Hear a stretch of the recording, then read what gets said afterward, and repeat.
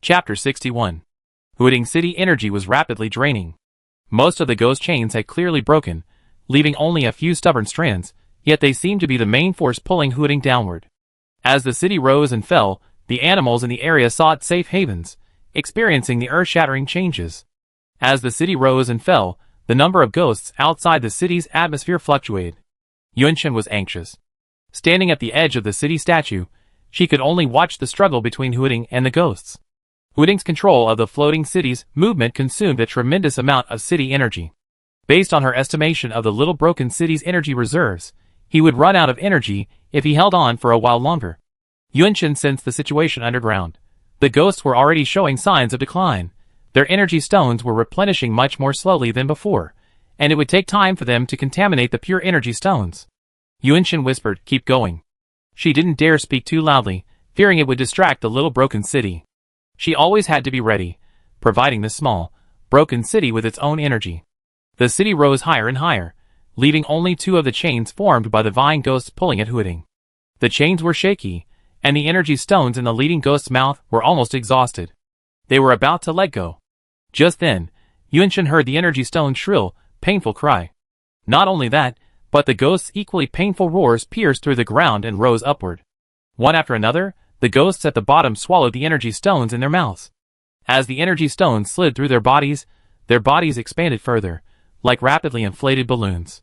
Cracks appeared on the bluish-white skin, the lines growing larger and larger. Bang! After expanding to their limit, the ghosts that had swallowed the energy stones exploded into bloody sprays. Splashes of black and red liquid splashed onto the ghosts, adding energy to them. Splashing onto the pure energy stones, it accelerated the contamination of the energy stones. The remaining flesh and blood of the ghosts that had voluntarily swallowed the energy stones were shrouded in darkness, returning to the platform to be reborn. They were only temporarily gone. They would reappear in time. The ghost's self-sacrificial help instantly exerted immense pressure on Huating. The chains exerted immense pressure, and the city, which had risen halfway, quickly fell back. Just resisting the pull exhausted Huating. Yunshin placed his right hand on the city image, channeling warm and gentle energy into Huating, aiding him. The energy within Yunshin was suddenly drained, and she nearly lost her balance. One person, one city, was still too young. It wasn't enough. Even with the combined energy of the two of them, it was still far from enough to resist the vast number of ghosts underground. Should we give up now? Yunshin raised her left arm, placing her left and right hands together on the city statue. The energy stone ring on her thumb glowed faintly as it activated its energy, the energy within it as vast and boundless as an ocean. Yunshin absorbed Xia Fengnian's energy from the ring into her own body, then channeled it to Huating. Continuously absorbing and transforming the energy from the ring, Yunshin's body seemed to undergo a subtle transformation. She felt as if her body composition was closer to that of the energy stone. Even without the ring, she seemed to be able to sense the presence of other energy stones on her own. If her body previously held a greater human component, now it leaned even more towards the energy stone. The energy stone was her kindred spirit, and her connection to it had become close. With the aid of Xia Fengnian's energy, Huating once again gained the upper hand. The city rose again. At the same moment, more ghosts swallowed the pure energy stone and self-destructed, empowering the others with abundant energy. Damn it! Xia Fengnian's energy was so potent that even Yunshin's absorption and transformation had its limits. There was still plenty of energy in the ring, but Yunshin's body had reached its limit. Just one more point. Just one last point. The vines were about to separate from the ghosts. They were using up all their energy, holding nothing back. Daybreak arrived. The ghosts all returned underground, their energy consumption waning. Each person and the city were exhausted. The city fell back to its original position, the ground trembling. Yunshin slid to the ground, his back against the city statue. Weakness and despair spread through his limbs. They already given it their all. What else could they do? Yunshin had always remembered that the small, broken city could sense human emotions. She immediately suppressed her negative emotions and said cheerfully, "Failure is the mother of success. We prepare again, and there will be other opportunities." Huating was about to reply when he suddenly heard a sound similar to a barrier breaking. A very gentle cracking sound. His vines could finally sense the caverns within the city and the underground platform. He saw the ghosts forming chains again, attempting to approach his vines and detain him again, as before. His vines could touch any ghost that approached him. Ghosts rely on the energy stones in their mouths to move. Removing the stones renders them incapable of movement. Suppressing his nausea, he thrust his vines into the open ghosts, snatching their contaminated energy stones and returning them to the city. The ghosts whose energy stones had been snatched away fell into a deep sleep. The ghosts that had been roaring and opening their mouths in the background all closed their mouths. This prevented the vines from prying open their mouths and stealing the energy stones. Ghosts with energy stones could attack the vines. If the vines approached, they would attack with their glowing red claws, severing them and preventing them from reaching him. Hooting had no choice but to give up on trying to snatch the energy stones from the ghosts' mouths. He could control the vines at the bottom, disrupting the ghosts' movements to a certain extent. He could also snatch any contaminated energy stones that were about to fall from the cave walls within the vines' reach. After merging with the underground vines, he could transport items from the ground back to the surface through the vines. This was how Yunchen, who was in the cave, was transported back to the surface. He could seize some of the energy stones and return them to the city. This was great news. As expected, there's always a way out. Yunchen happily picked up the contaminated energy stone from the ground, intending to purify it and restore the energy of the small, broken city. However, as soon as she grasped the energy stone and expelled the black stain from it, her body began to automatically absorb the energy stone. After being absorbed by Yunchen, the energy stone transformed into the most ordinary stone you could find on the road. Yunchen, is she starting to compete with the small, broken city for food? Hooting is no longer the food-protecting small, broken city it once was. Besides, Yunyan's taste was clearly superior to ordinary energy stones. He didn't care about the energy stone being absorbed. He was only concerned about the changes in Yunchen's body. Something like this had never happened before. Yunyun, your nails have turned red. Hooting's reminder finally gave Yunchen time to notice the changes. Her nails were originally white with a hint of pink, each one round and small, their surface somewhat uneven and dull from constantly making traps. Now, all 10 of her fingernails were stained with the crystal red of the energy stone. At first glance, it looked like gemstones and crystals had grown on her hands, a striking sight. Hooting said, so beautiful. Gigi secretly touched the girl's nails. The smoothness was irresistible. Yunchen glared at him. What was so beautiful about them? These nails looked like the kind that would reflect light in the sun, useful for warning prey when hunting. I'm here, run. Yunchen removed the ring, but the changes in her body hadn't faded. The changes in her body caused by absorbing too much of Xia Fengnian's energy weren't just her feelings, but a reality. After removing the ring, Yunchen purified the energy stone and continued to absorb it, but unlike with the ring, it wouldn't absorb all of the energy instantly. He threw the purified energy stone to Xiao Poqing, allowing him to restore the city's energy. The vines continuously sent up more energy stones. Unfortunately, Xiao Poqing couldn't touch these contaminated energy stones too much, as the damage they caused to the vines was too severe to repair. He retaliated by snatching a few more ghostly energy stones before withdrawing. The one man and one city weren't discouraged, but rather excited. The city's attempt to float had failed, but they had gained new resources, and would soon be able to try again. They also needed to make a new attempt as soon as possible. Both Yunchen and Hua Ting could sense that the ghosts underground had accelerated their speed in pulling the city down after their initial resistance failed. Yunchen quickly purified the energy stone, and threw it to the small broken city. The small broken city's energy was rapidly recovering. At this rate, they could try again tomorrow night. Yunchen pondered and summarized the main factors that had led to their previous failures. They had 2 or 3 near-successful attempts, but each time they failed due to the ghosts replenishing energy. Even without the contaminated energy stone, they could still replenish their energy by swallowing it and committing suicide. Without energy and unable to act against the rules, they would be powerless to stop the small broken city. If there were no energy stones underground to replenish them. As long as they don't have energy stones, Yunchen muttered, then suddenly shouted, then there's no problem. Using her ring, she could absorb the energy stones, transforming them into ordinary stone. As long as she turned all the underground energy stones into stone, the ghosts would be left without energy stones, and their idea of dragging the small city underground would be a pipe dream. Yunchen explained her plan. Hooting flatly rejected it. No, it's too dangerous. This time, it's not like last time. The ghosts underground are awake. How are you going to avoid them? Yunchen took out the stone Yu Chaojia had lent her and said, with this, brother you gave me, wearing it will ward off ghosts. You know me. I've made a decision, and no matter how much you try to stop me, I won't change my mind. She believed Yu Chaojia wouldn't deceive her, or the small city. Even so, Hooting was reluctant to agree, believing the risk was too great. He softly persuaded her, now I can see the situation underground. I'd be fine for now. We can try the same method as last time. You go underground. In case of any unexpected situation. As if enlightened, Yunshin thought of something else. Indeed, I can't guarantee there won't be any accidents. To prevent the possibility of me encountering danger and perishing underground, I'm telling you the secret of the watchtower in advance. Yunshin looked at Hua Ting, and suddenly understood why Sister Du Wan had shared this secret with her. It was a secret, but it was also a secret that needed to be preserved. The branches, as always, wrapped around the girl's wrist. Under the watchtower. Yunshin paused briefly. There is a fragment of the Kyushu nation that looks like it's in ruins. The main part of it is in Xinjiang, with fragments scattered across various cities. Sister Du Wan is searching for it, and so is Wu Ming.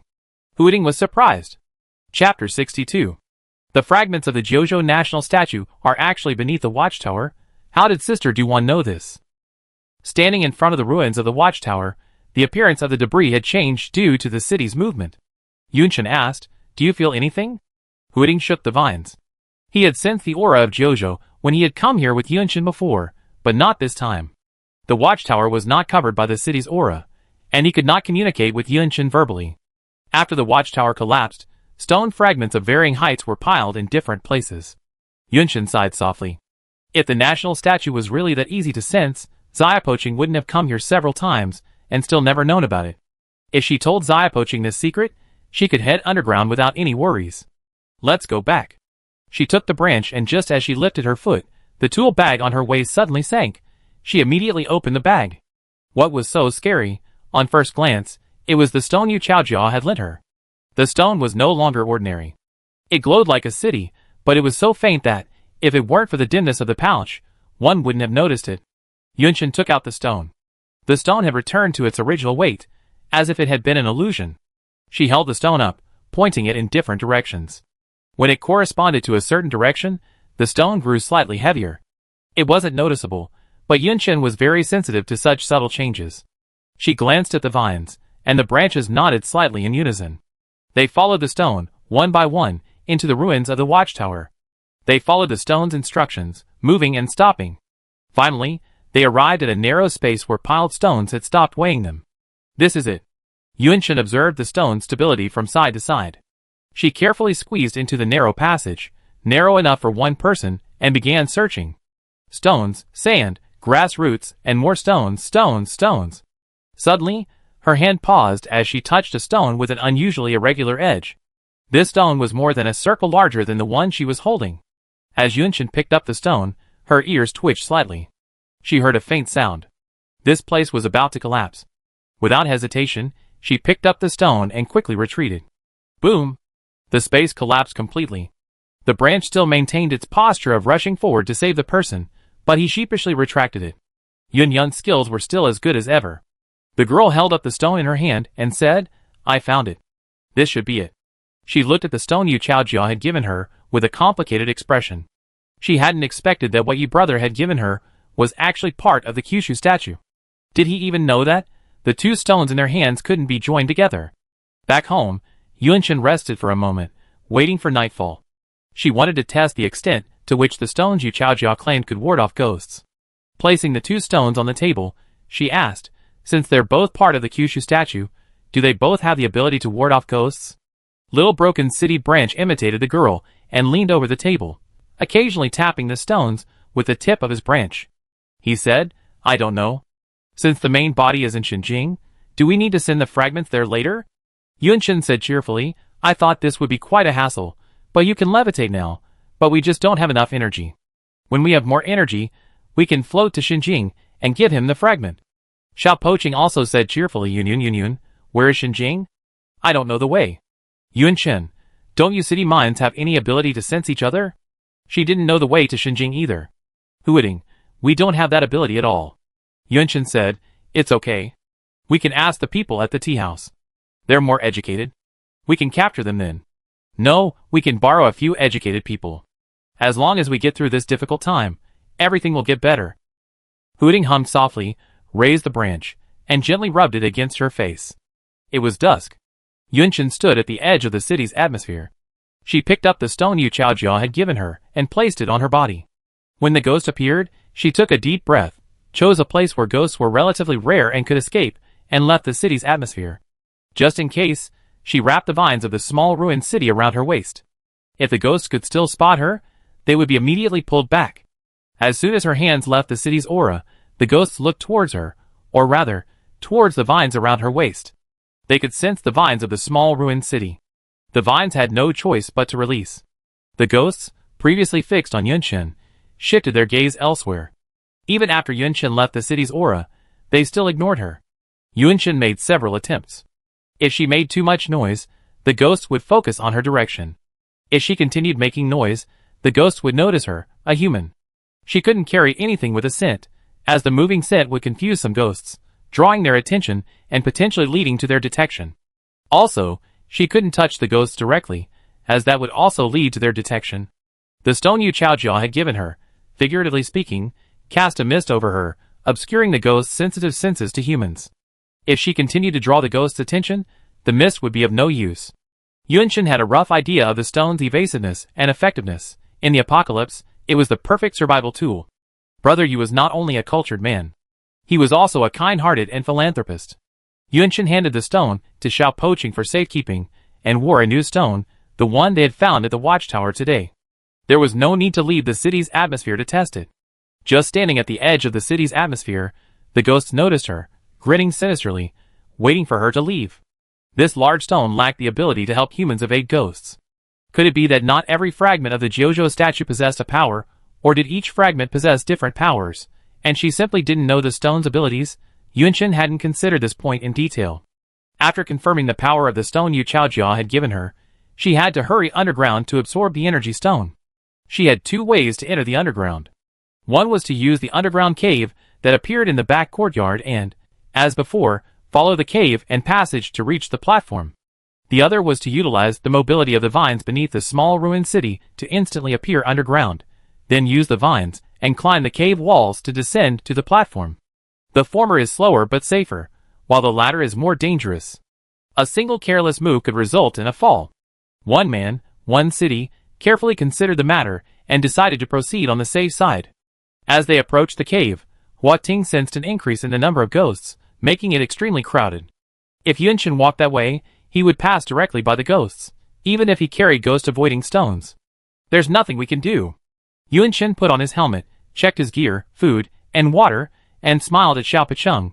Please take me to a safer place suitable for climbing. Hua Ting worriedly. The tunnel is blocked. I can only take you down, I can't bring you back. Yunqin made climbing motions. I climb to your vines when the time comes, and you can just pick me up. She patted her backpack behind her. I still have rations with me, so I saved some. If things really don't work out, I remember that tunnel is full of rats and insects, so there's no shortage of food.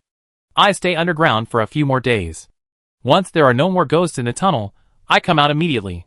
The vines began to wrap around her ankles, slowly rising upwards. Before his head was wrapped, Yunqin reminded Xiao Poqing, don't forget to feed Nianan and Old Turtle for the next 2 days while I'm down there. Be careful not to let them starve. Hua Ting replied obediently, I understand.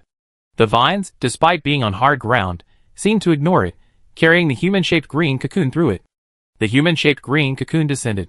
Inside the green cocoon, Yunqin felt no discomfort, only a slight squeeze. Her breathing became steady, and a branch gently touched her shoulder. She knew she had reached the bottom of the earth. The green cocoon unfurled, and Yunqin found a foothold at the edge of the cave wall. The vine stretched as far as possible, keeping her from being too high. The platform was full of ghosts, and not far away was a chain made of ghosts, entangled in the vines. Only when she looked closely did Yunqin realize how disgusting the chain was. The black fog mingled with a dense mass of bluish-white faces, each one displaying a different expression: pain, laughter, tears, numbness. Yunqin withdrew her gaze and slowly crawled down.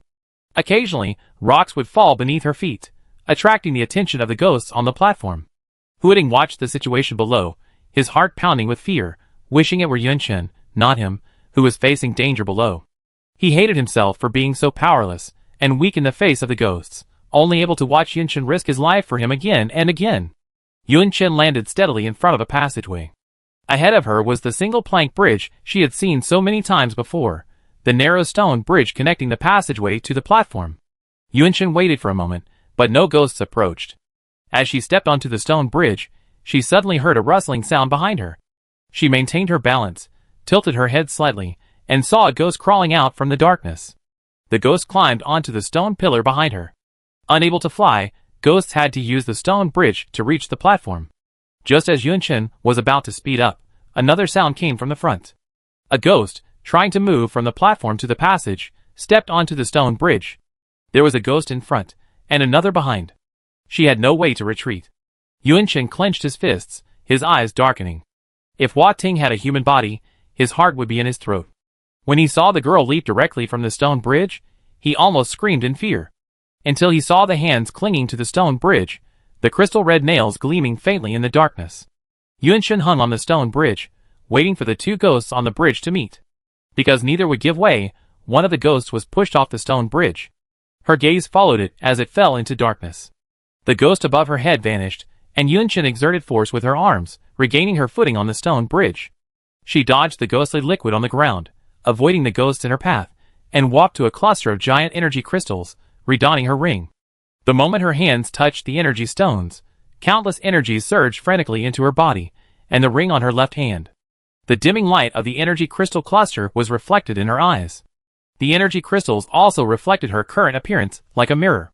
From the abundant energy, her hair floated to the side of her face like seaweed, the ends stained a deep red that was barely visible in the darkness. Chapter 63. It took about 5 minutes to completely absorb a cluster of energy stones, slightly faster than Yunshin had expected. After absorbing this large energy stone, it didn't turn into ordinary stone like smaller energy stones. Instead, it calcified, turning completely white, and its hardening was even greater than that of a crystal, like a statue. After Yunshin absorbed a cluster of energy stones, he immediately moved to another location to absorb more. These ghosts seemed unable to distinguish between white stone and red crystal. They simply held the white stones in their mouths. When they realized they were useless, they ran out of energy to stay underground, and were forced to dissipate and head to the surface. This was a pleasant surprise. After absorbing more than 10 large energy stones, Yunshin needed to rest for a while. By absorbing energy through the ring, some of the energy would be transferred to the ring's energy stones, while the majority would flow into her body. The energy was too abundant, her body simply couldn't absorb it. If she didn't rest, she felt like she would burst, like the ghosts that had swallowed the energy stones. There weren't many giant energy stones, like those on the platform. Yunshin pushed her body's limits, absorbing them. She seemed to hear a crackling sound within her. She continued to carefully observe the ghosts around her, not letting down her guard just because she carried the stones that could ward off ghosts. There were many energy stones underground, and Yunshin was prepared for a protracted battle. After a night, she had absorbed all the giant energy stones on the platform. In the previous tug-of-war between the small ruined city and the ghosts, these giant energy stones had been the ghosts' primary source of energy, directly absorbing them. During the day, ghosts would retreat underground to rest. Yunshin found a crack in the tunnel and hid above ground, carefully consuming food and water. She wasn't thirsty or hungry right now, but simply habitually replenishing her body's essentials. After absorbing so much energy stones, her human survival needs seemed to have decreased. Yunshin stretched her arms and legs slightly in the crack. She noticed that her sleeves and trouser legs were noticeably shorter. Could it be that absorbing energy stones could make her taller? Yunshin beamed with joy. She hadn't expected to encounter such a joyful encounter underground. She rested for a moment, sensing the remaining energy stones underground. The small energy stones in the tunnel were nothing to worry about. They provided limited energy. The main focus was on dealing with the medium, large, and giant energy stones. Yunshin estimated that at the rate she absorbed last night, she would have finished consuming all the ghosts in 2 days. Once the number of ghosts dwindled, Yunshin, like a rat, would move again. Her movements were nimble and light, and her courage grew. No sooner had a ghost attempted to contaminate a medium-sized energy stone than she absorbed it, leaving the ghost bewildered, unable to wait for the stone to be contaminated. Ghosts were clearly unintelligent, but their actions were clearly purposeful, and they made decisions without hesitation at critical moments. If Wu Ming was controlling them, was he nearby? If not, could he remotely control ghosts elsewhere? Yunshin's thoughts wandered, then quickly retracted. The ghost's lack of intelligence was a good thing. It prevented them from interfering with her energy stone absorption. When Yunshin's energy reserves reached their limit, they underwent a qualitative change. As if through deliberate compression, the same amount of energy required to store was significantly reduced. This directly accelerated Yun Chen's absorption process, reducing her rest time by more than half. The absorption process was proceeding smoothly until the feather strike reappeared. A large number of feather strikes flew out from the darkness beneath the platform, heading straight for it. The leading feather strike seemed to possess intelligence, conversing with the other ghosts. Feather strike, why did the energy stone become like this? Didn't you notice? Other ghosts, what are you saying? I don't understand. Feather strike, red stone, why did it become white stone? Other ghosts, they're all stone, so what's the difference? Feather strike, white stone has no energy. Other ghosts, oh, no energy. Great. So we're going to go eat humans? I want to eat humans, but my mouth is tasteless and I'm hungry. I haven't had a good human meal in ages. Feather strike, we're doing this so we can eat humans more easily. Other ghosts, but there are no humans here. Feather strike, Listening to the somewhat hilarious exchange, Yunchen couldn't laugh. She was extremely nervous. Can the stone continue to help her avoid the apparently intelligent Feather strike? Feather strike instructed the ghosts to continue following their previous instructions, while he led the other Feather strike ghosts to stay on the cave wall. The top was covered with vines from the small ruined city, and they seemed reluctant to approach them. Hua Ting noticed this, and wanted Yun to come back as soon as possible. It was enough, and he didn't want to take any more risks. Yun Chen moved slowly below, his eyes fixed on Feather strike above. The soles of her shoes scraped gently against the ground, a sound the Feather strike shouldn't have heard. But the Feather strike on the cave wall swiftly turned their heads. They didn't know where she was, but they could hear her noise. Not even sure if the noise was coming from somewhere else, they gathered and attacked the source of the noise. They only struck one shoe. The Feather strike's eyesight was poor, and they thought they had attacked a mouse. They returned to their original positions, hanging upside down like bats on the cave wall. Yunshin held her breath, her heart pounding like thunder in her ears. She sensed the remaining energy crystals. With their current number, they wouldn't be able to provide enough energy for the ghost in the ongoing battle. She had to go back. She had to go back. If she didn't, the consequences would be disastrous. Feather strike was the one the ghost had sent to target her after it realized what she had done. Yunshin, wearing only socks, half-crouched and cautiously approached the wall of the next cave level.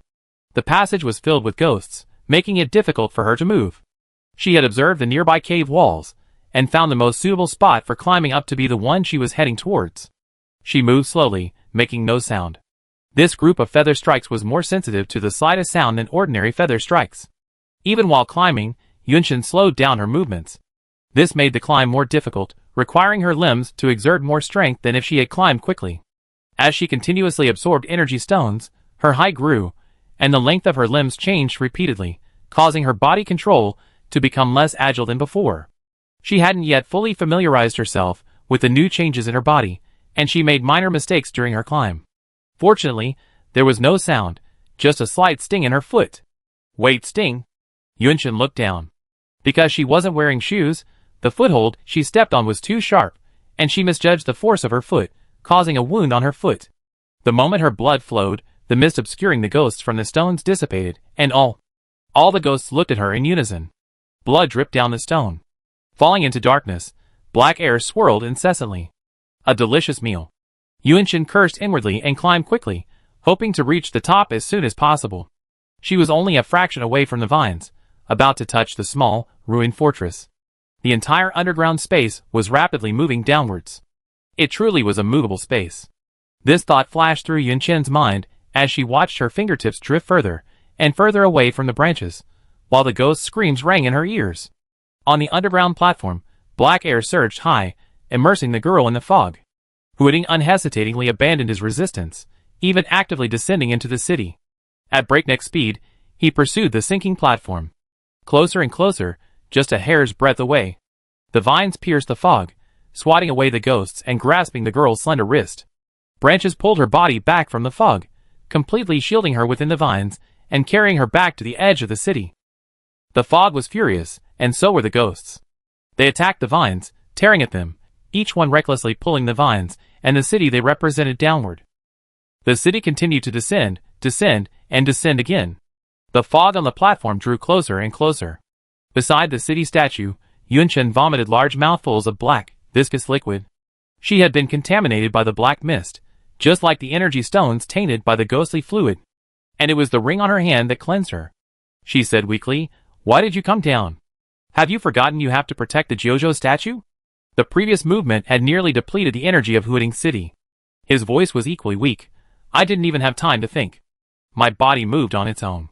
Yuan-Chen, holding onto the vines, stood up and looked at the city statue and the sky that was receding from them. She cursed softly, "Idiot." She placed her hands on the city statue and said firmly, "We can't die. For ourselves, for Jojo, we must all live." All the energy absorbed from the underground was poured into the Hooting City statue. At the same time, the black mist descended, enveloping the entire Hooting. Everything was silent. Half of the area covered in greenery vanished, leaving only a deep darkness. Grayish-green river water continued to pour toward the vanishing point. After the earlier commotion subsided, the animals on the other side cautiously watched the situation unfold. The brown bear was the bravest of the timid creatures joining in the fun. None of them were nocturnal. They had been asleep when the sudden earthquake jolted them from their sweet dreams. It thrust its head downwards, seeing nothing. There was only pitch-black darkness, and nothing but darkness. Suddenly, it heard a noise coming from underground. Boom, boom, boom. It sounded like something large was rapidly moving upward from the ground. Danger? Very dangerous. It turned immediately and fled with the other animals. But halfway through their escape, a massive force from behind toppled them all, sending them crashing into trees and buildings. The pre-dawn sky was already turning pale, and a huge shadow loomed from above. The dying brown bear looked up. A vast, boundless mass hovered high in the sky. It resembled an isolated island in the sky, thick vines cascading naturally from its base and surroundings, slender vines dangling from the thicker vines. Water flowed endlessly around it, creating a painting of chaotic yet beautiful lines. Though the ghosts tried to approach and destroy the painting, they could never reach its height. Chapter 64. The brick house, having suffered so many disasters, was once again in ruins. The destruction was more complete than ever before. Broken tiles and bricks lay scattered about, and from one of the highest ruins, a stone tumbled down. Soon after, verdant branches burst through the ruins, sending out 3 green cocoons, 1 large and 2 small. As the cocoons unfolded, Yuan-Chen, Nianen, and Old Turtle were still unconscious from the violent impact. Not only the brick house, but all living things in Hooting were protected by the green cocoon of vines. Minor skin injuries, but life was saved. Hooting's vines danced, clearing a clearing near the city statue and carrying Yuan-Chen to the side of the city statue. The sun gradually rose high in the sky, its brilliant golden rays scattering everywhere, dispelling all the gloom of the night. Yuan-Chen. Yuan-Chen heard someone calling her. Her eyelids felt heavy, and it took a great effort to open them. She saw the blue sky and white clouds, seemingly so close that she couldn't help but reach up to touch them. She did so, but halfway through her reach, she touched a cool branch. The small, broken city in her, the ghosts beneath, the black fog, the entire Hooting had been dragged underground. Yuan-Chen suddenly woke up. She climbed from the ground, her view filled with desolation, but also with warm sunlight, without a trace of the terrifying black fog.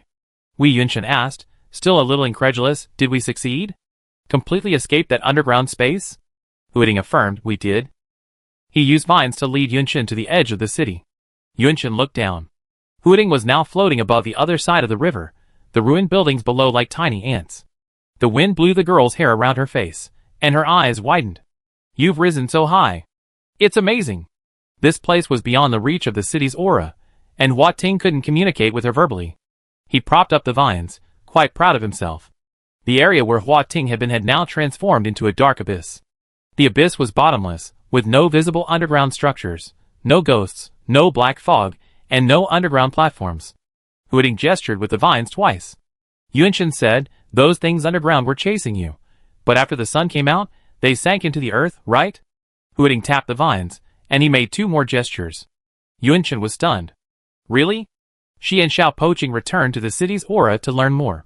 Xiao Poqing said that when he floated to this height, other ghosts, except Yuji, could not reach him.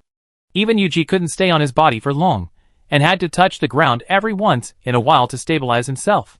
The constant stream of good news left Yuan-Chen completely stunned. According to Little Poqing, wouldn't Hooting be incredibly safe from now on, day or night? They could build and develop freely outside the city's atmosphere, without having to worry about nighttime ghosts causing damage to their buildings. Yuan-Chen grinned, a rare goofy smile. Great. Are we finally over it? Little Poaching joined in the grin. Soon Yun Chen's smile faded. One shouldn't be too optimistic. And Yuji could reach Huiting. This type of ghost, she thought of Yuji, the one underground, who possessed intelligence and complete communication skills. Yun Chen glanced around and said, let's restore this place to its original appearance first. Huiting saw her quickly regain her composure. So did he. One man and one city worked together to restore the buildings within the inner wall to their original appearance. They didn't intend to alter the masonry structure. They held a special bond to this place. During the construction process, Nianen and Old Turtle woke up one after another. Nianen barked twice and sat at Yun Chen's feet, holding Old Turtle in his mouth. Old Turtle, Yun Chen had an excellent memory and was a meticulous observer of everyday life. The newly built masonry house was identical to the original, down to the smallest detail. This was especially true of the wooden doorframe. Yun Chen stood in front of the doorframe and slashed it with her backhanded knife. Huiting marveled. Yun Chen turned her head. The new line she had drawn was a significant height above the old one. With a quick estimate, she determined her current height. A full 1.65 meters. While not quite tall yet, she already taken a giant step toward becoming one. Hua Ting saw the girl's eyes light up, muttering, I didn't expect absorbing the energy stone would have this benefit. He silently raised the main vine next to Yun Chen a little higher, always keeping Yun Chen at the same height or slightly taller. That way, he could protect Yun Chen behind him in case of danger. Pa. I don't want to be in danger. Hua Ting shook off the unlucky thought. One of the changes Yun Chen had experienced after absorbing the energy stone was her height. Her fingernails and toenails had turned the red of the energy stone, and the ends of her hair had a hint of red, a deep red that blended seamlessly with her black hair, unnoticeable unless you looked closely. These were the changes she could see. She wondered if there were any others. Yun Chen entered the house, undressed, and asked Xiao Pochi to help her see the part behind her that she couldn't see herself. The girl's figure was beginning to show curves, her limbs long and slender, and with a slight tense, the lines of her muscles became visible. She stood inside the house, wearing only her undergarments. Xiao Poching carefully examined her back and waist, saying, nothing. It's the same as before. Yun Chen nodded. She removed the ring from her finger, put it back on the necklace, and put her clothes back on. She checked the contents of her backpack and the tool bag at her waist. Huiting took out the Jojo statue that he had stored with her and asked Yun Chen to keep it. Yun Chen put away the large stone and put it in his bag. There wasn't enough space, and as she made room for it, the photo inside fell to the floor. Huiting once again saw the photo of Yun Chen and his family of 3. He picked up the photo, and the rich emotion in it was palpable without even needing to focus on it. He couldn't stop thinking about calling her madam, but unfortunately, Yun wouldn't let him. Yun Chen stared at the person in the photo, his emotions mixed. Xia Fengyan's face in the photo was completely blackened, a task she'd done with a pencil after her mother's death. She believed her father's absence meant he didn't want them. Yun Chen rubbed the blackness with his fingertips, removing it bit by bit. The emotion Xia Fengyan had left in the energy stone made her feel that he didn't dislike her mother. On the contrary, he loved her deeply. Knowing this, Yun Chen's resentment towards Xia Fengyan faded. Huiting sensed a profound calmness in Yun Chen's presence. He watched as the black covering the man's face in the photo gradually faded, revealing the face of a very young man. His smile was incredibly bright. It was as if, at that moment of taking the photo, he felt like he owned the world. Yun Chen's usual smile was identical to his. Huiting developed a fondness for Xia Fengyan, whom he had never met before. He asked, Mom and Dad are as good-looking as you. Yun Chen laughed. She said, You got the order mixed up? It's me who looks like them. She thought it was a little strange that Little Poaching was also calling them Mom and Dad, but she didn't bother to correct him. Yun Chen put the photo back in her tool bag. It was still early outside the window. Because they hadn't returned Yuchijia's stone, she and Huiting planned to go to the city's edge tonight to check on the underground platform. With nothing to do now, and feeling tense, Yun Chen decided to find some fun to relax. It had been a long time since she teased Little Poaching. Today, she teased him again to see how he reacted. Yun Chen suddenly called out Little Poaching. She said, I also took classes with Brother Yu for a while, so my naming skills should be much better now. You're so pretty now, why are you still calling me Little Poaching? Huiting looked at her in surprise. He really liked the nickname. But if she wanted to give him a new nickname, he'd be happy to do so. Huiting asked, So what new name do you want for me? Yun Chen pondered deeply, writing on a piece of paper at the wooden table. Your name is Huiting. Your city talent is watering, and you can control vines. Your city is like a beautiful bud that loves to smell. Her voice trailed off. Hooting, what did you say about me? Yunshin casually crossed out the words loves to be vain. She said firmly, nothing. I'm busy. Don't disturb my thoughts. Hooting's vine shrank back, feeling aggrieved, crouching in the corner with Yinan. He stared at the girl's serious profile, a glimmer of anticipation welling up in his heart. What new nickname would Yunyan give him? Would it be as passionate as the words in the photo? Okay. As soon as Hooting heard those two words, the vines immediately flew to Yunshin's side. What is it? What did you name me? Yunshin, smug, hid the paper in his hand so that Xiaopoching wouldn't see it. She pondered for a long time, finally coming up with a resounding new name. Xiaopoching would surely love it. Hua Ting, don't keep me in suspense. Let me know soon. Yunshin pressed the piece of paper with the new name to his chest and said mischievously, call me Teacher Yunyun and I show you. Hooting said coquettishly, Teacher Yunyun, let me see. Yunshin shook her head. How could this little jerk not be so respectful at this moment? She turned the paper over, revealing 3 large, flamboyant characters. Fei Fei City. Hooting's movements froze in place. He silently observed her smile for a long moment. What was he expecting? Was he expecting Yunshin's naming skills to suddenly become superior? Old Turtle, Red Stone, Fei Fei City. Yunshin, how is it? Doesn't it sound nice? Hooting smiled. It's a very nice name. Yunshin proudly said, indeed. She shoved the paper with the name toward the little jerk. Hua Ting folded the paper with a twig and placed it in the vine box where he usually kept his treasures. He then whispered, but I still prefer Xiaopoching. It's the first name I was given after waking up, and it means so much. Can you still call me that? Yunshin hadn't expected Hua Ting to like Xiaopoching so much. Okay. Yunshin waved his hand and said, from now on, I call you Xiaopoching. Hooting breathed a sigh of relief, relieved that Yunyun hadn't been hurt. The girl turned around and rolled her eyes. Such a brat, now you're disgusted by her name, and you're pretending to be. She then chuckled, having been teasing Xiaopoching anyway.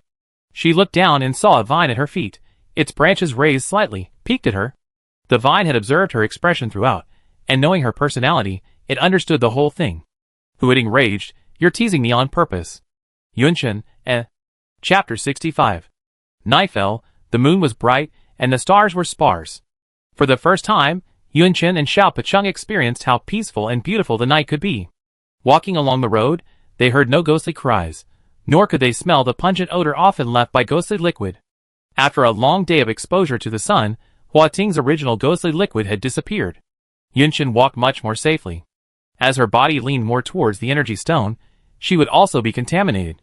However, she would not be as easily contaminated as ordinary energy stones, but rather the thick black energy from the underground would contaminate her. She now understood the purification rules of energy stones very well. The purer, richer, and more powerful the energy stone, the faster it could purify contaminated energy stones. Thus, Xia Fengnian's energy stone could purify her, who had been contaminated by the black fog. Each person and the city walked to the edge of the floating city. At night, the underground platform reappeared. There were only a few ghosts on the platform. They were all in the area directly below the floating Hooting, moving aimlessly. The energy crystal on the platform, which had been completely absorbed by Yunshin, seemed to have regained a faint red hue after sinking into the ground. Because Yunshin was standing too high, the magnification of her existing telescope was insufficient, and she couldn't see the situation on the platform clearly. Occasionally, a few feather strikes would fly up to Hooting, attempting to search for humans. The feather strikes could remain airborne for a while, but most of the time, they needed to find a foothold, preferring to rest on high ground such as branches, tall rocks, or building debris. After each feather strike stopped for a while, it would leave a trail of a foul-smelling ghostly liquid. Yunshin carried Yuchijia's stone with him, so as long as he didn't make any noise, he wouldn't be discovered by the feather strikes. The feather strike stayed on Hooting for less than 10 minutes before disintegrating into a cloud of black gas. The black gas slid down from the vines at the edge of the city, falling to halfway up before recondensing into a feather strike. They tried several times, but ultimately gave up on landing at Hooting. After Hooting floated into the air, the ghosts seemed to lose interest in him. What had they done so desperately to stop Xiaopoching?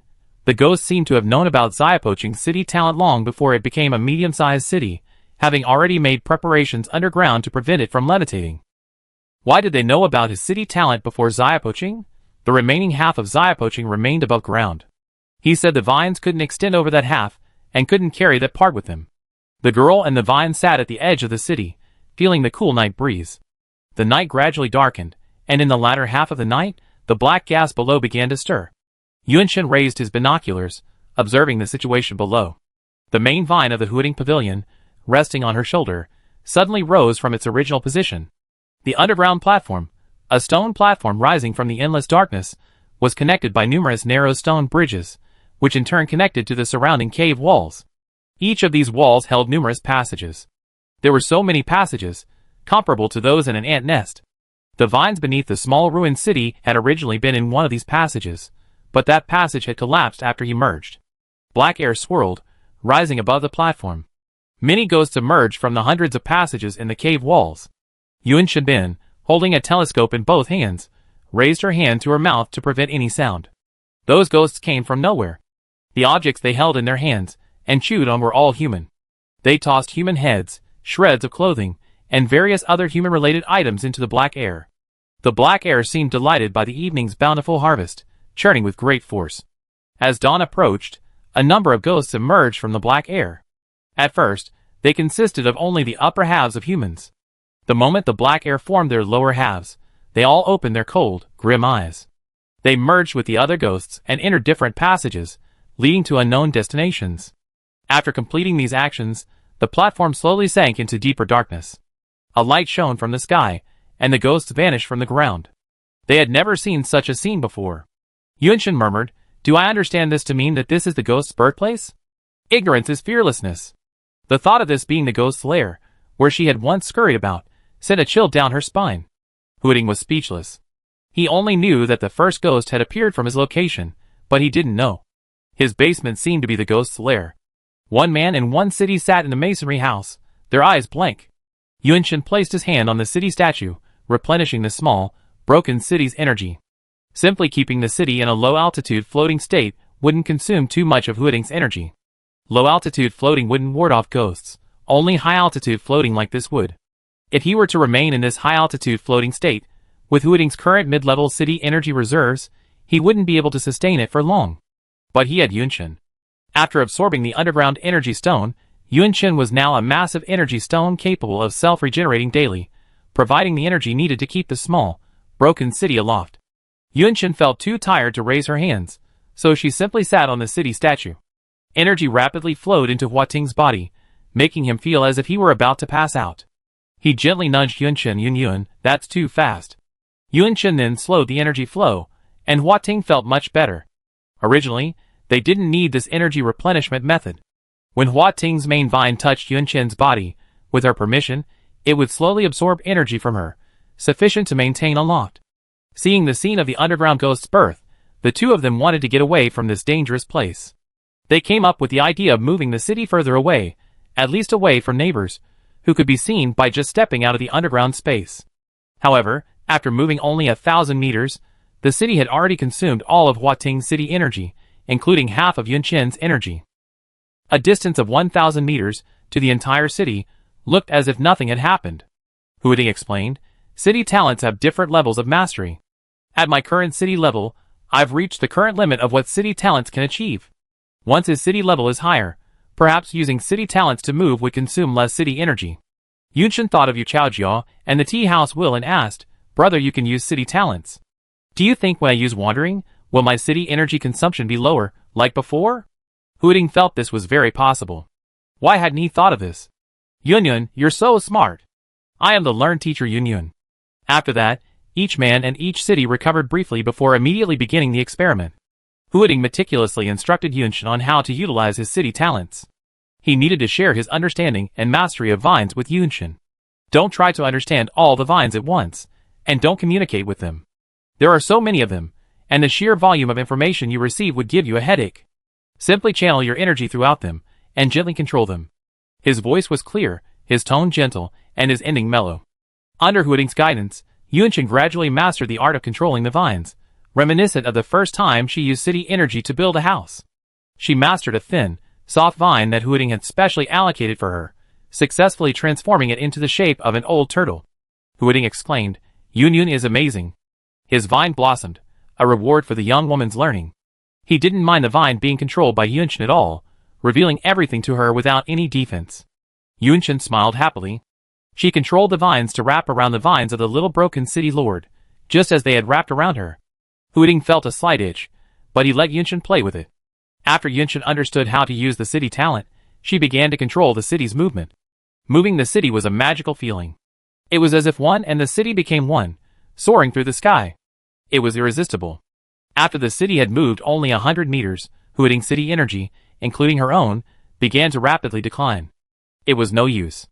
The cheating method she had used before, one person, one city, didn't work with the city talent.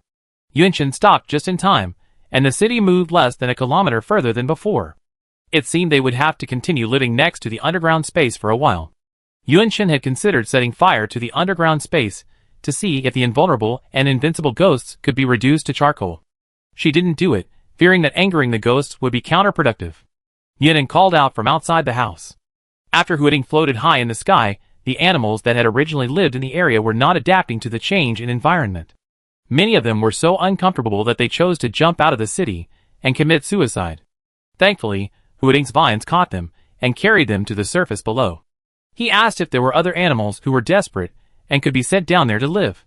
He had left a few thick vines as roads for the animals to climb up and down on their own. At night, he would gather these vines. There was a wounded brown bear down there, occasionally tugging at the vines that drooped to the ground, as if eager to live there. Huiting brought it up to the city. Seeing the bear's cuteness, he gave it a charming name, thinking of home. Yunchen laughed and called it Dead Ghost. Huiting, Yunchen spent a long time comforting the devastated little city, and went with him to see the state of the previously densely populated alleyways. They had been reduced to ruins by the massive impact of Huiting's ascent from the underground space. Unless rebuilt, they could no longer provide energy for the ruined city. Yunchen had a general memory of the alleyway structures, but she was a little confused about some of the finer details. Thankfully, Huiting remembered everything perfectly.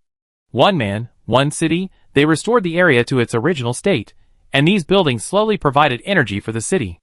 Huiting needed more historical buildings to provide more energy. It desperately needed people of culture like Brother Yu. Yunchen and Xiao Poching also needed help. They only had howling ghosts here. Huiting asked, should we contact Brother Yu? Yunchen nodded, of course we should, and we have to return the stone to him. He lent it to me. A stone that could ward off ghosts was already important to those in the apocalypse, and even more so to someone like Yu Chaojia, whose limbs were uncoordinated. His willingness to lend the stone to Yunchen and Huiting was a sign of trust in them, and they couldn't betray the trust. Huiting went to get their only radio, a hand-cranked flashlight with a radio function. Yunchen touched the two stones in his waist bag, feeling depressed. Huiting, noticing her downturn, put the radio on the table, branches drooping over her head. What's wrong? Yunchen said, I was wondering if I should tell him about the Kyushu statue. Chapter 66. Regarding whether to tell Yu Chaojia about the stone being the Kyushu national statue. Yunchen had made her decision. She said, let's contact Brother Yu right away. Huiting, okay. Whatever Yunchen decided, he would support him. One man and one city stared resolutely at the hand-cranked flashlight. Just as they were about to make a move, they fell silent. How could they contact the tea house? Yu Chaojia hadn't told them any way to contact the tea house. They hadn't asked, and hadn't even considered it. Yunchen stared at the radio for a long moment. She said, we can only wait for the tea house to contact us. For several days, the radio remained silent. The tea house probably hadn't expected them to resolve the issue so quickly. Yu Chaojia's stone, so important to her, was still with Yunchen. She wasn't worried about the tea house not contacting her.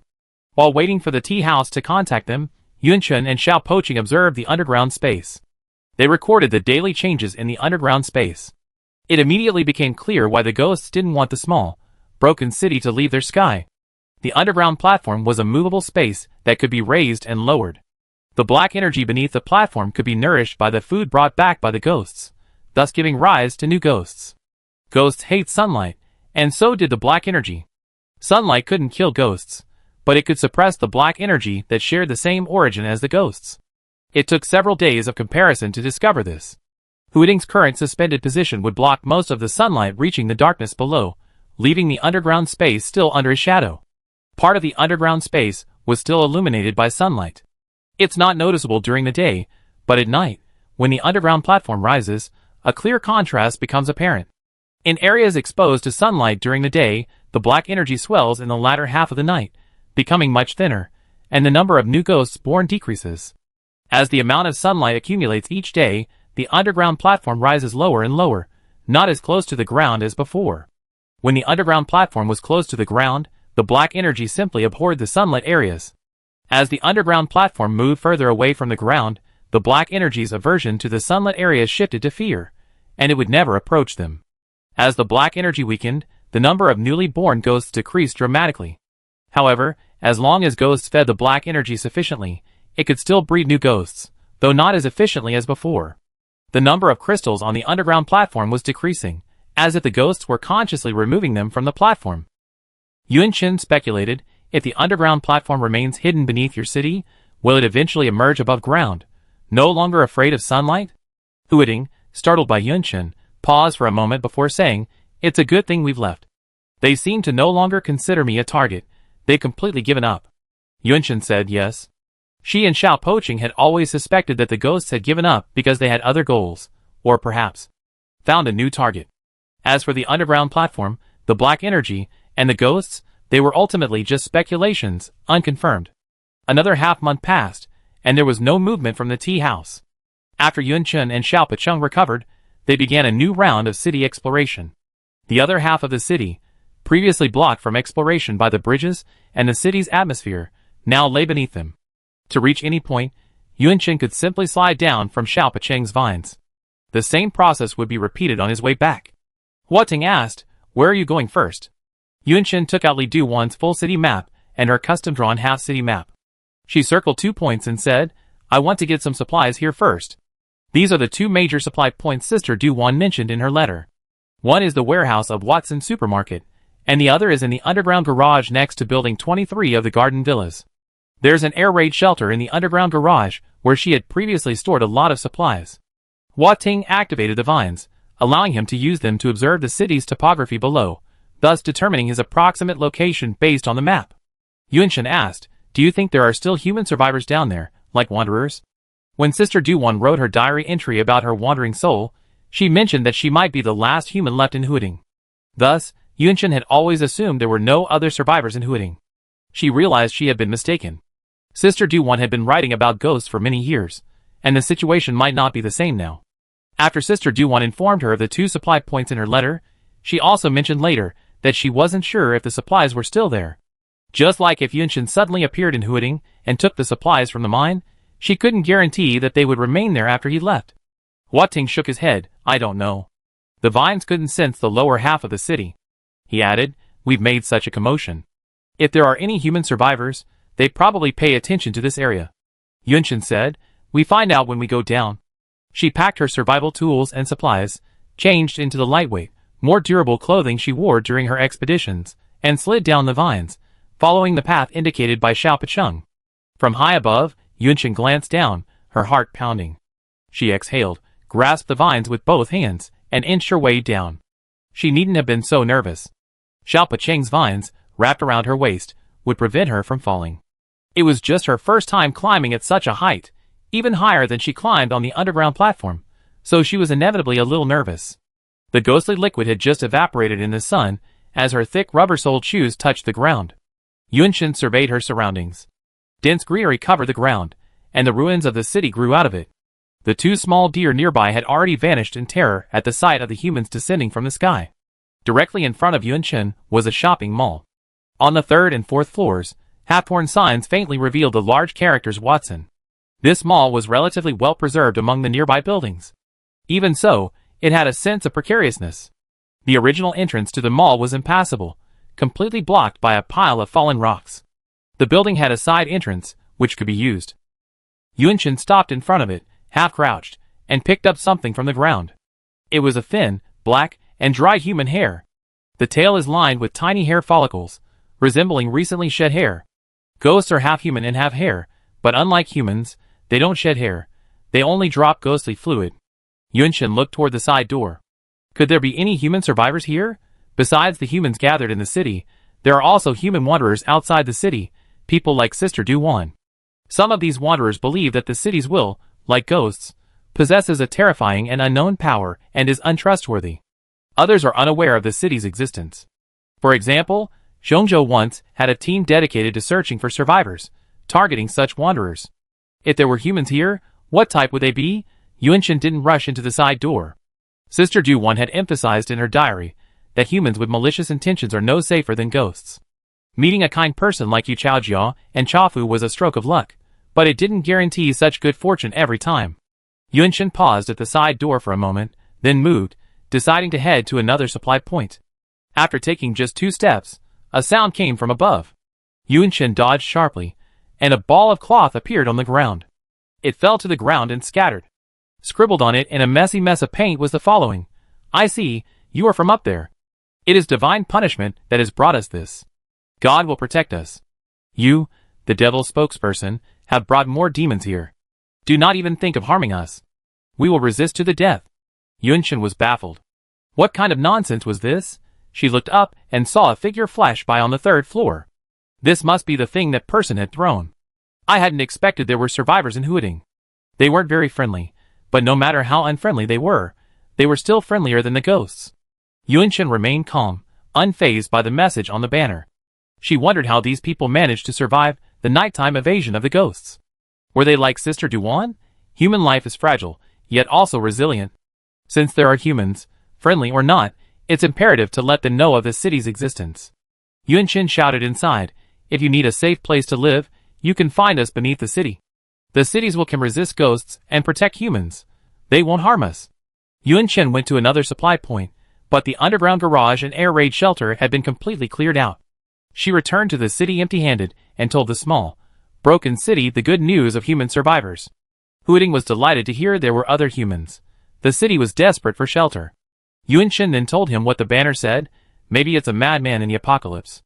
The apocalyptic environment would drive many people mad. Even those living in the city couldn't bear this hopeless future and eventually suffered a mental breakdown. Huading felt lost.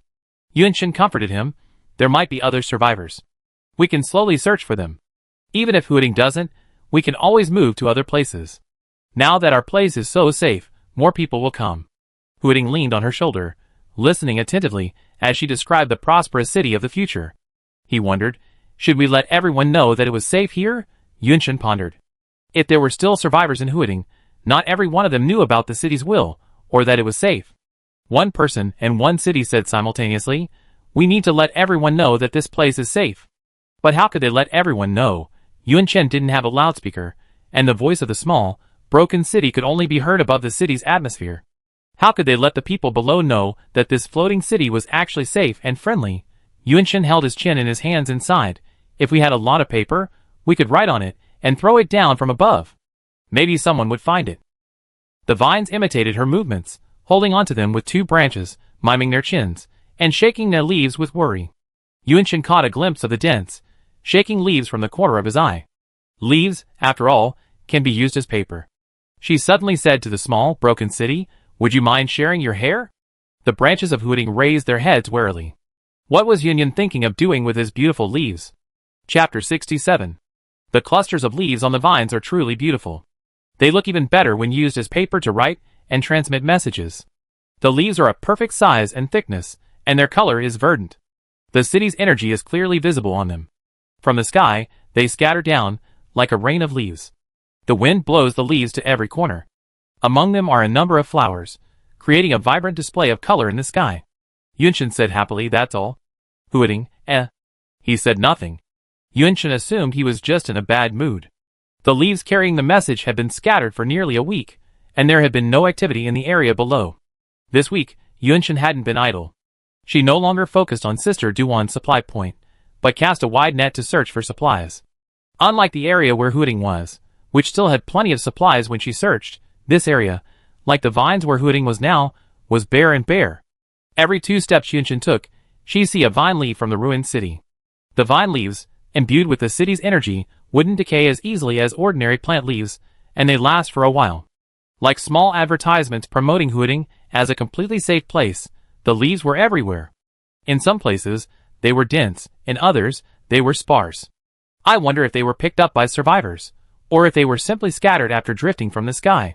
Huading was directly above, its shadow covering the ground. Sunlight could only reach it during certain hours. Yunshin found 2 radios in the video store and brought them back to the city. She hoped they would function as well as they looked. Standing below the city, she looked up. Once, densely covered with vines and leaves, the underground part looked like a manicured garden. And now, Yunshin put away his smile. How could he put it? At first glance, it looked like the Mediterranean. She returned to the city, calling out little Poching's name. Huiting didn't come out, but Nianin ran out first. The large dog stood up, almost as tall as her, and licked her face, leaving a trail of saliva. Yunshin called again, Popo, what are you doing? I found 2 radios. Let's charge them tonight, and see if they work. If they do, you won't have to keep shaking that flashlight at home every day. You can come out with me. The brick door swung open, and a vine poked out a little bit of its branch. Huiting said, I'm happy shaking the flashlight at home. I don't like going out at all. Yunshin knew he was conceited, but he hadn't expected him to be so conceited. She had only joked that the leaves were his hair, but that didn't mean they were actually his hair. Besides, is there really that much difference between a vine with leaves and one without? Yunshin asked, are you really not going out? You should get more sun, so the leaves grow faster. Huiting said, the sun doesn't want to shine on me. It was like that the first 2 days after my leaves fell. Even the sun thought I looked ugly. Yunshin said speechlessly, that's because it happened to be cloudy those 2 days. Huiting remained in low spirits, his vine drooping limply to the ground, as if life had given up.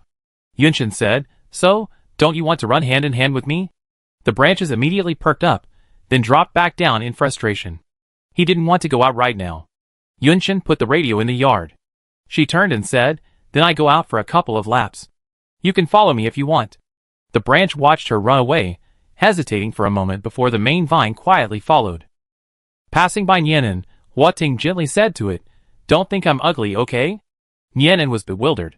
The vine had already left, quickly catching up with the girl. Yunshin ran at a steady pace through the jungle, training her endurance. Halfway through the run, the city-devoted symbol felt slightly warm, and her shoulders sank. The little ruined city was here. Yunshin panted slightly. Had you figured it out? Huating hummed a few times. Yunshin ran for 2 hours before stopping to rest. She instinctively reached for her shoulder, but found nothing. Looking back, the vine was far away from her, huddled against the tree, its leaves shielding its bare branches. Huating, The vines have no eyes, but Yunshin sensed a deeply resentful gaze. Her suggestion had cost the small, shabby city its beautiful leaves.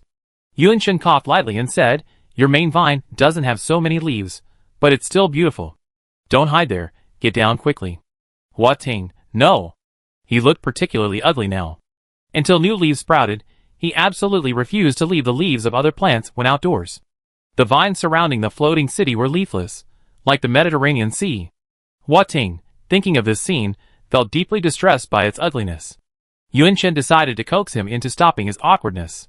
She came up with a few ways to praise the city and began to ramble on. Even without leaves, this small, shabby city is still the best. What other city could be more pleasing to the eye than you? They're all on Earth, but you're in the sky. You're a one-of-a-kind city. Just listen to the name Huiting. You know it's a cultural city. How can a cultural city focus on superficial things like appearances? It should value the inner qualities. Huiting was flattered and said, really? Yunshin said seriously, I've even seen you withered. You're still beautiful that way, so what if you have fewer leaves? A bare, leafless vine poked its head out from the treetops, observing the girl's expression as it did so. Seeing that she had no intention of mocking him, Huiting shyly rested on her shoulder again. Am I really the most beautiful? The boy's voice, usually languid and gentle, now became incredibly soft. Yunshin nodded, yes, you're the most beautiful in the world. This conceited little wretch. Huating's branch rubbed the girl's cheek lovingly, and with a pop 2 small flowers bloomed. The flowers were small, only the size of a fingernail. The shape of the flowers resembled those of wood sorrel, a bluish-purple hue.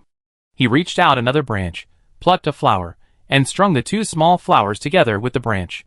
A hairpin made of flowers and vines was completed. He pinned the hairpin in the girl's hair and said, Yunyun is the most beautiful. Yunshin raised his hand, touched the soft petals, and glared at the vine. I'm not as conceited as you. She couldn't let go of the flower hairpin, a smile playing on her lips. Huiting was stunned. Her eyes were as clear and bright as ever. As she looked at him, a smile played on her lips, a glint in her eyes. His mind went blank. All he could see was her smile, and the flower in her hair. He came to his senses and shook the vines twice, puzzled. Would he also suffer from the aftereffects of overusing the city's power? For example, would the aftereffects affect his thinking ability? Huiting wanted to ask the knowledgeable teacher Yunyan about this. Suddenly, several humans appeared from the vines beneath the city. All 4 of them were male, dressed in earth-colored camouflage uniforms. They walked along, peeking their heads in. They held leaves with inscriptions on them, apparently having come here after reading the message on them. They seemed to observe, and finally, according to the message on the leaves, they looked up at the vines and said, "Hello, we are humans who are unaware of the existence of the city's will. We are willing to enter the city." Huiting told Yunshin this. Everyone in the city were overjoyed. Finally, a survivor had seen their message and arrived. Yunshin calmed his excitement and decided to be cautious. She slid down the vines from a high altitude, but didn't quite make it down, remaining suspended midair. From a height where the men below couldn't reach her, she could still clearly communicate with them. Even if they launched a ranged attack, Xiaopoching could quickly block it with the vines. When she appeared, the 4 men below all looked at her, their eyes flashing with surprise, clearly not expecting her to appear in this manner. From the height above, Yunshin shouted, "Have you always lived in this area? Where is your camp? Are there any other human survivors besides you?" The 4 men stared at each other for a moment, then a man with a somewhat friendly face stepped forward. He said, "Hello, young lady. We've only been here for the past 2 years. You can tell by our clothes that we're all soldiers, escorting the troops." Military men? Yunshin frowned, looking at the men below him who didn't stand tall. They didn't look like soldiers. Zhongzhou also had soldiers, but not many, some who had been separated from their original troops during the retreat. They helped Zhongzhou build a lot, always volunteering for the most dangerous missions. They died when Yunshin was very young. Yunshin was so impressed by them because they possessed a different temperament than ordinary people, a stronger resolve. These 4 men, far from possessing a resolute demeanor, actually had an unpleasant aura. The other man continued, "Besides us, there are some women in the camp. We saw the news on the leaf and came to investigate." The other 3 men behind him looked a little impatient, muttering quietly from time to time, their voices too quiet to be heard above. But their expressions betrayed a hint of ferocity. The man deliberately avoided her question, and Yunshin asked again, "Where is your camp?" Already on guard, she pinched the vines, signaling that something was amiss with the men in Xiaopoching. The man remained patient, saying, "Little girl, it's awkward to talk like this. Why don't you come down and talk to us? You don't have to be so cautious. We're not bad people. Look, the epaulets are still there. Are you still worried about the soldiers?" The man tried to trick her into coming down, making Yunshin even more wary. She simply shook her head and said, "Answer my question first." At the same time, she was ready to return to the city at any moment. "You little bitch, you're so hard to fool." The man cursed, pulling a pistol from his pocket and pointing it toward the sky. With just a single movement, he and the 3 men behind him returned their gazes to the sky, stunned. Where's the person? Has he transformed into that green cocoon? What the hell is this thing? Wait. Where did those red dots on their bodies come from? The 4 of them searched in fear for the direction the dots pointed. Yunshin, safe in the green cocoon, observed the sudden change below. The moment the man drew his gun, 4 red dots instantly appeared on their bodies. From a corner of the ruined city, a middle-aged man with a missing left forearm emerged. He spoke with full force, "Put down your weapon, or I shoot you." 4 other men with guns emerged from different locations, each with severe injuries to various parts of their bodies. Together with the middle-aged man in front, they formed a formation capable of both attack and defense. He took a step forward. The momentum instantly overwhelmed the 4 men, sending them fleeing in panic.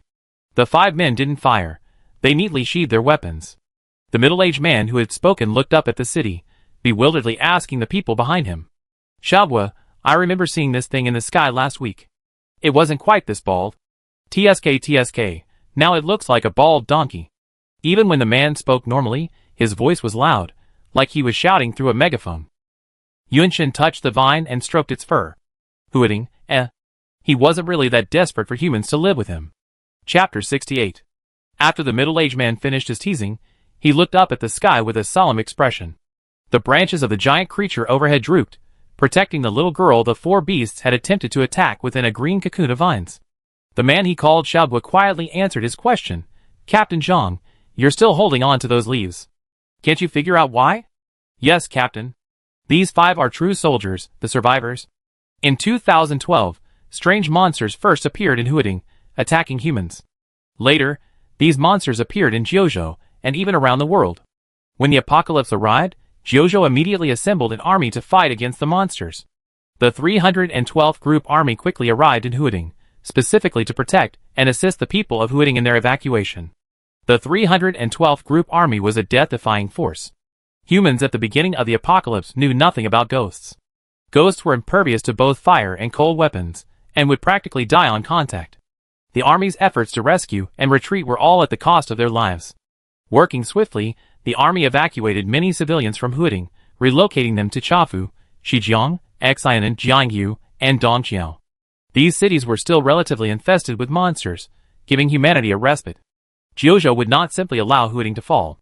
Furthermore, the nature of these monsters, their origins, their elimination, and the preservation of human life all presented pressing challenges. Because the 312th Group Army had previously saved humanity from monsters, the then commander decided to have the experienced members of the original 312th Group Army continue the exploration of Huading. They would be equipped with Jiuzhou's most advanced equipment, and their commander would have the ultimate authority and command. They were determined to find a way to defeat the monsters. 2/3 of the 312th Army suffered casualties, while protecting the people of Huading. The new 312th Army consists of elite soldiers from across Kyushu. If necessary, they will deploy weapons of mass destruction to completely destroy Huading, where the monsters have appeared, and thus prevent their spread. The monsters are immune to all attacks. After discovering that the monsters dislike sunlight, they deliberately used weapons like ultraviolet light, and even considered ways to store sunlight and attack the monsters at night, but these methods were ineffective.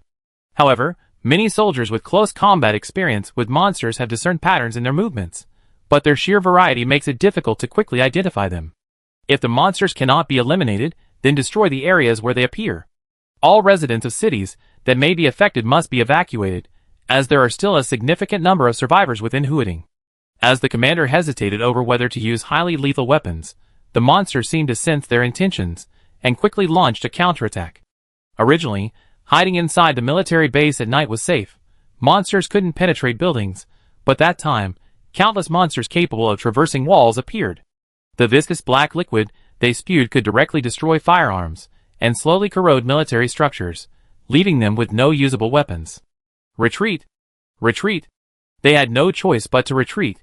The blood of countless people splattered as they retreated, dyeing the ground a deep crimson. If the monsters pursued them relentlessly, the entire army would be annihilated. Once the monsters were well fed, they would temporarily lose their aggressiveness. With luck, they would even vanish from the scene, carrying with them the remaining human remains. 3 battalions volunteered to serve as bait to cover the others' retreat. 3 battalions of 300 men, using their flesh and blood to build an impenetrable shield in the rear, helped the 312th Group Army successfully evacuate the area. In the end, only 37 soldiers remained. Over 20 years later, only 5 of the 37 soldiers remained alive: Zhang Yongfu, Guohong Yu, Qian Gaofei, Huang Xing, and Lu Guangliang. All 5 looked at the green cocoon above their heads. Zhang Yongfu, known as Battalion Commander Zhang, the man who called the city above his head Bald Donkey, saw that the green cocoon hung there, motionless. He touched his graying hair with his good right hand, and said to the 4 men behind him, "Are we looking too scary and frightening the young girls? Get ready and look more alert." Guohong Yu rolled down his trouser leg to hide the crude, ugly prosthetic leg on his right leg. Qian Gaofei shoved his right hand, now a lump of flesh, into his pocket and stood straight. Lu Guangliang, trying to make his limp less noticeable, stood in a row with the other 3. Last standing, Huang Xing pulled his hat over to the right, obscuring the disfigured half of his face, missing his right ear. With his remaining left eye, he looked at Zhang Yongfu with a spirited expression. He whispered, "Battalion Commander, do I look any better this way?" Zhang Yongfu nodded. They all looked like decent people now, except their clothes were shabby, not as respectable as those of the 4 con men. He was about to reassure the girl in the green cocoon that they weren't bad people, but the cocoon opened before him, revealing the long-limbed girl inside, curiously watching them. Yunshin asked loudly, "Thank you for your help earlier. You look different from ordinary people. You have rifles in your hands. Are you soldiers?" Zhang Yongfu shouted back, "What soldiers? Look at us, we look like useless cripples." "Little girl, are you really going to take everyone in, as the leaf says?" "Indeed." Yunshin slid down the vine, landed on the ground, and stood in front of the group. She extended her left hand. "Hello, I'm Yunshin, a member of Huiting's family. Huiting welcomes all who are willing to abide by the law and live a positive life." The green branches above the girl's head swayed in the wind, as if in agreement. Zhang Yongfu rubbed his right hand against her twice before shaking her hand. "Hello, I'm Zhang Yongfu." He grinned. "Well, we have a few companions here. Can they come into the city too?" In front of the neatly arranged rows of houses. "Woo!" Nianan growled, his limbs tense. He stood in front of Yunshin, barking at the 3 large black dogs. Yunshin said, "Nianan, be quiet. This is our new companion." The large black dog brought up by Zhang Yongfu and the other 2 bared its teeth, feeling threatened, and looked rather ferocious. Guahongyu said, "We, Habibi, Feiji, get down." The 3 large black dogs immediately dropped to the ground, motionless. Nianan, quite competitive, also stopped barking and lay down in a formal manner. Yunshin pointed to the alleyway houses she and Xiaopoching had recreated and said, "No one lives here. You can choose anyone you like. Just don't mess up the decorations." Zhang Yongfu and the other 3 stared, their eyes wide, and asked, "Such a nice house is unoccupied. What about the others?" "We can all stay together." Yunshin said, "I'm the only human here right now, and with you, there are 6 of us. I live over there." She pointed to the area where the tall wall stood. Zhang Yongfu and the others nodded. They planned to choose a room for the 5 of them. Their luggage was light, and they didn't seem like they had brought their own bedding. Yunshin said, "You guys pick a room first. I get you some essential supplies." She and Xiaopoching happily left. Left behind were Zhang Yongfu and the other 3, looking at each other in bewilderment. The 3 large black dogs still lay obediently on the ground. Lu Guanliang took 2 steps, his body shifting from high to low. He said, "Luckily we were nearby, otherwise, given this girl's naive appearance, those 4 would have gotten away with her." "Liangzi, don't underestimate her. I still have a good eye. Her hands are covered in calluses, and judging by her movements, she's quite skilled." Wang Xing cursed again. "If I hadn't been out of bullets, I wouldn't have let those beasts get away. They treat humans like food for ghosts. I wonder how they got all the way to Huiting and forced us to leave." Zhang Yongfu smacked his lips. "Cut the crap out of me, everyone. There's always a way out. Isn't there one here?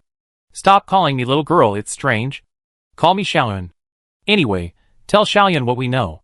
He paused, then said in a deep voice, "Stop wasting your time thinking about these nonsense. Live well in the city, and help build it. Exterminating ghosts has nothing to do with us anymore." "But there's still something else," Zhang Yongfu said sternly. "After all these years, don't you understand? There's no way to kill ghosts. There's no way to find one." He picked up a branch from the ground and chewed it. The little broken city shuddered. Yunshin was using the city's energy to refurbish the bedding in the warehouse, when she felt the vine stir on her shoulder. She asked, "What's wrong?" Hua Ting said, dejectedly, "Zhang Yongfu devoured me." Yunshin glanced at him. "Are you eavesdropping on them?" Hua Ting whispered, "It's not that I want to hear it. Nothing in the city can be hidden from me." He picked out the key points in their conversations, and told Yunshin, "They say you're heartless." Yunshin, She didn't believe that was the main point. She also didn't believe that Hua Ting couldn't find the key point in their words. He wasn't stupid. Yunshin needed the vines. "Are you taking revenge on me for naming you Feifei's city?" Hua Ting chuckled, then recounted the conversation to Yunshin. Yunshin was quite impressed. The cities will possess many abilities, but those who weren't part of the city's cult could only understand a tiny fraction. For those living under the protection of the city's will, knowing too much about it can actually make them feel extremely uncomfortable living in the city. Yunshin packed up enough supplies for 5 people and delivered them to the alley. Zhang Yongfu gratefully accepted the supplies, along with 5 identical sets of math problems, apparently meant for each person. His smile faltered slightly, and he asked, puzzled, "What does this mean?" Yunshin explained, "There are ghosts who can pretend to be humans. These ghosts can't do math. You should do some math to prove your human identity." Qian Gaofei and Lu Guangliang quickly solved the 2 math problems, simple high school math problems. Zhang Yongfu, Huang Xing, and Guahongyu stared blankly at the math problems.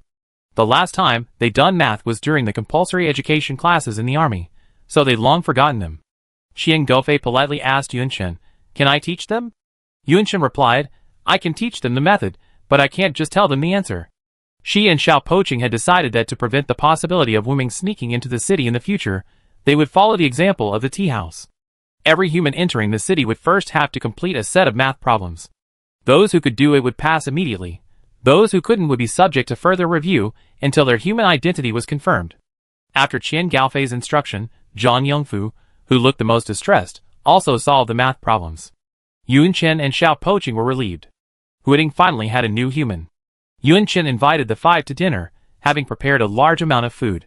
They ate swiftly and silently, only occasionally exchanging glances. These five were very wary. Yun Chen didn't mind. Being wary was normal. Curious, she asked, before you saw the message on the leaf, did you know about the city will? She noticed Zhang Yongfu glance at Qian Gaofei. The five men were all quite old, and Qian Gaofei was the most refined looking of them. Qian Gaofei answered Yun Chen's question, saying, I've heard someone mention it. Yun Chen then asked, have you ever thought about living in the city? Qian Gaofei said, I did, but unfortunately, we all have limitations, so we can't explore far. We couldn't find Huiting City will. Until you took to the sky. What happened? If you don't feel comfortable telling us, you don't have to. Yun Chen said calmly, there's nothing to hide. It's just the city will awakening its natural talent. Being able to float in the sky is one of Huiting's abilities. I'm curious. Ghosts are so difficult to deal with. Without the city will's protection, how would you survive at night? The small, broken city vine draped over Yun Chen's head, its branches lifted slightly, and it looked at them. He, too, was curious about the answer. Chapter 69. How to survive. Like the sewer rats once driven away by humans, scrambling for survival. As long as the ghosts don't appear in large groups, just hang your head and wait for the night. Qian Gaofei said, find a place to hide and try your luck. Yun Chen and Xiao Poqing were stunned. They could understand the first part, but what about the second part? Seeing their confused expressions, Qian Gaofei explained, ghosts appear in random places each night. As long as they're not right next to you, hiding is relatively easy, so it's called trying your luck. Yun Chen nodded. So that's how it was. She imagined how hard it must have been to live in hiding for such a long time. Yun Chen noticed the missing limbs of several people, but she didn't ask. Zhang Yongfu saw her lost in thought, a hint of understanding for their difficult life in hiding. He said, originally, there weren't so many ghosts here, so we were able to hide well. But after the city rose, the number of ghosts in this half increased. Just when we were still racking our brains over what to do, you brought us good news. Yun Chen looked at him in surprise. Wasn't there a lot of ghosts in this half originally? She asked, and Zhang Yongfu and the other four replied in the affirmative. Yun Chen never left the city's atmosphere at night, and had no idea of the ghost population beyond. She only knew that Zhongzhou's ghosts weren't as numerous as Huiting's. She hadn't expected the remaining half of Huiting to have a similar number. Zhang Yongfu went on to say that hiding from ghosts hadn't been that difficult a few years earlier. In the early days of the apocalypse, ghosts couldn't climb tall buildings, so they sought shelter in tall buildings at night. Later, most tall buildings were destroyed and collapsed by ghosts. Climbing tall buildings was already dangerous, and the ghosts' ability to climb to ever higher heights made them no longer safe. They then sought cranes at construction sites, particularly those used for high-rise construction, which reached heights even higher than tall buildings, but even at those heights, they were no longer safe. Later, they found another solution, but that method was becoming increasingly ineffective. Yun Chen asked earnestly, can ghosts climb tall buildings? Zhang Yongfu said, at first, they couldn't. Then, as if they evolved, they could climb ever higher, and eventually, ghosts appeared that could fly. Qian Gaofei added, the heights these ghosts can fly are similar to those of airplanes in the past, very fast and cumbersome. After that, he assumed that Yun Chen, at his age, didn't know what an airplane was, so he gave an example. They can fly higher than this city. Yun Chen couldn't help but touch the vines of the small, dilapidated city. One person, one city, believed that ghosts couldn't reach Huiting because they were limited in how high they could climb. According to Zhang Yongfu and the others, the ghosts seemed to be able to reach quite high. Could there be another reason for their inability to reach Huiting? Qian Gaofei observed Yun Chen's expression. The girl controlled her expression well, but she still didn't know how to control her eyes. He asked, you said on the leaf that the entire floating city is safe. You think ghosts can't ascend to high places, right? Yun Chen looked up at him, and didn't deny it. Huiting felt a sense of dejection, as the vines above him slid down to his shoulders. The same thing happened to Yun Chen. One man, one city, thought they had found a ghost's weakness. Huiting couldn't help but glance at the others again. Seeing their faces, the fog that had shrouded his memories began to loosen a little. He remembered something new. Zhang Yongfu slapped Qian Gaofei on the back and said, "It's been ages since we've talked so much at night. Normally, we all be afraid to utter a word, afraid of being discovered by the ghosts. Isn't that right, Xiaoguo?" It was already dark, and the land of Huading was silent, with only the chirping of insects and the occasional bird call. Guo Hongyu was immersed in the quiet when Zhang Yongfu suddenly called him. He immediately reacted, saying, "It's really safe here. It's so safe I'm just lost in thought. I'm so happy." Yunchen smiled. She pulled out a list of 11 ghost types she recorded from her pocket and shared them with the 5 people, saying, "These were compiled by a woman named Li Duan. Learning more about ghosts can help us survive better." Huang Xing was slightly stunned. "Li Duan? Do you know her?" Huang Xing quickly waved his hand, adjusting his hat. "It might just be a coincidence. When I was in charge of helping others, I also met a girl named Li Duan. She saved many people in the internet cafe, and I was deeply impressed by her." Under the wooden table, Nianen and the 3 large black dogs had become acquainted. The 4 dogs seemed to be holding a private meeting under the table. Yunchen and Xiao Poqing were surprised by such a coincidence. Yunchen said, "If it is Li Duan who saved many people in the internet cafe, then it is Li Duan who summarized this ghost type." The 5 of them were reading through the summary of ghost types. When they came across the section about wandering spirits raised by Gu, Zhang Yongfu said, "This type of ghost has its own distinctive appearance. Their pupils are different in size from those of ordinary ghosts, and the nails on their thumbs are about a centimeter longer than those of ordinary ghosts, making them recognizable among ghosts. We've never encountered these 3 types of ghosts, Weishi and Gupa. This is the first time we've heard of this type of ghost. Should we deal with them this way? Why does this Gupa look like that drunk guy from before? Painted skin is similar to what we encountered. You know the face-destroying trick? And the garlic-hanging mirror? How did you come up with that? Or maybe our imaginations aren't good enough." They were discussing the contents of the paper. Yunchen listened to their conversation. The 5 of them weren't surprised to see the summary of ghost types, as they had encountered quite a few ghosts. Zhang Yongfu and the others' expressions changed instantly when they saw the page about Wuming. Yunchen asked them to do math problems to identify them as humans, but the 5 of them thought it was a joke. Zhang Yongfu's hands trembled as he gripped the paper. He asked, "Is this true?" Yunchen nodded. Something happened in Zhongzhou because of this. Zhang Yongfu asked, "Did it leave Huading?" Yunchen shook his head. "I'm not sure, but it should be. After all, the underground of Huading is the lair of ghosts." Zhang Yongfu let go and suddenly cursed himself. "We're such a bunch of losers. We didn't do anything and let such a dangerous thing out." The other 4 remained silent. The paper fell to the ground, where it was picked up by a branch and placed back into the middle-aged man's hands. Huating spoke gently, "Please don't blame yourself or feel sad. Because of your sacrifice and blood, Jiuzhou was able to awaken early and awaken our city will, appearing here to protect humanity." The sudden sound of the city startled Zhang Yongfu and the other 4, but they remained calm. They had only heard of the city will from others, never experiencing it firsthand. Hearing the city will's words, Zhang Yongfu ignored the fact that he seemed to recognize him as a former soldier and asked, "Is that true?" Huading acquiesced. Zhang Yongfu sighed, "At least your blood wasn't shed in vain." Inside the brick house, the city image radiated a brilliant white light. "Did you just say the truth?" Yunchen asked, touching the city image and channeling energy into it. The image's appearance changed slightly, its jade texture becoming more pronounced.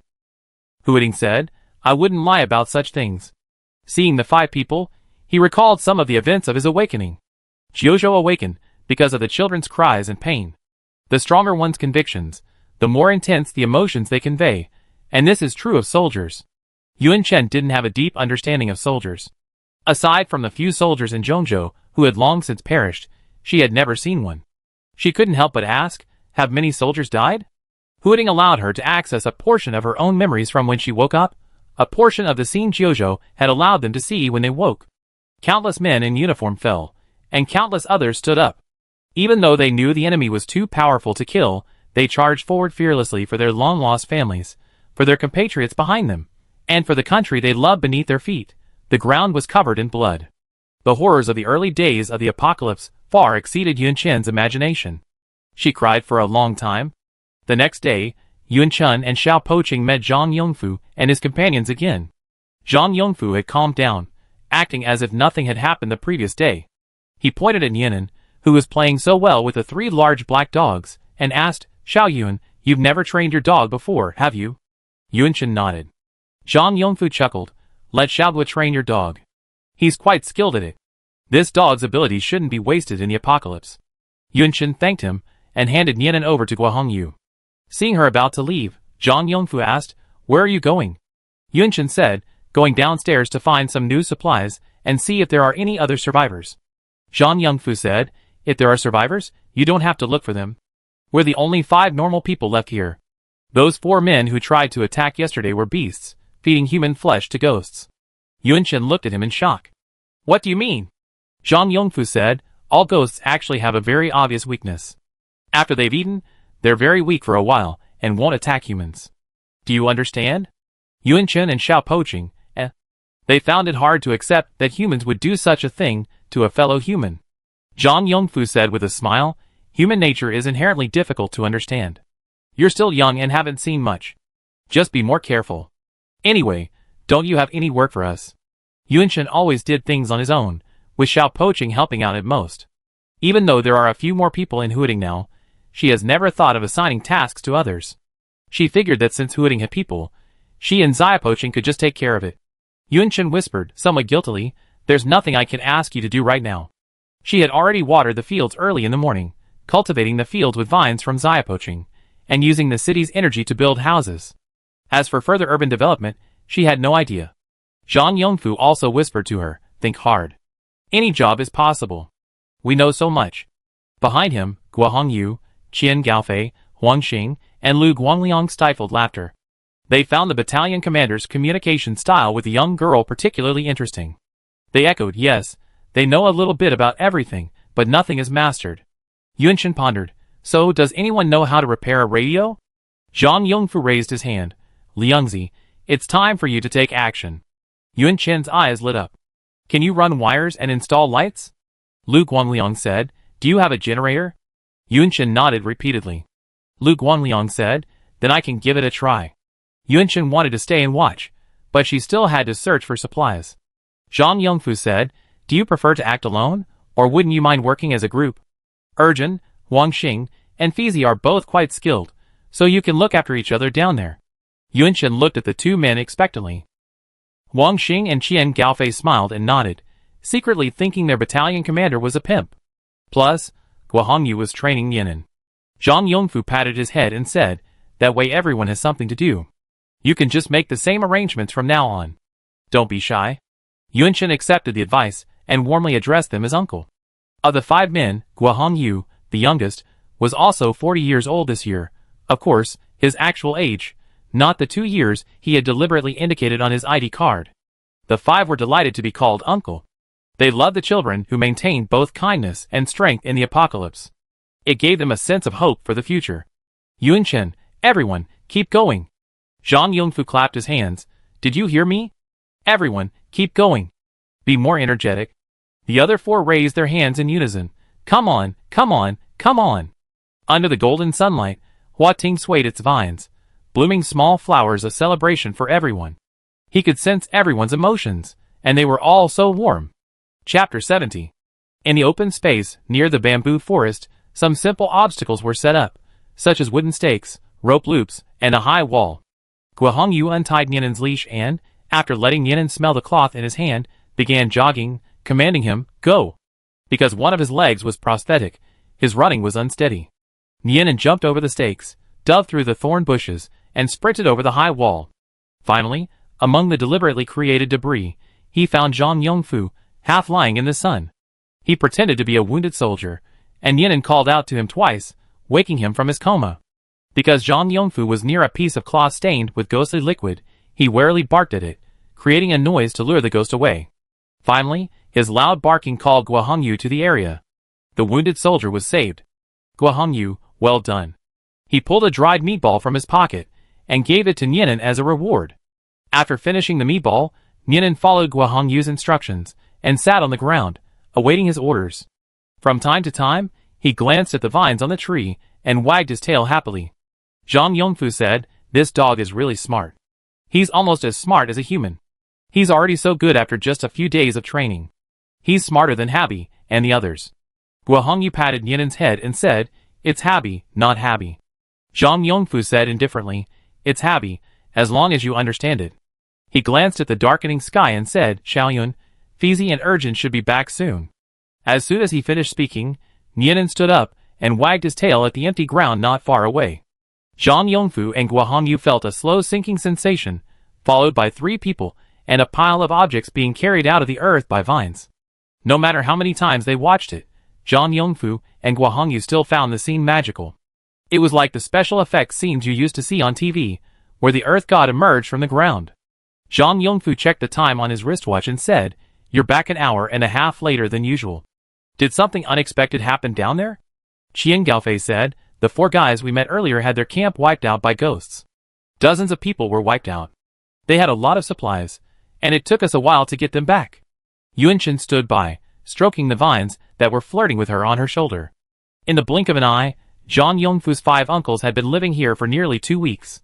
They didn't want to admit their former military backgrounds, and Yunshin didn't bother to expose them, pretending to be ignorant. Only when exchanging information about ghosts would they reveal their hatred and understanding of them. She, Qian Gaofei, and Huang Xing would go down there every day to search for supplies. They knew full well that half the city below was empty of supplies, and they were responsible for some of that. They called it a search for supplies, but in reality, Qian Gaofei and Huang Xing were secretly telling Yunshin where their supplies were, then sending him to retrieve them. They kept it up as if they were searching for supplies, only to stumble upon clues to the supplies. Yunshin didn't understand why they went to so much trouble.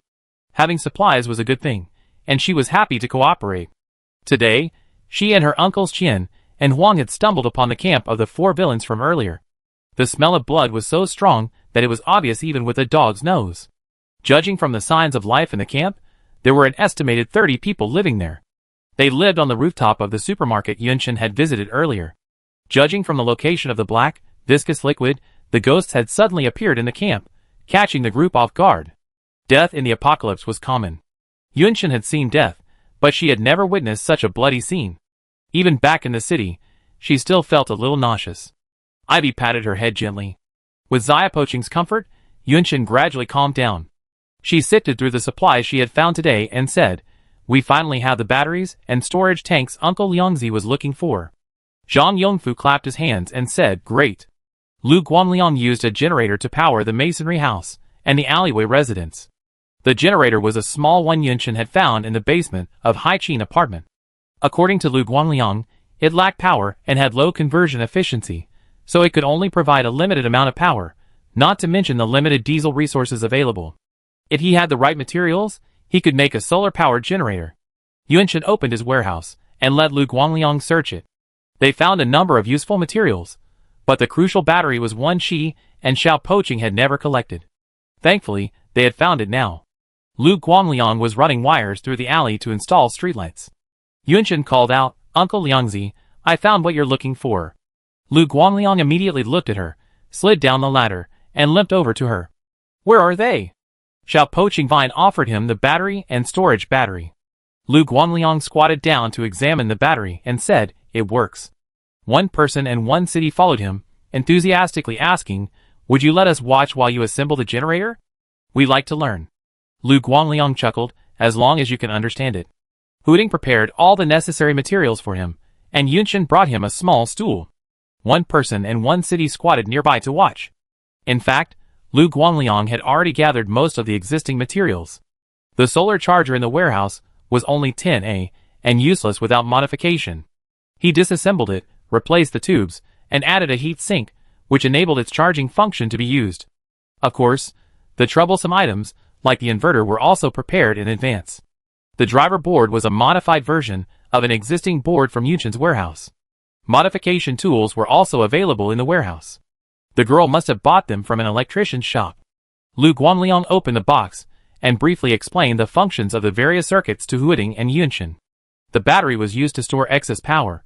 It only needed to be connected. Yunshin and Huiding were confused and didn't quite understand. Each person in their own city forced themselves to memorize this knowledge. With repeated practice, they would eventually master it. This is a solar panel. Lu Guangliang pointed to the grid-like board with a silver border and a black background, explaining it to Yunshin and Huiding as if teaching a student. It's called a solar panel. Through this semiconductor device, it converts solar radiation hitting its surface into direct current, which is then stored in a battery. That way, even on cloudy days, we don't have to worry about running out of electricity. Back in Zhongzhou, Yunchen had never paid much attention to how electricity is generated. She handled the solar panel with great care, fearing she would damage it. Generally speaking, a good solar panel has a lifespan of around 25 years. I wonder if these panels will still be usable. Lu Guanliang said, now all we have to do is put the panels on the roof, then work on them inside. When the sun shines tomorrow, they be storing electricity. Xiao Poqi immediately whipped up the vines and placed the panels on the roof. The brick house had a flat roof, perfect for placing the panels. Over in the alley, the solar panels were placed on a flat surface where the sun could reach them. The job was done, and everyone in the alley was looking forward to tomorrow. The generator was low-powered and produced little electricity, so they only had a single overhead light. It was brighter than a kerosene lamp, and without the unpleasant odor of burning kerosene. Zhang Yongfu moved the wooden table from the house to the center of the courtyard. Guo Hongyu placed the cylindrical iron pot on the table and said, dinner's ready. Today's rabbit stewed with potatoes. Huiting immediately urged Yunchen to eat.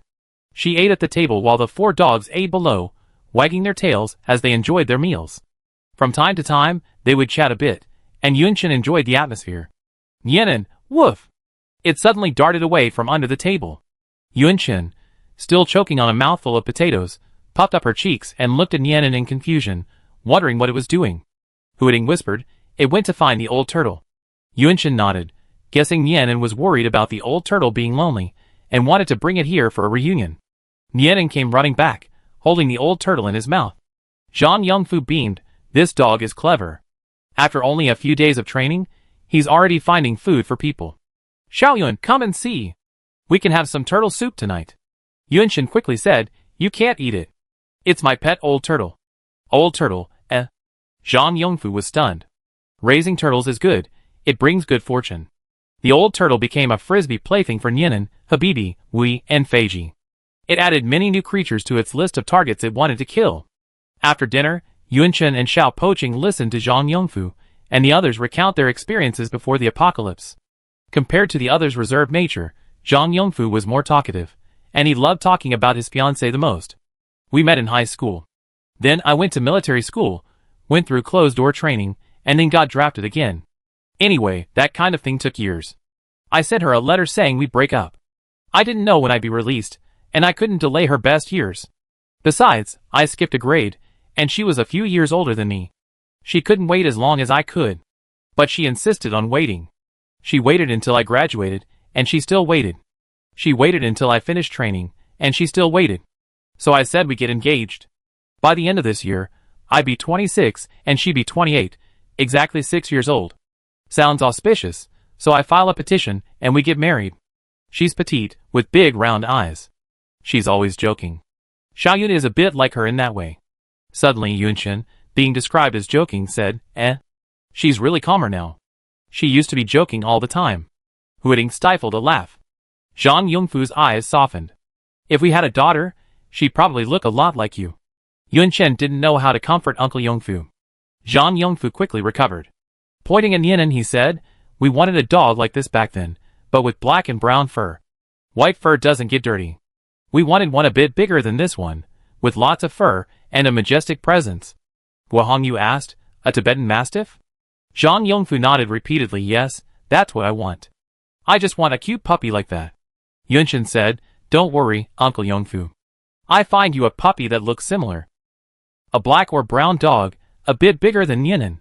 Huating pondered. The next day, the sun was shining brightly.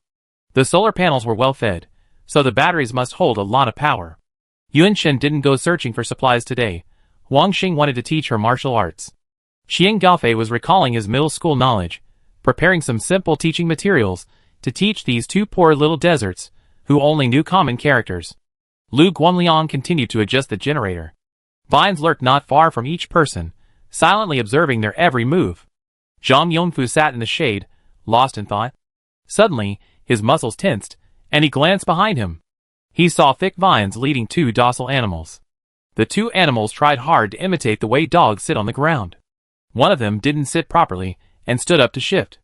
The movement revealed a height of 1.8 meters, slightly taller than Zhang Yongfu.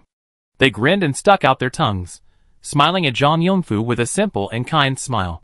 Huiting said, Uncle Yongfu, this is the puppy you asked for. After asking Sigui, he found a good and docile brother, and brought them here together. They came here voluntarily, seemingly wanting to be cared for and not work hard. Sigui and his friend were one brown and one black. With their fluffy black and brown fur, they were slightly larger than Yinan and looked majestic. They matched the description of the Tibetan Mastiff Zhang Yongfu had described yesterday. Who are you trying to fool? Even if these two bears had 8 legs, they were still 2 bears. Zhang Yongfu opened his mouth, but nothing came out for a long time. He wanted a puppy, not a bear. Chapter 71. Yun Chen and Huang Xing returned to the courtyard, sweating profusely after finishing their training. They were startled. Zhang Yongfu stood expressionlessly in the courtyard, vines dangling from the eaves overhead. To his left, a black bear with a silly grin adorned its chest, a white streak like it was wearing a V-neck, off-the-shoulder sweater. To his right, a serious-looking brown bear with a white band around its neck, like it was wearing a white scarf. Yunchen was surprised to see the familiar brown bear. Wasn't that Sigui? Zhang Yongfu said with a forced smile, let me introduce you to my 2 new puppies. The brown one is called Dead Ghost, and the black one is called Lazy Ghost. They are a gift from the city's will. I'm very happy and truly honored. I'm grateful to the city's will for fulfilling my dream. I can finally raise a Tibetan Mastiff. Huiting hesitated. It was Sigui and Lan Gui.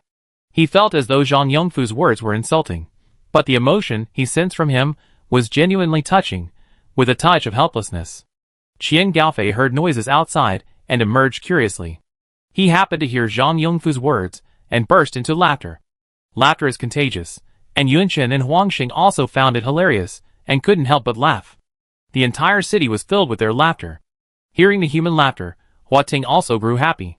The city inside seemed to gradually take on a warm orange hue, a symbol of warmth. In an instant, the greenery on the ground grew more lush, and the crops in the fields instantly grew taller. The changes were visible to the naked eye. Yunchen and the others were stunned. How many magical abilities did the cities will possess that they were unaware of? So when the city is happy, it changes so dramatically. If the city could always maintain this state, wouldn't there be no need to worry about the crops growing too slowly? Yunchen tried everything to amuse Little Broken City, but there was no way to get him back to that state. Huiting himself didn't understand the subject of emotional fluctuations. Lu Guangyang's solar generator worked perfectly. On a sunny day, its daily reserve of energy could cover 3 to 5 days of daily electricity use on cloudy days.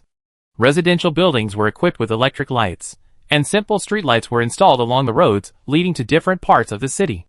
A piece of string, a light bulb, strung together, makes a streetlight. Huiting's nights now have light. It's dim now, but it will grow brighter in the future. Classrooms used for classes also need lights.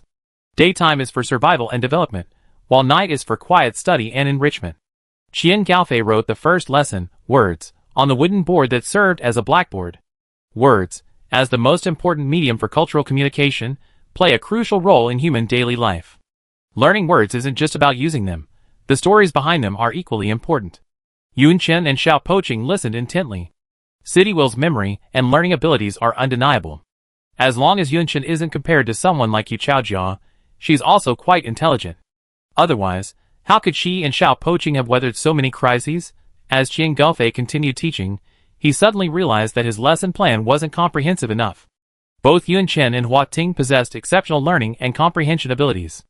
They quickly grasped what he was teaching, and were able to apply it to other situations. Qian Gaofei smiled with satisfaction. No teacher doesn't appreciate intelligent students. From literacy to mathematics, from history to physics, Qian Gaofei offered a simple introduction, sparking their interest, while also instilling some basic introductory theories. After their study session, Yunchen and Xiao Poqing felt they had taken a significant step toward becoming cultured individuals. Before returning to rest, Zhang Yongfu suddenly called Yunchen over. Xiao Yun, we've been living here for a while now, and I know you're a very good-natured child. I feel like you're working aimlessly. Yunchen looked at the middle-aged man with wide eyes. She said, I want more people to live in Huiting and develop it into a large city. So I'm looking for people and supplies everywhere until we have more people here. Zhang Yongfu asked, once you have more people, what is your desired population size? How will you manage these people? What if you can't find more people to live in Huiting? Yunchen and Xiao Poqing were stunned. What should we do once we have more people? What if we can't find anyone? They always seem to think, we deal with it later. After all, There's always a solution when the problem arises. Zhang Yongfu asked Yunshin to sit down, with Guo Hongyu and the others sitting slightly behind him. He kindly asked, "Can you tell me about your original thoughts, plans, and intentions?" Huang Xingtong nudged Lu Guangliang next to him and asked, "Why is he so excited again?" Xian Gaofei, hearing Huang Xing's words, said, "As you get older, you're easily moved. When you see talented people, you want to cherish them. After working so hard for so long, how can you just give up so easily?" Their conversation was whispered, so the people in front couldn't hear. Yunshin answered Zhang Yongfu's question honestly. "I haven't thought that far ahead. I seem to just be thinking about developing the city." Huiting recounted their efforts to build lane housing to enhance the city's resolve, along with other minor details. "You're simply being pushed forward by the current situation and unexpected problems, not by your own plans. When initiative isn't in your hands, being forced can lead to the loss of many better solutions." Yunshin and Xiaopoqing pondered this, and it seemed to be true. Zhang Yongfu said, "There's certainly nothing wrong with wanting to develop the city. Due to the limited scope of ghosts and urban atmosphere, as well as various unexpected situations, comprehensive development plans are indeed difficult. But when developing an area, you must be well informed and have a plan for recovery." Yunshin said humbly, "Uncle Yongfu, please teach us." Huiting lowered his vines, equally humble and eager to learn. Zhang Yongfu said, "I can't teach you urban planning. But he can teach them how to think long-term and make decisions, rather than focusing on immediate gains and losses." Yunshin was very busy, and so was Xiaopoqing. They had to learn so much simultaneously. Xiaopoqing mostly understood everything immediately, while Yunshin wished he had a few more of himself, so he could learn simultaneously. Xiaopoqing could absorb knowledge non-stop, but Yunshin couldn't. Seeing Xiaopoqing's dedication, she wanted to give it a try too. In the short term, she might be able to keep up with Xiaopoqing's progress, but in the long term, she would be extremely exhausted, which would be detrimental to her subsequent learning. It was almost time for martial arts practice with Uncle Huang Xing. Seeing that Little Broken City was still working diligently on her homework, Yunshin slowed down her pace and headed out. Huiting said, "Are you going to practice?" Yunshin nodded. A branch of the vine split off and followed her, while the remaining vines continued their studies. Yunshin, I can't compete with the city's will. It'd be infuriating." Huiting saw the girl didn't move, so she nuzzled her cheek affectionately. "What's wrong? If you don't go now, it'd be too late." Yunshin, watching Little Broken City working on her homework while talking to her, fell silent even further. She retaliated by hugging the branch tightly against her chest, rubbing it for a moment, then sighed deeply, and went to find Huang Xing. Huiting is now divided into residential and processing areas.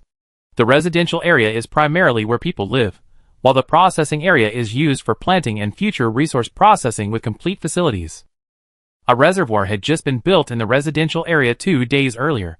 Miraculously, even after Huiting was buoyed, it still had groundwater. However, the daily flow was limited, and there were occasional shortages, requiring replenishment during rainy days. Huang Xing had already been waiting at the training ground.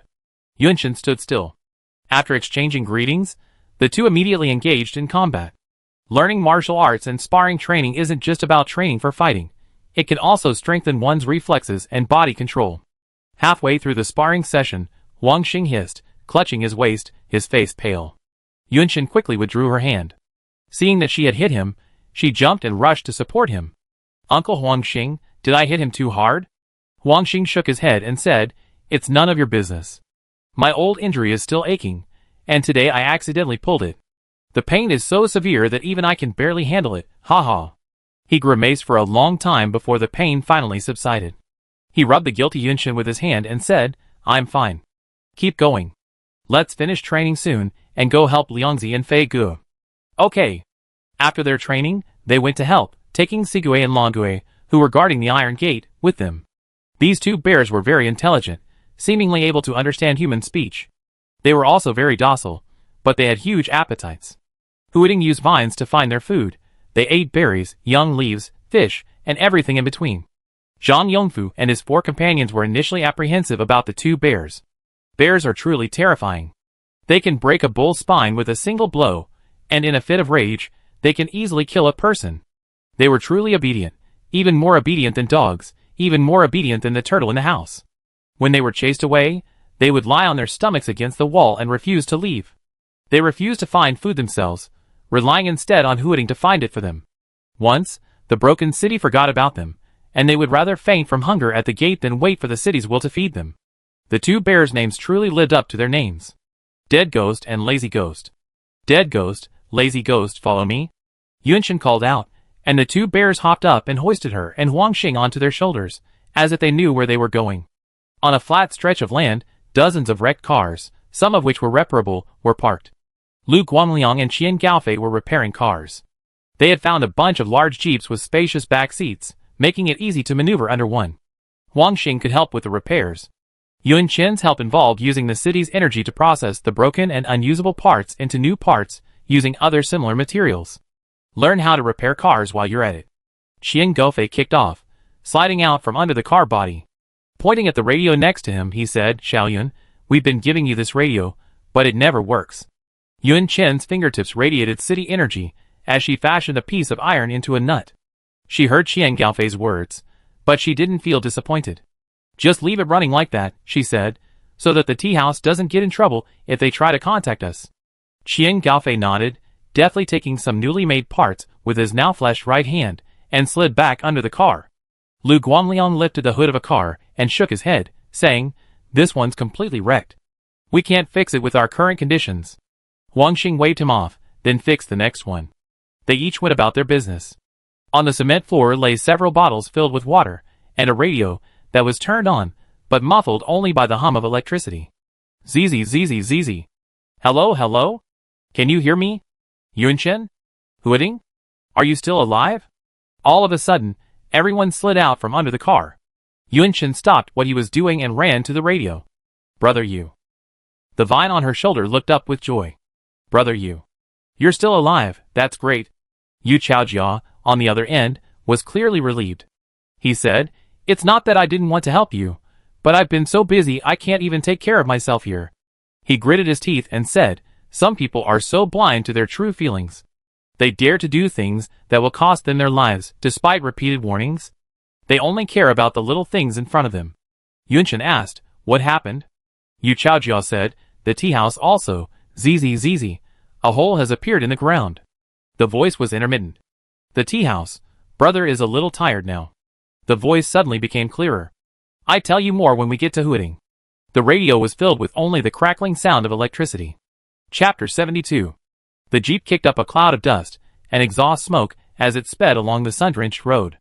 The tires rolled over the uneven ground, causing the car's body to sway violently, but the occupant sat perfectly steady. An arm reached up, gently adjusting the rearview mirror. In the mirror, the pale-faced young man in the passenger seat tilted his head, his left hand in a cast hanging in front of his neck. He stared out the window, his face stern. Qin Haohao sighed, are you still upset? Yu Chaojia hummed a syllable through his nose, clearly still upset.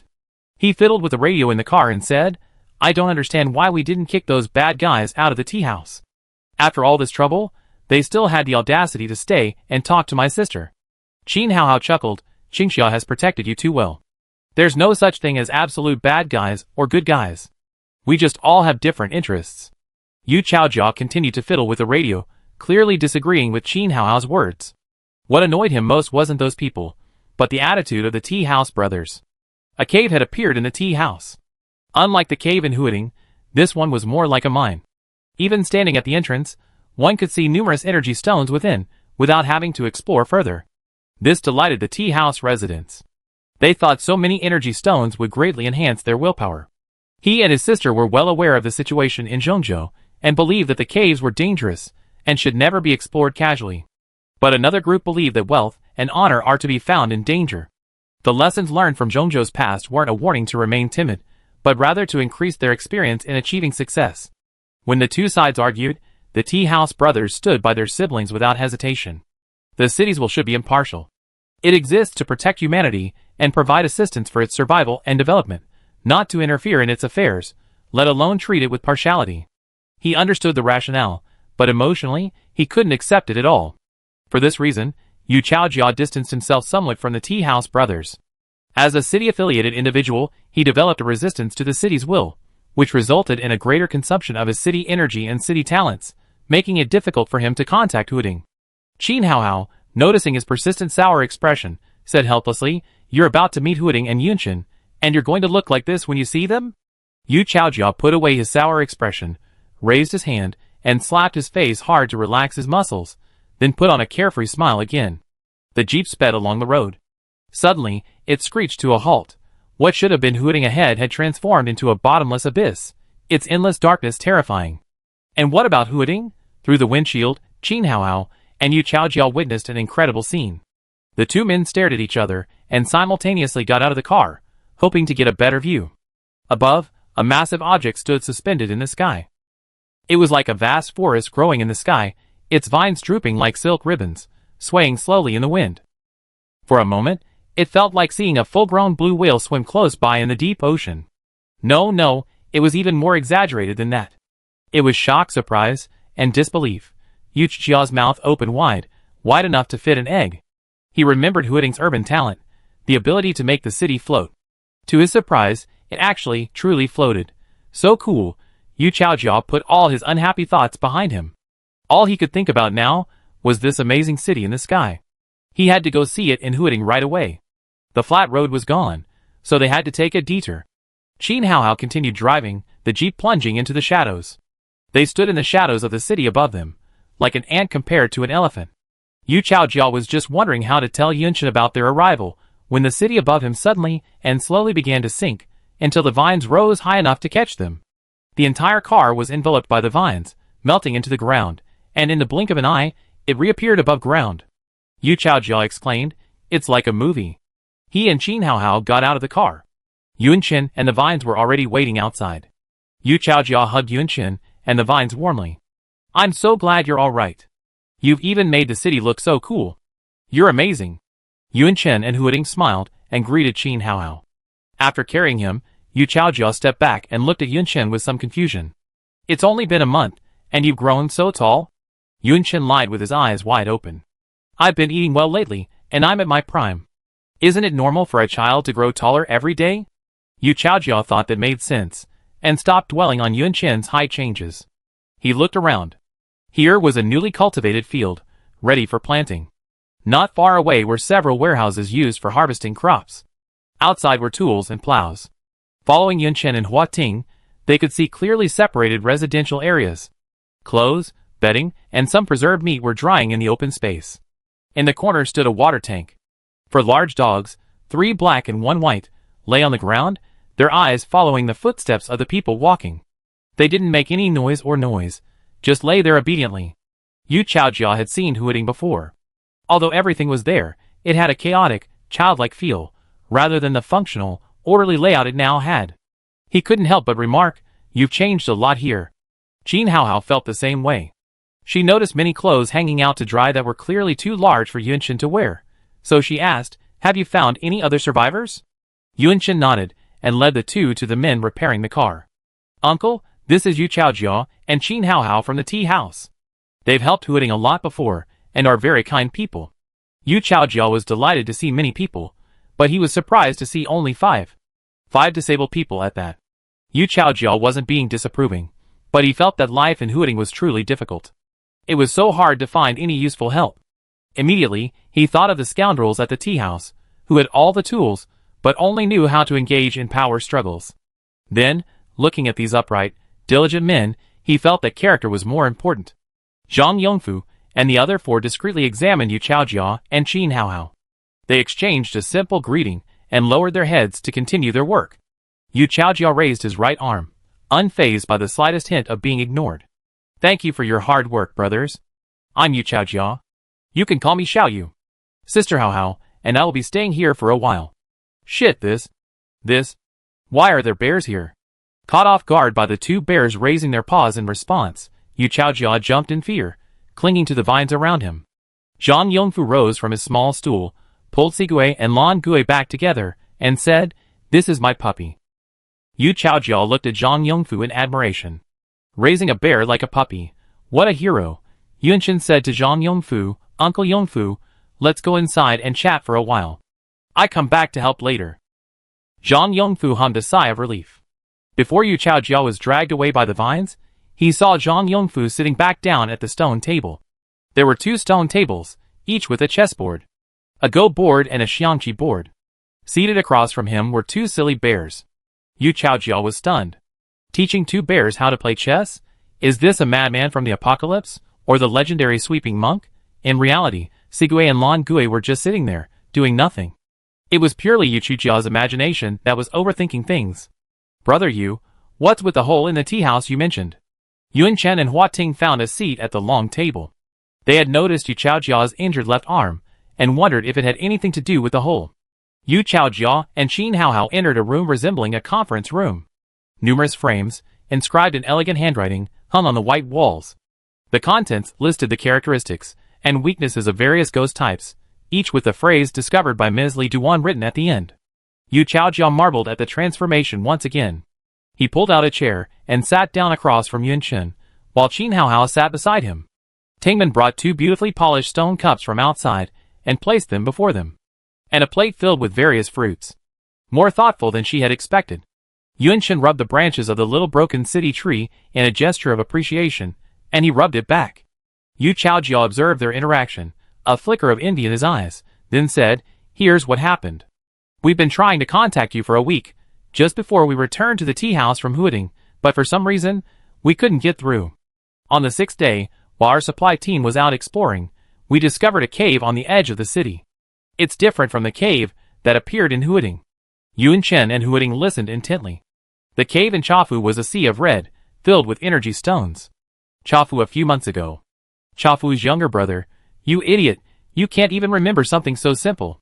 Seriously, why did I choose such an idiot as your city-favored one?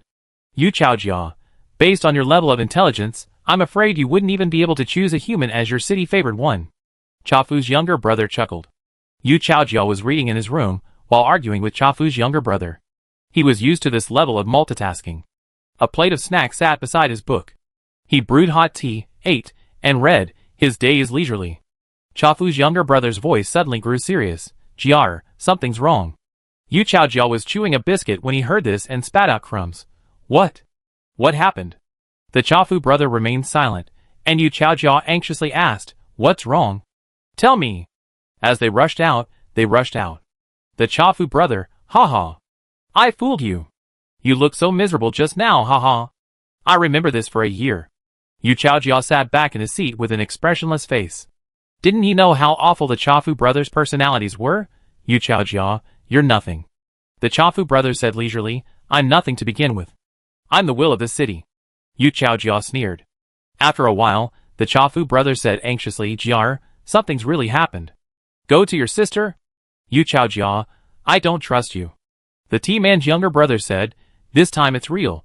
Hurry, don't delay." Yu Chaojia went out doubtfully. As the sun set, the concrete road stretched wide. People continued to emerge from the houses on both sides of the road, heading in the direction the T-man's younger brother had pointed out.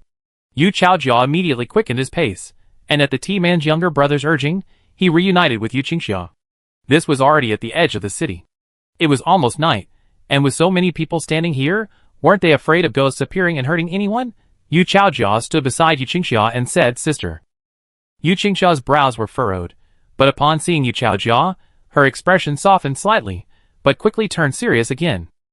Following her gaze, Yu Chaojia saw a familiar cave. At first glance, it looked exactly like the one in Huading. Yu Chaojia and the T-man's younger brother asked in unison, "How could such an unlucky thing happen to our T-mansion?" Chapter 73. What is this? It looks scary. I don't know. Don't push me. Stand inside. It'd be dark soon. The onlookers whispered among themselves. Only a handful of people in the tea house knew about the Huading cave and the destruction of Zhongzhou. Ordinary people didn't need to know about these things. It would only increase their fear. The sudden appearance of this thing in the tea house frightened them. The sky was growing darker, and with the crowds and the busyness, Yu Qingxia winked at Uncle Ming. Uncle Ming waved his arms. Disperse. We let you know if anything happens. There's nothing to see. Everyone, go home and do your own things. The crowd reluctantly dispersed. Each one was clearly terrified, yet they couldn't help their nagging curiosity. Most people still considered their lives more important, and the gathering dwindled. Finally, only a few others remained, aside from Yu Qingxia's group. That was the supply team leader, Chu Jianzheng, and his followers. The supply team was a crucial group for the city in the apocalypse. Yu Qingxia had originally been a member of the supply team, but later, due to the city's lack of energy, she left the team. Chu Jianzheng was highly capable and sensitive to danger. Every time he led a supply team, he always brought back a large amount of supplies and rarely lost manpower, so he became the team leader. Yu Chaojia disliked Chu Jianzheng. This man always liked to contradict his sister. Every time his sister made a decision, Chu Jianzheng would voice his disapproval, constantly arguing that a woman holding power was prone to indecision and was detrimental to the future development of the tea house. Chu Jianzheng paid no heed to Yu Chaojia's veiled hostility. He casually replied, "Why did you chase them away? According to you, something as dangerous as the underground cave should be made known to everyone. Don't you prefer democracy?" Yu Qingxiao looked at him calmly. "Did you tell everyone?" Chu Jianzheng said, "Of course not. A strange thing appeared right here, and anyone who took a few steps could see it." Yu Qingxiao said, "The city atmosphere is diminishing as we get closer, especially towards nightfall. Everyone is very measured." Chu Jianzheng scratched his ear. Duo smiled at the people behind him and said, "Did you hear that? You're saying we were clueless. If we weren't clueless, how would we have discovered this thing so quickly? It's full of energy stones." Yu Qingxiao, "Don't even think about digging a hole in the ground." She glanced at the people behind Chu Jianzheng. "You know what happened in Zhongzhou. Something went wrong digging for energy stones." Chu Jianzheng, "You heard about the Zhongzhou incident before the apocalypse. It was an underdeveloped place to begin with. How could the people there be as smart as we are?" Uncle Ming frowned in displeasure. Chu Jianzheng noticed his change in expression. "Oh, Uncle Ming, I forgot. Your accent definitely suggests you're from Zhongzhou. Why, even if you don't remember anything, you're still thinking about your hometown?" Chu Jianzheng was so annoying. Yu Chaojia was about to speak when Yu Qingxiao stepped forward, blocking his way. Yu Qingxiao was not tall, and the petite and gentle demeanor typical of Jiangnan women was perfectly reflected in her figure. Yu Qingxiao said softly, "Jianzheng, you must respect others when living in the tea house. Whether it's before or after the apocalypse, everyone is family. Go back and get some rest. We still have to deal with the cave tomorrow." She held Yu Chaojia down and left with Uncle Ming. Chu Jianzheng spat at her afterward. "You're just a chosen one, chosen by the city's will. Even when others bully you, you don't even have the courage of a leader. Do you trust someone like that to decide the affairs of the tea house?" A man behind him hesitated. Chu Jianzheng arrived late at the tea house, unaware of the Yu siblings' affairs several years earlier. He wanted to warn her, but thinking of Chu Jianzheng's personality, he'd be accused of looking down on Yu Qingxiao. In front of the city statue instance, Chu Jianzheng was offering energy stones from the cave. He said, "Tea house, this is what a city devoted should do. Continuously improve your strength." The tea house brother told Yu Qingxiao these words. Yu Qingxiao asked the tea house brothers, "Do you want energy stones?" The tea house brothers answered without hesitation, "For us, if we have them, we take them. If we don't, it doesn't matter. Everything depends on your decision. Cities are developed by humans." Yu Qingxiao nodded and said, "With the events of Zhongzhou and Huading, I can't risk the tea house." The next day, things became even more complicated than Yu Qingxiao had anticipated. Early in the morning, Chu Jianzheng and his men left the city's aura and dug up a large number of energy stones from the underground cave. They returned safely, for everyone to see. The people of the tea house also knew about energy stones. They knew that they could enhance the strength of the city's will. If the city's will became stronger, their living environment would be better. Chu Jianzheng made no secret of the potential dangers of the underground cave, but under his enticements, the people of the tea house felt that the potential risks were nothing compared to the tangible benefits. According to Chu Jianzheng, there were no traces of ghosts in the cave. Perhaps this cave wasn't a ghost cave at all, but a miracle gifted to them by heaven last time. A miracle like the city's will. This was a golden opportunity for heaven to enhance the city's will. The masses are easily agitated. You can't say they're stupid or malicious. It's just that at that moment, the emotions were so strong that everyone went crazy, and nothing could stop them. Setting up roadblocks around the cave was useless. Everyone kept sneaking in. Seal the cave, and they could pry it open again. In fact, many people in the tea house had no idea what was happening. It was just that suddenly, everyone around them went crazy. That small number of people who were frantic stood out. Some of the bewildered people blindly followed, while others simply remained indifferent. Many who went to dig the cave brought back large quantities of energy stones as offerings to the city's will.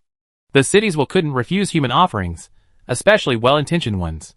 Yu Qingxiao tried to stop them, but was accused of being afraid that everyone would worship her, and the city will would favor others over her, thus losing her status as a city-favored person. In normal times, These people were friendly and kind, but in just a few days, they had transformed into such a terrifying state. In fact, if only the tea house will had spoken up at this moment, things might have avoided the consequences. The tea house will had no power to interfere in human affairs. As the city will, they could not show obvious bias, nor could they make decisions to expel anyone from the city. The city will's purpose was to protect humanity, regardless of whether they were morally good or bad. Yu Chaojiao was furious when he heard the Chafu brothers say this. Even if they had just said something like, even if you contribute energy stones, you won't become a city-favored person, or city-favored persons have no privileges at all. As long as the cities will had spoken it out loud. He was a man who favored his relatives over his own. As long as they were close to him, he would only support those he agreed with, regardless of right or wrong.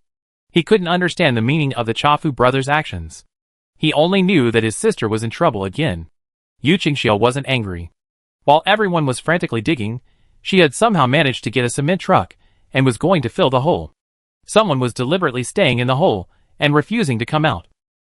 If you dare, keep pouring. Do you dare to kill people? Yu Qingxiao got out of the car and tried to persuade the people in the cave. Uncle Lu, you and I used to have a good relationship. Don't make things difficult for me. Uncle Lu remained unmoved. We had a good relationship, and yet you're hiding this good news from us? Being a city patron is like being a local tyrant. Who wouldn't want to be one? If you dare, bury me with this cave. I'm digging for energy stones for the good of the tea house. I know the dangers, and I'm not afraid of death. Yu Qingxiao offered some more words of persuasion, then looked up at the people around her. Some supported Uncle Lu with disdain, some watched with indifference, some sympathized with her and wanted to help her, but didn't dare, and some just stood there, unsure of what to do. All things. I know everyone's intentions are for the good of the tea house, including you, Uncle Lu. Fearlessness is truly a noble virtue. Those willing to sacrifice for the tea house will be remembered by all. Yu Qingxiao stood up, looking down at the middle-aged man in the cave. Then, Uncle Lu, I will inscribe your name on the tea house's hero monument. She waved her hand, and the people inside took control of the cement truck, pouring it down without hesitation. The people below didn't even have time to scream. Yu Qingxiao smiled gently at everyone. Okay, the hole is gone. Let's all go on with our lives as usual. Silence fell. Even Chu Jianzhang, the troublemaker, stared in horror at the woman with a gentle smile. At this point, Yu Chaojiao paused to drink water. To avoid misunderstandings between Yunchen and Huiding, he added, my sister didn't really bury anyone with cement. Uncle Lu is my sister's man, a very good man. He just played along with my sister and staged a show. He escaped through the tunnel we dug to scare everyone. Yu Chaojiao was furious. He said, the brothers at the tea house knew about this plan, Uncle Ming knew, Sister Hao Hao knew, Uncle Lu knew, and my sister's whole group knew too. I was the only one who didn't know. Qin Hao Hao said, you can't act like this. If you don't completely control Chu Jianzhang and his gang, you can't completely control them. Don't you know how much trouble Qingxiao will have trying to manage this? Yu Chaojiao rolled his eyes. Yes, I can't act. I don't understand your power dynamics. This tiny, broken village is barely a township, yet you're scheming all day long, acting like you're fighting for the throne. You're just village and town officials at best. He called on Yunchen and Huiding to weigh in. Tell me, shouldn't people like Chu Jianzhang and those disobedient and disruptive individuals be driven out of the city and allowed to live among the ghosts? Yunchen and the broken town were bewildered. After listening for a while, it seemed like there wasn't any ghosts involved. Could the tea house's own people cause so much trouble? Neither the man nor the town knew how to respond to Yu Qingxiao's question. They had never encountered such a situation before. Yunchen stroked the vines lying on her knees and asked, since the hole can be covered, then there shouldn't be any problems? According to Yu Chaojiao, it seemed that Yu Qingxiao had solved the problem in less than 3 or 4 days. But judging by Yu Chaojiao's tone, it seemed the tea house had been delayed for a long time by the burrow. Yu Chaojiao shook his head and said, the issue hasn't been resolved at all. After this burrow was buried, a new one appeared a day later. And this new burrow is within the city's atmosphere. Chapter 74. Yu Qingxiao's brutal method of burying people alive with cement truly frightened many in the tea house. When she appeared before the crowd again, she resembled a female ghost from a horror movie. People ran away at the sight of her. Chu Jianzhang was capable, not a ruthless character, and his followers weren't desperate. They simply wanted more power and a better life. Yu Qingxiao's actions had transformed them from big bad wolves into little white rabbits. They worried at night that Yu Qingxiao would seal them up, along with their beds, with a cement truck. They dared not lead any more rebellions. Yu Chaojia didn't know the truth at this point. He only knew that everyone was avoiding his sister. For a moment, he felt like everyone was ungrateful, and that only the two of them, siblings, were left to depend on each other. Until he was taken to the newly divided city, where the Tea House brothers had been separated, and saw Uncle Lu happily working the land. Uncle Lu waved at him. "Xiao Yu, how was my acting yesterday?" He rubbed his face sheepishly. "I didn't expect that at my age. I could still indulge my acting itch." The others following Yu Qingxia smiled and said, "You were down there, so you didn't see the looks on everyone else's faces. They were all staring at me like idiots." So, everyone except him knew. Yu Chaojia was left to decay. Yu Qingxia chatted with Uncle Lu for a while. She was planning to put Uncle Lu in charge of the city's new dungeon area, which she intended to use as a factory, and he had experience in that area. As they discussed the matter, Yu Chaojia stood out as a naive, innocent person. He was wandering around the open space, when a hole suddenly appeared beneath his feet. He fell right into it. His hand was broken. If it hadn't been for the loud noise he made when he fell, he would have been possessed by the mad ghost. Yes, there were conscious ghosts in the cave. They probably didn't expect someone to suddenly fall, and they were still hesitating whether to possess someone. Someone from above interrupted its possession process, and rescued the person. Yu Chaojia had been well protected by Yu Qingxia since childhood. The most serious injury he had suffered was a gash on his head. The broken bone was excruciating pain for him, but it was nothing compared to the terror of seeing the ghost in the cave. He turned pale with fear. Yu Qingxia hugged him, comforting him, and together with Uncle Ming, they examined the cave. Uncle Ming said, "This cave is very similar to the one in Huading. This cave was different from the previous one. There were no energy stones on the surface. It was just a pitch-black hole, just like the one in Huading." Yu Qingxia's face darkened. This place was within the city's aura. The holes weren't bottomless. They could be filled and buried, just like the previous one. The tea house immediately filled the hole. But for some reason, holes kept appearing in different locations within the city's aura. Similar to the situation in Huading, the tea house brothers were completely unaware of the hole's appearance. A dark hole suddenly appearing where they lived would terrify anyone. Everyone in the tea house realized the danger. Even Chu Jianzhong stopped contradicting Yu Qingxia. Anyone who discovered a hole was to immediately sound the alarm and report it to their superiors, who would then fill it up. "Is there a hole in your house?" "No, what about yours?" "No, but I heard there's a hole in Aunt Wang's house, right under her bed." One night, while going to the bathroom, she bent down to put on her shoes and locked eyes with a ghostly, city-smell creature. It grinned back at her. "Aunt Wang hasn't recovered yet, and keeps saying she's back to her old, fearful days. This is terrifying." The holes kept appearing, and they kept covering them. Day and night, there wasn't a single moment to relax. Everyone in the tea house was on edge, and even when they took turns on duty, they were exhausted. And so, 2 people were possessed by the mad ghost. They were ordinary residents of the tea house on the night shift. They saw the holes appear, but they were so annoyed they didn't report it immediately. They pulled down their pants and urinated into the holes. "These lingering beasts have kept me awake for the past 2 days." Several pale ghostly faces suddenly appeared in the holes, and their legs gave way in fear. They fell into the holes, not even a scream. At dawn, 2 people crawled out of the holes. They were the 2 who had worked the night shift yesterday. They were possessed by the mad ghost. They headed towards a specific location with a clear goal. There were several large factories there, including the power plant, which supplied electricity to the entire tea house. Fortunately, it was daytime, and someone noticed the 2 men. Hey, what's wrong with you 2? Don't go this way if you have nothing to do." As they walked, their trouser legs were stained black, which made those who spotted them even more puzzled.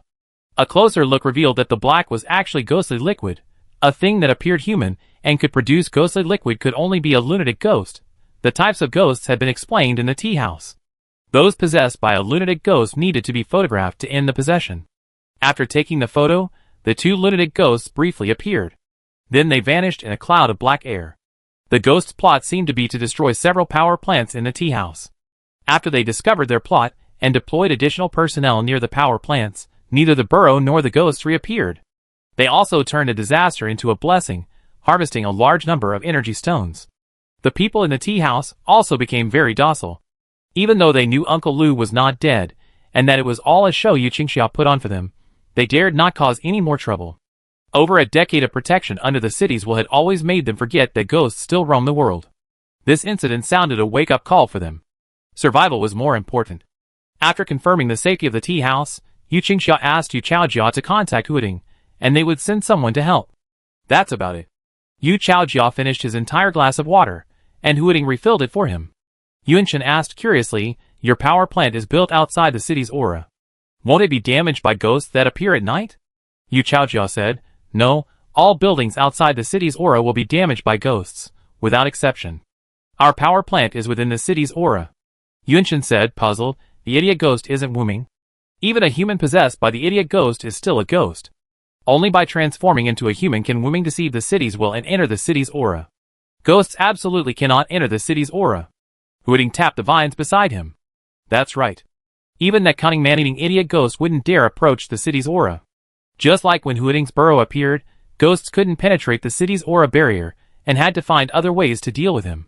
Yu Chaojia said, "Haven't the Chafu brothers absorbed a lot of new energy stones? This added a lot of city energy, which is just enough to create new copies. They created 7 or 8 copies at once because of the burrow, expanding their hiding place. It seems that because of this incident, I became a little weak during that period, and the city aura in the area where the mad ghost appeared was a little weak." Yunchen pondered. Would a weak city aura allow ghosts to enter? Huiting thought carefully. His city aura was very weak at first, and even during the time he faced the man-eating mad ghost, he hadn't let the mad ghost in. Yu Chaojia added, "We were also very worried at the time, but it hasn't happened again since. It's not a big deal. You don't have to be so nervous." Yunchen nodded. As long as the tea house is fine, she's glad. She leaned back slightly relaxed, her waist bag clearly visible. Yu Chaojia's ghost-proof stone is still with her. Yunchen quickly took it out, preparing to return it to Yu Chaojia, saying, "Brother Yu, I have a secret to tell you about that thing you lent me last time." She glanced hesitantly at Qin Haohao. Qin Haohao immediately stood up with understanding. "I just wanted to go out for some fresh air." "No, you don't have to go out." Yu Chaojia looked at Yunchen and said seriously, "I'm not a responsible person. Seeing how serious you are, it must be a big secret. Since it's a secret, please keep it to yourself. Don't tell me. I don't want to know." Qin Haohao sat down again. Yunchen, Yu Chaojia's reaction was unexpected but understandable. It was something he could do. She returned the stone to Yu Chaojia. Yu Chaojia took it with a smile and casually put it in his trouser pocket.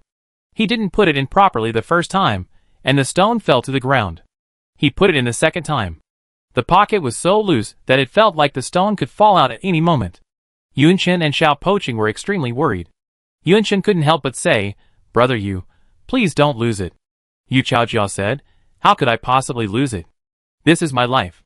I'm here as long as it's here, and if it dies, I die."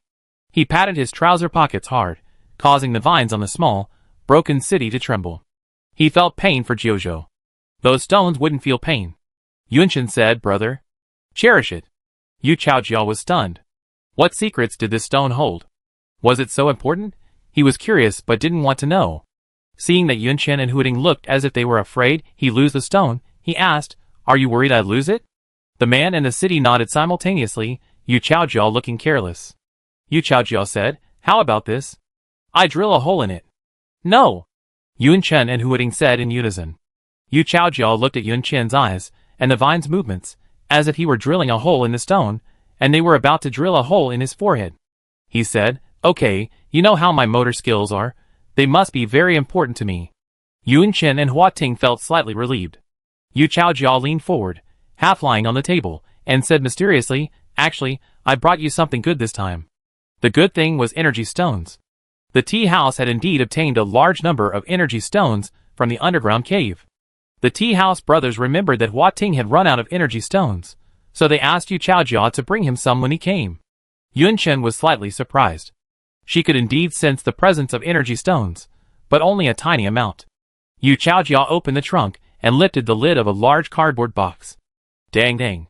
A carload of crystal clear energy stones lay quietly inside. Huiting, "Wow! Thank you, Brother Yu." He was overjoyed.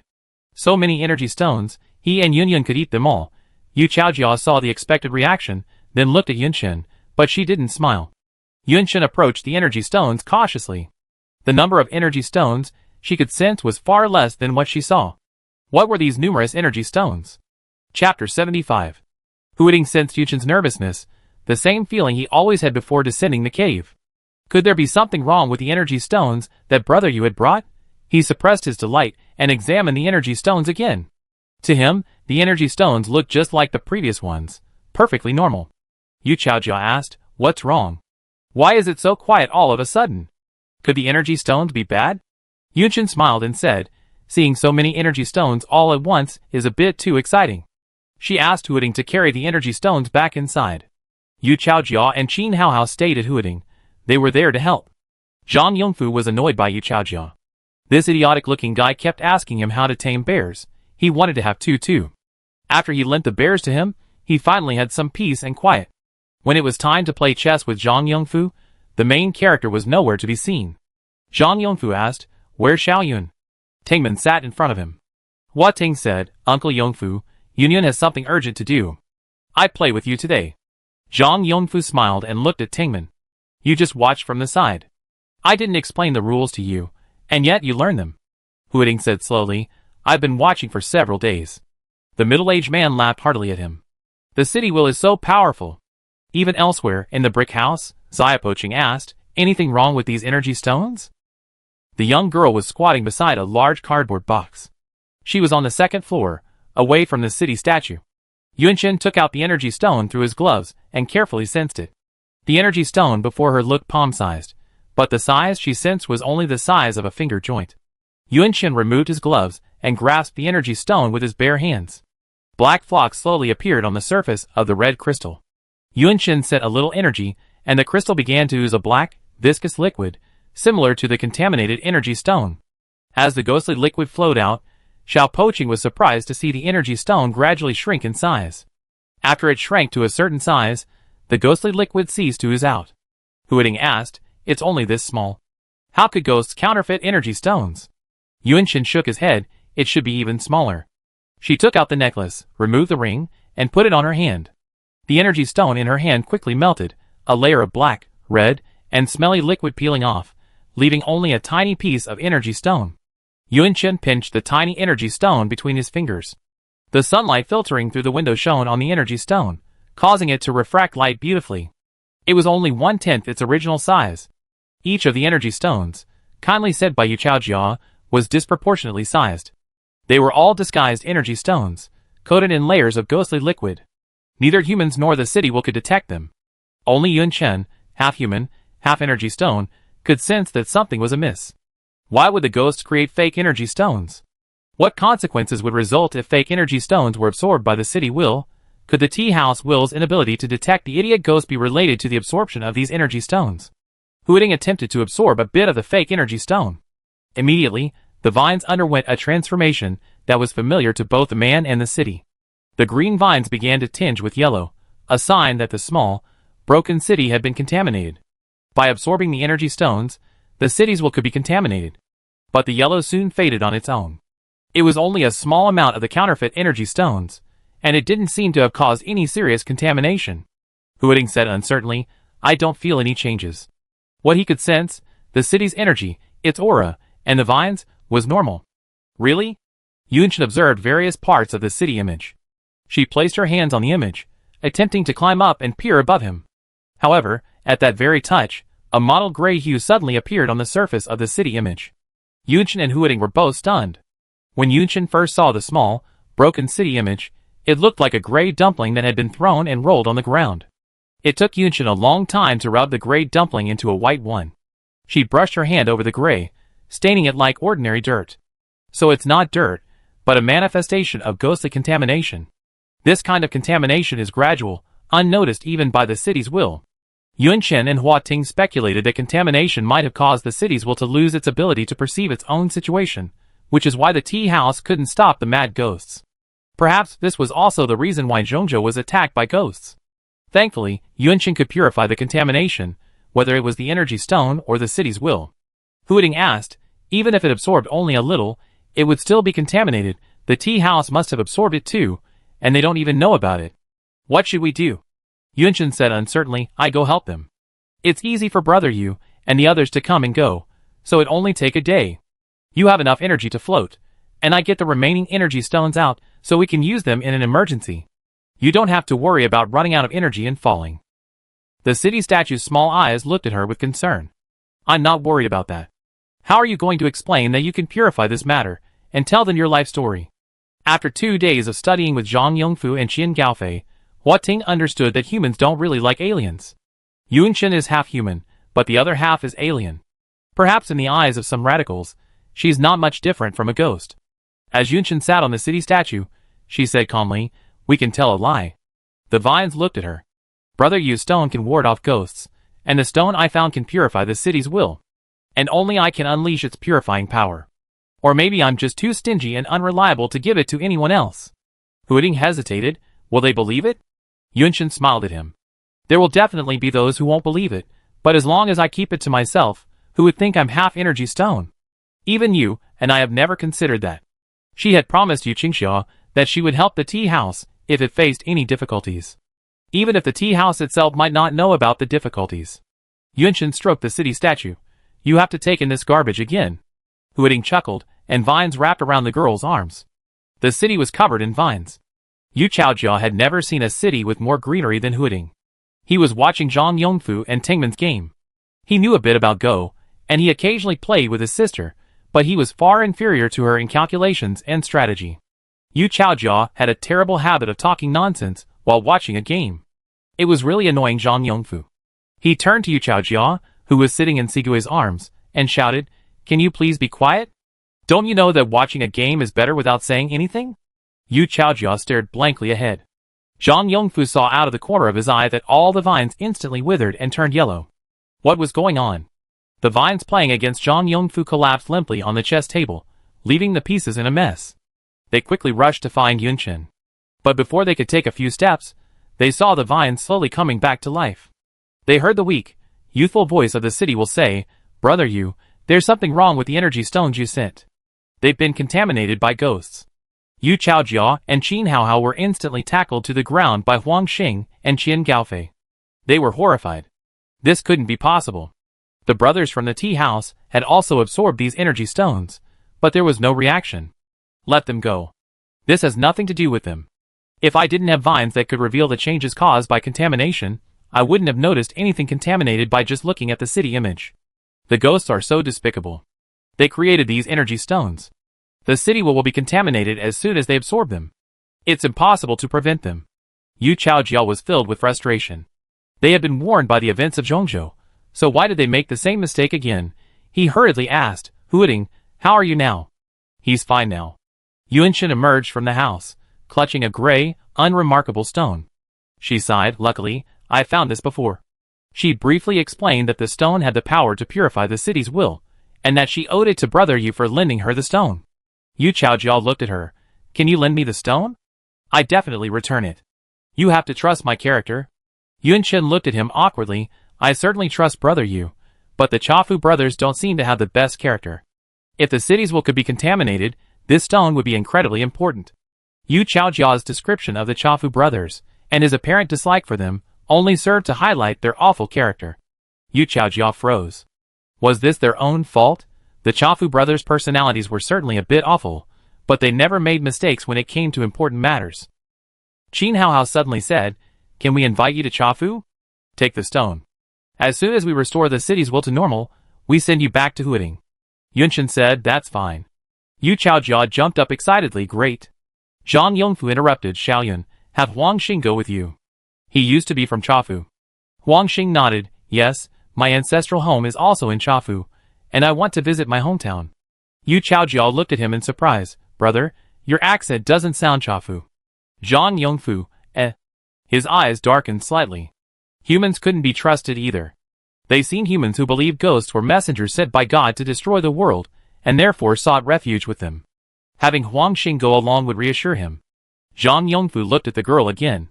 He felt something was off about her, as if she was feeling guilty. Yunqin said, "I go pack up. Everyone, get some rest early. We leave early tomorrow morning." She calmly turned and returned to the house. As the door closed, each of them, one vine at a time, slid down along it. It was the first time Yunqin had lied so blatantly in front of so many people. His legs were weak, his heart was guilty, and his back was soaked with sweat. Xiao Poqing wasn't much better. He almost stuttered. Yunqin hugged the vine, burying her face against it. she said. I don't like the feeling of doing something bad, and then having to lie to you. Hooting patted her back gently. We're not doing anything bad. Your business is my business. Why should we differentiate?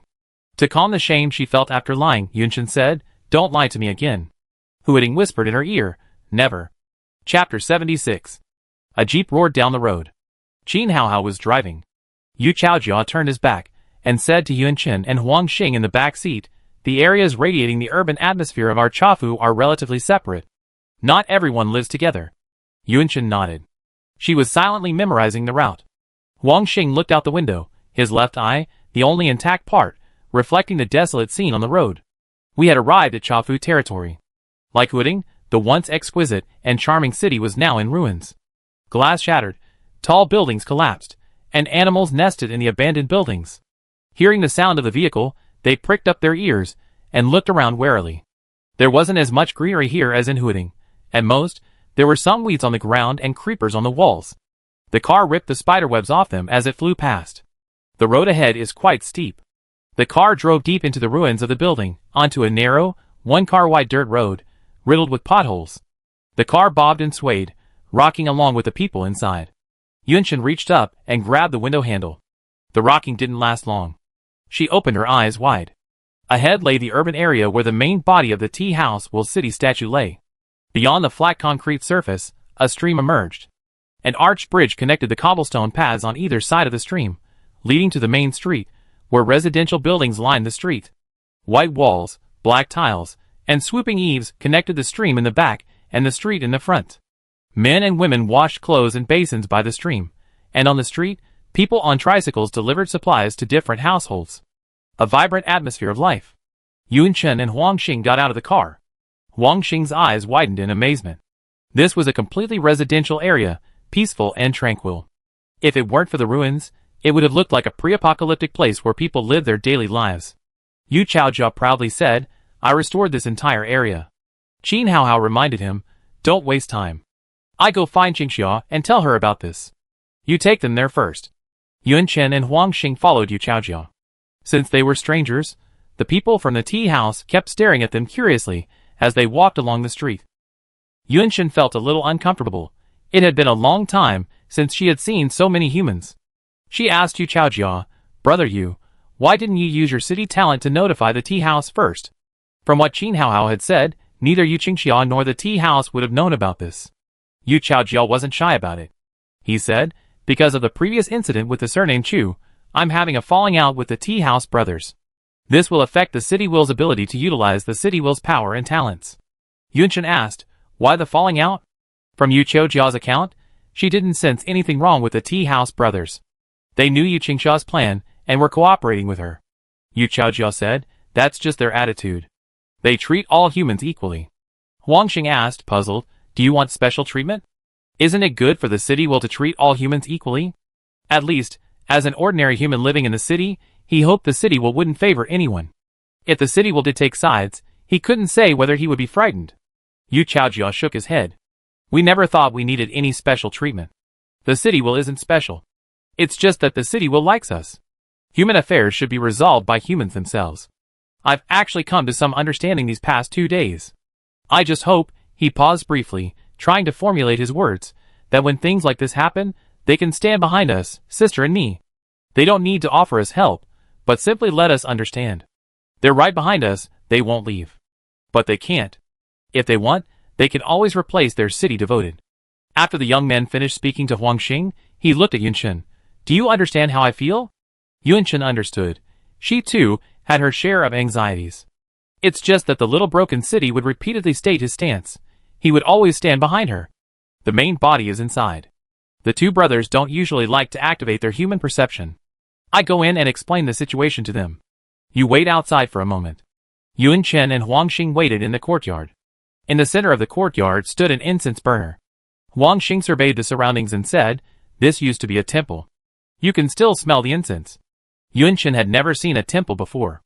The eaves here resembled those of the buildings outside, with tiles and angled corners, and the yellow walls stood out against the modern architecture of Hooting, possessing a unique charm.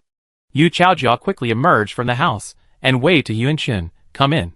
She then looked sheepishly at Huang Xing, Brother, you have to wait outside. Huang Xing looked at Yun Chen and said, Uncle Huang Xing, I'm fine. Find a place to sit and wait for me. Don't strain your back. Okay.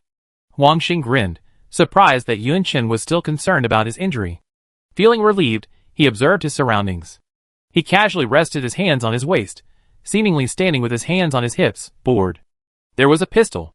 Yun Chen followed the young man, over a high threshold, through another small passage, and into a slightly dim room. Incense and candles burned inside, and Yun Chen saw a city statue, even larger than the Huading, almost 1.8 meters tall.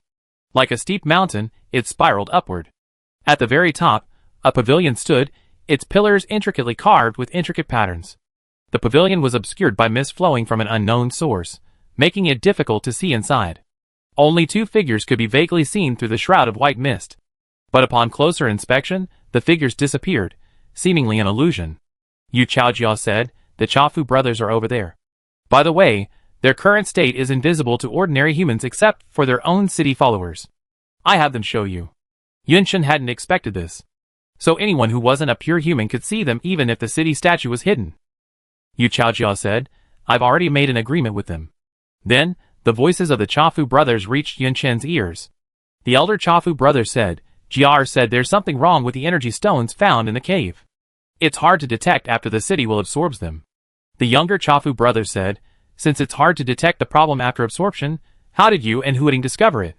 Yu Chaojia frowned. Why were the Chafu brothers so aggressive? Huading wasn't like them. He wouldn't joke about such things. Yun Chen said, Huading city statues are different from yours. They have not only stone statues, but also vines connected to them. Vines are living things, capable of revealing the changes in the cities will due to pollution. If you don't believe you're polluted, I'm not obligated to help. It's not that I don't believe it, it's just too coincidental. The Tea House brothers pondered for a moment, then asked Yu Chaojia, have you given her math problems? Yu Chaojia was stunned. No, she came with me, so it can't be Wuming. The Tea House brothers, Yun Chen said, Brother Yu, give me a set of problems. Let me do them. She and Xiao Poching had studied math with Qian Gaofei and now understood the theory. They also realized that the problem Sister Duwan had posed was indeed simple, but the calculations were substantial, and this was Wuming's weakness. After completing the math problem, she proved her human identity. With the permission of the Tea House brothers, Yun Chen approached their main body. She took out a stone and placed it on the city statue, simultaneously touching their city statue with her finger. Instantly, large patches of gray and black appeared on the city statue. This needed to be wiped off. Yun Chen asked Yu Chaojia to bring her a basin of water. While waiting, she overheard the conversation between the Tea House brothers. Tea House brother, I've always said that good things come to you unsolicited. Tea House brother, your decision to send something to Huading out of kindness seems to be a good one. Tea House brother, I guess you need to do more good deeds in the future, brother. Tea House brother, the thought of doing good deeds makes me feel nauseous. Tea House brother, actually, I feel the same way. Yun Chen couldn't help but ask, if you think the energy stones are problematic, why are you still absorbing them?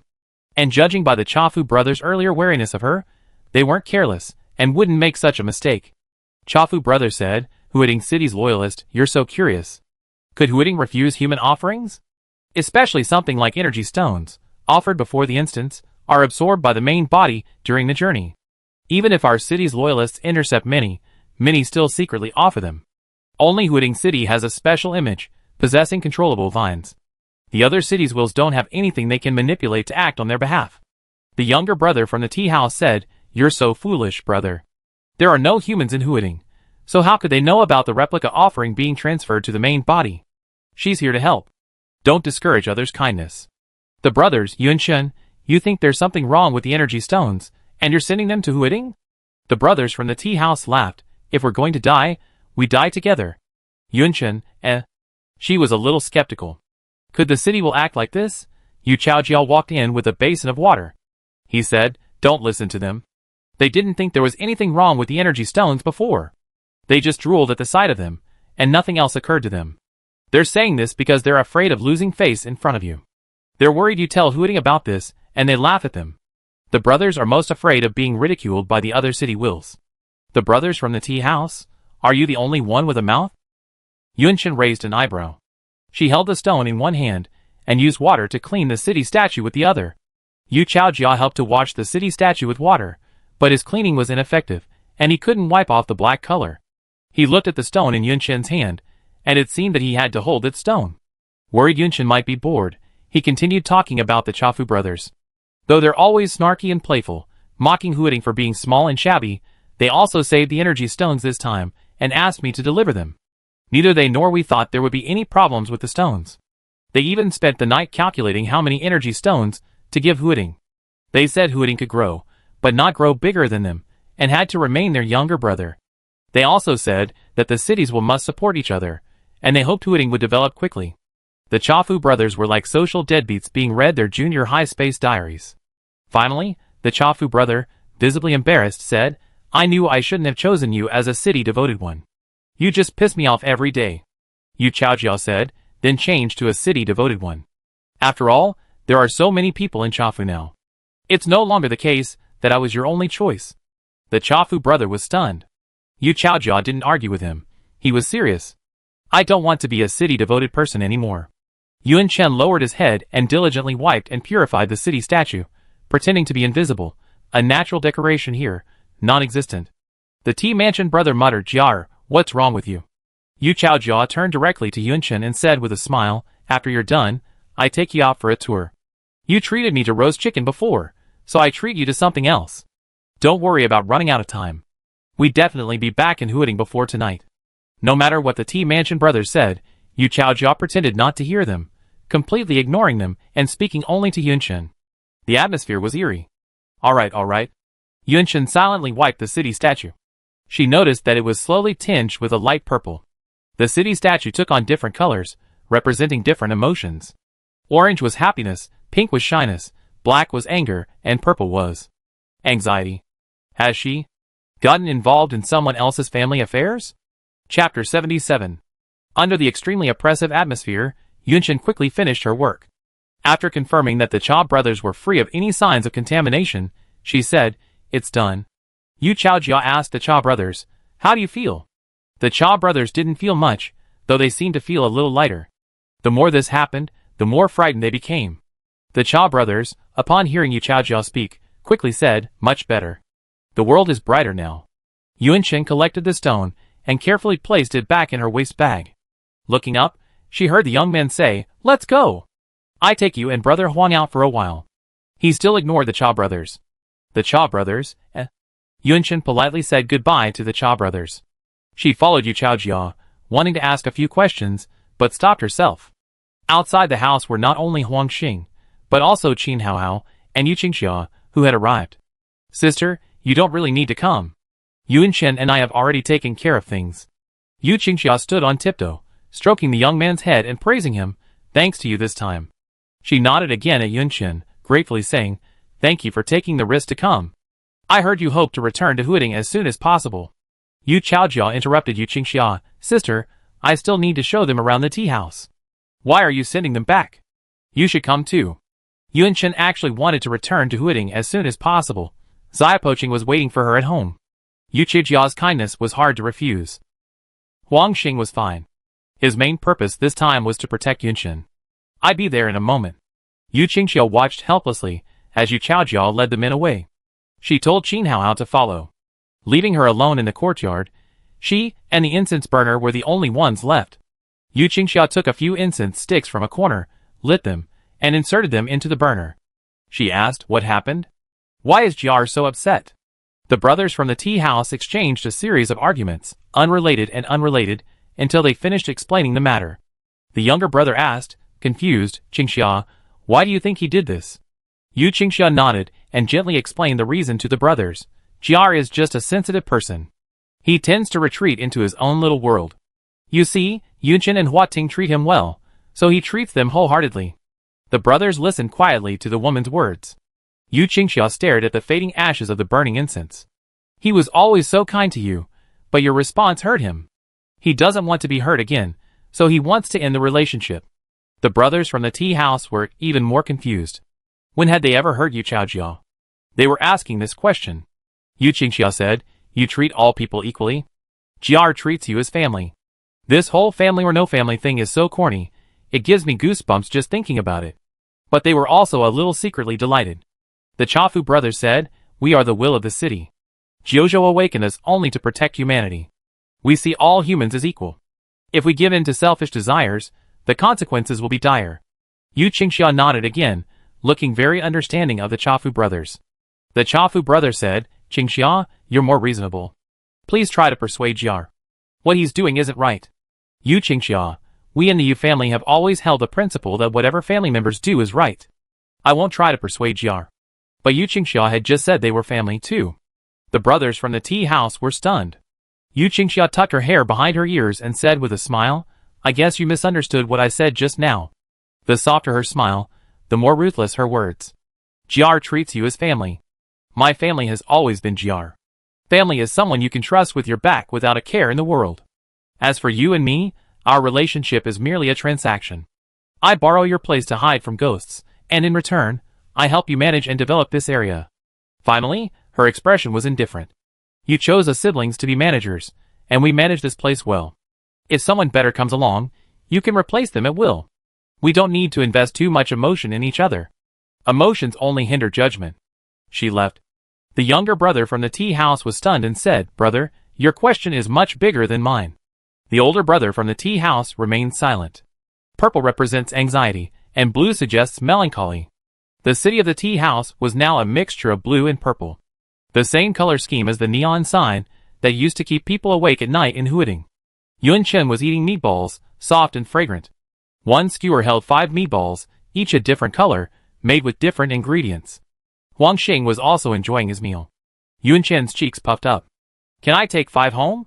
Yu Chaojia, chewing the meatballs with the same puffy cheeks as her, asked, "Why 5? Aren't there only 4 of us?" Yun Chen said, "Huading has never seen meatballs like these. He'd be delighted to see them." Yu Chaojia suddenly felt the meatballs lose their flavor. He said, "You and Huading have such a good relationship. I envy you." Yun Chen hadn't expected his casual remark to touch upon Yu Chaojia's sore spot. She said, "Brother you just said the Cha family members are actually quite nice, just prone to mischief. You two must have a good relationship, right?" The Cha family brothers were eavesdropping. They usually kept their sensors on, but after the Yu siblings' outburst, they didn't care about human privacy and instead scanned the entire city, determined to locate the Yu siblings. The cities will never compromise when choosing a city-devoted person. The brothers were just saying it. They really liked the Yu siblings. They were capable and principled, dedicated to developing the city without asking for anything in return, for their brother's sake. Is there any city-devoted person better than them? There couldn't be one in this world. They definitely wouldn't change city-devoted persons, no matter how much other humans tried to curry their favor. But such a thing couldn't be said directly. It was both cheesy and disgusting to the city. Good relationship? Yu Chaojia bit his meatball hard. Haha, these two bros, the more I think about it, the more I feel like there's no love between us. The younger brother of the tea house felt cold, and the older brother felt even colder. Yu Chaojia was just upset, but Yu Qingxia was completely heartless. Yun Chen no longer smiled, her toes curled up in her shoes, and she looked at Huang Xing for help. Huang Xing shrugged helplessly. "Only when you're full and free can you dwell on these things. Seeing more ghosts? How can you have the mind to think about these things?" Both Yu Qiao's situation and the previous internal strife in the tea house indirectly demonstrated that the tea house was safe and didn't need to worry about survival every day. Yu Chaojia said, "Yun Chen, have you ever been angry with Huading? If Huading had more humans, would you worry that he would choose someone else as a city-loving person?" "Impossible," Yun Chen said firmly. Yu Chaojia was surprised. Why? He realized, you two have been through life and death together. It's definitely not possible. Yun Chen said, "That's not the reason. He said, he would only love me, and only let me be a city-affiliated person." As she spoke, her fingers unconsciously drew circles on her knees. When Hua Ting said that, she was just happy. Now, saying it so directly, it was embarrassing. Yu Chaojia was stunned. Can the city will say that? Yun Chen was also stunned. Can't the city will say that? Yu Chaojia sneered. Some city wills told me that the city will can't say that. He gritted his teeth as he said the last few words. The tea house brothers really were just talking nonsense all day long. Few of their words could be trusted. The tea house brothers, who had listened to the entire conversation, responded, Hua Ting is sick. How could he spew such disgusting words? Yun Chen lowered her head and ate frantically. She seemed to have been too talkative. The tea house brothers discreetly observed Yun Chen. This human and Hua Ting seemed to have a close relationship, and he often spoke with Hua Ting in mind. Could it be that Hua Ting was particularly good at coaxing people? Considering how popular he used to be with young girls, he must be quite skilled at this.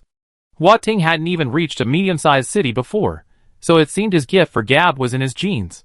The younger tea house brother asked, "Brother, should we secretly contact Hua Ting to learn from him?"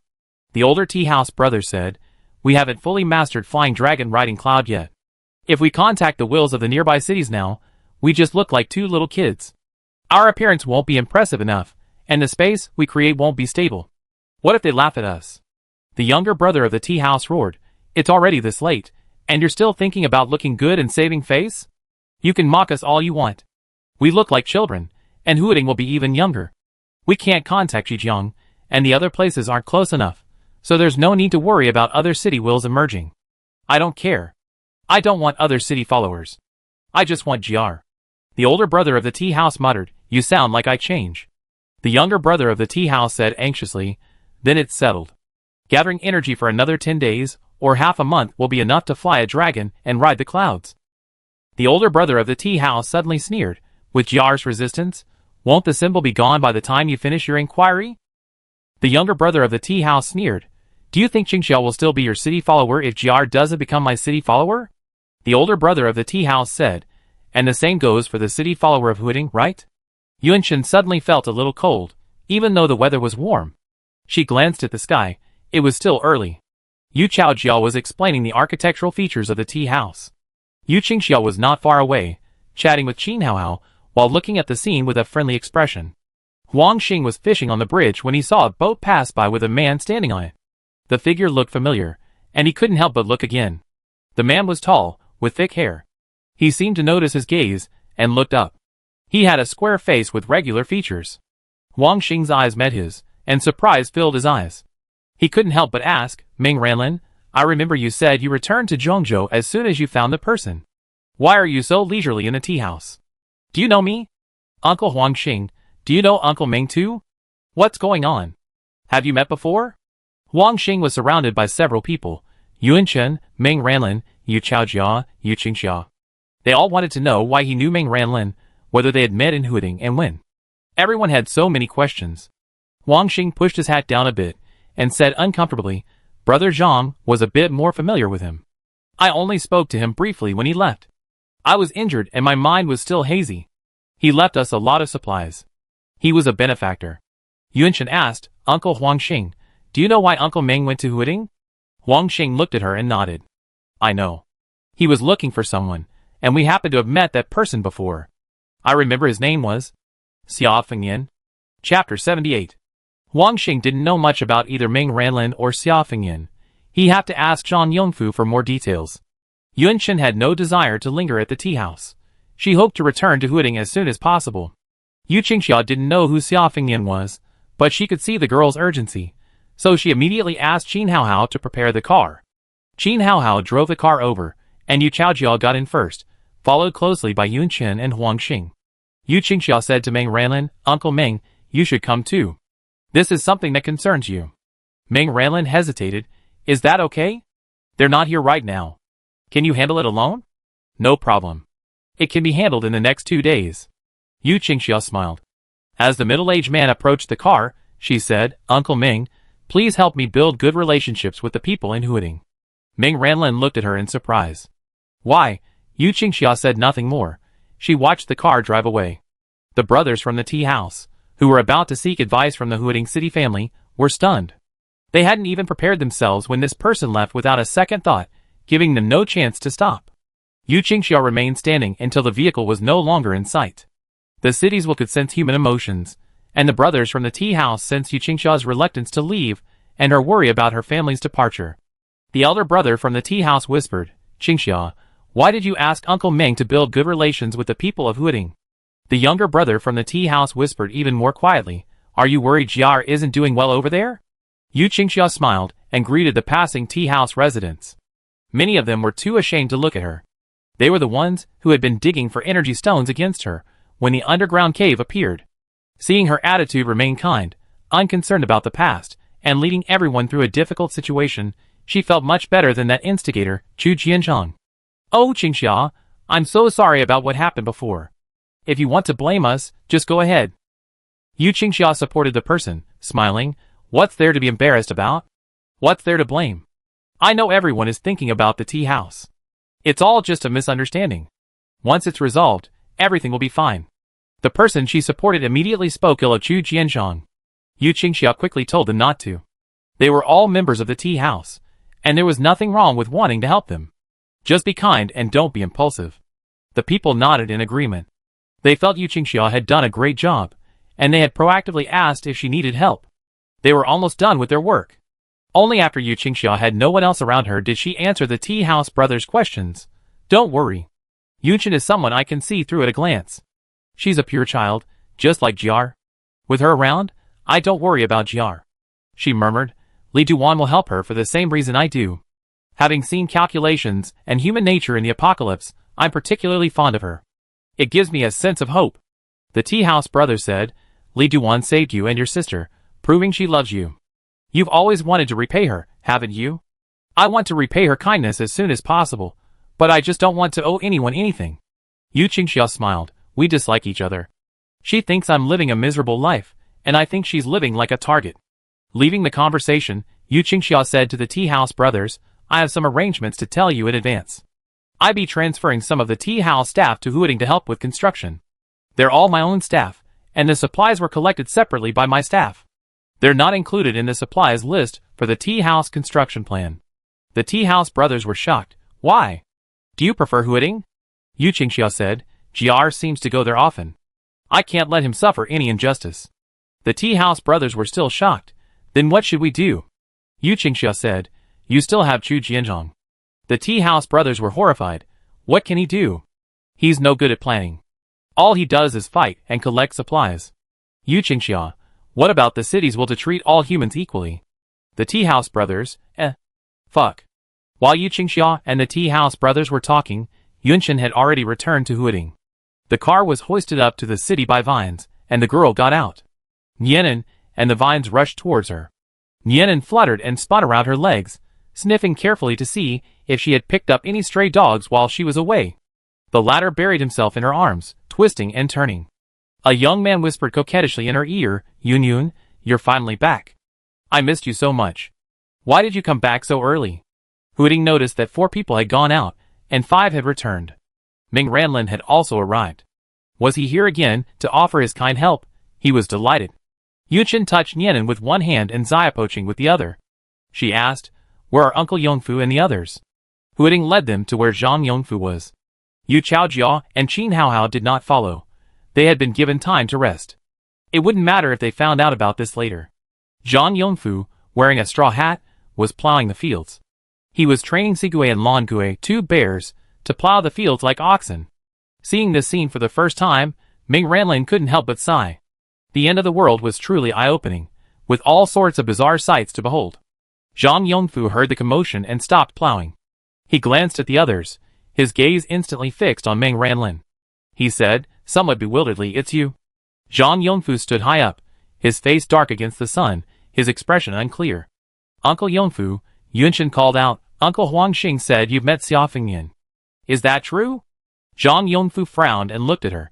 Why are you asking about this man? Yunchen said, Xia Fengyan is my father. Zhang Yongfu looked at her in surprise, his expression hazy, as if he had recalled something. He then said, so you do look a lot like him. Thick clouds drifting in from the distance blocked the sunlight, and a look of emotion crossed his weathered face beneath his straw hat. A photograph, yellowed at the edges. It showed a family of 3. The young man smiled brightly. It was none other than Xia Fengyan, whom Zhang Yongfu and the others had met. Is this world too small, or are there too few living people left? After all this, it turned out that everyone was somehow connected. Zhang Yongfu looked at Ming Ranlin. You can't remember anything about the past? You said you had something important to do, and if you couldn't find Xia Fengyan within the deadline, you had to return to Zhongzhou. Ming Ranlin shook his head. I'm sorry, I can't remember. Seeing they were silent, Yunchen asked, Uncle Yongfu, did you really see Xia Fengyan? Here in Huading? Why was he here? And what was he doing here? Zhang Yongfu studied the girl's features. The resemblance was indeed becoming more and more apparent. How could he have never recognized her before? Perhaps it was because he hadn't even considered it that way. That man. Zhang Yongfu sighed softly and spoke of the past. It was many years ago. I can't remember the exact year. At that time, the dozens of us who survived were scattered by ghosts and dispersed to different places, living in a daze. The skyscraper was already crumbling, but it was still the safest of the nearby buildings. Are they still going up? It seems they've broken through again. This height isn't their limit. Continue to move to the taller buildings. Fizi, Liangzi, clear the roadblocks. Xiaogua, move Xingzi. Captain, Xingzi's dying. Captain, don't worry about me. You guys go. No! They're not coming up. Zhang Yongfu breathed a sigh of relief. The few who had only suffered minor injuries hurried to check on Huang Xing. His shirt was completely stained with blood. Even without ripping the shirt open, the large wound was visible. A piece of flesh on his waist, along with his internal organs, had been torn off by the monster. Even with pressure to stop the bleeding, it was impossible to stop the blood from gushing out. A normal person would have fainted at this point. Huang Xing's ability to hold on until now was entirely due to his willpower. He needed to see his teammates reach safety before he could leave with peace of mind. Otherwise, he might as well use his body to pave a path for them. Now that his teammates were safe, without that energy, his breath became extremely weak. Xingzi, you have to hold on. You still have to get married. Guo Hongyu's eyes were red, and he said, it's all my fault. If I hadn't run so slowly, brother Xingzi wouldn't have saved me. Huang Xing suddenly coughed up blood. His face flushed with confusion. He said, I've saved a lot of money. I want to go home, find a wife, have a big, plump daughter, and love her dearly. Zhang Yongfu and the others had already seen their comrades' faces when they died. They knew this wasn't Xingzi's condition improving, but merely a fleeting moment of life. Muffled sobs filled the small space. Suddenly, I want to go home too. My wife's waiting for me at home, but I can't go back now. I haven't finished everything yet. Zhang Yongfu and the others shuddered. The voice came from behind them, right next to their ears. And they hadn't even noticed anyone behind them. It was a man. A young man. He had a baby-like face, and when he smiled, his eyes curved slightly, like a fox. He had crouched right behind them, and suddenly thrust his hand into Huang Xing's wound. Huang Xing cried out in pain, but before Zhang Yongfu and the others could react, a large red crystal appeared from his waist, filling the wound. Huang Xing, who had been nearly dead, regained his breathing. Even though Zhang Yongfu and the others were knowledgeable, they still didn't know how to react. The man said, marrying a wife is a truly magnificent dream. Those who have such dreams cannot die. You look like your soldiers, right? My wife really likes soldiers, so I do too. By the way, I don't think I introduced myself yet. My name is Xiaofengyan. Do you think it's strange that the young man's injury healed? It's not. Don't be fooled by my human appearance. I'm actually a stone, a very powerful stone. Because I'm a stone, I can give him a piece of my body. That way, as long as I live, he lives too. Isn't that amazing? He spoke with such passion and emotion that it was like performing a monologue.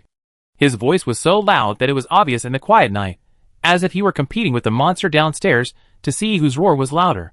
Zhang Yongfu and the others clutched their guns tightly, extremely vigilant. Xiaofengyan said, unfazed, why aren't you talking? Are you bored listening to my stories? It's okay, they're certainly not very interesting, but my wife. She's incredibly beautiful, stunningly beautiful, so tender and considerate, the finest human being in the world. Look, this is the portrait I drew of her.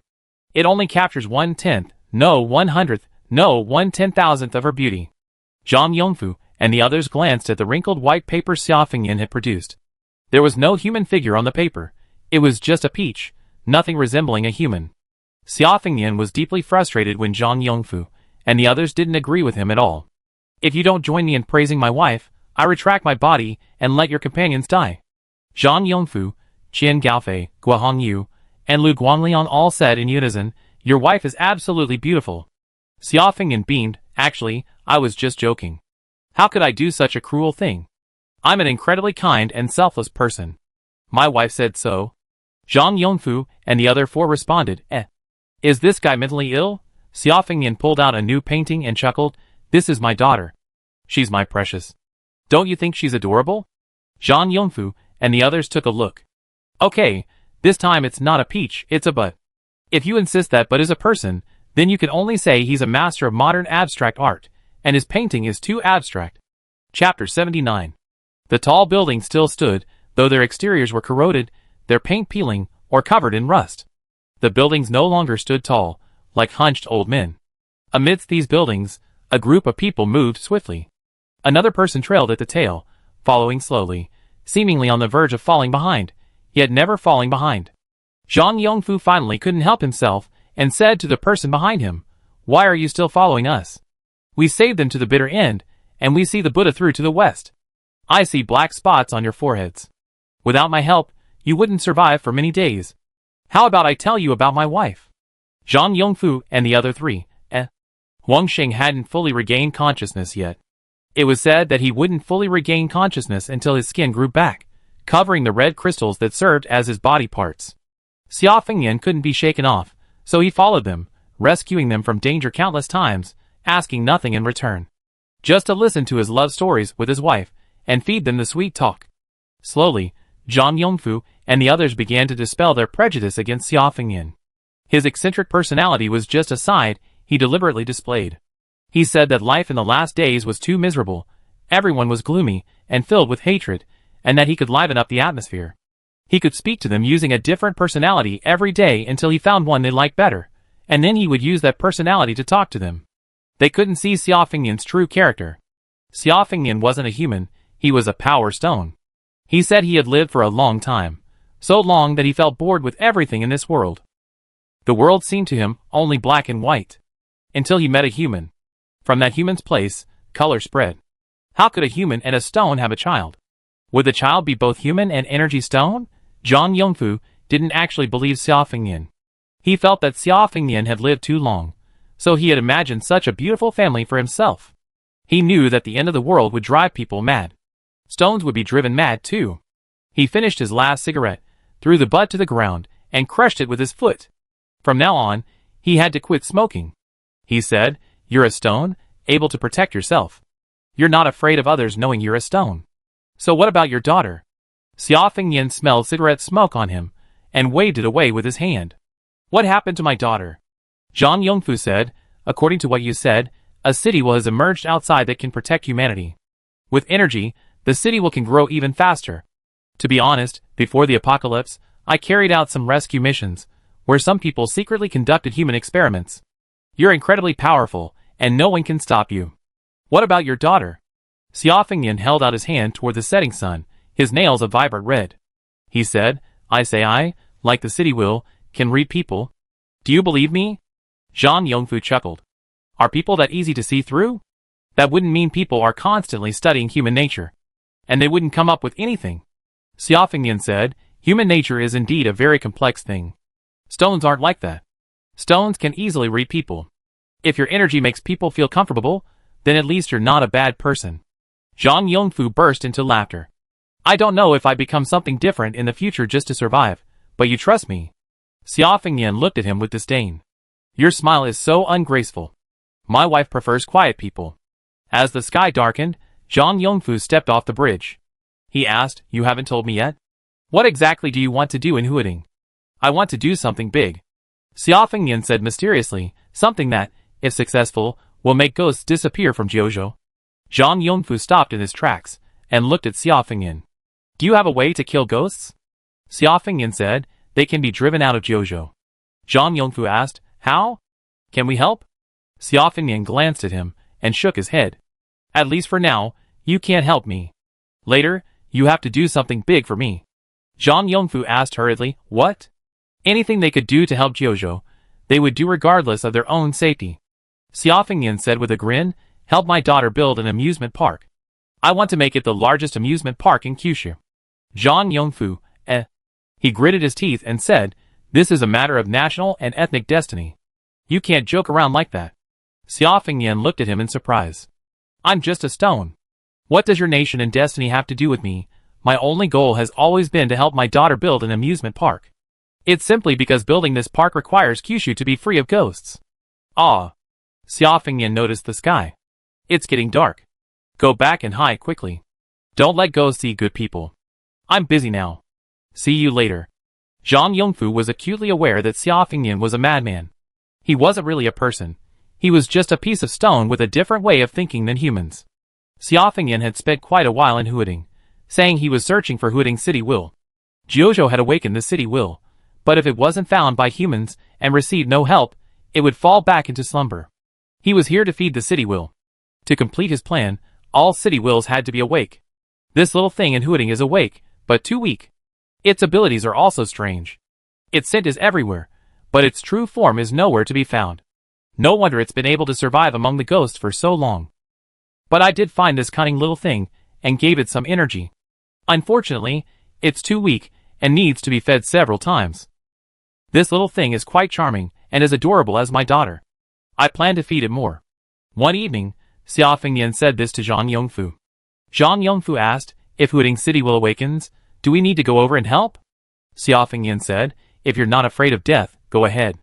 This is the first time I've seen a city will this sickly. There's no telling when it might suddenly fall back dormant. Whoever becomes its supporter will suffer great misfortune for their ancestors.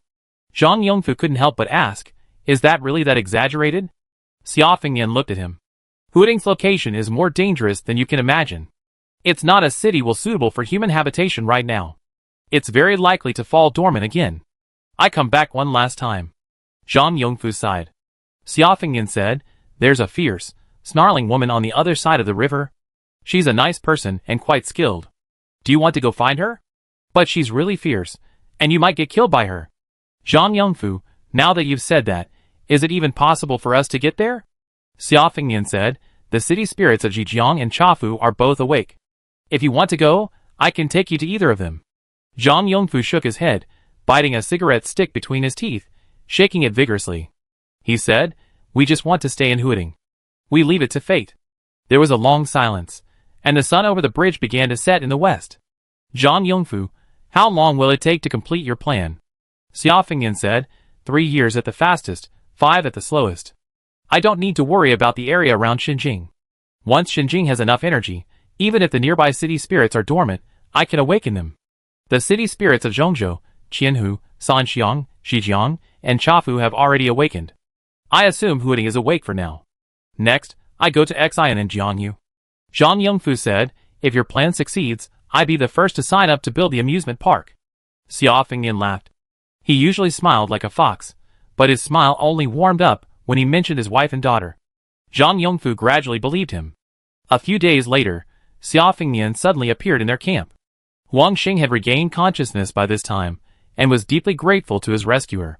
Xia Fengnian took a deep breath. I really like the feeling of all the good people. Zhang Yongfu looked at him speechlessly. The others were a little uneasy. They didn't have the familiarity with Xia Fengnian that Zhang Yongfu did. Suddenly, Xia Fengnian broke off 4 of his fingers. After leaving his body, the 4 fingers quickly transformed into a red energy stone the size of a head. Xia Fengnian handed the energy stone to Zhang Yongfu, saying, it can mask your human scent at night, but with each use, it will slowly decrease in size until it disappears. Use it sparingly. Zhang Yongfu hadn't expected Xia Fengnian to give them such a life-saving gift. He was about to express his gratitude when he heard him say, that's right. Xia Fengnian held up a finger. His nails were a deep red. I forgot to tell you the answer to the question you asked me earlier. Why do I keep telling people I'm a stone? As she grows up, my daughter's energy stone characteristics will become more and more apparent. My daughter deserves happiness, a life free from worries and hardships. She shouldn't have to hide her identity as she grows up.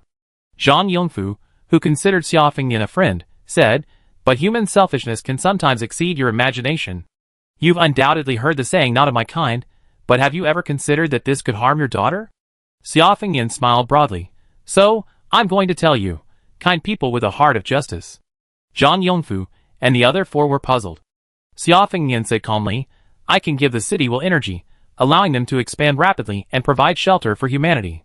I can also withdraw that energy at any time, cutting off all of the city will's energy sources. By the way, don't even think about killing me. I won't die unless I want to. Xia Fengnian suddenly put on the same cerebral demeanor he had when they first met, removing his head and showing it to them. Look, isn't it interesting? Zhang Yongfu looked hesitant. He said, even if you threaten us like this. Who threatened you? Xia Fengnian glanced around warily. Don't talk nonsense. My wife won't let me threaten humans. I'm leaving. He never showed up again after that. Zhang Yongfu finished speaking, looking at Yunchen, suddenly unsure how to react to her. Yunchen, She didn't know how to react either. Mom called Dad a hero, but why did Sister Do-won and Uncle Yongfu always sound like such an unreliable person? Oh, it was sure too. Would a normal person use this kind of thinking to solve a problem? The little broken city remained stunned. The warmth he felt then was actually from Yun-chen's father. Hooting couldn't be happy. The vines could no longer stand upright, completely slumped over the girl's shoulders. He was actually called a sickly child by Yun-chen's father, and described as the city's will that brought misfortune to anyone who became his dependent. Chapter 80. You should be in Zhongzhou, and why are you alone here? Yun-chen knew what Zhang Yongfu was asking, and she said calmly, my mother is dead. In Zhang Yongfu's account, Xia Fengnian mentioned his wife every day, his heart filled with only his wife and daughter. He undoubtedly loved his family deeply. But his wife was gone. Xia Fengnian's wife, Yun-chen's mother Yun Zhongshu, had passed away several years earlier due to a sudden, serious illness. Zhang Yongfu was slightly surprised to hear that Yun-chen's mother had passed away. He asked, did Xia Fengnian know? Yun-chen shook her head, thinking that Xia Fengnian probably didn't know. Just as Sister Du-won had told her in her letter, if Xia Fengnian knew Yun Zhongshu was in trouble, he would have rushed back. Xia Fengnian was trapped. Zhang Yongfu described Xia Fengnian as a powerful stone. Where could such a powerful stone be trapped? The vines gently stroked the girl's back, comforting her. Ming Ranlin asked, when did I appear here? Am I here just to find Xia Fengnian? Zhang Yongfu nodded. He said Ming Ranlin appeared in Hooting around 2025. You said you were a good friend of Xia Fengnian, a member of Zhongzhou's family. Zhongzhou had something important and urgent to tell him, and hoped he would return to Zhongzhou as soon as possible. Is that important and urgent matter referring to the death of Xia Fengnian's wife? Ming Ranlin pondered, then asked Zhang Yongfu. Zhang Yongfu wasn't sure. He said, we're just acquaintances. I don't know what you're talking about. After you learned that Xia Fengnian was no longer in Hooting, you didn't stay here for long. Ming Ranlin nodded in understanding. He wasn't disappointed that he didn't get much information. However, Zhang Yongfu spoke again, sizing Ming Ranlin up. I remember something strange. Ming Ranlin also looked at him. Is it related to me? Zhang Yongfu nodded. It's related to you. You asked us if there were only a few survivors left in Hooting. After we answered in the affirmative, you gave us 100 people a 30-year supply of essential survival supplies. Ming Ranlin noticed that Zhang Yongfu's expression wasn't exactly happy when he mentioned this. He raised an eyebrow and asked, you didn't seem to like my behavior at the time. Yun Chen and Xiao Poqing were equally puzzled. Wasn't leaving so many survival supplies a good thing? Why didn't Uncle Yongfu like it? Zhang Yongfu said, when you first left the supplies, we did think it was a good thing. It wasn't until we went out to search the next day and the following days that we realized. You completely purged half of Hooting, a city that should have had ample supplies. Yun Chen and Xiao Poqing were utterly astonished. Ming Ranlin was equally astonished. Why would I do such a thing? Zhang Yongfu shook his head. How would we know? We don't even know how you managed to steal so many supplies by yourself. Yun Chen interrupted. Zhongzhou Will City talent is related to teleportation. She had originally thought Zhongzhou could only teleport people, but now speculated that it might also be able to teleport objects. She just didn't know if there were any restrictions. Speaking of teleportation, Yun Chen couldn't help but wonder how Sister Du-won had left the watchtower. Was it also teleportation? Could it be related to Jiuzhou? Yun Chen's thoughts returned. Zhang Yongfu, impressed once again by her words, marveled at the wonder of the city's will. Ming Ranlin was lost in thought. When he heard Yun Chen say teleport, a fleeting fragment flashed through his mind. He tried to grasp it, but couldn't. He had a splitting headache and a look of agony. Uncle Ming, what's wrong with you? Seeing the girl's concerned expression, Ming Ranlin suddenly sighed. Yun Chen. Yun Chen was stunned. The middle-aged man's tone of voice, calling her name, was exactly the same as when they were in Zhongzhou. She explained in surprise, you remember? Zhang Yongfu was eager for Ming Ranlin's memory to return. He wanted to know why he had moved Hooting's supplies. I'm sorry to disappoint you. Ming Ranlin shook his head. He hadn't regained his memory, but he seemed to have a sense of familiarity with the people and things from his past. This is also a good thing. It shows Uncle Ming is showing signs of recovery. Yu Chaojia immediately offered this assessment upon hearing this. After learning that the Ming Wu rescued by the Cha mansion was actually Ming Ranlin, a member of the Zhongzhou city clan, Yu Chaojia and his companions gradually began to address him differently, no longer calling him Ming Ranlin Ming Wu, but simply Uncle Ming. With Yu Qingsha's permission, Ming Ranlin, like Yu Chaojia and Qin Haohao, also stayed in Hooting to help out. They lived in the house next to Zhang Yongfu and his 4 companions. In the shared courtyard, Wang Xing was stretching his limbs. When the time came, he saw no familiar figure. Where's Xiaoyun? Isn't she coming to spar with me today? Zhang Yongfu then remembered what had happened. He said, Xiaoyun asked me to tell you that she's not feeling well today and needs to rest for a day. We continue tomorrow. Wang Xing was even more puzzled. She didn't even get a break after I beat her last time. Zhang Yongfu glared at him. What's the point of you taking a break? Come and play some chess with me. Wang Xing sat down awkwardly. He wasn't a chess player. He looked at the others for help. Qian Gaofei and Lu Guangliang all had their own things to do and didn't have time to save him. Zhang Yongfu said, the physical pain will subside if you endure it. He felt something else. The windows of the brick house were all covered with heavy curtains. Aside from Huading's city statue, there was no other light in the room. Yunqin sat on the ground next to the city statue, her hands folded around her knees. The branches of the Huading tree rested on her shoulders, flapping gently. The girl remained in this position for a long time. She sat there silently, without saying a word. Huading could sense the complex emotion she felt. A mixture of joy, relief, and sadness, filled with regret. He couldn't quite grasp these emotions yet, and couldn't comfort Yunqin, but he would stay by her side until she needed him. A long moment passed like this. Yunqin muttered, if Xiaofingyan knew Mom was gone, would he be sad? Without waiting for Hua Ting's response, she offered her own answer, he would definitely be sad. I still don't understand. If he loved Mom so much, why would he leave? He had the ability to protect her, so why didn't he keep her with him? Hua Ting pondered this for a moment. For humans, living in an environment constantly haunted by ghosts isn't likely to be a happy experience. Yunqin grabbed the vine and held it in his arms like a baby. She sobbed, her voice particularly soft. I can't protect Mom, and I can't find Dad. Warm liquid dripped down the vine, and Hua Ting felt sad. He wanted to help Yunyun, but there was little he could do right now. After a moment, Yunqin regained his composure and rose from the ground. The vine pulled aside the curtains, letting light stream into the room. She put on her gloves again, shielding the gleaming red of her nails. Huading's delicate, soft branches lifted a bunch of her hair and smoothed it out, concealing the subtle red at the end of her hair within the knot. Yunqin looked in the mirror. She looked just like a normal human. She wasn't Xiaofingyan, and didn't possess his powerful abilities. For the time being, she couldn't openly reveal her energy stone's identity to other humans. She asked those who already knew about the situation to keep it a secret. Zhang Yongfu and Ming Ranlin were both trustworthy people. They wouldn't tell anyone about this, and they repeatedly urged Yunqin to protect himself. In this respect, Xiaofingyan was indeed a skilled judge of character. Want to go for a walk? Huading asked, seeing Yunqin standing at the door for a while, branches poised to open the door. Yunqin shook her head. She pulled a fragment of the Jiuzhou statue from her waist bag and sat down at the table. Do you remember what happened when Sister Duwan left? Huading did. After Sister Duwan had sent them down to the well, the watchtower began to shake, then completely collapsed, leaving only ruins. Everyone was stunned. They searched the ruins for a long time, but could find no trace of Sister Duwan in the watchtower. They speculated whether Sister Duwan had left the watchtower through an underground passage or some other means, but they found no such underground mechanism. Later, Yunqin read the letter and learned that there was a Jiuzhou statue at the watchtower, so he deliberately forgot about the question of how Sister Duwan had left the watchtower. Sister Duwan's appearance was mysterious, and her departure was even more mysterious. Yunqin said, Sister Duwan suddenly appeared here because Zhongzhou teleported her here. The location Sister Duwan was teleported to in Huading was probably similar to where she had been teleported to at that time. The red cloak she had worn to protect herself from the cold when she first arrived in Huading had fallen into the water and disappeared, only to reappear on Sister Duwan's body later. Only teleportation can be like this, suddenly appearing and disappearing. Huading flicked the vines.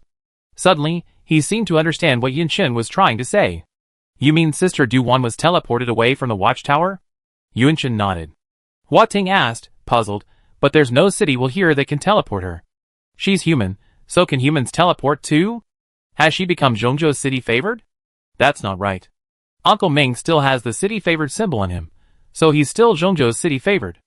Yunqin showed Hua Ting what she was holding. It was a fragment of the Jiuzhou statue. What if it could teleport? Yunqin's bold hypothesis caused the small, broken city statue to glow with disbelief, before the light gradually faded. It's possible, Hua Ting muttered, very likely. If this fragment of the Jojo statue truly could teleport, and Zhongzhou's city talent also teleported, he couldn't help but have an even bolder guess. Could the abilities of the Jojo statue fragments correspond to the city talents of different city wills? After hearing this, Yuanchen fell into deep thought. It's not impossible. Unfortunately, they only had one fragment of the Jojo statue, and they didn't know the talents of more city wills, so they were just making wild guesses. Huating asked, "Do you want to experiment?" Since this was a fragment of the Jojo statue, Irnicheng had never considered using it before, having always kept it close to them. Yuanchen asked uncertainly, "What if it accidentally succeeds, and it really can teleport me away?" Huating, "Yes." Irnicheng fell silent. Huating's first thought was someone. He said, "We can ask Brother Yu." Yu Chaojia had a stone that could ward off ghosts, so using it for an experiment shouldn't be too dangerous. Yuanchen, "I wonder if Brother Yu would lend it." Huating whispered, "Trade it with him for a roast chicken. If one isn't enough, 2, or even 3. Yuanchen was skeptical. Would Brother Yu agree? Chapter 81. Yu Chaojia agreed. He didn't even need a whole roast chicken. Half would do. Chicken in one hand, stone in the other. Yu Chaojia ate with his mouth full of oil, not even asking Yuanchen and Huiting what they were going to do with his stone. He simply said, "Just remember to return it to me." He placed great trust in each person and each city. Yuanchen and Xiao Poqing were deeply moved, and they would never betray this trust. With the stone in hand, the experiment began. After all, it was a fragment of the Jojo statue, so Yuanchen and Xiao Poqing didn't dare to rashly use its energy. What if they damaged the national statue? They first used words and actions. In the journey to the west stories that Brother Yu had told them, didn't the magic weapons used by the gods and monsters require incantations to activate their powers? But what were the mantras? One was a child born after the apocalypse, having only heard fairy tales, and the other was the city's will, whose memories hadn't fully recovered. After racking their brains, they could only come up with something from Yu Chaojia's story. "I call your name, do you dare answer?" They also said to the Jojo statue, "I call you Jojo, do you dare answer?" The stone stood still, as if mocking the fact that one man and one city were two fools. Yuanchen and Xiao Poqing had also been taking lessons with Qian Gaofei for a while, and whenever they encountered something they didn't understand, they would humbly ask others for help. Mantra. Open sesame? Gua Hongyu and Huang Xing were bewildered by the question. Before joining the army, the former was an uneducated rich second generation who struggled with reading, while the latter was a mountain child with little education. They couldn't answer Yuanchen and Huating's questions. Each man went back to Lu Guangliang. Lu Guangliang was surrounded by coils of cables, tinkering with a transformer or similar device. He explained that besides solar power, he was also looking for other methods of generating electricity. He said that a city in the sky like Huiting could use wind power, which would support large electrical equipment and allow Huiting to build small factories. Hearing their questions, Lu Guangliang said embarrassedly, "You're asking me about this, but my mind is completely blank. I can't think of anything." Qian Gaofei, standing nearby, paused his carving and asked, "What formula is that? Hurry up and obey the command? All those who are about to fight will be arrayed in front." He rattled off a dozen of them, and Yuanchen and Huiting quickly wrote them down. "Uncle Fei, what are you doing?" "I'm making a bamboo flute." "What are you making a bamboo flute for?" "I'm making a flute, that is. I blow the Chong flute under the moonlight over the mountains, without the sorrow of the boudoir thousands of miles away." Qian Gaofei smiled and recited a line of poetry that Yuanchen and Huating couldn't understand. He put down the carving knife, picked up 2 completed pieces, and tossed them to Yuanchen and the vine on her shoulder. "Here, you two can play with them." He picked up the carving knife again, holding down the raw material with his right hand, which was only a lump of flesh, while carefully carving with his left. Yuanchen, "Thank you, Uncle Fei." The bamboo flute Qian Gaofei had carved was exquisite and beautiful, with patterns on it, and the sound was pleasant no matter how you blew it. Xiao Poqing couldn't put the bamboo flute down. He couldn't play it, but he liked beautiful things. The bamboo flute was beautiful. He hung the flute on the main vine, and it swayed with his movements. Each man and Chung returned to the brick house. They collected a number of formulas and began experimenting again. The Jojo statue showed no reaction to phrases like "open sesame." "Hurry," as commanded, "all those facing the enemy are arrayed before us, and the mysterious sect of heaven and earth, the root of all myriad chi." The Jojo statue grew slightly heavier. "Blow the Chong flute again, and the moon over the mountains." The Jojo statue emitted a faint glow. It reacted, but when they recited the second half of the phrase, The Jojo statue stopped responding again. Yunchen and Xiao Pochi were troubled. What should they do?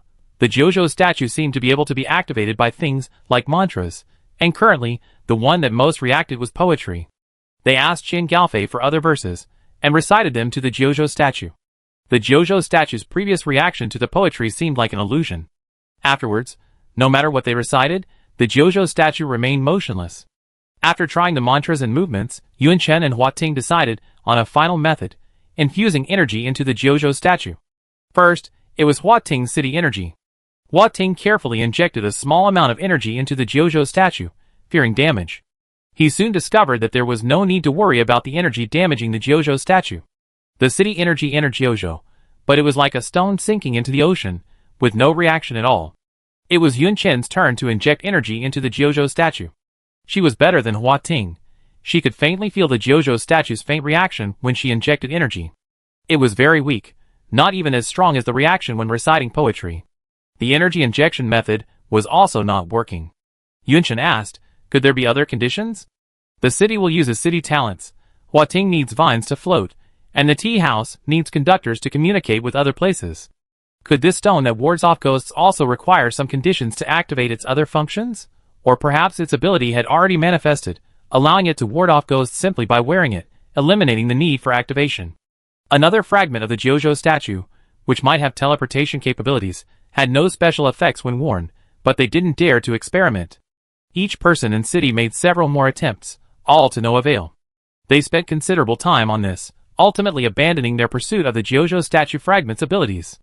Yunchen returned the stone to Yu Chaojia. Yu Chaojia was inside, drawing up new architectural designs for a religious structure. Yu Chaojia was only halfway through the blueprint when he said, Huading's modern historical architecture is largely religious. If we can restore some of it, Huading should see a significant boost in strength. He called Yunchen and Tingmen to the table and pointed to the simple outlines on the blueprint. These represent 4 different religions: Buddhism, Taoism, Islam, and Catholicism. Due to historical factors, Huading once had a large number of churches, some of which still exist today. Yunchen nodded repeatedly. Do we need to start collecting building materials in advance? Shouldn't we continue with the class? Huading nodded its branches.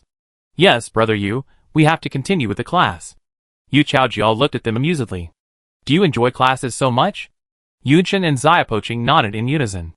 They wished they could absorb new knowledge every moment, but unfortunately, there was so much to do. Yu Chaojia rolled up the blueprint and put it in a drawer. He said, I give you the materials list after I finish drawing the structural diagram. I also explain it to you in detail. Otherwise, you won't know what many of the materials are. He twisted his neck to loosen his muscles. Yunchen groveled over and massaged his left shoulder. Brother Yu is such a good man. Huading groveled and tapped his right shoulder. The best man in the world.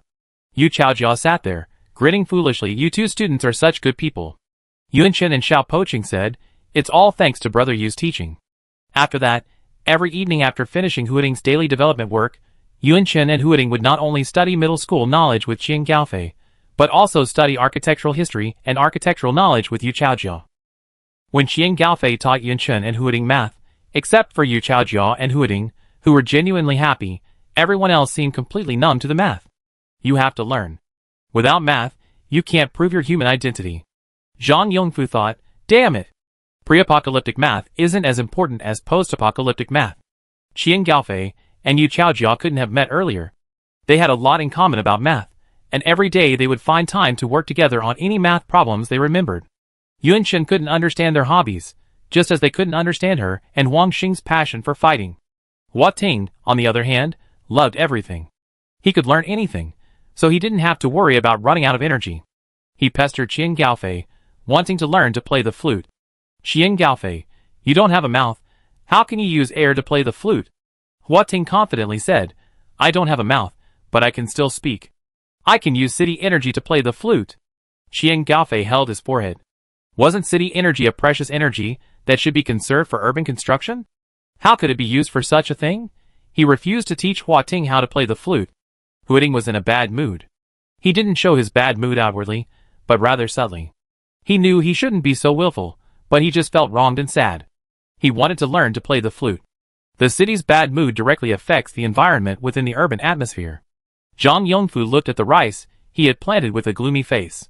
These were medium-season rice, and each had looked so beautiful when they were planted, but now they were all wilted. He looked like he was saying, "I don't want to live anymore, let me die." The same was true of the plants within the urban atmosphere. Instead of the vibrant green of spring and summer, they showed signs of early autumn withering. The air within the urban atmosphere was also somewhat gray, like the smog of the past.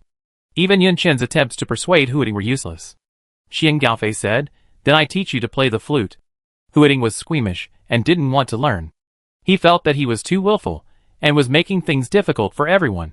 City Will's mood worsened, and the urban atmosphere deteriorated as well. Zhang Yongfu longed to take a few puffs of his cigarette, but he had already quit. Biting a stick, he said to Qian Gaofei, "Fizi, you're so mean. City Will wants to learn to play the flute, so just teach him. Look at my rice, it was growing so well, now it's all wilted." Qian Gaofei, "I just casually refused. Who could have imagined it would turn out like this?" Zhang Yongfu, "If you don't teach him, he's unhappy. If you teach him, he's unhappy too. So sad, my rice." Xian Gaofei came up with a solution. He added a music class in the evening. The music class was all about teaching everyone to play the flute. City Will's mood improved, the plants suddenly became greener, and Zhang Yongfu's rice became full again. After Hua Ting learned to play the flute, he played day and night. He played beautifully, but everyone woke up to the same tune, and fell asleep to the same tune, their ears nearly calloused. Yun Chen couldn't bear to stop Hua Ting. Little Pacheng was usually so obedient, quiet, and good-tempered. He only had this little hobby, so what was wrong with letting him play more? She distributed earplugs to everyone, the kind that blocked out the old lady's voice. Hoping she could stop everyone in Hua Ting. The sky was a pale blue, a drizzle hazy, and the sound of the flute lingered. Yu Chaojia had dark circles under his eyes, and the earplugs couldn't block out the piercing flute sound. He even considered returning to the tea house. Just as this thought occurred to him, the radio placed under the tree in the courtyard began to crackle. "Hello?" It was my sister's voice. Yu Chaojia rushed to the radio. "Sister." He heard Yu Qingxia say that they would send a group of people to Huiting to help, around 1,000 in number, and hoped that Huiting would prepare sufficient accommodations in advance. Including Yu Qingxia herself, she would also come. Yu Chaojia asked in surprise, "Are you okay with that, brothers?" The tea house brothers, upon hearing that Yu Chaojia had finally remembered them, had wanted to offer a taunting, "You miss us too." The thought of Yu Chaojia still being angry, and Yu Qingxia leading the group directly to Huiting, made it seem as if they were never going to return, made them look like they were going to stay. The tea house brothers said humbly, "No problem. How could we have a problem with something like mutual assistance, a city's will?" The rain was getting heavier, and the treetops were no longer enough to block it. Yu Chaojia bent down to pick up the radio, and the stone in his jacket pocket rolled to the ground. The flute continued to play, and raindrops fell on the stones, instantly creating a vast expanse of white mist. The fog swirled, enveloping a large area of residential buildings in the alley. The radio suddenly cut out, and the tea house could no longer contact Huiting. Yun Chen and Xiao Poching rushed to the area. When the fog appeared, they were nearby inspecting the soil. They witnessed with their own eyes how the fog enveloped a large area of residential buildings, transforming them into a forest similar to the nearby woods, and the buildings vanished into thin air. If Xiao Poching hadn't been able to still sense those buildings, they would have thought they were seeing a ghost in broad daylight. Yun Chen saw the pale-faced young man standing there in a daze. Not far ahead of him lay the fragments of Jiuzhou. The mist emanated from there. Yu Chaojia pointed at the stone on the ground and asked, "What's going on?" Yun Chen was about to explain. Yu Chaojia suddenly clutched his head. This ability seemed strange. It must be some kind of secret. According to the tropes in literary books, it might have something to do with saving the world. No need to explain. I don't want to know. You figure it out on your own. Yun Chen shut up. Yu Gu had already finished talking. What else could she say? She asked Yu Chaojia why the stone had undergone this transformation. Yu Chaojia described the scene in detail. Courtyard, radio, rainy day, flute music. As they spoke, the white mist wafting from the stone slowly dissipated. The rain curtain faded, and the surface of the stone was completely covered in rainwater. Yun Chen asked Xiao Poching to continue playing the flute. The flute rang out, and the white mist reappeared. Chapter 82.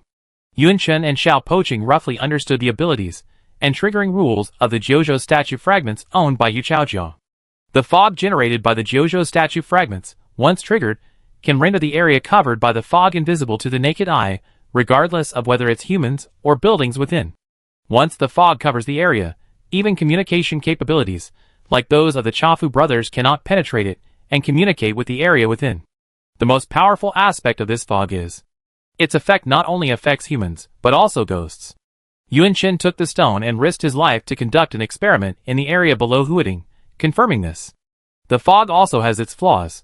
It can't block ghosts like Yuji, who are extremely sensitive to sound.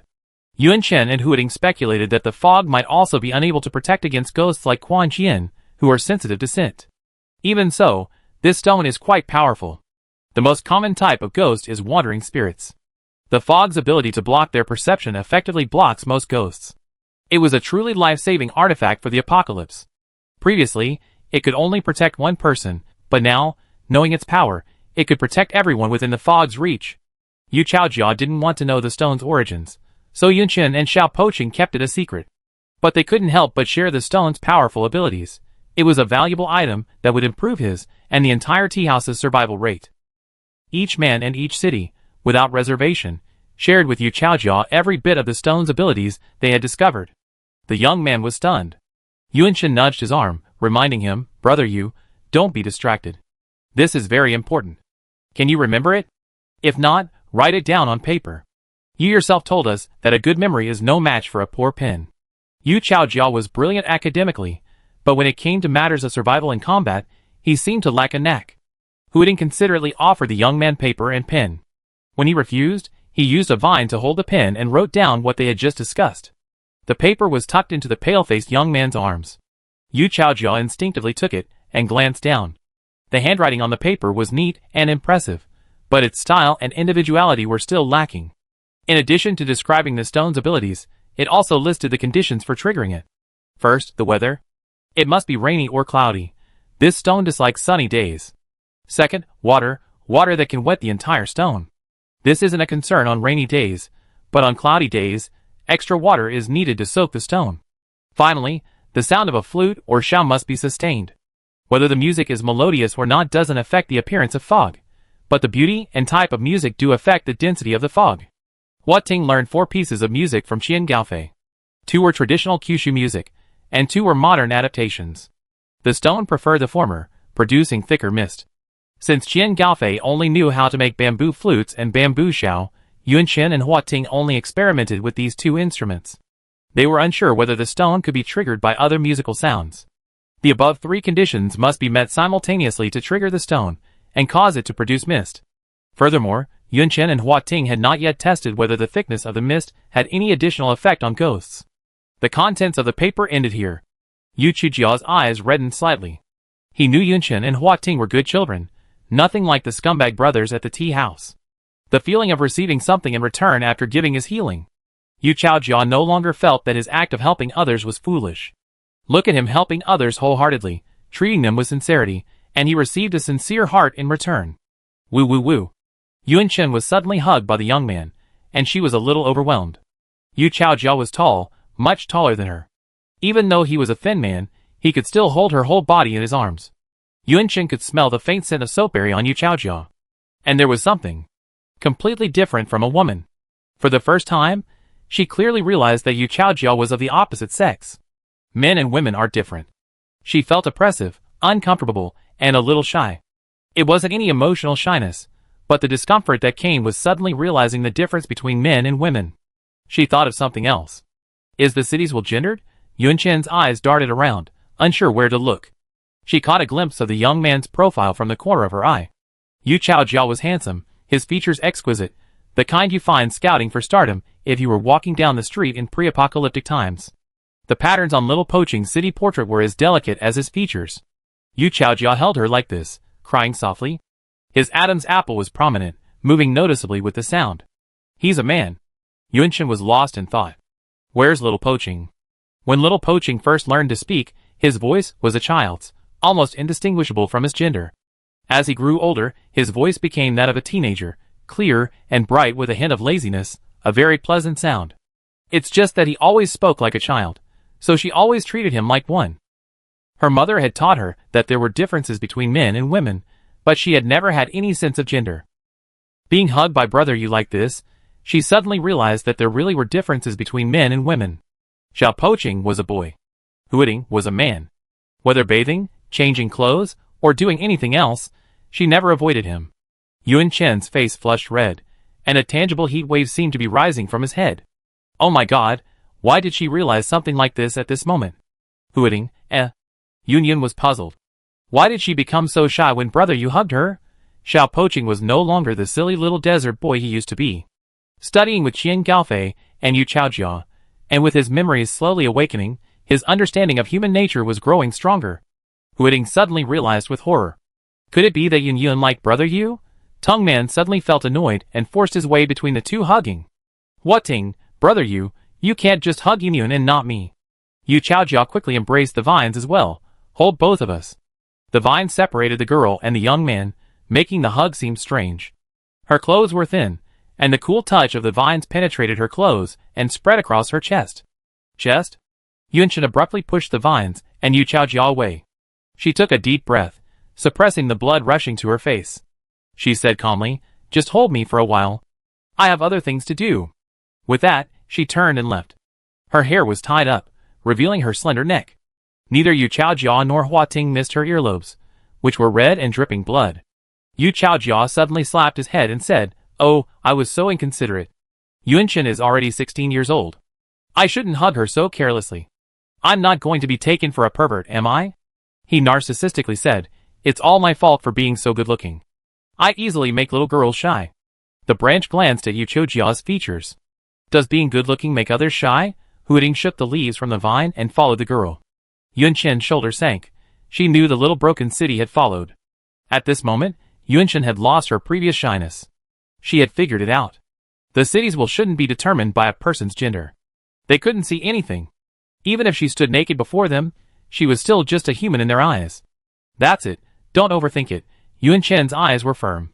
Yun Yun, Huiting's voice suddenly echoed in his ears. Do you think brother Yu is good-looking? The gentle, watery voice of the young man was like a gentle breath in his ear, sending a slight tickle all the way to his heart. Yunshin held onto the tree next to him. The vine was stunned. He watched the girl turn a ripe, shrimp-colored color from head to toe, including the emotions he could sense. Except shyness, nothing but shyness. Huiting, So Yun Yun thought Yugu was so handsome. He was about to ask more, but a convoy arrived in the area below. They were from the tea house. Yu Chaojia had mentioned to them that Yu Qingxia would be bringing her staff to help build Huiting. The reason was simple. Yu Chaojia would be living here permanently, and Yu Qingxia wanted her brother's living environment to be as comfortable as possible. Huiting said, Yu Qingxia is here. Yunshin's face was serious as he went to greet her. Under the blue sky, two hands, both scarred and calloused, clasped together.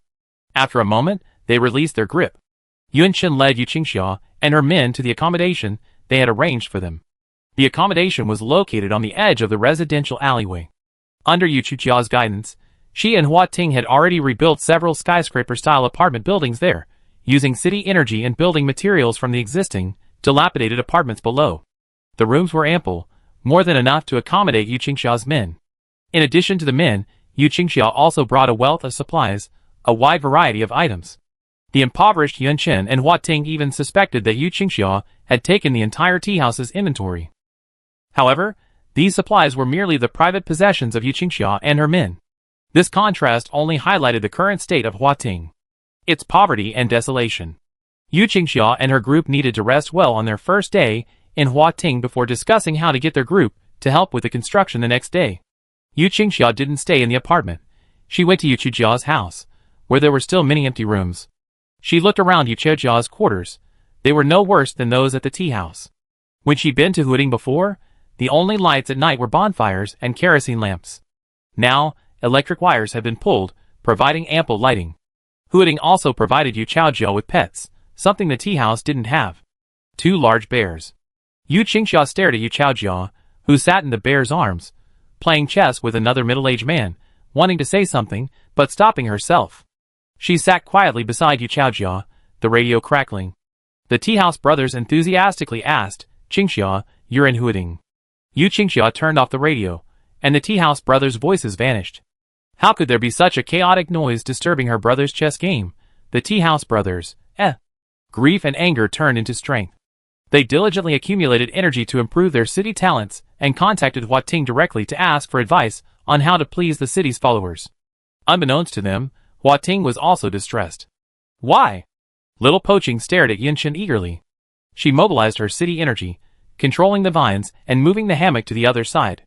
Not only that, she also drew a thick curtain between the city statue and the hammock. Yunchen pointed toward the vine hammock. This is my room. He pointed toward the city statue. That's your room. Pointing to the middle curtain. This is our door. If you want to go to the other person's room, you must ask in advance and get permission before entering. Your vines are not allowed to pass beyond this door. The curtain was quickly drawn shut by the girl. The scene opposite was completely blocked, and nothing could be seen within the city statue's field of vision. Hua Ting, But aren't those vine hammocks also his? He moved the vines around in confusion, wanting to see what Yunyun was up to. The girl was changing clothes. Little Poaching had seen Yunyun changing clothes countless times, and he didn't understand why he had to hide it. Could it be that Yunyun was injured and didn't want him to know? Hua Ting immediately became alert and looked at Yunyun carefully. He wasn't injured. The girl, with her back to the bed, unhooked her bra. Suddenly, as if realizing something, she glanced at the vine hammock behind her. As if realizing the vine hammock was also his, she hurriedly picked up her clothes from the ground and held them in front of her. Hua Ting, Yunshin gritted his teeth, raising his voice, are you peeking? Hua Ting, He wasn't peeking. The vines were his eyes. He could see everything anyway. Yunshin raised his hand, radiating energy from his fingertips, instantly seizing control of the vine hammock. If you peek again, I won't speak to you anymore. Before his vision completely vanished, he saw Yunshin's shoulders stained pink. He could sense embarrassment and shyness. Hooting, He still didn't understand why Yunshin was shy. But seeing her shy, he felt shy too. Inside the house, the vines fluttered and danced, forming a long unseen green cocoon. The green cocoon enveloped the city, which had also turned a pale pink. The main vine nearby picked up a bamboo flute, releasing city energy. The melodious flute sound reached everyone in the city. Those new to Hua Ting found it intriguing, enjoying music so late at night, while those accustomed to the flute sounded a silent curse, knowing they would have to sleep with earplugs again tonight. Zhang Yongfu was soaking his feet in hot water in the courtyard when he heard the flute and stiffened. It wasn't a familiar tune, and he breathed a sigh of relief. Are you teaching him a new piece? Xian Gaofei nodded, sighing, I adapted it from a Guqin piece myself. I've only been teaching him for a short time. City will learn so quickly. It's better than the original. What's it called? Feng Qiu Huang. Chapter 83. The curtain hung for only a few days before Yunshin, in a fit of despair, removed it. Treat the city's will as a male only adds unnecessary trouble to both parties. Rather than wasting energy on such unnecessary matters, it's better to focus on more important matters. For example, Yu Qingxia. Zhang Yongfu said that he couldn't teach Yunshin and Xiao Poaching how to conduct urban planning in the apocalypse. He could only teach them a mindset, an attitude, and a keen sense for seizing opportunities. Yu Qingxiao was a member of the tea house's family. She had also been the ruler and planner of the tea house for so many years. Yunshin and Xiao Poaching followed Yu Qingxiao, just as they had followed Yu Chaojiao back then, constantly calling her sister Qingxiao all the time. Each man and city wanted to dig out everything Yu Qingxiao knew and fill their brains with it. Yu Qingxiao saw through their plans at a glance. The little tricks they used to hide their own plans seemed endearing to her, like a child's monkey tricks. She had no problem sharing her experience. Yu Qingxiao loved Yunshin and Huading, so she loved them too. Just as Yu Chaojiao was currently at odds with the Chafu brothers, she wouldn't treat them well. Coming to Huading to help was also a way to pave a way out. Yunshin loved to hear Yu Qingxiao speak. Her voice was very similar to Yun Zhongshu's, and it always made her want to rely on her. She knew she couldn't do that. Yunshin and Yu Qingxiao reached a secluded area. Vines had already cleared away all the greenery, leaving a large open space for the power plant. Electricity is one of the greatest discoveries in human history. Franklin and his kite experiments were the first to discover the existence of electricity. Even before that, the ancient Greek philosopher Thales, who proposed the concept of electricity before the Common Era, later discovered direct current, DC, and alternating current, AC. Electricity has become part of human daily life, making life infinitely more convenient. Yu Qingxiao spoke these words with a storytelling tone. Yunshin and Xiao Poaching listened with rapt interest. As expected of the sister of the cultured Yugu, she is also a cultured person. The thought of the many cultured people in the city made Yunshin and Xiao Poaching feel happy. It wouldn't be so easy for ghosts to destroy human culture. Look at all the cultured people suppressing it, After discussing electricity, Yu Qingxia turned back to the power plant they were about to start construction on. A power plant is the foundation of a city's rapid development. With electricity, many problems can be solved. Yu Qingxia said, before the apocalypse, a city's infrastructure can generally be divided into two categories: municipal public buildings and residential supporting structures. After the apocalypse, the infrastructure within these structures will not change much. She said that cities need to be divided into functional areas, and post-apocalyptic urban functional divisions are relatively simple, primarily focused on meeting basic human survival needs. The initial focus of urban construction will be on power plants, roads, and residential areas, followed by the development of industrial zones, water plants, and other upgraded facilities. In fact, the development of urban hardware, with the support of the city's will, is not a difficult problem to overcome. The challenge lies in post-apocalyptic urban management. Without the constraints of national laws and regulations, human nature will expand uncontrollably. How to control people's hearts, to be a qualified city manager, and to make the people gathered within the city obey one's command is something that requires gradual learning and exploration. Yunchen asked, puzzled, why? Yu Qingxia raised her hand, and gently stroked the head of a girl about her own height. She said gently, digest what you heard today first. I tell you the rest in 2 days. Go over and help. The power plant is almost fully staffed, and has all the materials. Yunchen said, thank you, Sister Qingxia. She jumped down the slope, grabbed the vines, and was quickly transported to the vicinity of the power plant. The power plant is located on the outskirts of the city. This type of plant pollutes the environment. A higher level of urban will and a shift in the city's aura can alleviate this pollution. The Huding power plant wasn't built within the city's aura. Currently, no suitable site has been selected within the Huding city's aura coverage area. Huding is now floating in the air, and ghosts rarely appear at night, so there's no need to worry about ghost damage to the buildings. Yunchen's main purpose here is to use the city's energy to build the overall framework of the power plant. The internal equipment will be constructed by the people from the tea house. Zhang Yongfu and the other 4 were surprised by the tea house's helpfulness. They praised them as the living Lei Fengs of the apocalypse, each embodying the traditional virtues of the 9 provinces. After the power plant is initially completed, the electrical wiring in Huding will begin. Several veteran electricians from the tea house were Huding city electricians before the apocalypse, and they are very skilled at this task. The nights in Huding have become much brighter again. After completing the power plant, Yunchen began paving the main roads throughout Huding. Since there wasn't enough material for the cement road, he started with a dirt road. Iran Yicheng woke up earlier than Yinan and slept later than Lao Wangba. Zhang Yongfu never saw Yunchen and Huding stop. Iran Yicheng was so bold that they even worked outside at night, unafraid of a ghost suddenly appearing behind them and taking them out. One day, Zhang Yongfu couldn't hold back any longer. Early in the morning, he waited in front of the brick house, waiting for Iran Yicheng to come out, and then he stopped them. Xiao Yun, Yunchen and Xiao Pacheng paused, their faces brightly turning to Zhang Yongfu. Uncle Yongfu, good morning. You're up early today, too. Yes. You guys. Zhang Yongfu, distracted by the way each person spoke earnestly. Xiao Yun, I understand your eagerness to develop the city, but you can't do so at the expense of your health, and certainly not at the risk of your life. Yunchen listened quietly. She smiled and said, Uncle Yongfu, look at me. Zhang Yongfu glanced at Yunchen. Her face was rosy and full of energy, and he immediately understood what she wanted him to see. He thought about it. It seemed that energy stones couldn't be measured by human standards. Yunchen was, after all, half Xiaofengyan. But she was also half human. Since she was human, ghosts would be interested in her. Zhang Yongfu asked, walking out at night too? Yunchen knew Zhang Yongfu was concerned for her, so she stuck out her tongue and said, Don't worry, I won't risk my life. Yu Chaojiao lent her the fragment of the Jiuzhou statue that could ward off ghosts.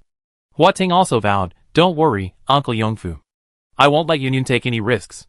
Zhang Yongfu glanced at the vines, not believing Hua Ting's words at all. If Yunchen really made a decision, Hua Ting would likely be unable to stop him. He would only dance like a leaf and applaud. He had originally assumed that between the will of the city and its followers, the will of the city would undoubtedly prevail. In reality, that was not the case. Zhang Yongfu returned to his farmland, knowing he could not persuade Yunchen. He stood on the terrace ground, his straw hat on, his hands resting on his hoe, gazing into the distance. Thanks to the dedicated efforts of Yunchen and Hua Ting, the city had been transformed. It had already taken on the appearance of a small, advanced village before the apocalypse. The city was developing, Its human presence was growing, and where the roads extended, the city's various functional areas were slowly taking shape, giving people a sense of security. Yu Qingxia and the people of the tea house contributed greatly to this. Suddenly, the tea house brothers contacted. They used the radio, not to contact the Yu siblings, but Huading. And they were contacting them covertly. They asked only one question, their words betraying the grievance of being ignored. Huading, when are you going to return our city dependence to us? Yu Qingxia and Yu Chaojiao weren't from Huading. They were from the tea house, and their city dependents, Yuanchen and Xiaopoqing, each person, each city, was eagerly accelerating construction, because they didn't know when Yu Qingxia and her people would be called back by the tea house. After receiving the contact from the tea house, they were quite disappointed. It seemed that Huading's development had come to an end. It was time to return the borrowed people.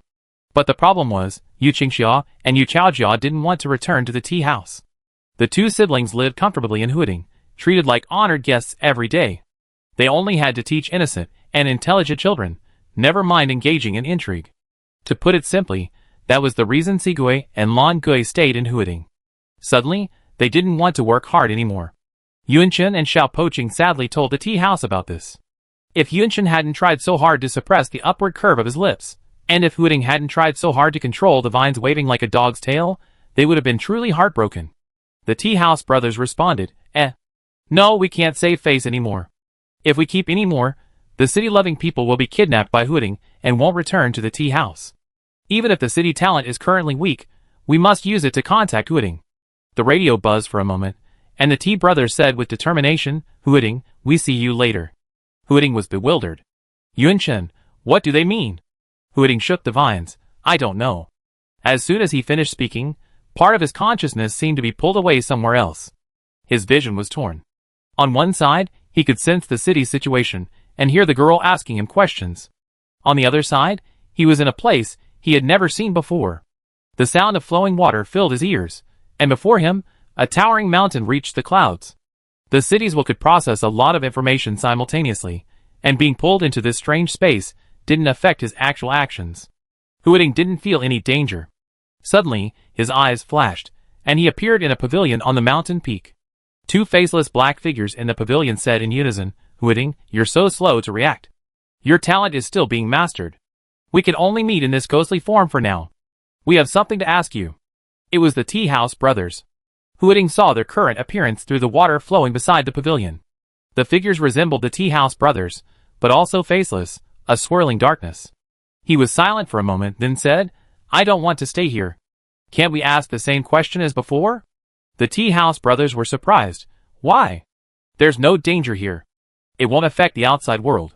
Your city's energy will only be slightly depleted. For our city's will, it's more convenient to communicate here. That doesn't matter. Facing the tea house brothers' puzzled gazes, Huading said calmly, you're all too ugly. It hurts my eyes. The tea house brothers, that's enough. Chapter 84. Stop it, Huating. We have something very important to ask you. The tea house brothers' tone was too serious, and Huating couldn't help but feel a little nervous. He asked in a deep voice, what is it? The tea house brothers' eyes seemed to drift, and they stammered, it's about that. Huating couldn't hear them clearly. What? Can you speak louder? The tea house brothers had difficulty speaking about asking for the will of another city. They stammered, it's about, how did you make your own city's followers? Huating waited for a long time, but the tea house brothers continued to speak like patients with an inexplicable illness, spouting words one by one. He urged, since it's important, please finish it in one breath. The tea house brothers, feeling too sluggish, shouted at Huating, it's about how you made your own city's followers so devoted to you. The pavilion was filled with steam, and the three little black men stared at each other, even though they now had no eyes and no facial features. Huating asked incredulously, is this your most important matter?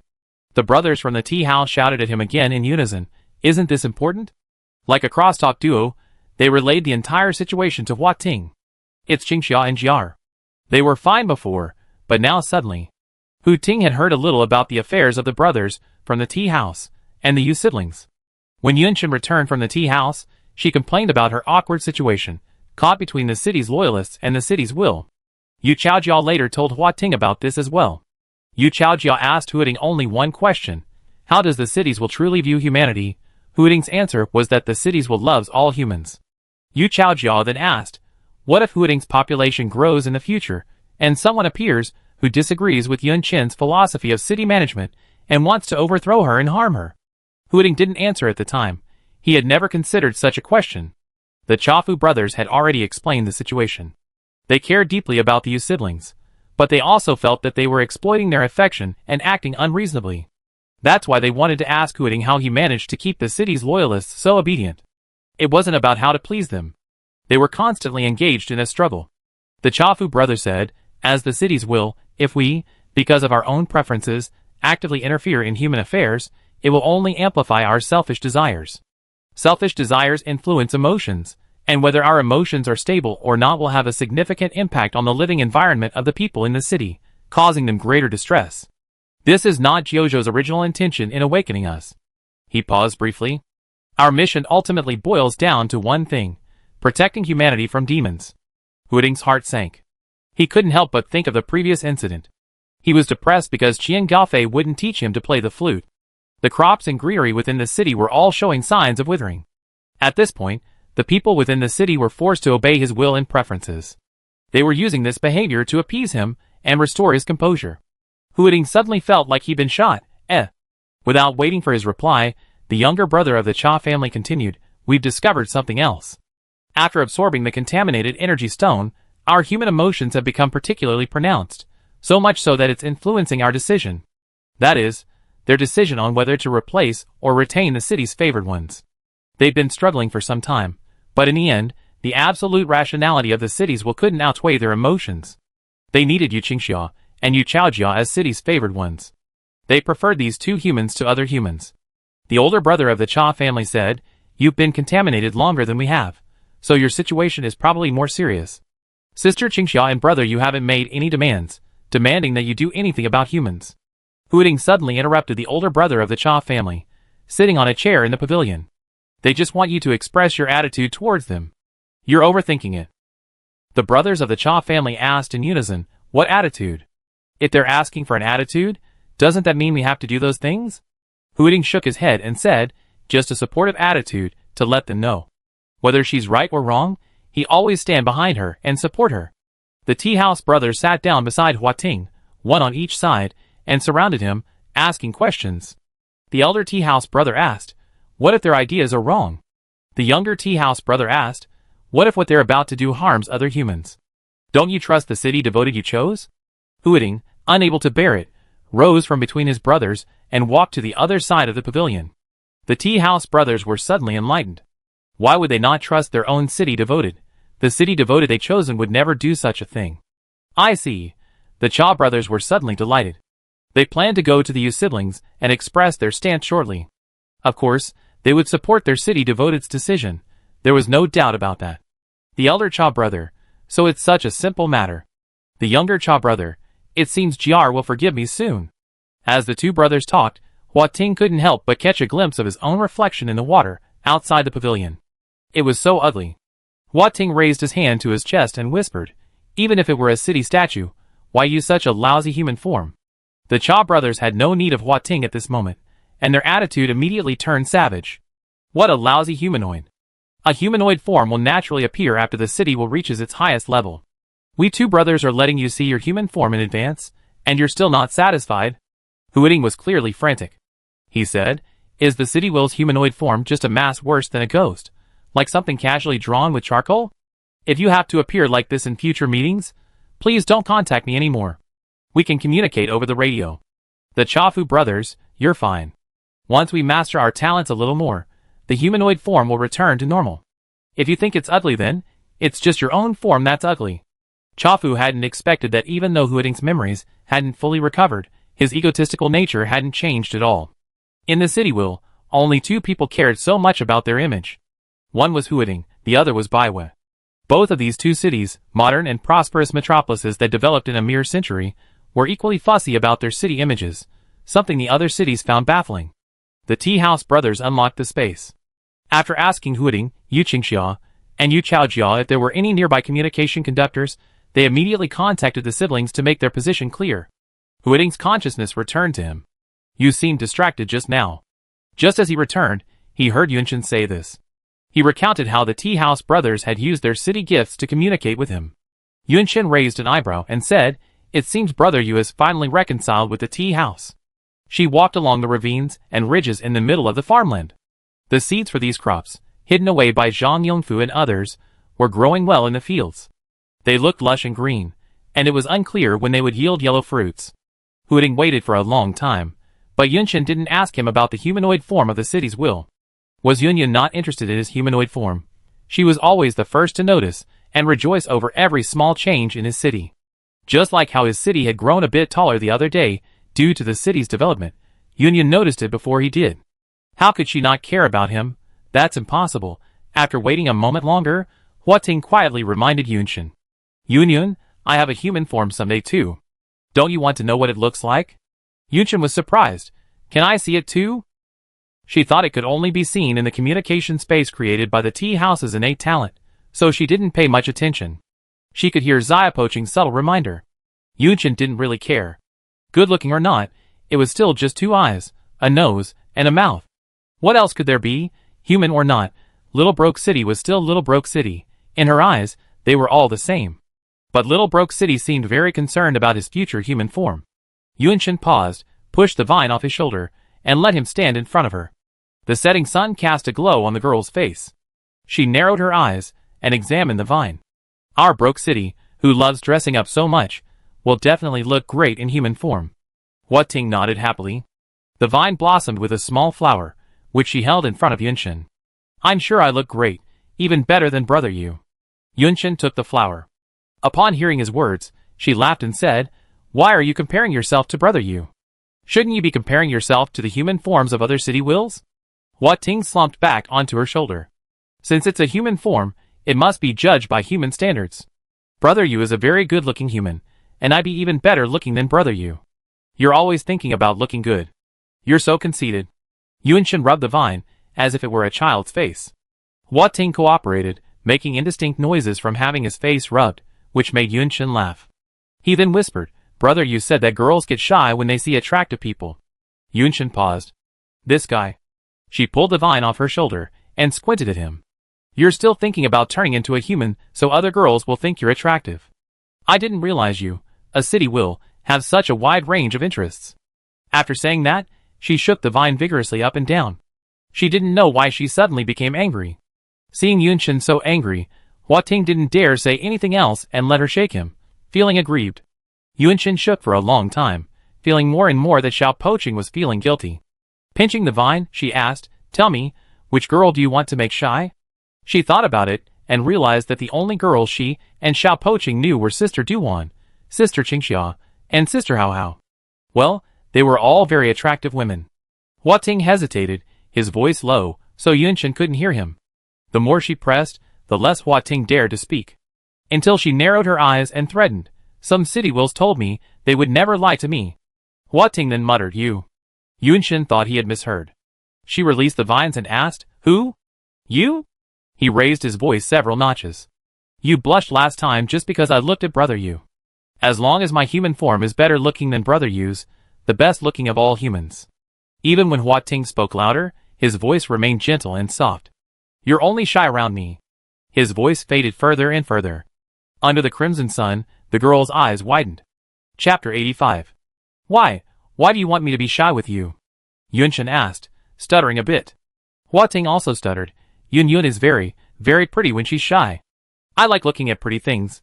Yunchen countered, "Isn't she pretty when she's not shy?" Huating immediately replied, "Yunyun is pretty all the time." But he didn't know why. He always felt that Yunyun was even prettier when she was shy. He liked her shy look. Yunchen snorted. That was more like it. She came to her senses, only to find the setting sun was particularly glaring. She couldn't help but raise her arms to block the light, and also to shield her sunburned cheeks. It must be the heat. It must have burned her face. She muttered, "Don't say such weird things anymore. You startle me." Huating complained, "What's so weird about it?" Yunchen shook the vine again, "It's just weird. You say it as if you like me." Huating immediately retorted, "I already like you." Yunchen explained with a headache, "The kind of like I'm talking about isn't the kind you're talking about. They're two different kinds of likes." The vine began to spin around above her head, and Huating, a little dizzy, asked, "Are there so many different kinds of likes in humans?" "No matter what kind, I like Yun. Yunsha lifted the vine. "See, you're just a kid. You don't understand anything." Hua Ting said unconvincingly, "I understand a lot now. I'm not a kid anymore. When I woke up, I was the same age as you in human years. If I'm a kid, you're a kid too. You said you weren't a child, so I'm not a child either." Yunshin suppressed a laugh and deliberately ignored Xiao Poching. Huiting tugged at the girl's hair with vines until it was a mess, earning her disdainful looks. He then angrily said, "Don't treat me like a child." Yunshin and Xiao Poching returned to the residential area. It was already late, and the streetlights were on. Yu Chaojia, clutching a radio, ran around the courtyard, excitedly announcing to the others, "They apologized to me. This is the first time they've apologized so sincerely." Seeing the girl and vines not far away, Yu Chaojia happily approached them, proudly holding up the radio and saying, "The brothers apologized very sincerely. They said they never say anything mean to me again, and would praise me every day. I, a man of honor, don't hold grudges, so I've decided to give them another chance." The collar of his shirt was wide open, and the city-devoted symbol on his collarbone had once again become vibrant. Yunshin and Xiao Poching happily exclaimed, "Congratulations. For you, Gu?" At the same time, they wondered inwardly, what kind of character must the brothers from the tea house have to make Gu so happy with just an apology? Yu Chaojia didn't mind the brothers' bad habits, and would continue to be their city supporter. Yu Qingxia didn't mind either. She simply went along with Yu Chaojia. To her, the tea house came after Yu Chaojia. Even though she learned of the stone's new abilities from Yu Chaojia, she had never considered using it on the tea house. She only wanted to save Yu Chaojia's life. Yu Chaojia, on the other hand, was completely oblivious to this. He assumed his sister had come to Huiting out of kindness to help, a kind-hearted person in the apocalypse. The conflict between the Chafu brothers and the Yu siblings came to an end. The Chafu brothers waited patiently for the siblings to return to the Chafu, but they waited and waited, but they never returned. The Chafu brother questioned Yu Chaojia. Yu Chaojia said, "What's the rush? I'm only halfway through helping with the work in Huiting. It's unreasonable to leave halfway through." The Chafu brother forced a smile and said, "Jr is such a kind person who understands the importance of mutual support among humans, but we too don't have much city energy right now." Yu Chaojia, receiving the Chafu brothers' praise, said happily, "You guys make over a dozen calls a day, so it doesn't look like you're short on city energy. Besides, with those temples around, as long as you don't split up new instances, you shouldn't be short on energy." The Chafu brothers said, "Yes, I miss you, Jr." Yu Chaojia smiled even more. "Just think about it. I'll be back when I'm done. You should be back before me." The Chafu brothers were furious. Unable to vent their anger on Yu Qingxia and Yu Chaojia, they went to vent their anger on Hua Ting. The tea house's city talent, Flying Dragon riding the clouds, didn't always work. But as they used it more and more, they became more proficient in its application, successfully pulling Hua Ting into their communication space. The tea house brothers called their communication space the Future Conference Hall for all city wills, and they named the pavilion that served as the meeting place.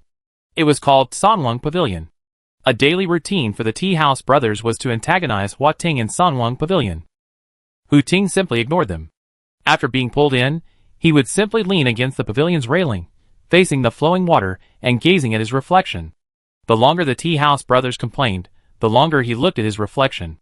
Every time they were pulled into Sanwang Pavilion, it meant the tea house brothers took a step closer to mastering the city's natural talents. They were no longer three pure little black men. Now, they were three little black men dressed in mosaic-style clothing. Huiting could only see that he was wearing white, while the tea house brothers were wearing green. Their clothing was different from that of the people in the city. It looked more like long gowns. Huiting ah. It was like a white sheet draped over them. "What do I even look like?" The tea house brothers asked curiously. "You've been in the middle city for a while now, and you still can't remember your past?" "We both recovered most of our memories after becoming middle cities." Huiting shook his head. He couldn't recall much after becoming a middle city either. The tea house brothers suspected it had something to do with ghosts. After all, Huiting was the first to encounter ghosts, and seemed to have been contaminated by them early on through strange means. And he had once been in a ghost's lair. The thought was terrifying. The tea house brothers asked, "Have you had any ghosts causing trouble lately?" Hua Ting replied, "No, they seem to be acting normally. Ever since he awakened his ability to wander and float, the ghosts seem to have given up on him." The tea house brothers nodded in unison, and asked Hua Ting how big the city looked now. Hua Ting gestured. The tea house brothers were shocked. Why are you growing so fast? You're almost catching up to us. You've been using your city talents constantly, so the city energy shouldn't be high enough to upgrade. Are you hiding something from us?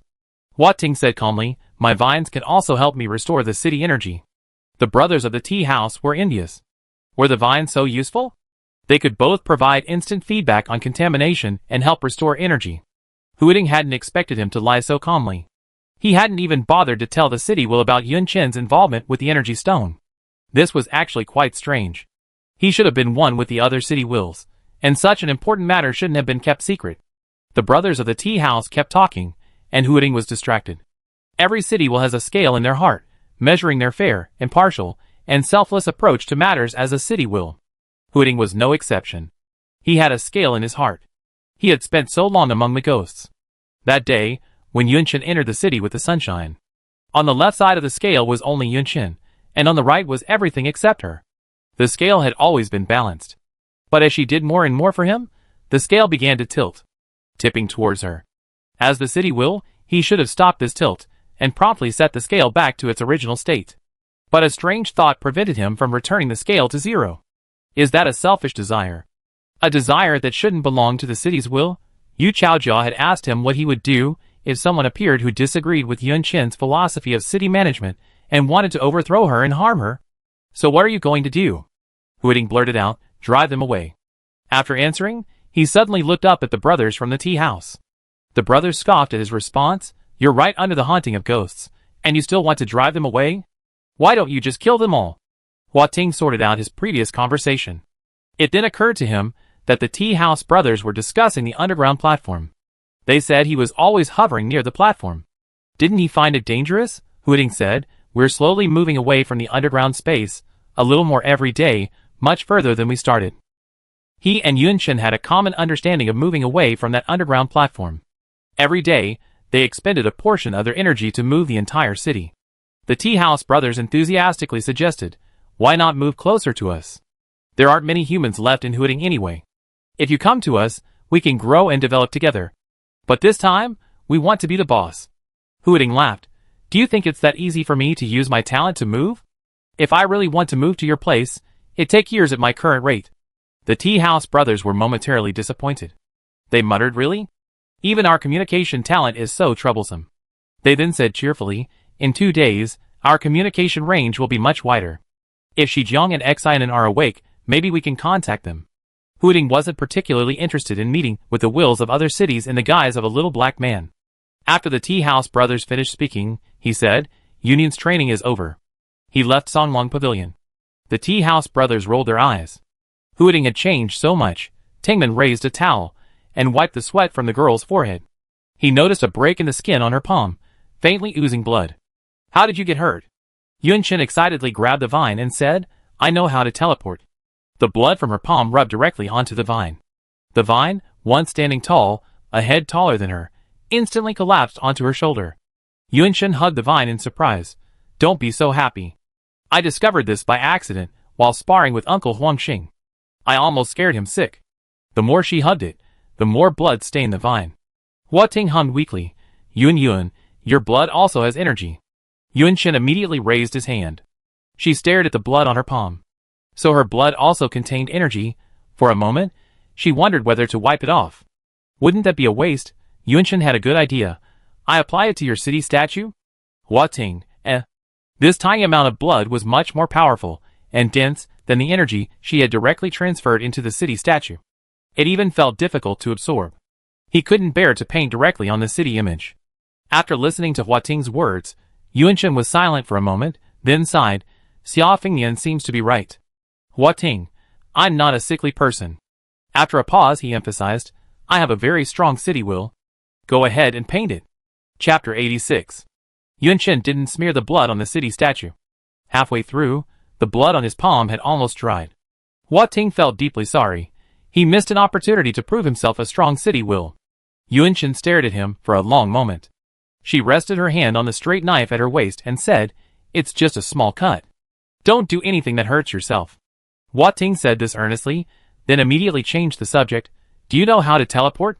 That was the real point she wanted to discuss, ending the training early. Yunshin pulled a fragment of the Jiuzhou statue from her waist bag. She said, the way to trigger it is very simple, much simpler than Brother Yu's. Hua Ting, seeing she was deliberately teasing him, asked, how simple is it? He noticed Yunshin's waist bag wasn't the one she brought out that afternoon. It had been replaced. She raised her fingertips slightly, a small gesture she used before releasing energy. He understood. Can it be triggered just by using energy? When Yunshin and Huangxing sparred, he wouldn't leave Vine standing by to watch. That would be too much for him. Yunshin said, today, Uncle Huangxing and I were practicing knife wielding in actual combat. My bag got ripped while I was dodging. She pointed to her waist bag. There's a cut underneath, and everything's fallen out. I saw Uncle Huangxing about to step on a rock, so I rushed over. He thought I was going to attack him and pushed me out. In my panic, I used energy. After the energy hit the fragments of the Jiuzhou statue, I saw many points of light. Uncle Huangxing also saw them. One of them was flashing, seemingly representing the location of the rock at the time. I touched the one closest to us. Hua Ting asked, what happened next? Yunshin made a mock explosion. Then I vanished from Uncle Huangxing's presence and reappeared on the other side, where I had first arrived. When I walked back, Uncle Huangxing was already frightened and looking for Uncle Yongfu and the others for help. At this point, Yunshin couldn't help but laugh. Huiting waved the branch and said, it's the same as Zhongzhou's talent. He increasingly believed that Jiuzhou's fragmented ability might correspond to the different talents of different cities. Huiting asked another key question. After teleporting there, how do I get back? Yunshin's teleport location was relatively close, so she could still walk back. If it's farther away. Hua Ting suddenly hugged the girl in fear. This is too dangerous. Yunshin was tightly entangled in vines. She said, it's okay. You see, I'm safe now. I've been experimenting with Uncle Huangxing and Uncle Yongfu, and found two options for teleportation. The first is to teleport without the stone. It's a one-way method. After teleporting to a certain location, you need to find a way to return to your original location. The second method is to carry the stone with you when selecting the light point. This consumes twice as much energy, but you can teleport back. Hua Ting, still holding the girl, asked, are there any restrictions on teleportation? Yunshin thought for a moment and said, the more people you teleport, the more energy you consume. Also, it's unclear where the light points correspond to, so it's dangerous to teleport rashly. She channeled energy into the fragments of the Jiuzhou statue. Hua Ting saw a three-dimensional image of light points appear above the stone. It was like stars circling around him, a mixture of light and dark, varying in size. The energy of the cities could also trigger the light points, but compared to Yunshin, it consumed more energy and could only teleport people in one direction. Compared to the triggering conditions of Yujia's stone, this stone was clearly easier to trigger, but only for Yunshin, who already possessed energy. For ordinary humans, energy stones were not something to be used casually. After learning how to use the stone to teleport, Yunshin had a vague idea of going elsewhere. Just because there were no humans in Huiting didn't mean there were no humans elsewhere, right? They couldn't just ask the tea house for people, so picking up some strays from other places would be fine. Yu Qingxia and her people would eventually return to the tea house. By then, Huiting would only have a few kittens left. Without people, how could the city develop? Would it be a deserted city? Huiting needed people, lots of them.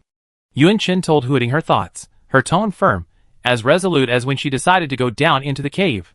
Hua Ting knew he couldn't persuade her, so he could only say, you must be fully prepared before teleporting. It was natural for Yunshin to do so. She had simply suggested it. Xiao Pacheng, as expected, supported her. Huiting remained worried, and the vines involuntarily tightened around her.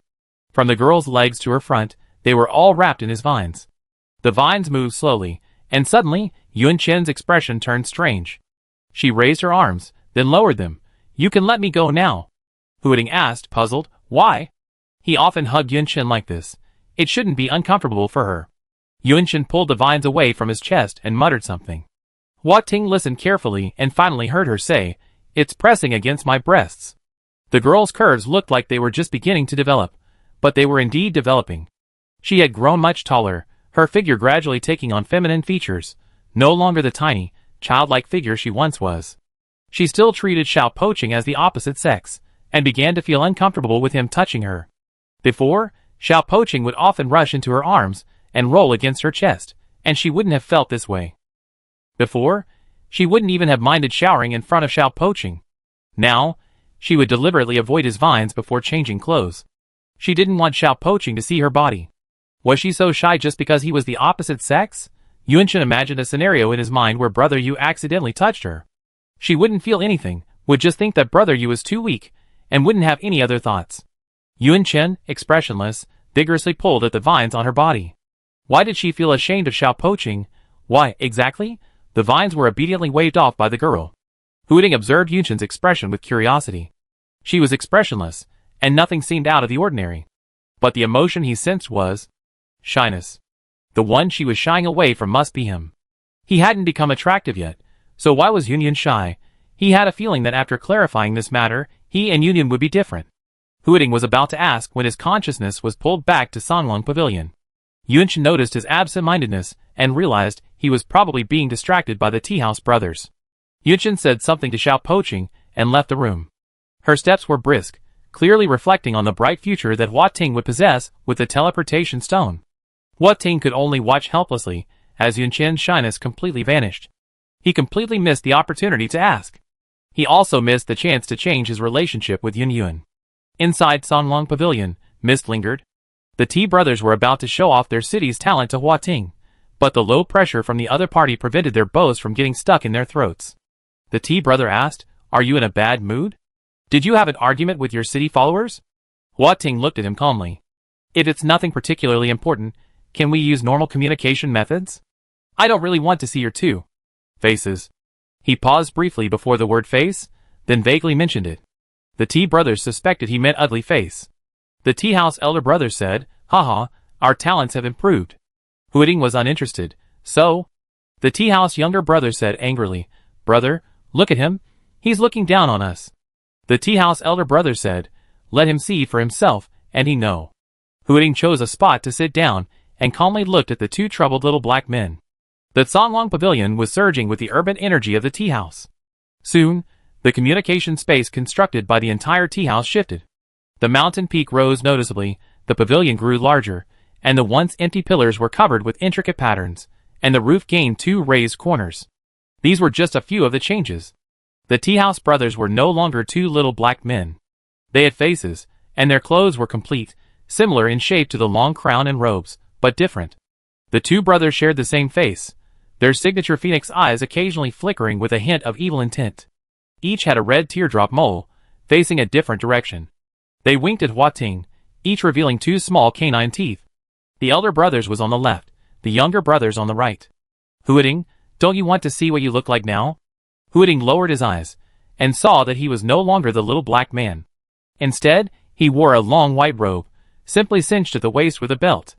Even more striking than the white was his snow-white skin. What would his face look like? Hopefully, it would be something Yunyan would like. But before Huiting could get up to investigate, another person suddenly appeared in Sanlong Pavilion, bringing with them the faint scent of fresh spring water. She had long hair that reached the ground, and a dress that reached her chest, slender and graceful. A pendant adorned her forehead, and the corners of her eyes were red. She looked at Chafu and Huiting with a dazed look, her voice timid and delicate. "Which city Wills are you from? You've all changed, and I can't quite recognize you." Huiting remained silent, unsure which city Will this was. The Chafu brothers' communication space upgrade should have reached Shijiang and Xianan. Is this Shijiang or Xianan? The Chafu brothers didn't recognize them for a moment. They introduced themselves, Chafu. "So it's Chafu." The delicate woman covered her face with her sleeves, seemingly afraid to look up at them. She said, "I'm Shijiang." The Chafu brothers' appearance gave them goosebumps. They all said in unison, "Shijiang, what's wrong with you? You speak so weakly, it's terrifying." "Shijiang, The Chafu brothers, how can you protect humanity in the apocalypse with such a weak aura? City Will, you need to be more assertive." "Yes, to protect humanity in the apocalypse, it's not an easy task for me." Shijiang smiled. She raised her hand, and gently adjusted the hairpin on the side of her head. She whispered, "Especially in a situation like this, when some ungrateful bastard summoned me to such a shameless place without even saying hello." Shijiang smiled faintly. "It's been a while since I last met a compatriot. I wanted to be polite, but I didn't expect some people to be so shameless. For things like blush, it's best to prepare them yourself. You can't expect me to apply it by hand, my dear brothers, don't you agree?" The Tea House brothers, We've met our match. Chapter 87. Shi Jiang had the brothers from the tea house speechless, and her gaze fell on another person in the pavilion. He sat upright in a chair, his back straight, his white shirt and black hair, his skin as white as snow, and a hint of carefree laziness occasionally flickering between his brows. Shi Jiang said, Shi Jiang? Huiting replied, Huiting? He leaned over the railing, facing the flowing water outside the pavilion, where his face was reflected. The water couldn't capture his features as clearly as a mirror, but it gave a general idea. He was indeed handsome. Huiting raised a hand to his eyes, his eyelashes trembling slightly. Would Yunyun like his human form? Shi Jiang raised an eyebrow. She hadn't expected this guy to be Huiting. He was completely different from the Huiting she remembered, but much more polite than the tea house. Shi Jiang didn't treat Huiting like she had the tea house. If others treated her politely, she would treat them politely as well. She sat down gracefully on a chair, tucking her skirt slightly as she asked, Why did you call me here?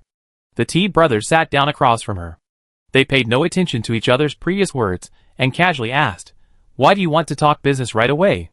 Shouldn't you be happy to see your compatriots? Shi Jiang said, I was quite happy, but now I know it's you too. I was bound together with you before the apocalypse, and you two are the first two I see after it. It's annoying. The Tea brothers rolled their eyes and said, We're close, so it's easiest for us to help each other. Then, they pushed Hua Ting, Come on, stop bragging. You're the best looking, okay? Hua Ting turned around and sat down. The three city minds looked solemn as they exchanged their current information. Aside from Hua Ting, who woke up last, Cha Fu and Ji Jiang both gradually regained consciousness within a few months of Shinjing's awakening. Cha Fu awoke in a temple, and it wasn't until over a month later that humans discovered his location, where he could hide from ghosts. Shi Jiang, on the other hand, woke directly in a small castle built by humans to protect against the apocalypse. The cities will only truly begin its slow growth after encountering humans. Only Hua Ting. I woke up among ghosts. He only encountered his first human at the end of last year. In this regard, Cha Fu and Ji Jiang felt a small sympathy and pity for Hua Ting. Hu Ting mentioned the underground platform that could breed ghosts, as well as the underground caves and contaminated energy stones that both he and Cha Fu had encountered. They asked Shi Jiang if he had encountered similar situations. Shi Jiang pondered for a moment, then shook her head. Within the range of the city's aura and my talent, I'm pretty sure no such caves have appeared. I have no idea what's happening outside. I've never seen the energy stones you describe. She inquired about Cha Fu and Hua Ting's talents. The two of them explained their respective talents to her. Shi Jiang looked at Hua Ting and asked, Can you separate cities like copies? Huiting nodded yes. Why do you ask? Every city should be able to separate cities like copies, right? Shi Jiang raised her eyebrows slightly and said, Nothing. What's the other thing you want to talk about? Huiting glanced at Shi Jiang discreetly. She hadn't said much about herself, and although she seemed to be chatting with them enthusiastically, she remained wary. Why was Shi Jiang so wary of them, who were also city wills? Hua Ting thought of the letter Sister Du Wan had left for Yunchen, about informing the trustworthy city will about the Jojo statue. Are there untrustworthy beings within the city will? Huiting noticed Shi Jiang's gaze shifting towards him, and he shifted his posture, withdrawing his gaze. The other issue, of course, was the types of ghosts that needed to be shared with all humans, and the nameless one who must be constantly vigilant. When Shi Jiang heard about ghosts that could disguise themselves as humans and remain undetected by the city will, she couldn't maintain her composure and asked, Can ghosts also upgrade and evolve? Apparently, they're even faster than us. How can we protect humanity? The Tea House brothers spread their hands.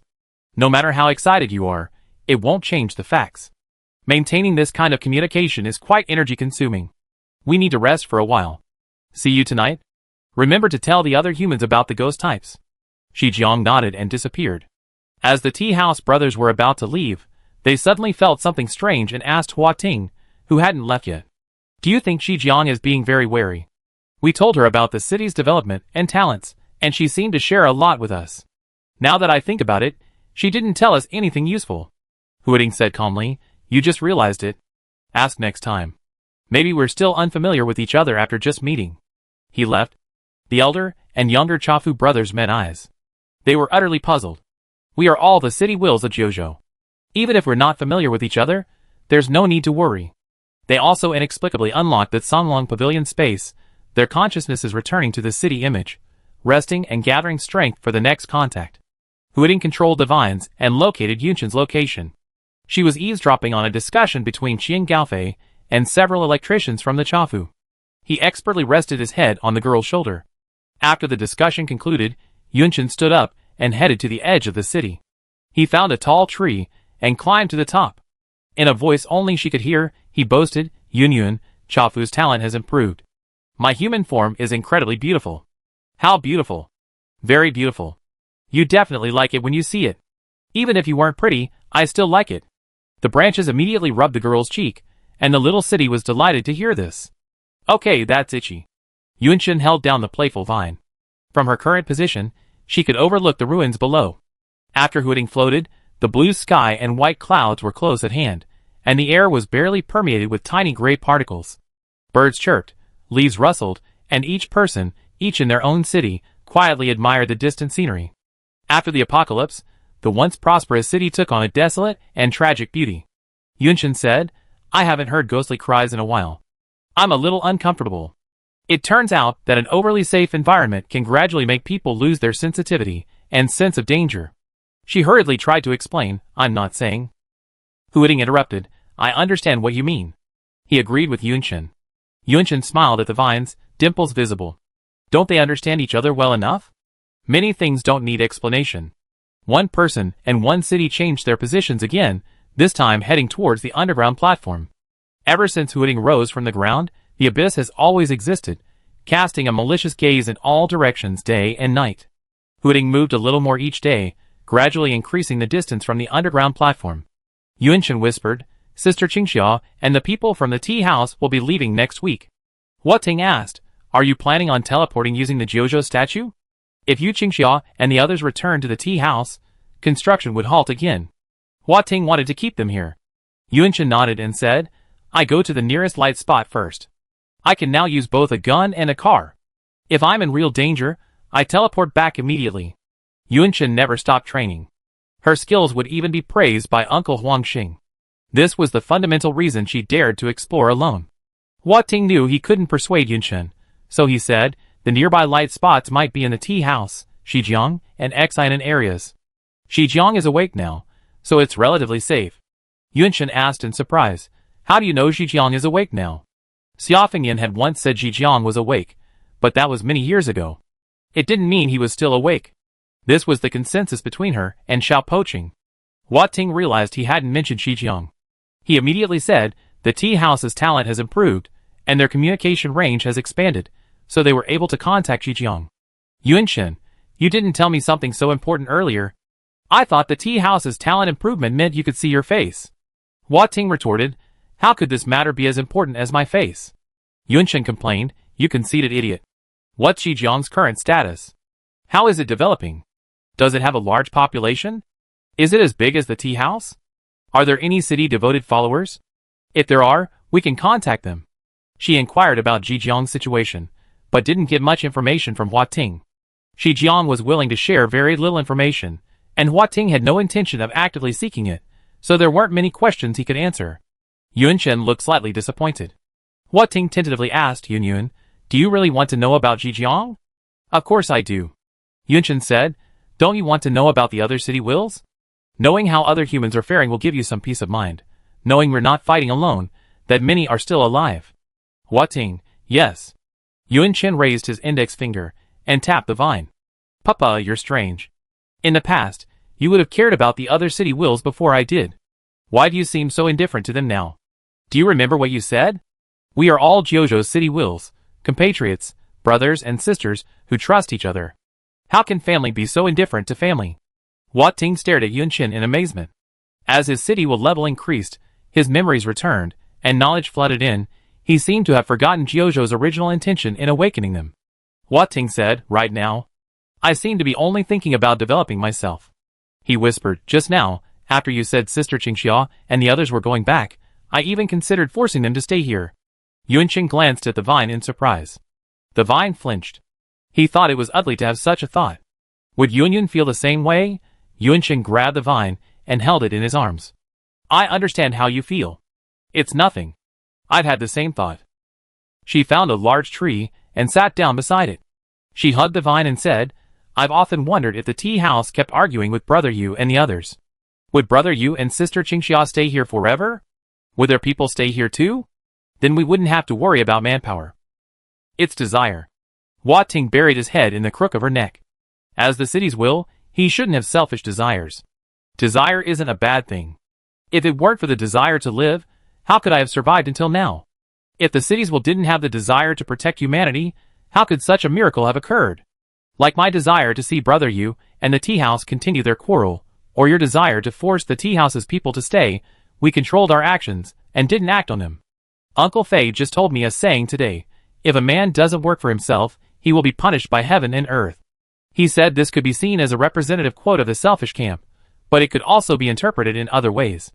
If we don't constantly improve and cultivate ourselves, we will eventually be condemned by heaven and earth. We can't be the kind of people we hate the most. Yunshin rambled on. From afternoon to dusk, Little Broken City listened quietly. Yunshin asked, "Are you feeling better?" "Look, we've been living peacefully, and we're lucky. The only fragment of Jojo has teleportation capabilities. Don't worry about manpower. Leave it all to me. Teacher Yunyun, a master of martial arts, will bring people back every day." Huiting's branches rose from the crook of her neck and gently touched her cheek. "Teacher Yunyun." The leaves rubbed Yunshin's face, making it itchy. She turned away, but the vine remained in place. "I like it." His lips brushed against the vine's leaves, feeling softer than anything else. Huiting's voice abruptly stopped. Yunshin asked, "What did you want to say?" Huiting remained silent, and the vine froze in place. The T brothers suddenly pulled him back into Songlong Pavilion. The T brothers, hands on their hips, said cheerfully, "Good evening, brothers." "Hey, Huiting, you can't use a monkey's butt as a face." Chapter 88. On one side, there were the noisy tea house brothers, and on the other, there was the girls questioning. Huiting raised his hands to shield his flushed cheeks, the skin his palms touched burning hot.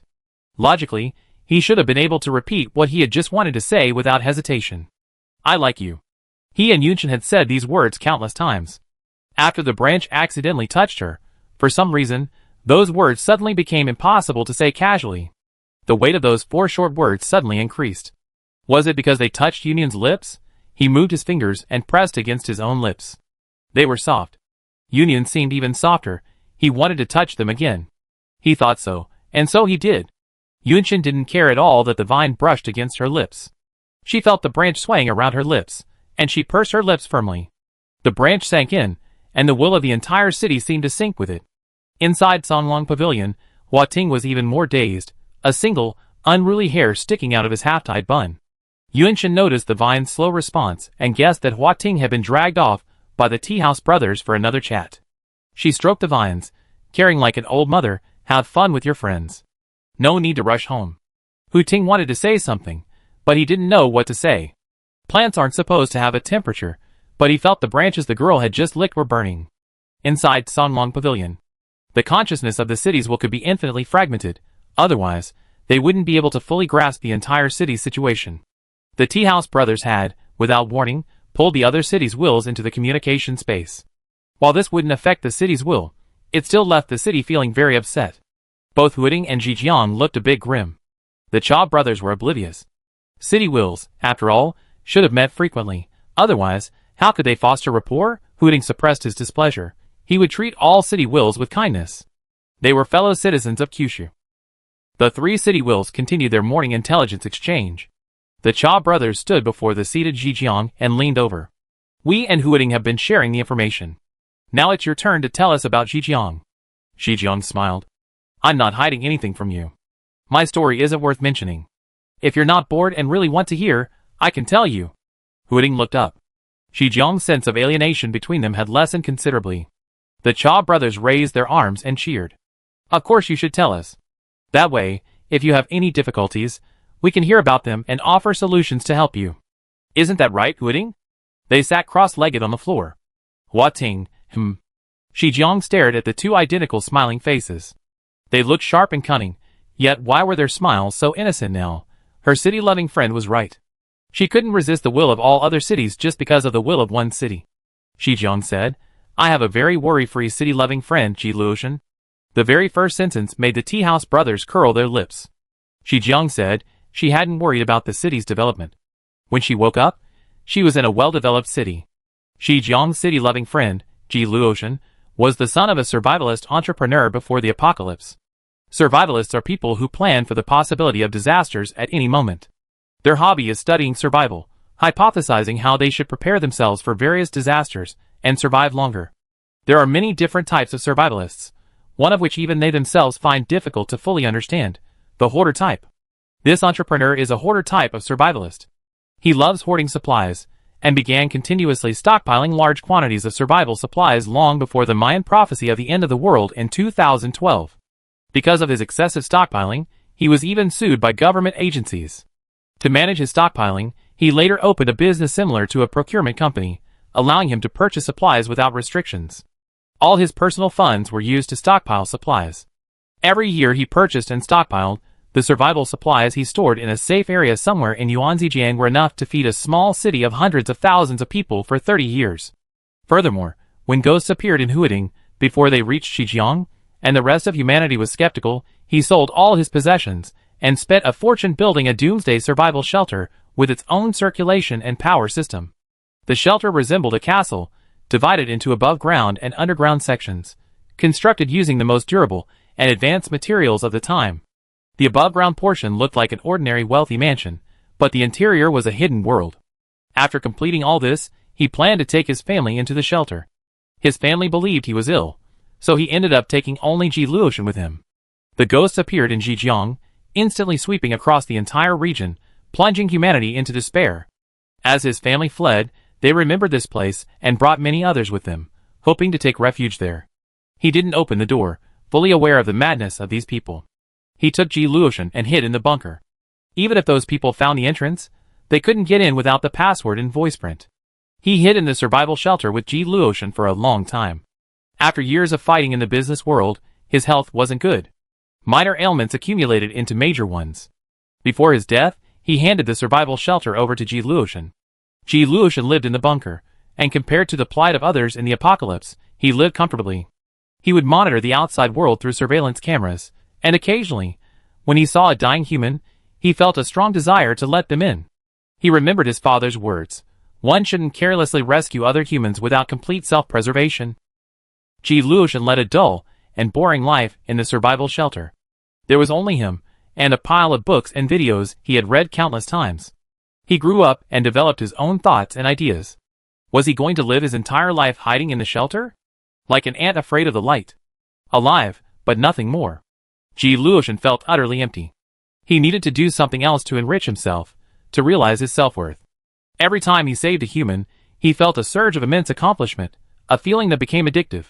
He began setting up a feeding point on the outskirts of the area, providing supplies at fixed times each day. Humans gradually gathered outside, leaving them to hide from the ghosts at night. He fed quite a few people. This feeding point gradually grew in size, and humans spontaneously formed a survival base outside. As long as the ghosts weren't too numerous, it was a thriving scene. Days passed, and one night, Ji Luoshan was awakened by a strange noise. He awoke alertly, only to discover, with horror, that a ghost had appeared in the bunker. He had never faced a ghost directly before, having only seen these terrifying monsters in surveillance footage. After the fear subsided, Ji Luoshan felt a surge of excitement. He was a person who loved excitement. Just as the ghost was about to discover him, Xinjiang awoke. The city's aura instantly drove the ghost away, protecting the surrounding humans as well. Ji Luoshan once again lived a dull, yet safe, apocalyptic life. Xinjiang was no different. Whether it was the city's land or the manpower needed to develop it, Ji Luoshan had somehow managed to secure it. She only needed to provide the city's aura and keep the place well covered. At this, Xinjiang smiled and said, "You see, compared to your exciting and fun lives, things here are truly boring. Nothing much to talk about. Chafu and Huading, eh? It turns out that not only can people not be compared, but also the wills of cities cannot be compared. They are easily offended." Xinjiang's words weren't sarcastic. They expressed genuine envy of their exciting lives, which only made Huading and Chafu even more upset. Chafu's brother grunted for a long time before finally saying, "Xinjiang is so safe. Haven't you ever encountered any ghostly dangers?" Xinjiang thought seriously for a long time and said, "Yes, it was a very dangerous situation." Even Huading was interested. How dangerous was it? Xinjiang's urban atmosphere was growing, but it was never large enough. Even if the many humans living in the survival base were squeezed together, They couldn't completely be covered by the urban atmosphere. The daytime was fine, but at night, they were constantly terrified. Luckily, the number of ghosts in their area had always been low, and thanks to the humans' efforts to stay hidden, the casualty rate was acceptable. Everyone made do, working together to upgrade Zhejiang's city level, hoping she could expand the city's aura. The ghosts' behavior in the area grew increasingly strange, and their numbers gradually increased. One night, countless ghosts suddenly appeared, launching a merciless attack. Zhejiang's face darkened as he mentioned this. Even though I had become a medium-sized city in time and acquired the Misty Anglers, who could conceal everyone's aura, many still died that night. The Misty Anglers were Zhejiang's city gift, capable of creating a large-scale fog on the water surface. This fog could conceal human presence and buildings, making it impossible for ghosts, with their extremely sensitive senses, to detect the world within the fog. The Chafu brothers understood the heartache of losing humanity, and they offered heartfelt comfort.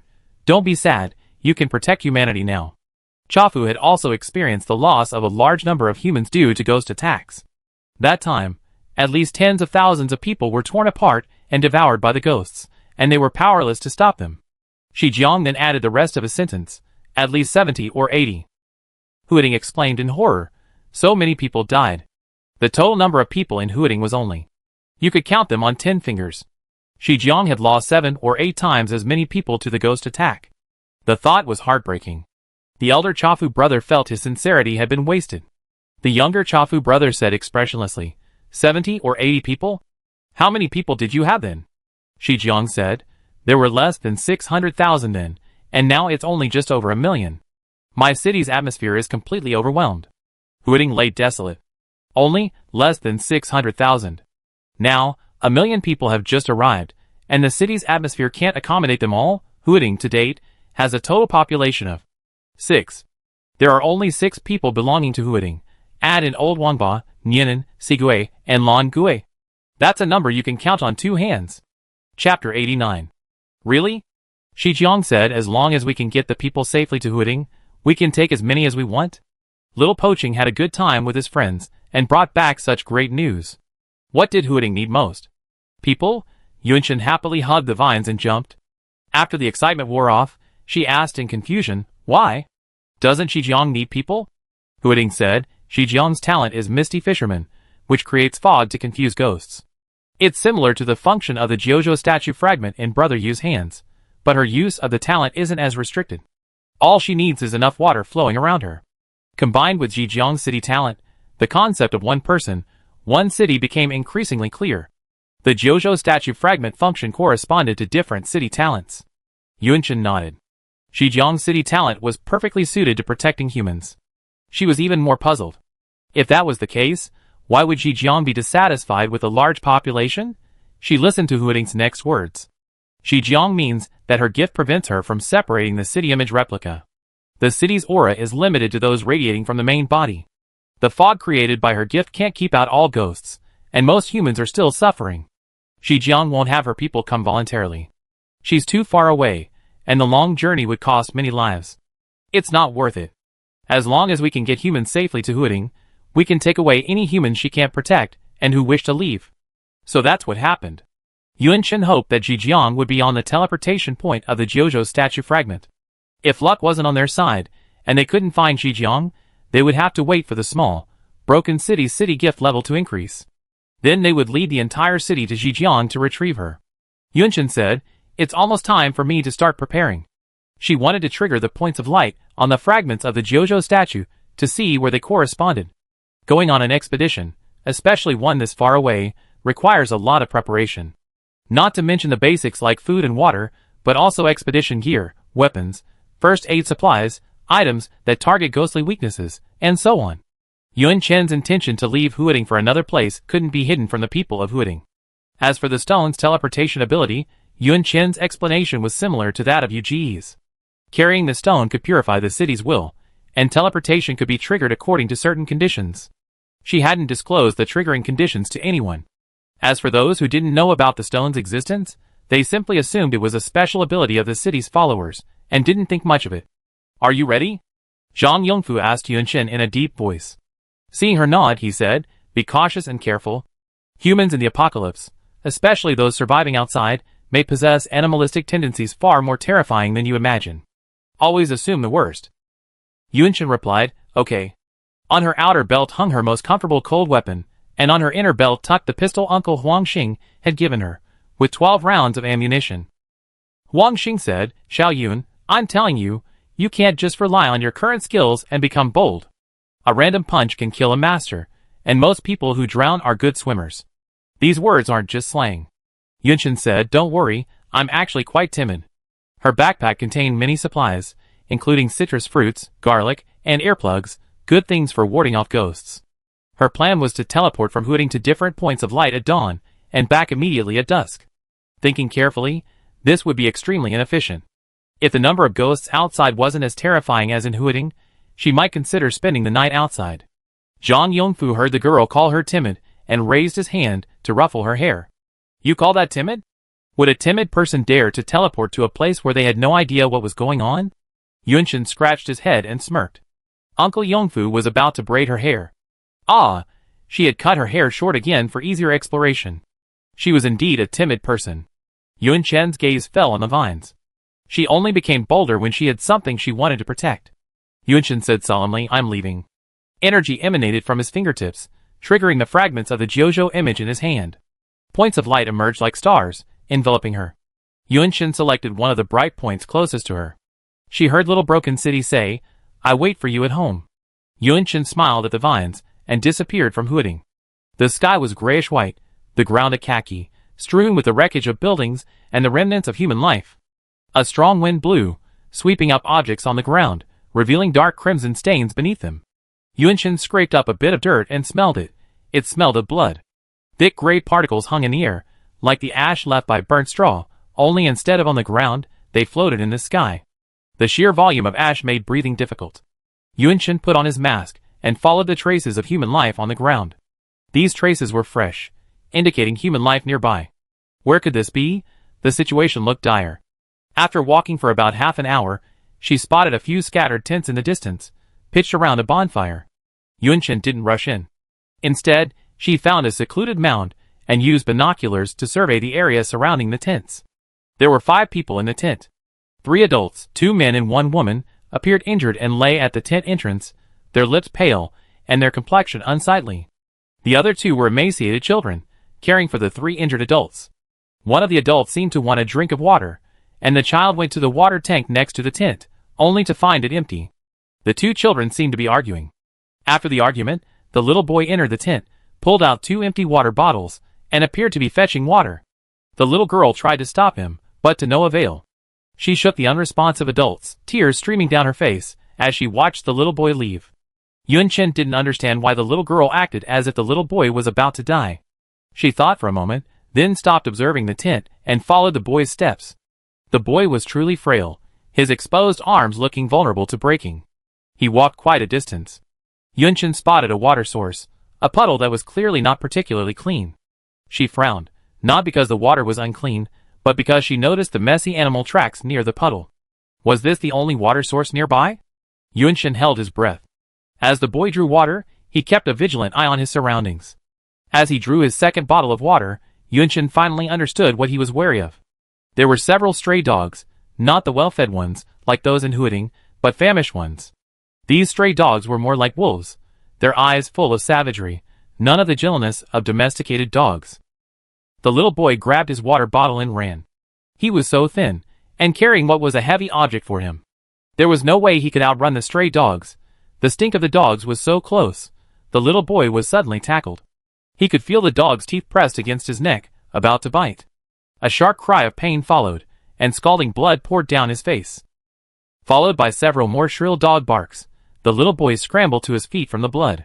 Turning back, he saw a person wrapped tightly in a blanket. She stomped on the still-breathing stray dogs and mercilessly pulled out the short arrows lodged diagonally in their necks. A pair of eyes turned to him, calm, yet a crimson light flickered beneath them, as if he were the next stray dog to die. He was dead. The little boy rolled his eyes, and fell backward. Yunshin, who was about to gently ask about his condition, said, "Eh?" She quickly caught the child, and held him in her arms. The child was so light, that he weighed less than her backpack. Yunshin held the child, and glanced at the several stray dog carcasses on the ground, and the half-empty water bottle. The people there didn't seem to have much food. She pulled a rope from her backpack, tied up the stray dogs, and with one hand pulled the carcasses, holding the child in the other, walked towards the camp. What? How could Enzi go over there? I'm right there. The voices stopped abruptly at the sudden appearance of the stranger. Then, seeing the unconscious child in his arms, one of the women burst into tears. Enzi! Thank you for saving Enzi. Life is tough here, and we can't even afford to share our food. Don't give us the dog meat. We still have some food here, so keep it for yourself. Yunshin shook his head. No, you guys take it. The woman thanking her was Lu Huying. The little boy she saved was Guan, the child of Lu Huying's sister-in-law, who died protecting her. The other people didn't tell Yunshin their names. They didn't harbor any ill will, but they didn't have any kindness either. Each one was very cold, quietly observing Yunshin from the side. Yunshin tentatively chatted with them, but except for Lu Huying, who responded, the others ignored him. Are there any other humans nearby? Yes, there are, but no one dares to wander around. Why? Lu Huying didn't answer.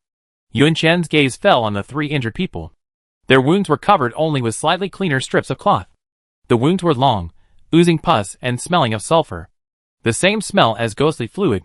Yunshin asked, were they injured by ghosts? Lu Huying was sitting next to her. When she heard her question, she said, yes, you never know when ghosts will appear at night. Fortunately, they're still alive, but judging by their injuries, they're probably going to die soon. Yunshin said, I have some medicine for wounds. I saved some for you. She hoped these people wouldn't give up so soon. Humanity's will to survive can lead to many miracles. Lu Huying and the others looked at her in surprise. This person was so kind. Yunshin lowered his head and found some first aid supplies in his backpack. He took some out and placed it on the ground. As the girl lowered her head, Lu Huying saw a mark behind her ear, a faint hint of a white and green bud. Lu Huying suddenly asked, is that a tattoo next to your ear? Yunshin said, do you know about the city will? They protect humans from ghosts. This is the mark given to those chosen by them to become their proxies. I'm a city devoted of Huading, so I'm. Get out. Lu Huying suddenly stood up excitedly. It's because of city-devoted people like you that our city will. Get out of here. Get out. Yunshin had already sensed that Lu Huying was in a bad mood and immediately jumped up. Not only Lu Huying, but everyone else's expressions were filled with disgust and hatred. This emotion emerged after hearing that she was a city devoted. Why? Yunshin left the camp, but the gazes behind her remained sharp as arrows. She sensed danger. These people had murderous intentions towards her. Yunshin, without hesitation, found a secluded spot and teleported back to Huading. Before she left, she saw the campers, weapons drawn, moving toward where she had been. The vines embraced her tightly. You're back. The fear that had risen in Yunshin's heart completely dissipated. She hugged the small broken city, her mind replaying the attitude of Lu Huying and the others. At first, they had been kind to her, but after learning she was a city-devoted member, not only did their attitude change, they even attempted to kill her. Lu Huying said that if it weren't for city followers like her, their city wouldn't. What? Yunshin didn't know where that place was, but from what Lu Huying had said, the city wasn't doing well. The reason for the bad situation was related to a certain city follower. Could a city follower harm the city will? She told Xia Poaching about this. Hua Ting was stunned.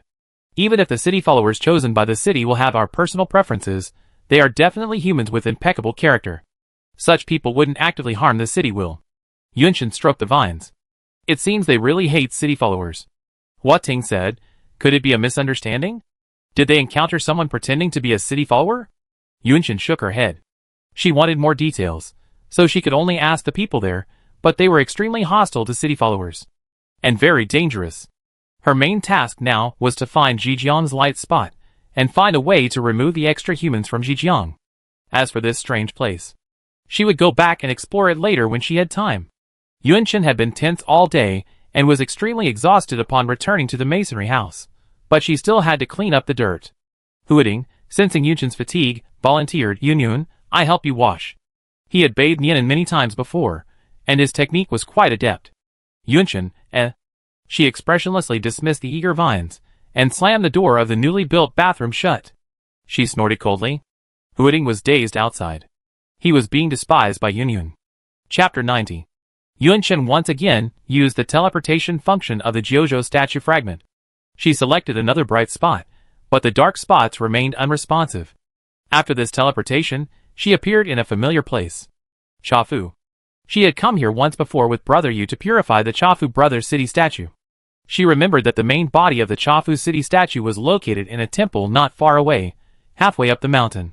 The Chafu brothers sensed the sudden appearance of someone, and the elder brother asked in surprise, "Isn't this the city-devoted one of Huading? Why did you cut your hair short? How annoying. By the way, why did you suddenly appear here?" The younger brother said, "Brother, Jiar told us about this.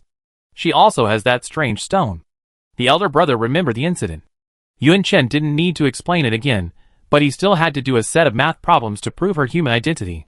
She greeted the brothers, and was about to leave, when they called her mysteriously. "Huading City. Your name is Yuan Chen, right? Come to us quietly. We have something good for you." Curious, Yuan Chen, guided by the Tea House brothers, evaded their presence and arrived at the main city statue's location. The temple door opened automatically, then closed again after she entered. The scent of sandalwood filled the entire space. The Tea House brothers said, "Hurry up. Someone will be here to clean up soon." Yuan Chen entered the room, where the main city statue of the tea house was located. Incense and candles were burning. The setting was different from the last time I saw it. This time, a bright yellow curtain appeared behind the Tea House brothers. "Go in and take the 3 wooden boxes on the left." "Yes, these are the 3. "That's not it. That's for Zhijiang." "Oh, and if you're going to find Zhijiang, take that too, and the one next to it." Yuan Chen received 5 wooden boxes, stacked higher than she was. Bewildered, she asked, "What are these?" The Tea House brothers laughed arrogantly. "Our Tea House city has a unique gift. It's a friendly exchange that promotes the relationship between the city's wills. Imagine meeting our long-lost compatriots and giving them a generous gift. Wouldn't they be immediately moved and call us big brothers?" Yuan Chen looked at the wooden boxes in his hands. "Are these all gifts you prepared for everyone?" The Tea House brother retorted, "No, they're not gifts. We're not that kind." The Tea House brother said arrogantly, "These are rewards." Yuan Chen didn't mind their sass at all. She asked, "Are all of them for the city's will?" The Tea House brother said, "There are also some for the city's followers. Look, there's words engraved on the wooden boxes." Yuan Chen placed the wooden boxes on the ground and found hers. Her name was indeed engraved on the lid. Her eyes twitched as she said, "How come you write like Yin Wang Yu?" The Tea House brother, irritated, said, "We don't have divines like those in Huading. Saving a little city energy every day is already inconvenient." The Tea House brother urged, "Hurry back to Huading. You're such a nuisance here. Your short hair is annoying. Didn't you have long hair with 2 buns on top before?" "Those aren't buns. They're the buns Huading gave me." Yuan Chen picked up the wooden box, thanked the Tea House brothers with a smile, and returned to Huading with the fragment of the Jiuzhou statue. Xia Poching hadn't expected Yuan Chen to return so early, and to bring back so many things. "Huading, where did you go this time?" "Chafu. The teleportation point is near the main city of Chafu." Yuan Chen handed Tingman 2 wooden boxes engraved with Huading. She said, "Here, gifts from the Chafu brothers."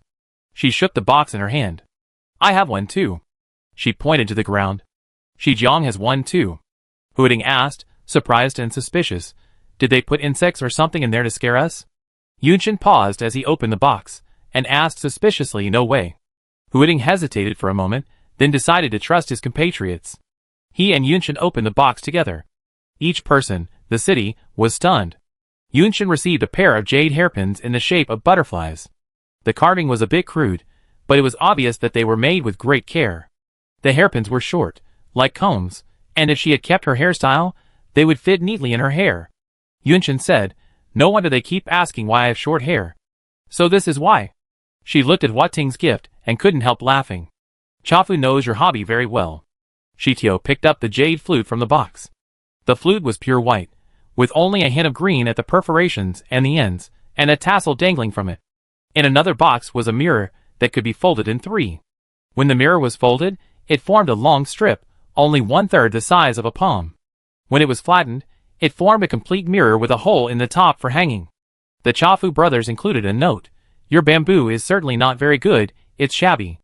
I'm giving you a jade flute. When you emerge as a human, hang the mirror around your waist, and play the flute while looking in the mirror." Huating was at a loss for words. He loved the gift from the tea house. Yuan Chen was also pleased. They now fully understood why Brother Yu had said the two brothers from the tea house had both good and bad personalities. In the apocalypse, receiving such a heartfelt gift was both amusing and heartwarming. Yunchen had Xiao Poqing return the wooden box to the masonry house, while she teleported again, while it was still light. Points of light lingered, and vines watched her disappear. When Yunchen suddenly appeared, the bustling market became utterly silent. Everyone looked at her, some holding knives, some holding brooms, and some holding spatulas and homemade clothes drying racks. They were on high alert. Yuan Cheng clenched the teleportation stone in his hand and tentatively greeted, "Hello everyone." There were many people here, all with rosy complexions and well-dressed clothes. Stalls lined the road on both sides, selling all kinds of goods. Hearing her speak normally, the crowd began to chatter. She can speak, and sounds quite fluent. Ghosts can speak fluently and curse. Have you forgotten that ghost that pointed at you last time and yelled at you to go out and fight it? It looks like a human.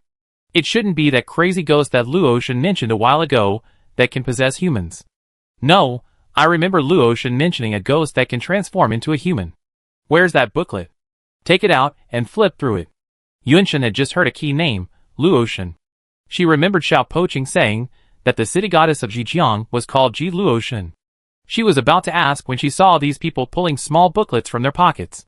The title was Apocalypse Survival Guide, a complete guide to ghostly types, with a huge red exclamation point beneath it.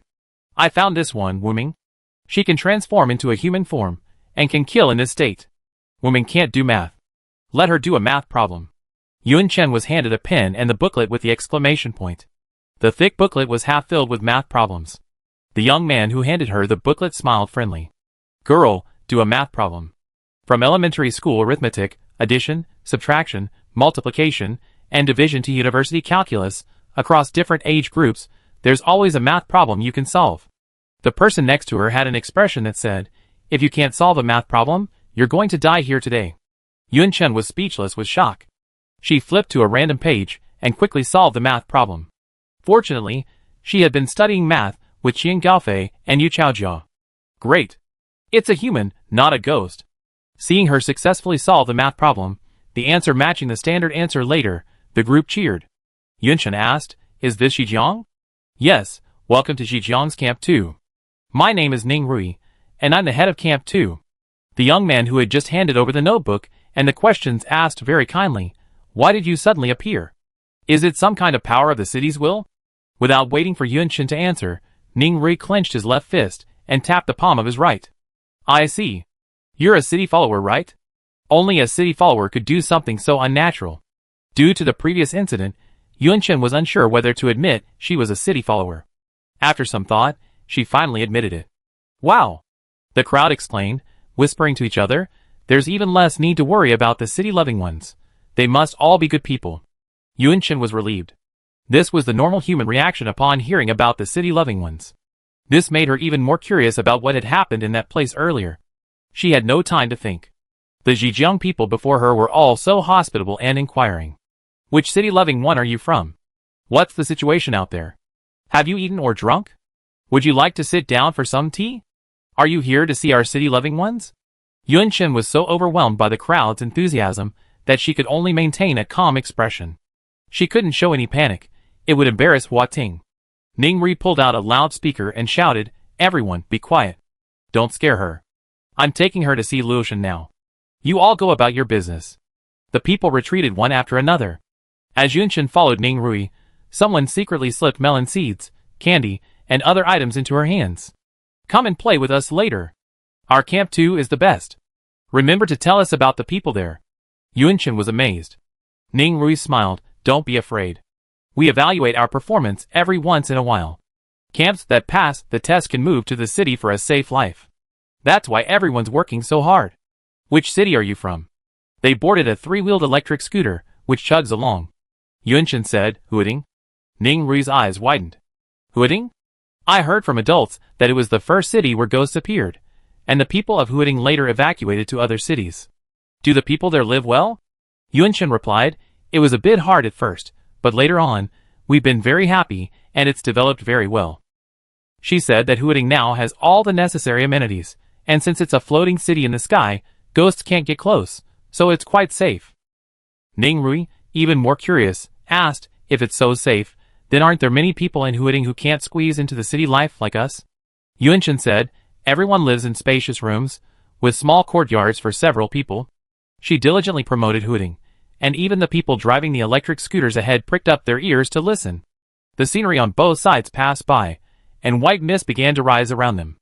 Ning Ri exclaimed, Huading's urban atmosphere covers such a large area. It's so safe and large. You must have a large population in Huading, right?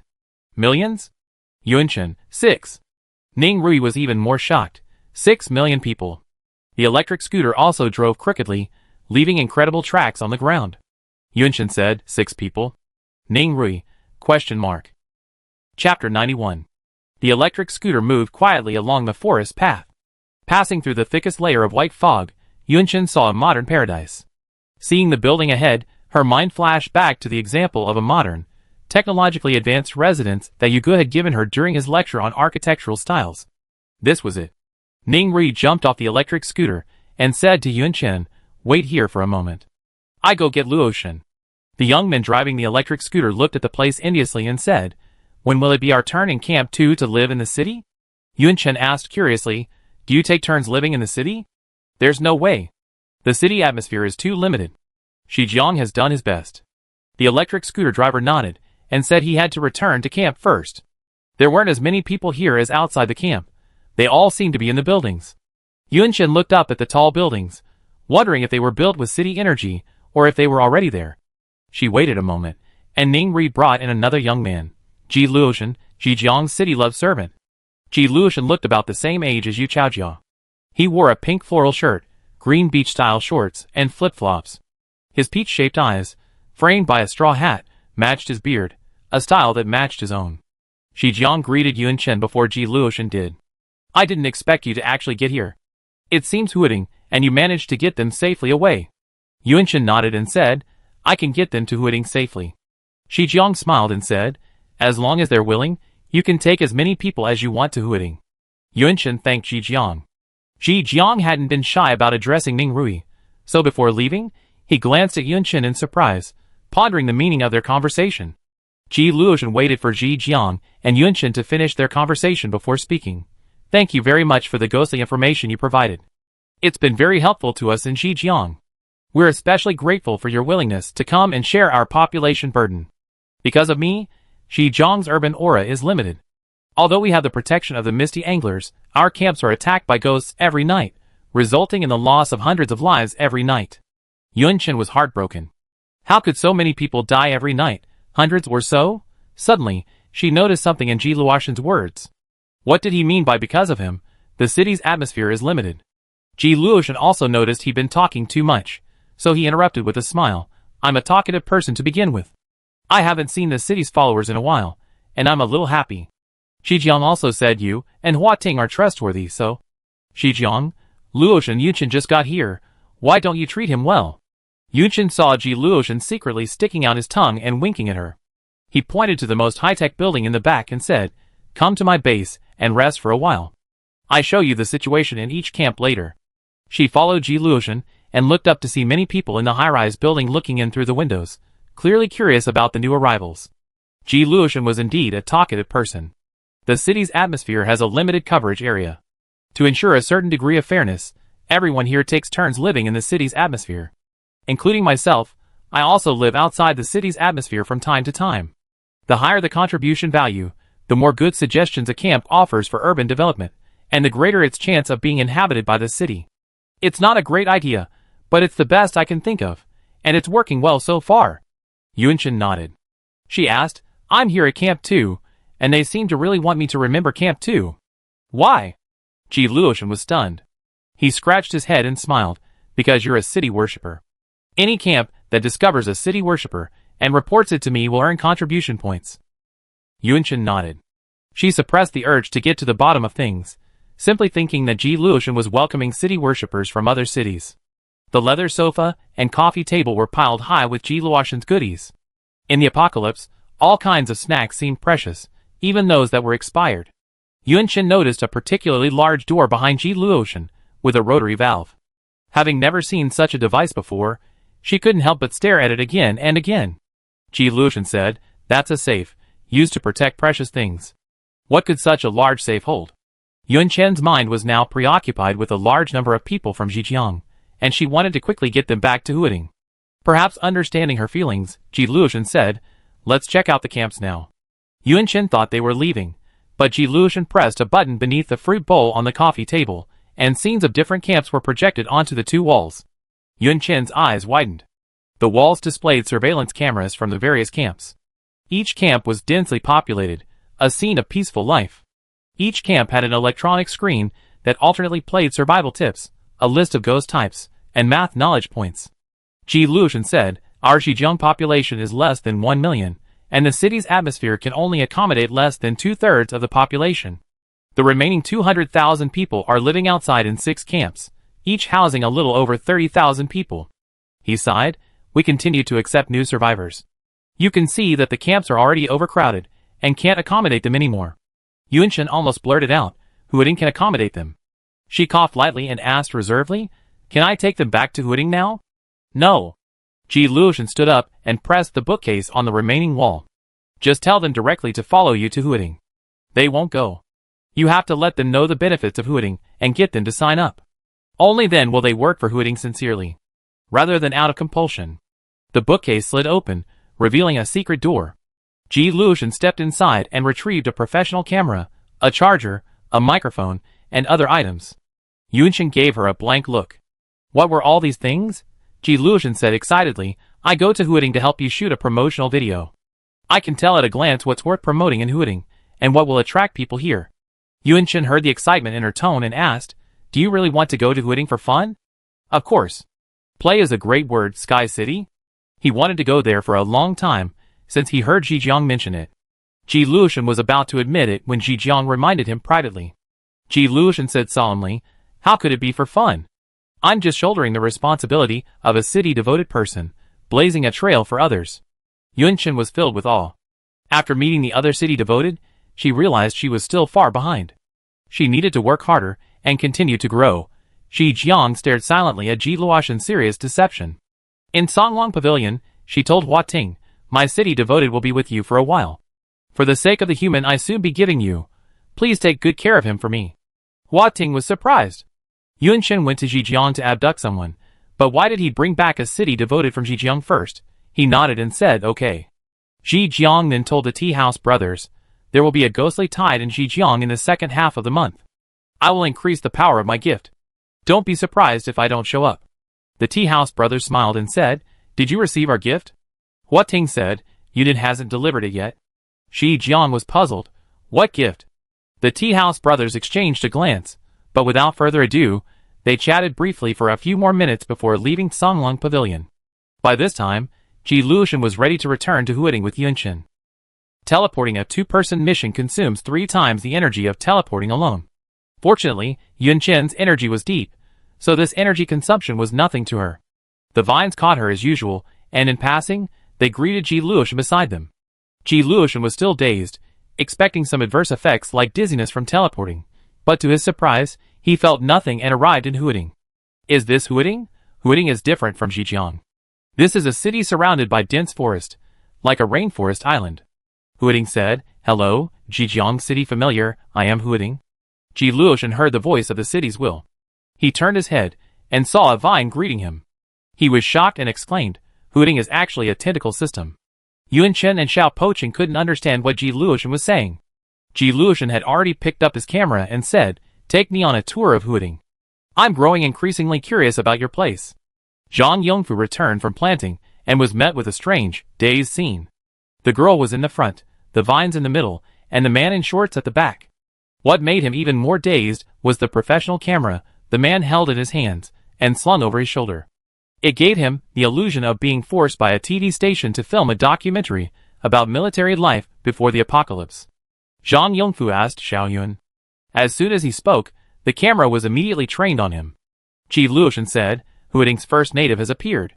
Judging by his swift gait, upright posture, and piercing eyes, he must have been a remarkable figure in his past. What did you do?" Zhang Yongfu saw the girl and vines making begging gestures toward him, and he responded expressionlessly, "I used to be a street thug who did nothing else." After saying this, Zhang Yongfu saw Yun Chen and Huiting simultaneously face-palming. Ji Luoshan said into the microphone with sudden realization, "Oh, so that's how it is. Huiting truly is a remarkable city. It could even allow a former thug to display military bearing.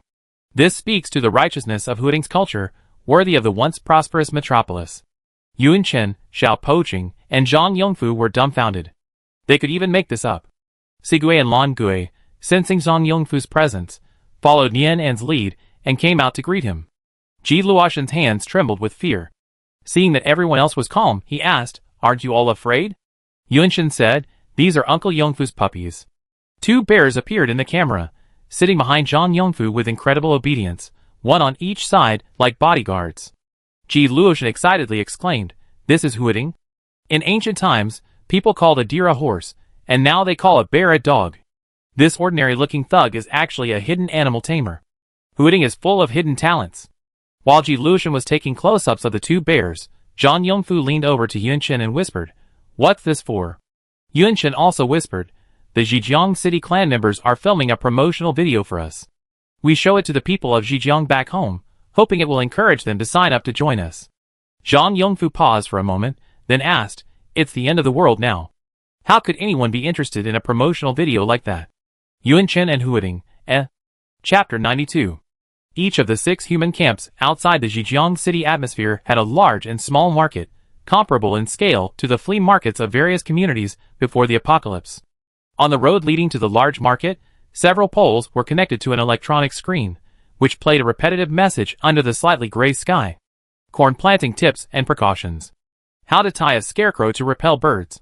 Always place warning signs next to pesticide-treated plants to prevent passers-by from picking and eating them and causing unnecessary casualties. Bandaging wounds should be done quickly, accurately, gently, and firmly. Ning Rui had a loudspeaker hanging from his waist. He was thinking about the Huiting city follower he had seen last time. After appearing once, she hadn't appeared again. Why? When the people in Camp 2 saw him approaching, they affectionately called him Xiao Ning and Brother Ning.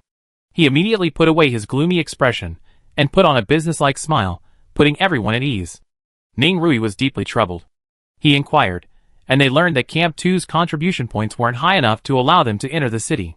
Under normal circumstances, they could have gotten by evading the fog, but it seemed like the ghostly peak of the year would soon arrive, and many would surely have been sacrificed. As a responsible camp leader, Ning Rui hoped everyone in the camp could survive the apocalypse. He understood that Ji Luoshan and Zhejiang had done their utmost to protect everyone, but their abilities were limited, and everyone understood their hard work. Back then, some people had been dissatisfied. A strange individual appeared in Camp 2, urging his own and other camps to seize the supplies Ji Luoshan had secretly hidden, build new camps, and disregard his wishes. That incident was a major event. I heard that the leaders of several camps were subsequently replaced, and many humans were expelled. Zhejiang even went so far as to narrow the scope of its urban atmosphere, allowing only the obedient and well-behaved to live there. Of course, this was just hearsay. Ning Rui had no personal experience. He arrived in Zhejiang later, having previously been with a group of homeless people struggling to survive. After being rescued by the Zhejiang Search and Rescue Team, he lived there with gratitude.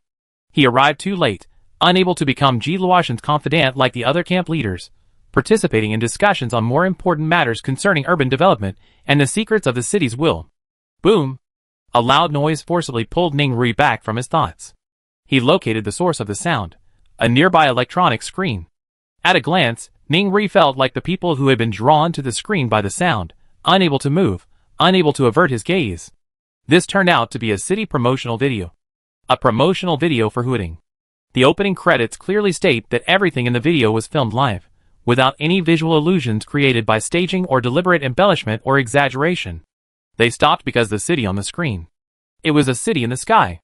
A massive structure, defying gravity, proudly floated in the air, a companion of blue sky and white clouds. Countless vines draped like silk ribbons, adding a touch of natural wildness to the entire city. Additionally, various buildings rose from the jungle, giant steel beasts in the forest. A distant view. Below, the desolation and despair of the city ruins. Above, the mysterious hope of the rising sun. Ning Rui hadn't read much, and as he looked at the city, only 2 words flashed through his mind. Fuck. The video on the electronic screen continued playing. There were acres of newly developed farmland, and the rice seeds were genetically modified varieties from before the apocalypse, promising high grain yields. There were stories of the indigenous people of Huading hiding hidden talents: animal trainers, martial artists, race car drivers, and architectural tycoons. The residential buildings resembled ancient mansions. If you didn't like the ancient style, there were modern, punk, medieval styles, any style you wanted. The electronic screens had large pixel counts, and the images were blurry, but that didn't stop the people in the camp from watching with rapt attention. Ningri simply took out his small stool and sat on it. The others followed suit, passing sunflower seeds to each other and crackling them as they watched. In the apocalypse, will you still use plows and oxen to plow the fields? The vines of the cities will teach you how to quickly till the soil and sow seeds, and Brother Bear will show you the true meaning of harmonious coexistence between humans and animals. It must be said that Ji Luoshan understood the personalities of the people living in Zhejiang very well. They were relatively less threatened by the apocalypse, and novelty was what attracted them. Of course, the people of Zhejiang were no fools. Safety was paramount in the apocalypse. The scene on the electronic screen suddenly changed from day to black, and suddenly, a magnified, blurry, ghostly head pressed against the camera. Ning Rui was so frightened that he shook off a pile of melon seed shells. He hadn't seen such an aggressive and terrifying ghost in a long time. The video zoomed out, revealing that those ghosts were the ones below. They were so densely packed and numerous that the people of Zhejiang were staring blankly. Ning Rui felt the same way. He muttered, "My goodness, all of Huading Shao's men have been overtaken by ghosts. Who would dare go to this place?" Then, the scene shifted. Although it was clearly night, the city was quiet and peaceful, devoid of any ghostly sounds. Huading's location is rarely accessible to ghosts, and Huading can further expand the city's atmosphere. It's safer than safe. Huading is currently short on population, and urgently needs talent to build the city. Therefore, we are recruiting talented individuals from Zhangjiang. In these last days, we should all help each other. We were helping Huading, and we were also helping ourselves. Ning Rui's eyes suddenly lit up. If it were the early days of city construction, those who contributed the most would be respected later, right? He heard others eager to join in, their enthusiasm surging. Unexpectedly, the video's closing scene was like a bucket of cold water. Not far from Huading, there is a bottomless abyss, where ghosts are born. This is equivalent to a time bomb hidden beneath Huading. The video added that Huading can move, but moving requires a large amount of city energy, so it needs human help to build the city, and will eventually leave that place. The video also clearly explained the ghostly attacks Zhejiang would soon face. Ning Rui was torn. Whether in Zhejiang or Huading, there were dangers. He glanced at the others, whose expressions varied after watching the Huading promotional video. Some seemed eager to try and immediately wanted to sign up with him, while others pouted, showing no interest in leaving Zhejiang. Still others shared his intense struggles. Ning Rui weighed the pros and cons for a moment. He preferred Huading, but he was the head of camp too, having managed it for 3 years and built trust with everyone. He couldn't abandon them before their rotation. Ning Rui pondered for a moment, then stood up, got on the e-mule driver's bike, and headed deeper into the fog.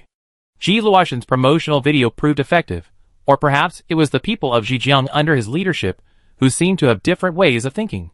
Many had signed up to go to Huading. Ji Luoshan asked Yun Chen if he wanted to select the people. After meeting the people of Huading, he realized that although Huading had fewer people, they were all talented. He assumed Yun Chen and Huading had particularly high standards for those entering the city. Ji Luoshan shook his head. Before, they in Zhejiang had always accepted anyone with a flawed character.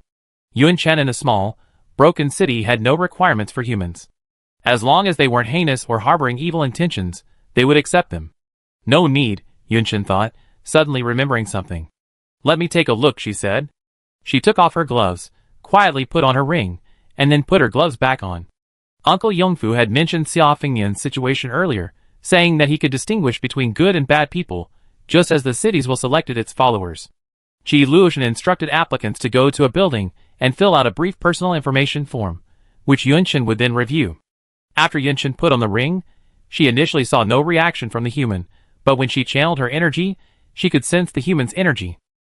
Unlike the pure energy of the energy stone, human energy was mixed with many other things.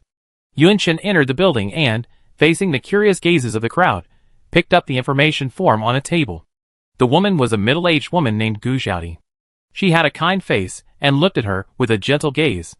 She said, "You are a very pretty girl, about the same age as my daughter. Seeing you reminds me of my late daughter.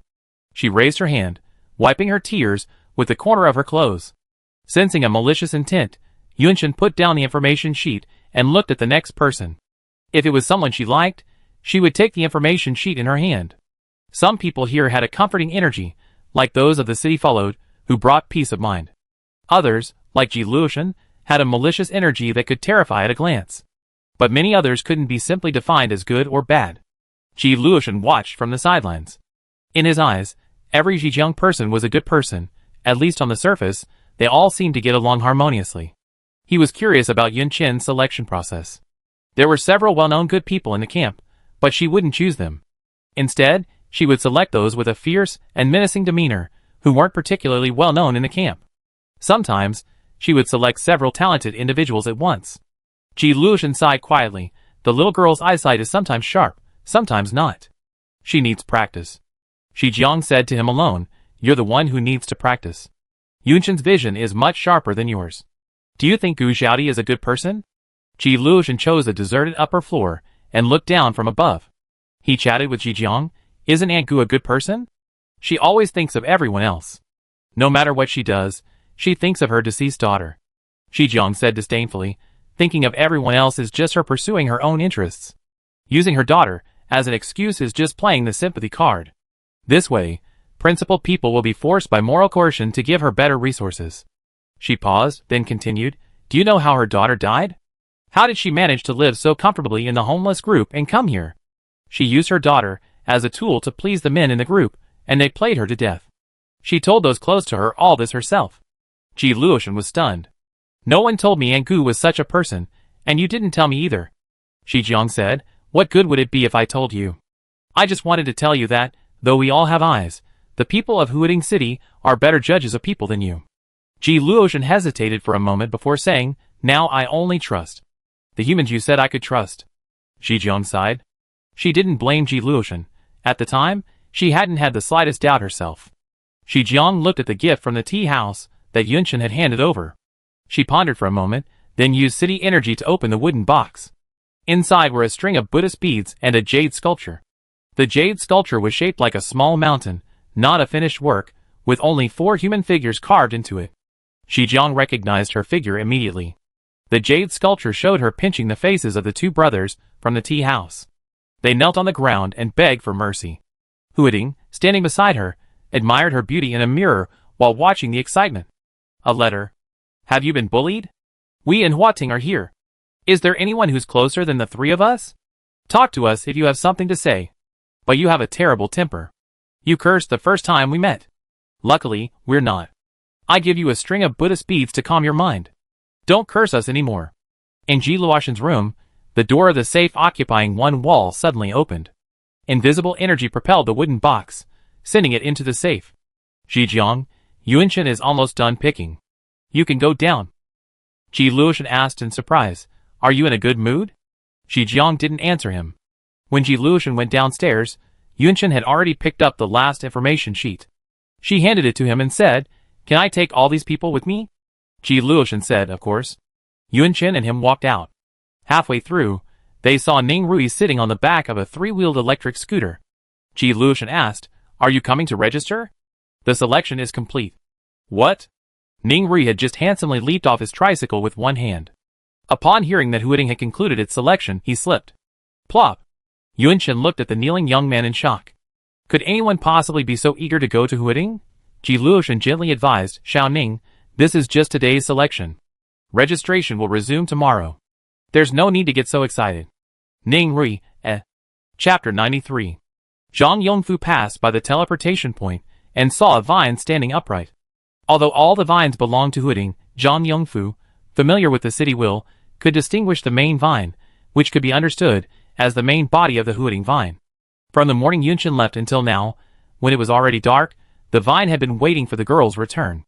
Zhang Yongfu said, "Huading, it's dark now. Don't wait any longer." Huading said, "Yunyan said she would be back today. She'd be disappointed if she didn't see me." Zhang Yongfu said, "Xiaoyan might be staying in Zhejiang tonight. Bringing so many people back is a hassle. You should go back and rest too. The city will also need rest." Huading shook the vine. She said she would come back. She definitely will. Zhang Yongfu sat down beside the vine, Then I wait with you. He kindly watered the vine, worried that he would be thirsty after waiting all day.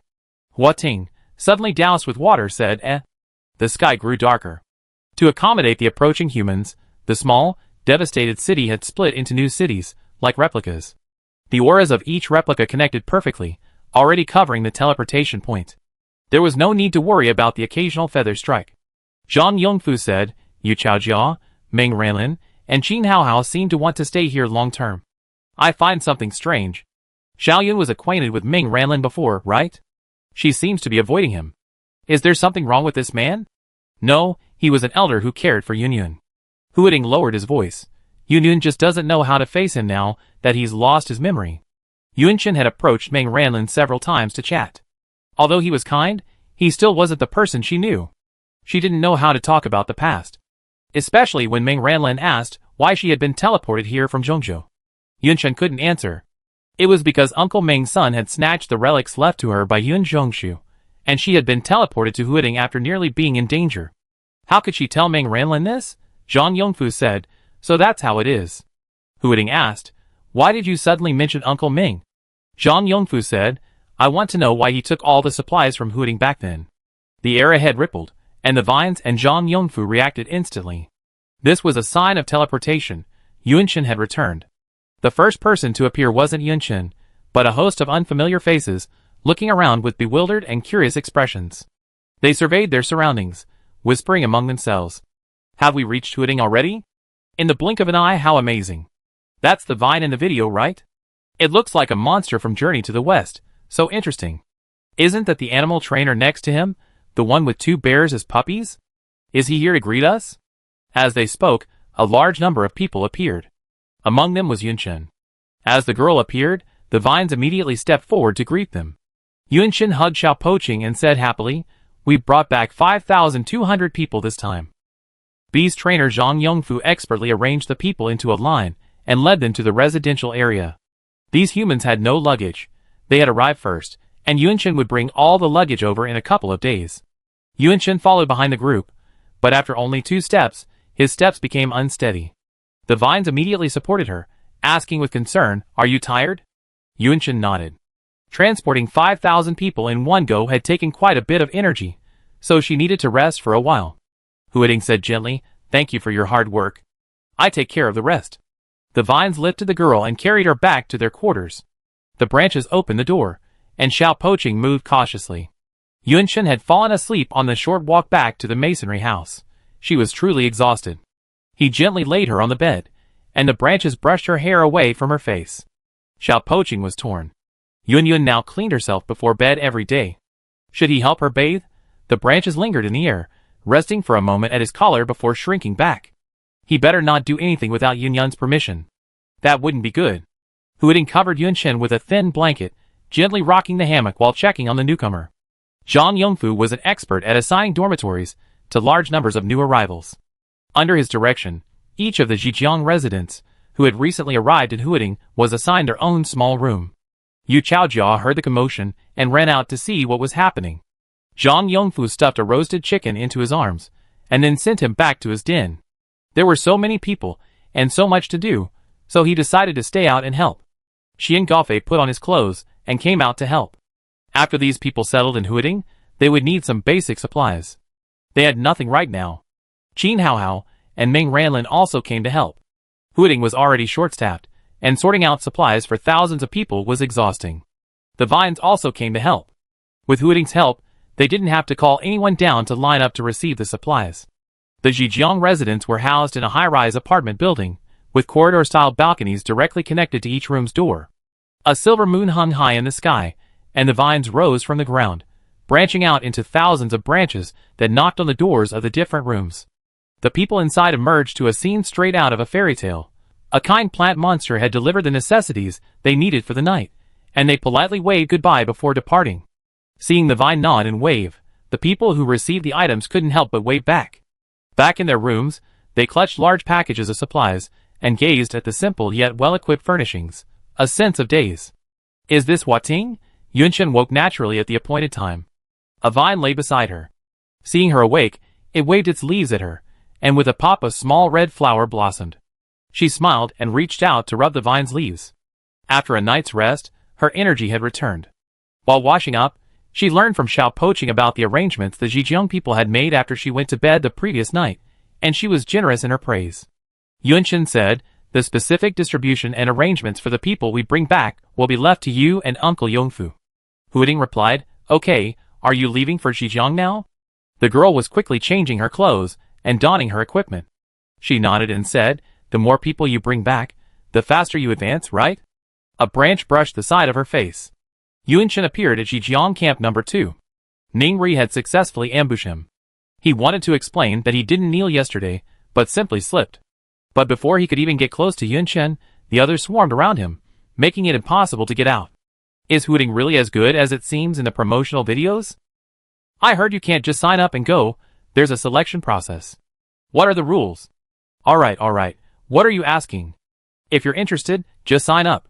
What's the point of asking here? Ningri squeezed through the crowd, helped Yunqin onto a three-wheeled electric scooter, and sat down beside him, telling the scooter driver to hurry up. Yunqin already remembered Ningri, and the young man's kneeling yesterday had left a lasting impression on her. Ningri cleared her throat. Ms. Yun, actually, about what happened yesterday. He was halfway through his explanation when he suddenly stopped, figuring that no matter what excuse he gave, it would be inappropriate to go to Huiting again. Yunqin asked, "What is it?" Ningri smiled. "I just wanted to ask if there's a limit on the number of people going to Huiting." Yunqin met Ji Luoshan. He compiled the new registration information and handed it directly to her. There were more people registered this time than yesterday, and Ji Luoshan had them come in batches for Yunqin to select. Many people in Zhejiang wanted to go to Huiting, but unfortunately, they couldn't figure out the pattern used by the Huiting city familiars to select their candidates. It was practically impossible to tell, so they could only wait and see. Yunqin lived a routine life. From Huiting to Zhejiang, then from Zhejiang to Huiting, transporting between 1,000 and 6,000 people back from Zhejiang to Huiting every day. The population of Huiting is growing, and the 6 camps in Zhejiang have been reduced to 4, with further reductions expected. Yunqin's first words to Ji Luoshan every day are, "I'm here to pick people." Ji Luoshan hands her the registration form, and Yunqin puts on the ring and begins to sense human energy. The two of them, like programmed robots, repeat the same actions day after day. Ji Luoshan continues to repeat the same routine, feeling listless. Yunqin is radiant. Huiting now has a population of 50,000, each one carefully selected and well-behaved, including Ningri, who excitedly knelt to join her. Not only that, her daily consumption and replenishment of energy has enriched her energy. The Jojo in her hand, like fragments, no longer resembles an ordinary stone. Transforming into a less ordinary stone, more like a smooth pebble, the teleportation stone consumed less energy. Yunqin was concerned when he saw the sudden change in the Jojo statue fragment. Huiting, as one of the city wills awakened by Jojo, was certain this was a good change. After all, it had become more beautiful, and beauty had to be a good change. Yunqin heard Little Broken City's reassuring reason, Aside from that, the Jojo statue fragment remained unchanged, so she used it with confidence. As her energy increased, the Jojo statue fragment consumed less energy, allowing her to teleport more people each day. The remaining energy after each teleportation was channeled to Little Broken City. Thanks to the numerous human development assistants and cultural tributes, as well as Yunqin's constant energy transfer, when Huiting's population exceeded 100,000, the city image underwent a transformation. The city image quietly transformed in the night. Yunqin heard the sound of something shattering in her sleep, and she woke up with a start and found the source. Little Broken City's city image rapidly rose to 2 meters, its original outer shell cracking and peeling off inch by inch. Yunqin's dark pupils reflected the other person's new image, and the city followed symbol behind her ear changed accordingly. The bud was no longer a bud, but a closed pistil, pure white as jade, standing atop the emerald green vines, shyly about to bloom. The vines grew thicker and stronger. Where the city's atmosphere permeated, human habitability saw a noticeable, slight increase. Huiting had become a major city. After his level increase, his mastery of the city's talents reached a new level. When moving the city, the energy consumption remained the same, but the travel distance increased by dozens of times. They were further away from the underground platform, where the ghosts had been born. Huiting was now thriving, and everything was moving in a positive direction. Chapter 94. What? The T brothers in Songlong Pavilion jumped up to Huiting and roared, "How long have you been a medium-sized city? And you've already become a big city?" How can you grow so fast? Jiang leaned against the pavilion railing, watching with amusement as the T brothers grabbed Hooting by the collar and dragged him from one end of the pavilion to the other. The T brothers pushed and shoved, and Hooting intervened. The three of them were more like a sparring match. Like, we agreed to fail the exam together, but you secretly got a perfect score and hid it from us. Hooting adjusted his white robe and said, Jiang sent me so many people, and with the help of Brother Yu and the people from the tea house, I've grown so fast.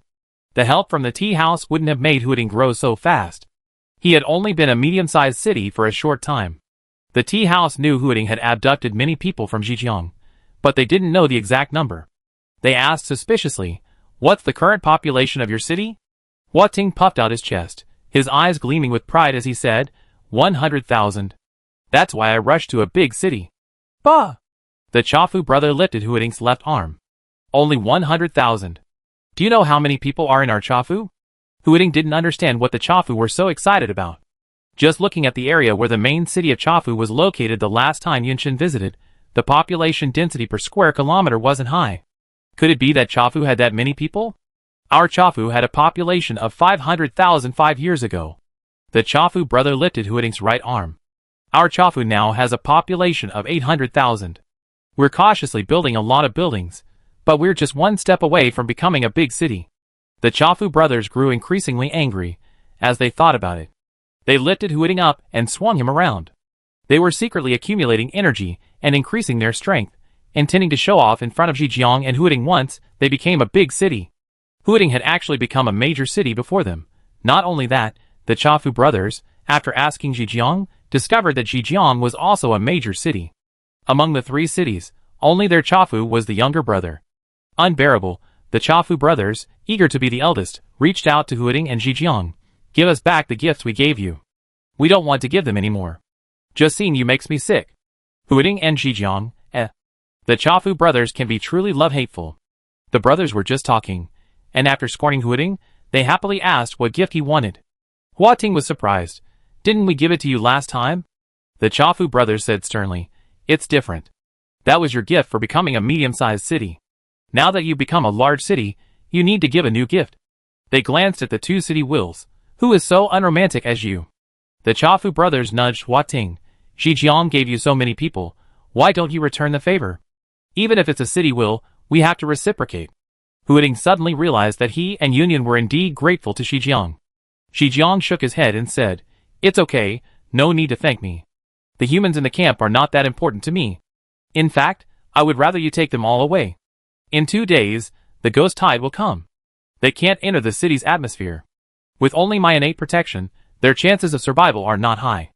Hooting and Chafu had long wanted to know what Jiang meant by the ghost tide, but Jiang refused to speak the last few times, so they didn't ask. This time, Jiang took the initiative to explain the ghost tide. It was summer when Jiang woke up. At that time, Lucian and the people in her camp were attacked by a large number of ghosts. She woke up to protect these humans. After she awakened her city talent, a vast number of ghosts would appear in Jiang every July and August, attacking continuously. When the city's aura prevented ghosts from entering the city, it would consume the city's energy. If ghosts repeatedly attempted to enter the city's will would continue to consume its energy. Once the energy was depleted, the city's will could no longer release the city's aura, allowing ghosts to enter the city and wreak havoc and feast. To completely drain the energy released by a city's will and aura, a large number of ghosts would need to consciously locate the city's boundaries and attack it. Jiang initially couldn't understand why the ghosts exhibited such collective, directed behavior. Only after learning of Wuming's existence from Ting did she understand. A leader had emerged among the ghosts. The Tea House brothers had never heard of the ghost tide before, and Ting recalled a time he'd been fiercely attacked by ghosts before. Was that the case? Ting asked, puzzled. Your city talent allows you to conceal yourself. How can ghosts find you? Jiang said, the larger the area covered by the misty fishermen, the less effective it is. It only blocks the perception of ordinary ghosts, not ghosts that rely on hearing and smell to locate humans. The Tea House brothers asked, when the ghost tide arrives, can't you just let humans into the city atmosphere and squeeze in? Jiang looked at the Tea House brothers and said casually, I won't allow humans to reside in the city atmosphere for long without screening and observation. The Tea House brothers were stunned. Ting asked, do you need help? Jiang replied, I don't need any help. I can handle this little thing myself. Instead of worrying about me, why not keep an eye on the status of the humans in your city? She seemed about to say something else, but after a slight frown, she kept her mouth shut. Shi Jiang performed an ancient ritual, and said goodbye to Huiting and Chafu. See you later. The Chafu brothers asked, what do you think she's hiding from us? Huiting shook his head, I don't know. After a pause he said, let's just follow Shi Jiang's advice, and pay more attention to the humans in the city. The Chafu brothers murmured, all right. They each left Songlong Pavilion. Since Shi Jiang has warned us, let's do it. Yunchen said this after listening to Xiao Poqing's words. Huiting said, Shi Jiang seems eager to tell us something, but she's hesitant about something and hasn't shared it with us. Yunchen pondered. Xiao Poqing had previously said that Shi Jiang was initially wary of the city's will, but later became more cautious. This conversation revealed that she was also wary of humans. Thinking of Sister Duwan's letter, she hesitated. Do you think there really are untrustworthy entities within the city will? Shi Jiang encountered them before, and that's why. Impossible. Huiting refuted firmly, then saw Yunchen raise an eyebrow at her. Huiting whispered, although the city will has both good and bad personalities, that's just a matter of personality. We're all fellow citizens of Jiuzhou. There won't be any bad guys. Yunchen poked at the vines. Chafu believes the same thing as you, right? Huiting tapped the branches. If Chafu had heard Yunyun's words, his reaction would surely be even more intense than his, perhaps even outright angry. Yunchen sighed. She comforted Huiting before calming her tone and saying, I'm just hypothesizing. If Shi Jiang had truly encountered something similar, and you two both held the belief that there would never be any bad guys within the city will, how could she have told you about it? Furthermore, if she had truly encountered something like that, would you two be people she could trust? Hua Ting seemed lost in thought. Yunchen gently stroked the vines. We're all in a big city now. We need to learn to put ourselves in other people's shoes. Huiting felt sad when he mentioned this. He was clearly in a big city, so logically, he should have been slowly regaining his memories, just like Chafu and Shi Jiang, but he showed no signs of that. After much thought, and consulting Chafu and Shi Jiang, they concluded that perhaps there were too few people in Huiting, and that human cultural offerings and daily life weren't triggering his memories. All they could do was wait and see. Under the bright light of the brick house, each man and each city continued their plans. Huiting now had people in power, and was perfectly safe floating in the sky. Logically, Yunchen and the small, broken city should only focus on development planning, managing the existing population, and allowing the city to flourish. However, they possessed fragments of the 9 provinces statue, capable of teleportation. They knew of Zhongzhou, destroyed by the ghostly attack, but not completely dormant, knew of Xia Fengnian's plan to awaken all the city wills, and knew of the potential for unrest within the city wills. One person, one city, knew too much. Sister Duwan told them to focus solely on themselves, but they couldn't sit idly by. At least, Yunchen couldn't ignore what was happening right next to her, something she had witnessed with her own eyes. The place she had arrived at the first time she used the 9 provinces statue fragment for long-distance teleportation, Lu Huying and her group's hatred of the city followed, always lingered in her mind. Yunchen said, I want to go back and investigate the situation. Hua Ting said, they know you're a city followed, and it's too dangerous for you to go. Yunchen shook his head and said, they didn't see my face. The city followed symbol can block it. As for the sound, I tried to make my voice hoarse and speak with a different accent. The last time Yunchen felt this urge to go somewhere was in the city across the Huangxia River. That time, she discovered a library burned down by ghosts and realized that the ghosts intended to destroy human books, severing their culture and thus extinguishing the city's will in the future. Will she discover something new this time? She had made up her mind, and Hua Ting could only support her. When Zhang Yongfu heard Yunchen about to leave again, he disapproved. Huiting is developing so well now. Can't you just rest in the city and do your job as a city follower, developing the city? Why go somewhere dangerous? Yunchen said seriously, the situation over there is really strange. I teleported to Zhejiang and Chafu, both near their city statues. I suspect there are city statues nearby. Humans can't communicate, but perhaps the cities will can. If I encounter danger, I will teleport back in time. Huiting flicked the vines, shaking the small leaves in agreement with Yunchen.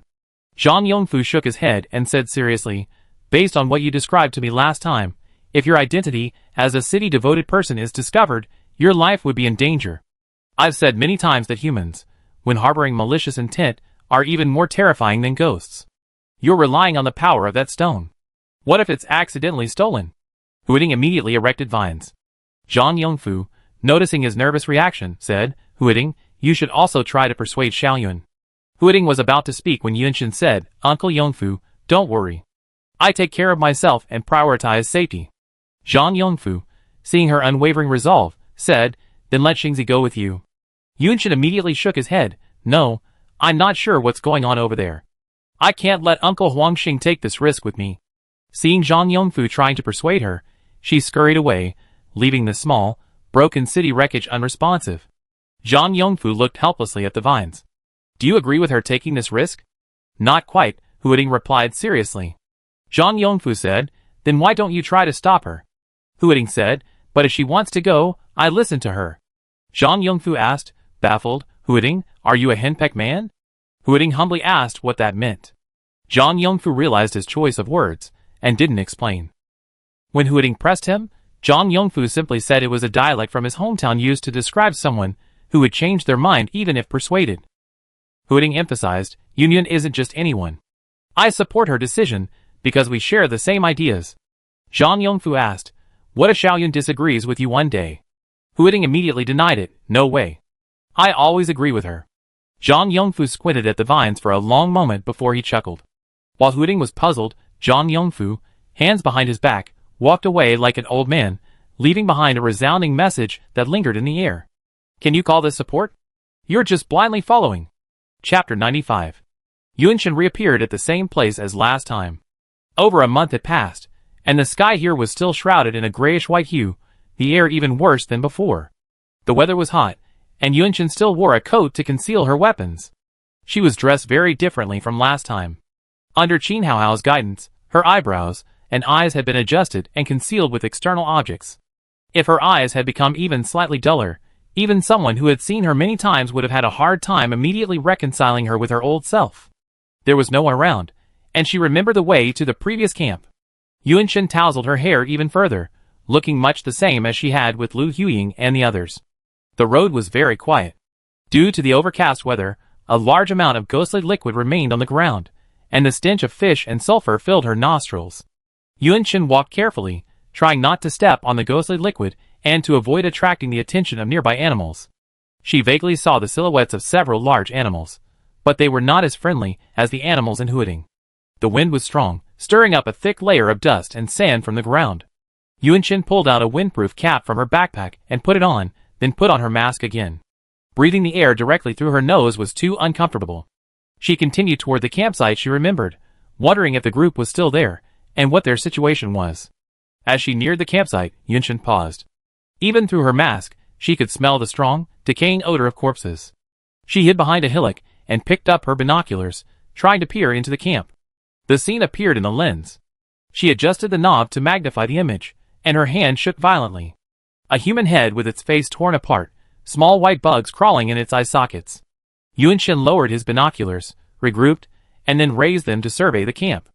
The head was rotting, and Yunshin recognized the face. It belonged to Lu Huying, with whom he had sat face to face and chatted very closely. She was dead, only a head remained. Ghostly bites marked the edges of her neck and face, and blood, flesh, and a sticky black liquid clung to her hair. The camp was not just this head, other heads were piled alongside it. A machete lay propped up beside it, blood everywhere. A figure could be vaguely seen lying inside the tent. The figure seemed to be moving, alive. Yunshin frowned, observing more closely. Sure enough, the figure was moving. His bare feet, as he rolled over, extended out of the tent. A moment after touching the ground, a sticky black liquid oozed from his toes. It was a lunatic. It looked like another lunatic with a cannibalistic bent.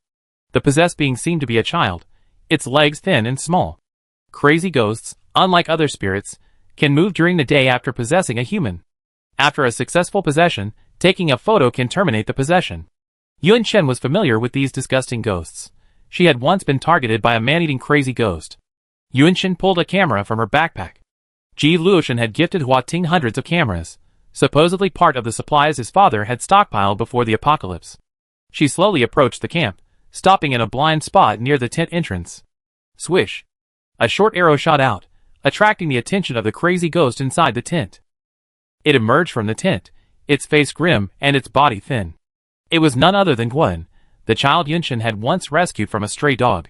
The camera lens aimed at the mad ghost, and the shutter clicked. As the flash went off, a thick black aura emanated from the child. After the ghost's piercing scream, the aura melted into the ground, disappearing to an unknown destination. Yunshin made sure it was safe before heading over. Gwen had long been dead. It was only the ghost that was using his body. Yunshin piled Gwen's body with the other heads, found something that could serve as fuel, and burn the bodies. This wouldn't burn them completely, but at least it was a simple funeral. As the flames crackled, Yunshin entered the tent and searched for their belongings. Sadly, she found nothing useful. Their lives had been difficult. After the fire burned out, Yunshin left the camp, settling on a direction, and continued onward. She walked for a long time, but saw no one. From the collapsed debris, a drop or two of ghostly liquid occasionally dripped from the debris. The buildings that remained standing were either completely shattered, unable to provide shelter from the wind and rain, or their doorways were covered in fresh ghostly liquid, suggesting that ghosts were slumbering in the corners. Yunshin stood before a broken window of a villa, the interior shrouded in pitch darkness. She flicked on her flashlight, its bright light instantly illuminating the interior. Her gaze swept across the corner, and she paused. This was the first time she had personally witnessed a ghost sleeping in a building. Indeed, only the ghosts of Huading slept underground during the day. Many ghosts elsewhere slept directly inside buildings. They hated sunlight, so they hid in the dark, damp corners of buildings, their pale faces facing the wall, their eyes closed. Their lower bodies, composed of black energy, moved slowly, swaying gently with the flow of the black energy, occasionally making a soft sound of banging against the wall. Yunshin made a note of this, and shone her flashlight on the ghosts for a while. This wouldn't wake them, and even the slightest movement wouldn't. They were soundly asleep. Yunshin continued walking, wondering if she had chosen the wrong direction. The desolation grew more and more desolate. There were no signs of current human life here. But there were signs of past life. Yunshin pulled a sign from the rubble. It had words on it, so faint that she could only barely make out the date and a few small characters. 2024. New. Completed. 8 years ago, had this place still existed? Yunshin put the sign down. It was so large she couldn't take it with her. The nearby buildings were so badly damaged, all brick and rubble, that she couldn't even tell what they had been used for. Yunshin walked for a long time, until it was dark, and she still hadn't spotted any human beings. Black energy surged. Yunshin grasped the fragments of the 9 provinces, and observed them in wonder. The black air was so dense, almost as dense as the air from the underground platform, that the temperature plummeted to several degrees below zero. After faintly hearing the screams of ghosts, she teleported without hesitation. Before teleporting, she saw a large number of ghosts. Not as many as Huading, but still terrifyingly numerous, swarming thickly, attempting to capture her. A chilling aura enveloped her, and she vanished from her original position, returning to Huading. The vines embraced her. Though they were apparently cold plants, Yunshin felt an immense warmth where his body touched the vines. Huading, you're back. He noticed her hands were icy, completely inconsistent with the expected body temperature in this weather. Other vines immediately relayed a bottle of warm, yet drinkable water. Yunshin warmed her hands with hot water, and the chill brought by the ghost dissipated. She and Xiao Poching walked back to the masonry house, telling him about their experiences on the way. The summer night sky was clear, the moonlight soft, and the masonry house still nestled within the overlapping outer and inner walls. Compared to the entire area of Huading, this place occupied only a small area, yet it was filled with memories of the people and the city. Selfishly, they had not renovated it. After hearing Yunshin's words, Huading sighed, I didn't expect them to be killed by ghosts. Without the protection of the city's will, ordinary humans would have difficulty fighting ghosts. Didn't Uncle Yongfu also say that when they were hiding out, apart from the stone Xiaofengying gave them, the rest was 3/10 skill and 7/10 luck? Yunshin opened the iron gate in the outer wall. After entering, vines closed it shut. The two continued inside. Hua Ting said, they know about the city's will, and should know that the city can protect humans. But they told you that last time, and have been living in the camp. Could it be that their city's will has fallen asleep? Yunshin shook his head and said, something must have happened to their city's will, otherwise they wouldn't have said that. I have no idea what else is going on. I can't find anything over there. But I did see quite a few ghosts sleeping in awkward positions. They had reached the inner wall, and opened another iron gate. Hearing the girl's words, Hua Ting shook the vines disapprovingly. Don't approach ghosts. You're half human, and they still attack you. I didn't wake them. Yunshin curled her lips. She went inside, picked up her notebook, and wrote down her ghostly discoveries within the building today. While exploring the building, I heard a dong-dong sound, like stones hitting a wall. Ghosts are nearby. The temperature around sleeping ghosts doesn't drop significantly, so a strong flashlight won't wake them. After finishing, Yunchen closed his notebook and said, "Ghosts are constantly evolving, so we need to update our information on them." Hua Ting said, "The tone you used when you mentioned ghosts just now was similar to Sister Du Wan's." "Really?" Yunchen rubbed her face with a smile. Little Broken City was actually so good at complimenting people. Suddenly, she noticed the vine swaying slightly, as if disapproving of her approach to Sister Du Wan. "What's that about?" Hua Ting said, "Sister Du Wan is very good, but—" Yunchen interrupted him forcefully, "No buts. Sister Du Wan is simply wonderful and perfect. Don't you agree?" Hua Ting saw the girl's open gaze on him, and immediately replied, "Yes, Sister Du Wan is perfect." Satisfied, Yunchen put the notebook away. The vines gently rested on her shoulders, the other branches wrapped around her waist, a look of dependence and attachment. "I just don't want to see you in danger. I don't want you to leave the city." After Huading became a major city, his voice changed again, from its boyish tone to something between youth and youth, a maturity cloaked in youthfulness. "But you have your own things to do, and I don't want to stop you. Whenever I think you might be in danger outside, I regret not stopping you. Yun, I manage everything in the city, but I can't manage my own emotions or thoughts. What am I supposed to do?" The voice echoed in the girl's ears, its tail trembling with a hint of grievance. The main vine of the small, broken city rested behind Yunchen. She leaned back, her back pressed against the vine, her hands gripping the branches at her waist. Yunchen asked, "Which one stamped me back then?" Huading immediately held up a branch. "This one." Yunchen said, "Then let's stamp it again. Even if I'm out there, I definitely put my own safety first and not worry that paranoid little Chung back home." He pressed his thumb against the top of the branch, another promise. Huading's joy faded, then he fell into melancholy. Didn't Sister Du-Wan say in her diary that saying things like this is like setting a flag? It's so unlucky. With the increase in humans, the little chum learned something new every day. He made Yunchen spit, jump over a huge brazier that he had to run over, and use leaves from some unknown thing to sprinkle water on her. Yunchen, splashed with water, said, "How could you, a city leader, be so superstitious?" Chapter 96. Yunchen channeled energy into the fragments of the Jiuzhou statue. Before teleporting, she saw Xiao Poqing waving vines at her, and a warm smile played across her lips.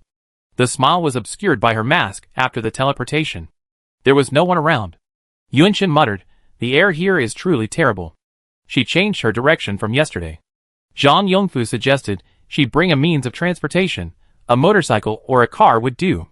Yunchen explained that she was unfamiliar with the area and was still in the early stages of exploration, so walking would be more convenient for her to observe the surroundings. A day's walk revealed the same desolate scene as yesterday, desolate and desolate everywhere, devoid of life. Before nightfall, Yunchen returned to Huading. After exploring the remaining few directions, she would send a car there, allowing her to teleport further before nightfall. Until she had a better understanding of the area, Yunchen wouldn't rashly spend the night there, especially after promising Xiao Poqing that her own safety would be her top priority. Each man walked back, one city at a time. Yunchen hadn't discovered much today, so Hua Ting told her about what had happened in the city.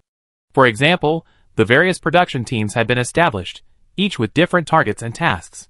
The people from Zhejiang quickly settled into their new lives. He used the city's energy, and at Yuji's suggestion, he built several large canteens near residential, industrial, and production areas. Each could accommodate tens of thousands of people at a time, and he learned many techniques from the chefs. Huading briefly mentioned other, more basic and detailed plans, selecting the more interesting things to share with Yunchen. He would start with an introduction. If Yunchen was interested, he would continue. If not, he would immediately move on to another topic. He silently observed the lives of everyone in the city, and he could tell countless interesting stories. It was precisely through observing human life that Hua Ting began to develop a vague understanding of different human emotions. He didn't tell Yunchen, intending to wait until he fully understood these emotions before telling Yunchen and letting her praise him. Huading said, "Uncle Yongfu said Ningri is ambitious, and would be well suited to be trained as a district manager." Yunchen remembered Ningri. She said, "I remember him, the one who wanted to be admitted to Huading even if it meant kneeling. He was the one who took me to see Ji Luoshan the first time I went to Zhejiang." Huading wasn't aware of Ningri's kneeling. He said gleefully, "No wonder he's so enthusiastic. It turns out he likes me so much." Ning Rui sneezed in class. Hearing Qian Gaofei's question, he raised his hand with high spirits. I know. Qian Gaofei asked him to answer. Qin Haohao listened to Ning Rui's energetic voice and idly twirled his pen, again and again. Hiss. She heard a muffled groan from someone nearby. Turning, she saw Meng Ranlin pressing his temples with both hands. She asked worriedly, Uncle Meng, are you having a headache again? Meng Ranlin grumbled, His headaches had been getting more frequent recently. Yesterday, he went back to the tea house to see the doctor who had previously treated him. The doctor simply said he couldn't examine the condition right now. It could be a recurrence of a previous brain injury, or it could be a sign that his memory was about to recover. The doctor advised him not to get too optimistic and to take care of himself. After all, he had been through the brink of death before. His temple throbbed violently for a moment, and Meng Ranlin breathed a sigh of relief. Today's cultural studies were over, and Qin Haohao, and he walked back to their residence. Qin Haohao said, Uncle Meng, I've been staying here because I'm from Huading and want to help. I don't understand why you're staying here. If you're hoping to regain your memory through Yuan Chen, I rarely see you two chatting. Or do you talk privately? To help, there are all sorts of reasons. Meng Ranlin couldn't tell anyone else. In fact, just seeing Yuan Chen made him feel relieved. He noticed Yuan Chen seemed to be avoiding him. It wasn't fear, but rather guilt and an inability to speak. He knew Yu Chaojia had a better relationship with the two, so he got some information from him. Yuan Chen's life in Zhongzhou wasn't particularly good. It was the kind of life where he appeared comfortable, but was secretly ostracized. After hearing this, Meng Ranlin didn't know how to approach Yuan Chen privately. From what Zhang Yongfu had said, he was a good friend of Xia Fengyan's, yet he treated his wife and daughter so poorly. What exactly was he doing when he was a city dependent? He couldn't remember a single thing. Under the streetlight, Meng Ranlin's stern face made him look even more serious and formal, exuding an air of keep out. A woman's hand patted his shoulder, wiping away the aura. Qin Haohao said, Uncle Meng, did you see my parents when you got back to the tea house? How are they? Meng Ranlin replied, they're all fine. Qin Haohao then asked, what about Qingxiao? She's still so busy. Are there any more disobedient people? Meng Ranlin replied, now that the troublemaker Chu Jianzhang has been dealt with, the rest won't be a problem. The search and rescue team has rescued a lot of people in recent days, and there are hundreds, even thousands, waiting to be investigated. After learning about Wuming, I can't trust humans anymore. Qin Haohao sighed, yes, fortunately Wuming still has a weakness for math. If these people still can't do math after training, they have to live under constant surveillance. In this respect, Huading is excellent. Meng Ranlin glanced at her. Are you saying there won't be any new influxes of people in Huading? Qin Haohao nodded. There aren't any humans nearby for them to search. We just need to focus on matters within the city. Meng Ranlin was halfway through his walk when his head started aching again. He rested on the side of the road for a long time before recovering. He was about to stand when he suddenly felt a surge of panic, but the feeling was gone so quickly it seemed like an illusion. Meng Ranlin clutched his chest, feeling an inexplicable unease. The next morning, Yuan Chen teleported again, walking down the lonely road. She changed direction again, carefully observing the scenery and situations along the way, not missing any possible clues. There were no straight roads here, and many were blocked by collapsed buildings, requiring Yuan Chen to climb over obstacles. It was noon when Yuan Chen stopped at a spot. She squatted down. The ghostly liquid on the ground in front of her had been wiped clean by someone, so she couldn't rule out the possibility of it being a lunatic ghost. But lunatic ghosts didn't seem to have the habit of cleaning up ghostly liquid. Yuan Chen's eyebrows raised. Was she finally about to meet a human? She looked up at the sky. It was still a hazy gray, and even the sun seemed less dazzling. The same sun, in another location, shone with a dazzling light, blinding against the blue sky and white clouds above the tea house. Really? That person said he's a city-devoted person? Under the scorching sun, Chu Jianzhang was summoned by his subordinates. Upon hearing their report, he said unhappily, so what if he's a city-devoted person? Even if he's a city-devoted person, he has to solve the math problem before he can see me, and then the city-devoted persons of our tea house. The reporting subordinate said emphatically, they've already brought him here. After all, he's a city-dependent. Ah! Chu Jianzhang raised his hand, ready to strike. His palm lingered in the air for a few seconds, then he didn't swing it at the man. Instead, he swung it towards his hair. The man his subordinates called a city-dependent was already standing nearby, watching their actions with a smile. Chu Jianzhang wouldn't embarrass himself in front of outsiders. He raised his chin slightly and said arrogantly, "Hey, you're not allowed in without permission. I don't care if you're a city dependent or not. Just finish the assignment first." "I already did it, that's why they let me in." The young man's features were slightly feminine. He smiled at Chu Jianzhang's sullen expression and said, "Hello, I'm Jin Yute." Jin Yute pulled up his sleeve, revealing the city-dependent symbol on the inside of his right arm, a silver smiley mask. Chu Jianzhang disliked Jin Yute the moment he saw him. This man, like Yu Qingxia, was clearly a fake, his smile a facade. Since he claimed to be a city-dependent and had the unlucky-looking city-dependent logo, he should inform Yu Qingxia. Chu Jianzhang had Jin Yute wait under the scorching sun while he entered the rest stop and circled around a few times, informing the tea house through the city statue, who then relayed the message to Yu Qingxia. This area wasn't the same as Yu Qingxia's. The distance was too great to communicate by radio.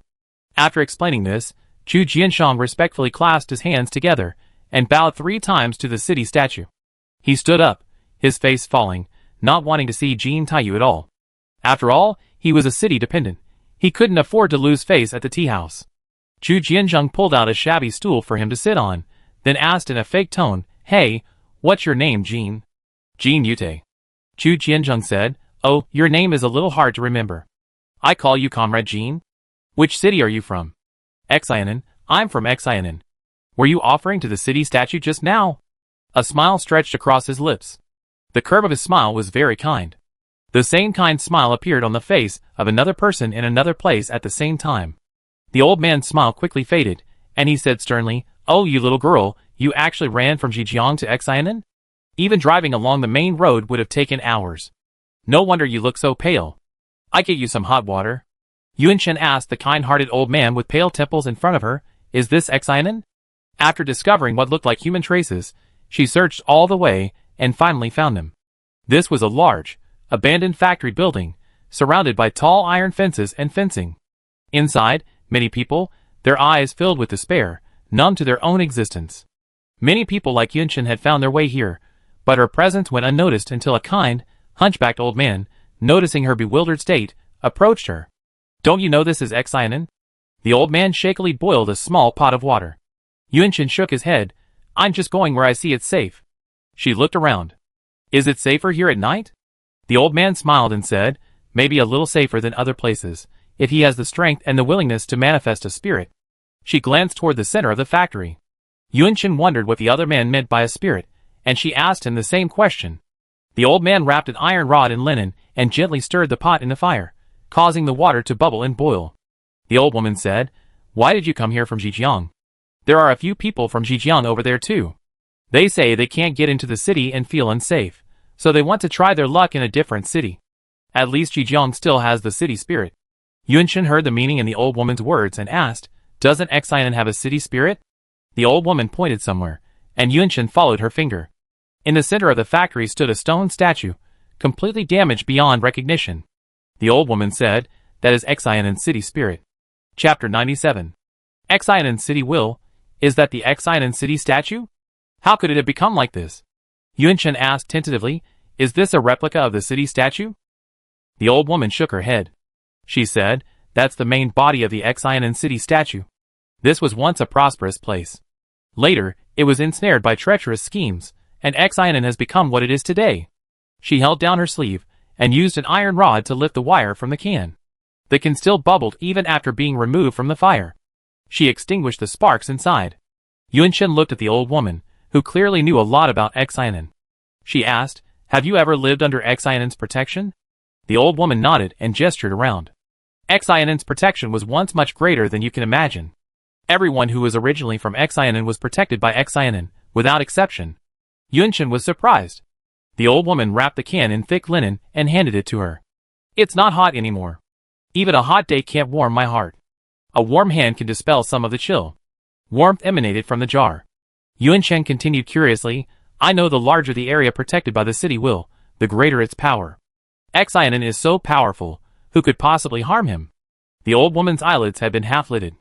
Upon hearing Yunshen's words, she suddenly glanced up at her. Her eyes, unlike those of an elderly person, were not cloudy. Instead, they were remarkably bright. After a moment, she closed them again and said, "You trusted the wrong person." Unbelievably, Yunshen, perplexed, heard the implication. Are you saying it was humans who harmed Exinen? Why would humans harm the city will? The old man stirred the fire. You're the first person I've seen ask that question in ages. Yunshin was puzzled. What? The old man said, after hearing me say Exinen was gone, you asked what had hurt Exinen, rather than asking where he could go to be safer next. Yunshin was about to say something when the old man sighed and said, he'd be happy to know. He loves being cared for by humans. Yunshin keenly heard the old man's familiarity with Exinen and asked, is Exinen close to humans? The old man nodded. He's a city spirit who enjoys being close to humans. That's why he encountered something like that. Do you want to know? Yunshin nodded. She longed to know what had happened to Exinen.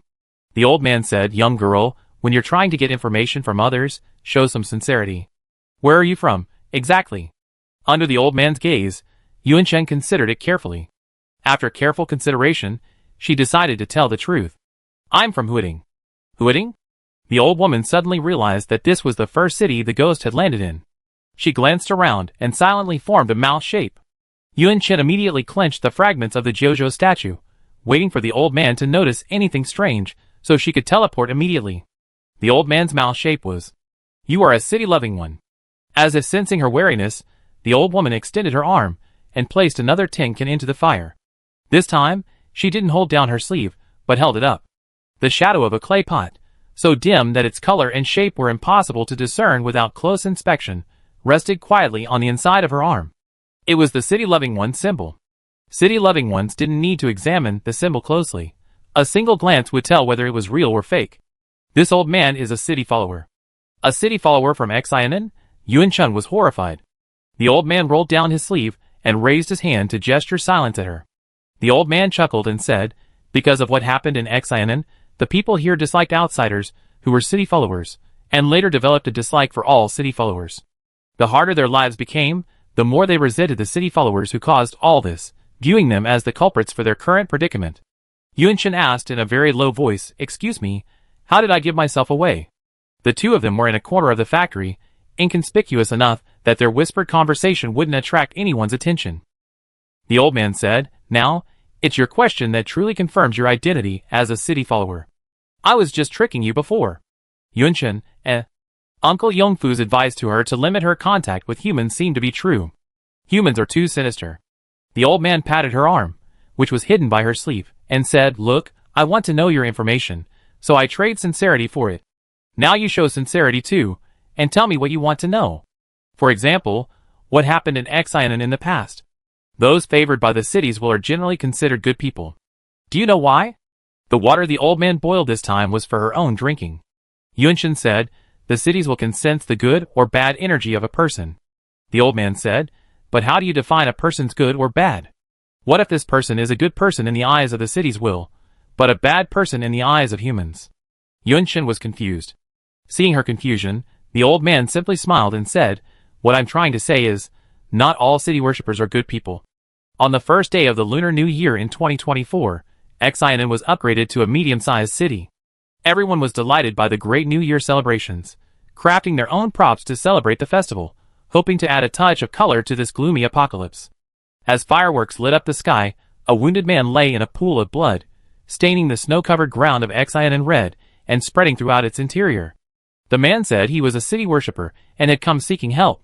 Their cities needed assistance. Upon hearing that the cities needed help and confirming that the man was indeed a city worshipper, Exinen dispatched a large number of personnel to assist. These personnel used their city-born abilities to quickly reach the location, while the city worshipper remained in Exinen to recuperate. Grateful for Exinen's loyalty, he felt he had to do something for Exinen. He explained that he had previously modified the equipment in a power plant in Exinen, enabling it to use 30% less energy than before, proving he had the ability to do so. The people of Exinen enthusiastically allowed him to modify the power plant's equipment, and indeed, it saved a lot of energy. This was incredibly useful in the end times of material scarcity. The old man suddenly paused, gripping the iron rod tightly, and said, we thought it was a good thing, but we didn't expect it to be the beginning of a nightmare. Yunshin listened quietly. The power plant modified by the city's followers did indeed save a lot of energy, but its performance was unstable. Occasionally, a few pieces of equipment would malfunction. These were minor issues that could be resolved with a simple repair, so they didn't take it seriously. Small mistakes led to bigger ones. The power generation equipment was experiencing more and more problems, and the problems were becoming more frequent. They asked the city-loving person, who sincerely offered to repair the equipment for them, but he himself couldn't find the cause. One night, things started to go wrong. A sudden power outage occurred in an area of Xianan City. It was an industrial zone, and only the on-duty personnel lived there at night. It wouldn't have been a big deal, but these people, like possessed, kept walking out with their eyes closed. No matter how others tried to stop them, they couldn't stop. Even if they were tied up, they would still bruise themselves until daytime. This frightened everyone, but thankfully, it was a one-time incident. The good times didn't last long, and the same situation recurred. Whenever the power went out, many people, like possessed people, desperately ran out of the city. Some who couldn't stop them were simply fed to the ghosts. Everyone realized that they had to stay in the light at night. The power plant's equipment needed repairing. They hadn't yet realized the problem lay with the city follower, but they still hoped he helped fix the equipment, and he agreed without hesitation. One night in mid-2024, the entire Xianan region experienced a power outage. The humans, who had been manipulated to feed the ghosts, smashed the nearest replica of the city statue until it was completely destroyed. The old man said expressionlessly, "Where I lived at the time, we used a different generator and weren't affected by that strange ghost. That guy told me he had a way to deal with it. All I had to do was see the main city statue and use the connection between the two cities to make it emit a bright light, forcing the ghosts away." Yunshin murmured, "That's a dream. Its weakness is electric light." "Yes, I figured it out later. That thing made it clear from the beginning. It wasn't the light it feared, but the electric light." The old man smiled sadly. Xianan and I believed him completely. We did as he said. It wasn't until he took action that I realized his goal from the beginning was to destroy Xianan. Yunshin felt a chill run down her spine. As a fellow city dependent, if she met someone like him, she would most likely assume they were good people and not question their actions. Yunshin couldn't help but ask, which city-loving person is that person from? The old woman was a Xianan city-loving person, so she wouldn't mistake him for a city-loving person. So, which city's city-loving person could do such a drastic thing? The old woman said in a deep voice. He said he was a Zhongzhou city-loving person. Zhongzhou was in trouble at the time, and Xianan was asked to send someone to help. His city-loving talent is the ability to teleport people to other places. Yunshin was dumbfounded. The culprit for Xianan's current situation was a Zhongzhou city-loving person? Uncle Ming? Impossible. Yunshin was about to refute him, but she realized the teleportation ability he was talking about was indeed a Zhongzhou city-loving talent. Could the city-loving talent of City will be the same? She hadn't asked Little Broken City about anything like that. How could it be Uncle Ming? And Uncle Ming would never do such a thing. Yunshin tried to recall the events of 2024. She was less than 10 years old then. She remembered that Ming Ranlin had been in Zhongzhou for the previous 6 months because of the construction of the trading center building, and in her area. Yunshin asked, "Are you sure he's from Zhongzhou?" The old man nodded and said, "I'm sure he said he was from Zhongzhou. His name is Jean Ranlin." Yunshin was surprised and said, "The name of the Zhongzhou city dependent is Ming Ranlin." Then she learned the old man's name. By Yute. Chapter 98. Huating. The vine swayed in place, creating a delightfully cute arc. When will Union come back? A small flower blossomed with a pop, and the petals began to fall one by one. Union will be back soon. A petal fell. Union will be back a while later. Another petal fell. As the last petal fell, Xiao Pacheng muttered, "Union will be back soon." Then, the air in front of the vines rippled, and the girl Xiao Pacheng had longed for finally returned. He was about to pounce on her, but then he noticed the solemnity in her brow. Huating asked, "What's wrong?" "That place is Xianan. The current state of Xianan's will is not much different from that of Zhongzhou's will." Yunshen's words startled Huating, and the vines followed her rapidly. Yunshen quickly summarized the information she had obtained from Bayute, the Xianan city follower. 2024 marked the year of Xianan's troubles. By the beginning of the year, Xianan had become a medium-sized city. A human named Jean Ranlin, claiming to be a member of Zhongzhou's patron saint, appeared. He claimed to be seeking Xianan's assistance in a crisis in Zhongzhou. Under the pretext of repaying the favor, he attacked the Xianan power plant, causing all humans within the city's aura to fall under his dream control. Ultimately, Jean Ranlin, still trusted by Xianan, used a strange city-connecting technique to destroy the main body of Xianan's city image. After hearing this, Huating immediately asked in a deep voice, "Is it Wu Ming impersonating Uncle Ming?" According to Yun Chen and Li Duan's speculation, Wu Ming disguised himself as Meng Ranlin around 2025, lying dormant and plotting, before finally completely destroying Zhongzhou in recent years. Yun Chen walked quickly. I originally thought it was Wu Ming impersonating Uncle Ming, she said. But after Grandma Bai and I confirmed Jean Ranlin's appearance, at least at that time, he shouldn't have been Wu Ming impersonating Uncle Ming. What Ting asked, should he be? Yun Chen said, some features, especially the placement of his city-loving insignia, are similar to Uncle Ming's. I need to bring Uncle Ming over for Grandma Bai to examine. Hua Ting looked out into the night. Now? He asked. You said Xianan, like Zhongzhou, is already asleep. Going over there now. Wouldn't that be dangerous for Grandma Bai? Yun Chen paused for a moment. She said, Xianan isn't completely asleep. His state is more like, as long as he's still breathing, he provide a weak city or a barrier for the remaining humans. The area is very wide, and today happens to be the day he still has some strength. I checked the situation, and the area we teleported to is ghost-free. Hua Ting fell silent. This is the mission of the city will. Yun Chen said, I was trying to secretly transfer some energy to him, but after he emitted the city aura, there were too many people nearby, and I couldn't get close. Hua Ting suddenly remembered something and said, we still have a few energy stones left. Yun Chen looked at him in shock. Didn't we use them all up last time? A certain city will, with a guilty conscience, said that when Yun Chen first brought the energy stone out of the cave, he was so happy that he followed Nian En's example, eating half and burying the other half. Yun Chen, Huading didn't always use the full range of his vine's perception abilities, so he forgotten he still had the energy stone. Yun Chen wouldn't have gone out of his way to sense the energy stones throughout Huading, completely oblivious to this. Huading had unearthed a good number of energy stones, which could be provided to Xianan, so it was a good thing. Yun Chen and Huading rushed to Meng Ranlin's place. They didn't knock, but the middle-aged man opened the door, his left hand clutching his chest, staring at them in surprise. Meng Ranlin looked at the girl in the night sky, then at the vines surrounding her, and said, What's going on? He was restless with anxiety, and was about to go out for a walk to get some fresh air. Yun Chen said, Uncle Ming, I need you to teleport with me. She was about to explain where they were going when Meng Ranlin turned back inside. She was startled, and then he put on his coat and waist bag, looked at her sternly, and said, It's urgent, right? No need to explain.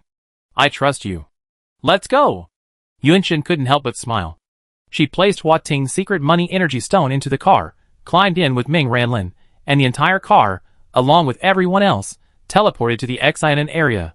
Each point of light teleported to the same location each time. Upon arriving in Xianan, Yun Chen skillfully began driving to the main part of the Xianan city statue. In the car mirror, Yun Chen noticed Meng Ranlin rubbing his temples with both hands, his expression painful. Yun Chen asked, What's wrong? Meng Ranlin spoke slowly. That teleportation feeling just now was very familiar. I seem to remember something, but it's hard to grasp. Yun Chen was both happy that Meng Ranlin might have regained his memory, but also worried about his health. Meng Ranlin's headache subsided quickly this time. He said, I'm fine. Don't worry about me. Tell me what happened now. Yun Chen recounted the entire story to the middle-aged man in the passenger seat. After he finished, Meng Ranlin tapped his fingers forward, saying, I think I know something. I should know this person. He's terrible. Be wary of him. Meng Ranlin clutched his head in agony. The feeling was clearly surfacing, but he couldn't recall it. Yun Chen and Meng Ranlin slipped into the factory from an obscure corner. The humans within the factory had been lifeless, their eyes hopeless and lifeless. But as the cities will return to its senses, they seemed to glow again. They found Bai Yute, crouching hunched in a corner, her eyes soft, reflecting the dilapidated appearance of Xianan City. Her aged voice whispered, You're still so stubborn. Yun Chen's nose suddenly sank when he heard this, for some reason. She controlled her emotions, and brought Meng Ranlin to Bai Yute, whispering, This is Meng Ranlin, a city devoted from Zhongzhou.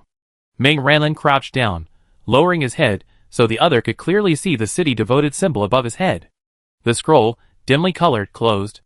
Bai Yute realized something and said, This isn't the city devoted from Zhongzhou I've met. Their appearance and temperament are completely different, only the city devoted symbol is in the same place. That person's city devoted symbol is a dull, gray smiley mask. At the tea house at that moment, Yu Qingxia's gaze fell on the man before her. The silver smiley face on his inner arm shone, its edges slightly uneven, and the rich color was indeed the city devoted symbol. The Xianan city devoted was named Jin Yute, a young man, with a friendly smile and a rather feminine appearance, estimated to be around 25. Yu Qingxia invited him to sit down, smiling gently. "I'm so sorry, I've been so busy today that I've only just come to see you at this hour. I've kept you waiting." Jin Yute also smiled gently, saying, "You're so kind. I can imagine how hard you've worked to keep the tea house thriving." The other man's smile, the same, curved several times. Yu Qingxia's eyes curved even further. So he was one of her kind. She sighed imperceptibly. She thought being a city dependent would give her some peace of mind, but she had to maintain her composure. At that moment, Yu Qingxia began to yearn for the days when Huiting had only a few kittens. Life was easy, a group of lovable, carefree creatures like Jia. Yu Qingxia poured water for Jin Yute, picked up one of the 2 teacups on the wooden table, stroked it, and asked, "Why did the city-loving people from Xianan come to the tea house? Xianan isn't very close to the tea house. I guess you left Xianan for something very important."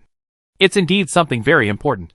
At this mention, Jin Yute immediately said seriously, "A very strange ghost has appeared in Xianan. Once it gets dark, it's hard to stop it. Everyone is trying to escape the city's atmosphere, as if possessed." "Jin Yute?" Yu Qingxia suddenly called out his name. When he nodded, she pursed her lips slightly. Yu Qingxia brushed her thumb over the rim of the teacup and pulled a manual from the wooden table drawer, handing it to him. "Look at this. What kind of ghost is it? If it weren't even mentioned here, we wouldn't know what it is."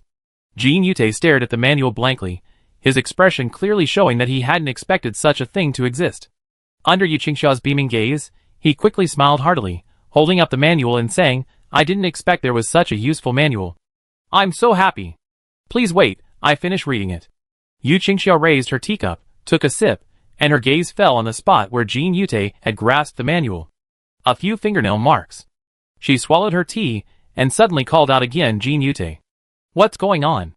Jin Yute immediately looked up at her, his eyes curious. Yu Qingxia whispered, "Be sure to carefully examine the weaknesses of each ghost type." Jin Yute nodded, then looked down at the ghost types again. Quickly, he found a page and pointed at it, excitedly saying, "This is it, Rumeng. So its weakness is the light bulb?" Yu Qingxia had already roughly guessed what kind of ghost it was when Jin Yute described it, and she looked tenderly at the feminine young man. After his excitement died down, Jin Yute said with a look of headache, "But lights need electricity. We have so few people in Xianan, no one knows how to build a power plant." He looked at Yu Qingxia expectantly, believing that cities should help each other. Yu Qingxia, naturally reading the meaning in her eyes, hesitated for a moment before saying, "Of course, I want to help Xianan. Tea house has been busy lately, so it's hard to spare any help." Jin Yute said dejectedly, "It's okay, thank you, Sister Yu."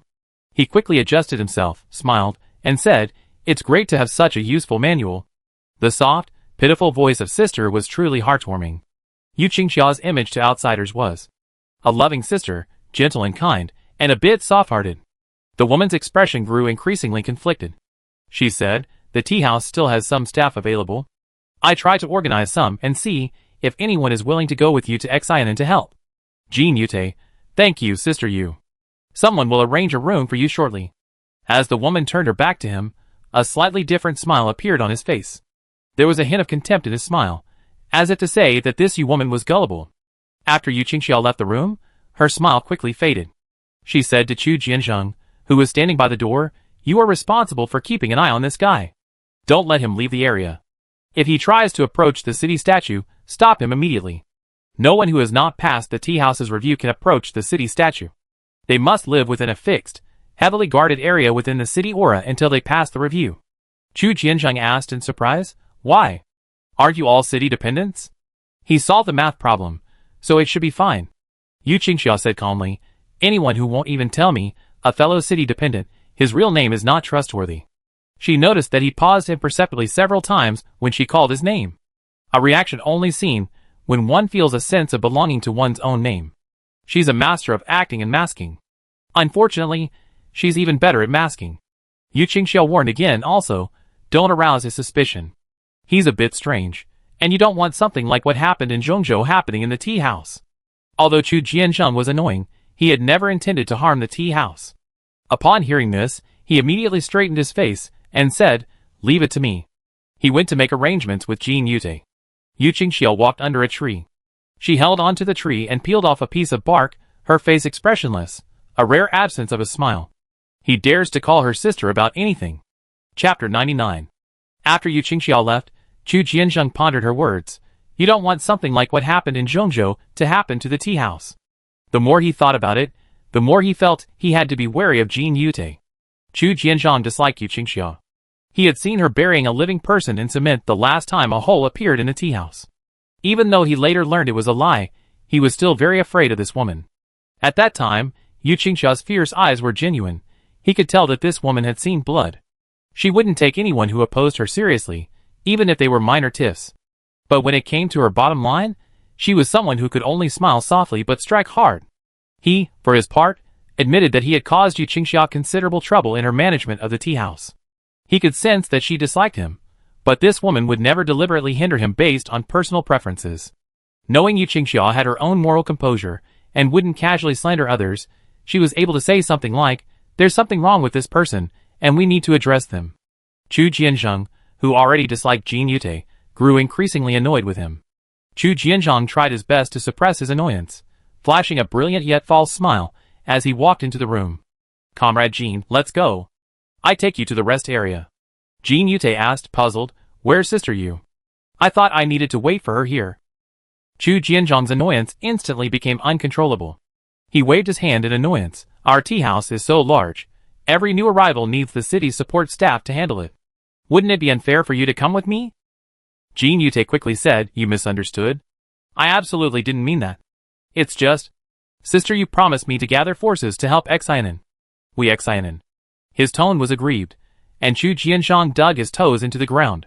"What did you Xianan say to me? I'm not going to help you Xianan. Hurry up and follow me.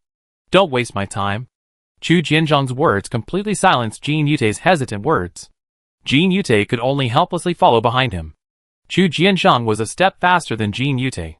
He observed him subtly with his peripheral vision, noticing that the young man's gaze was always fixed on the surrounding buildings. Halfway through, Jin Yute seemed to notice Chu Jianzhang's gaze and asked curiously, "Brother Chu, you just said the tea house is big. How big is it?" "Bigger than your Xianan." Chu Jianzhang immediately stopped stealing glances at Jin Yute. As they walked, he said, "Don't call me brother. I can't tell who's bigger with 2 fingers. Jin Yute glanced at Chu Jianzhang in surprise. The man's face was rough and wrinkled, and he must have been at least 30 years old. He pursed his lips and chuckled. "I'd be 26 by the end of the year. How about you, Brother Chu? I just turned 24 yesterday." Chu Jianzhang led the man to a building, ascended a side staircase to the 3rd floor, pushed open a door, and said expressionlessly, "Your room, get some rest." Jin Yute entered the room with a slightly stiff figure, perhaps unprepared for someone to be so anxious. This led to his first verbal defeat. He was about to speak to try to make amends when Chu Jianzhang's fierce voice rang out. "If you dare call me brother, I don't care if you're a member of Xianan City family. I just make you my brother." After Jin Yute completely entered the room, the door slammed shut. Outside, Chu Jianzhang trudged away. Backsliding. Jin Yute shook his head and sighed. He paid no mind to Chu Jianzhang's harsh attitude and looked up at the room assigned to him at the tea house. The building was a multi-story building, its structure slightly different from ordinary multi-story buildings. It had 5 floors, each divided into more than 10 rooms, each approximately 15 square meters. A hard bed sat by the window, its bedding neatly folded atop. At the foot of the bed was a wooden table and a matching stool. A storage cabinet was built against the wall next to the door, suitable for clothes and other miscellaneous items. Incandescent lights on the ceiling illuminated the room, dispelling the darkness. Jin Yute traced his fingertips along the edge of the wooden table and peered out the window. At least this area of the tea house was brightly lit, as bright as day. Tea house. The feminine young man poured a cup of warm water from the kettle beside the wooden table. As his fingertips touched the water, the city's favored symbol on the inside of his arm glowed faintly, and a mist emanated from the eyes of the silver smiley mask, disrupting the city's perception of the area. He drew circles on the wooden table. "Dongjiao, Xianan, Shijiang, these are all rather uninteresting city talents, at least not for us," he murmured, his voice barely above a whisper. Jin Yute sat down on a stool, crossed his legs, and tapped his fingertips on the tabletop.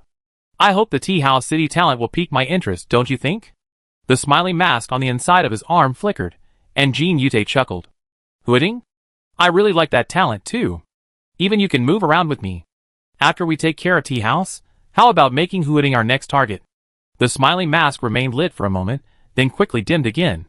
Jin Yute, as if he had heard something amusing, pulled out the ghost-type manual and tossed it on the table. Its weakness has been discovered by humans. Fortunately, it seems the information is only in the tea house. If all the humans in the tea house die, the ghost-type information will remain here forever. The smiling mask flickered twice. Jin Yute said, "We're helping it this way. Taking away some of Huiting's talents is fine. Aren't they also using Huiting's talents to move? We're both part of the city's will, and using our talents is more energy efficient than theirs." The smiling mask suddenly flickered rapidly. Jin Yute's face darkened. That annoying Fontion, pretending to be generous again. Xinlua, you should deal with it the same way you've always dealt with it. The smiling mask dimmed, and the mist soon dissipated. Jin Yute's smile returned. He walked to the window and surveyed the nearby buildings. He saw no one. He waited for a moment. The streetlights began to dim one by one. To conserve resources in the apocalypse, non-essential lights would not be constantly on. He opened the door and went downstairs.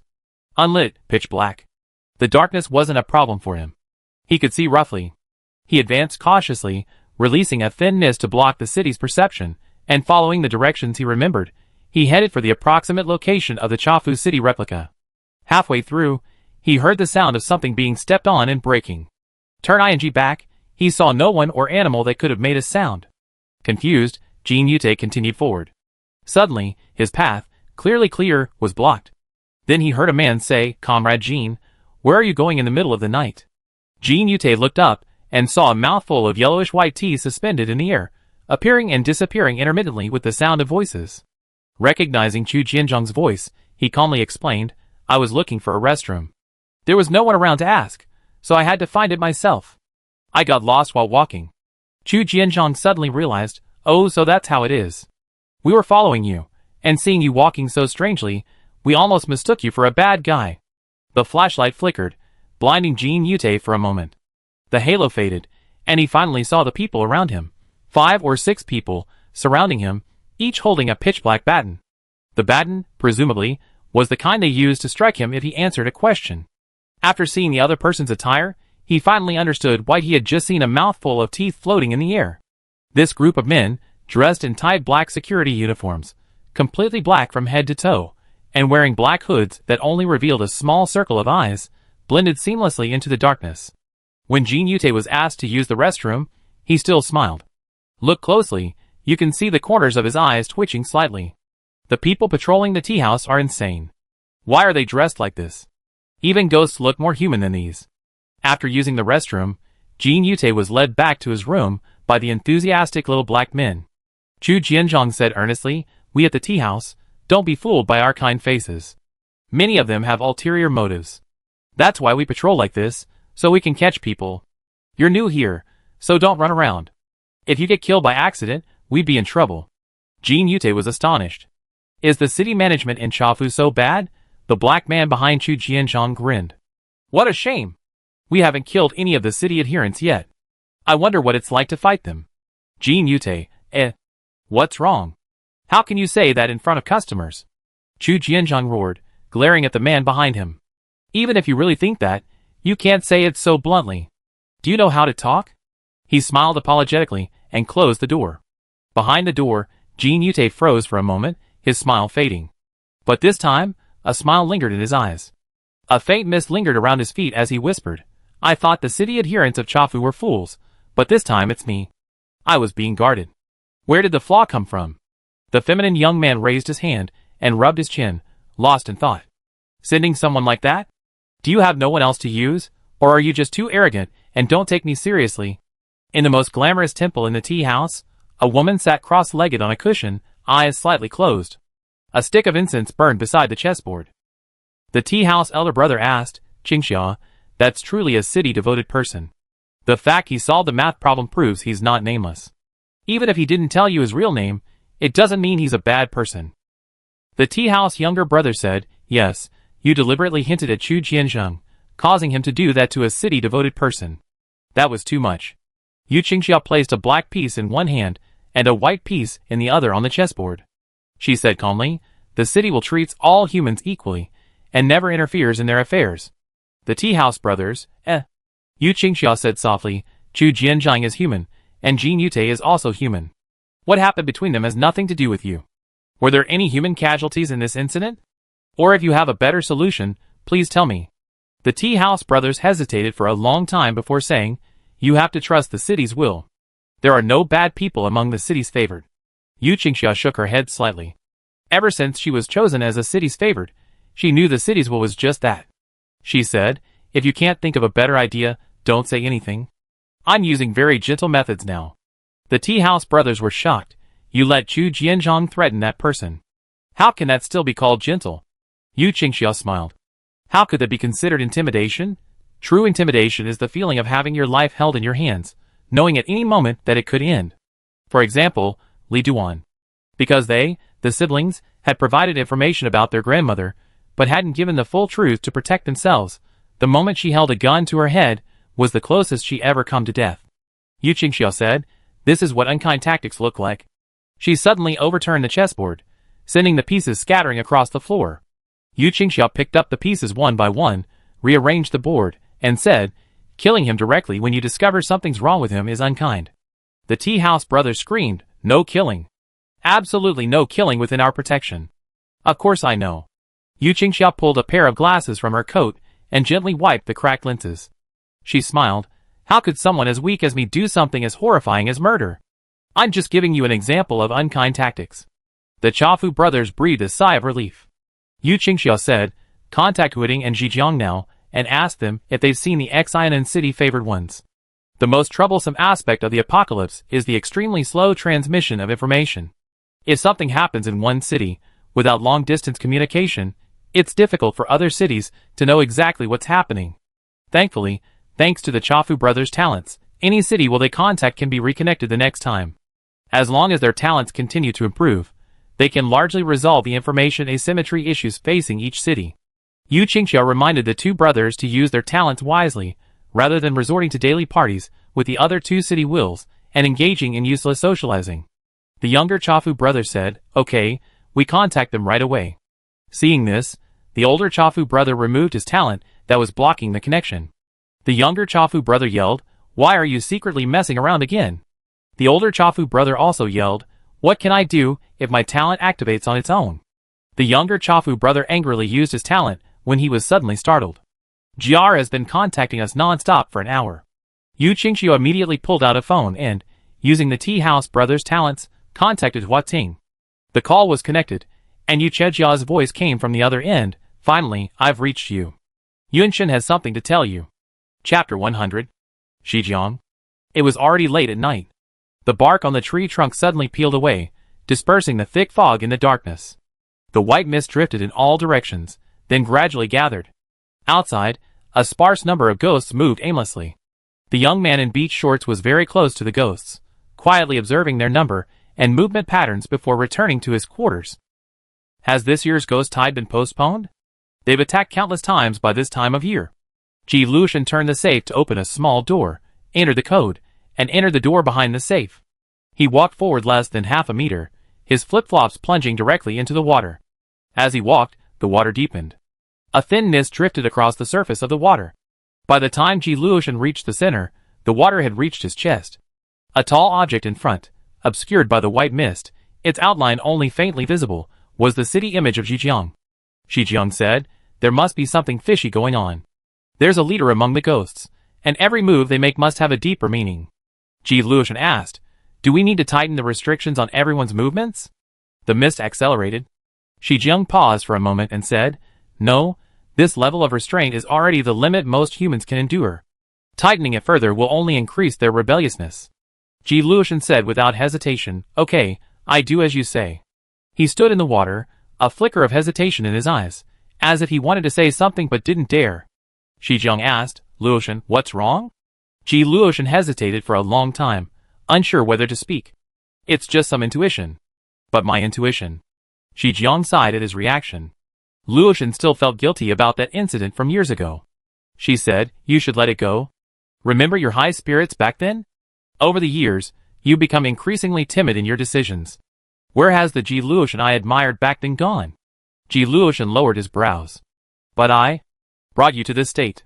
He even took away the ability to separate cities like copies. That's why you're having such a hard time resisting the ghostly tide. He didn't move, yet the water surface swayed gently. Zhejiang said, you can't judge a person's heart by his appearance. He deliberately acted friendly to gain our trust. At the most critical moment, it was your intuition that saved us, allowing me to preserve most of my strength. Ji Luoshan heard Zhejiang encourage him. We progress through continuous mistakes. If we refuse to get up after a setback, we will always remain where we are. If we encounter such a situation again, we will still be helpless. Several years ago, a groundbreaking event occurred in Zhejiang. At that time, Zhejiang was undergoing rapid development.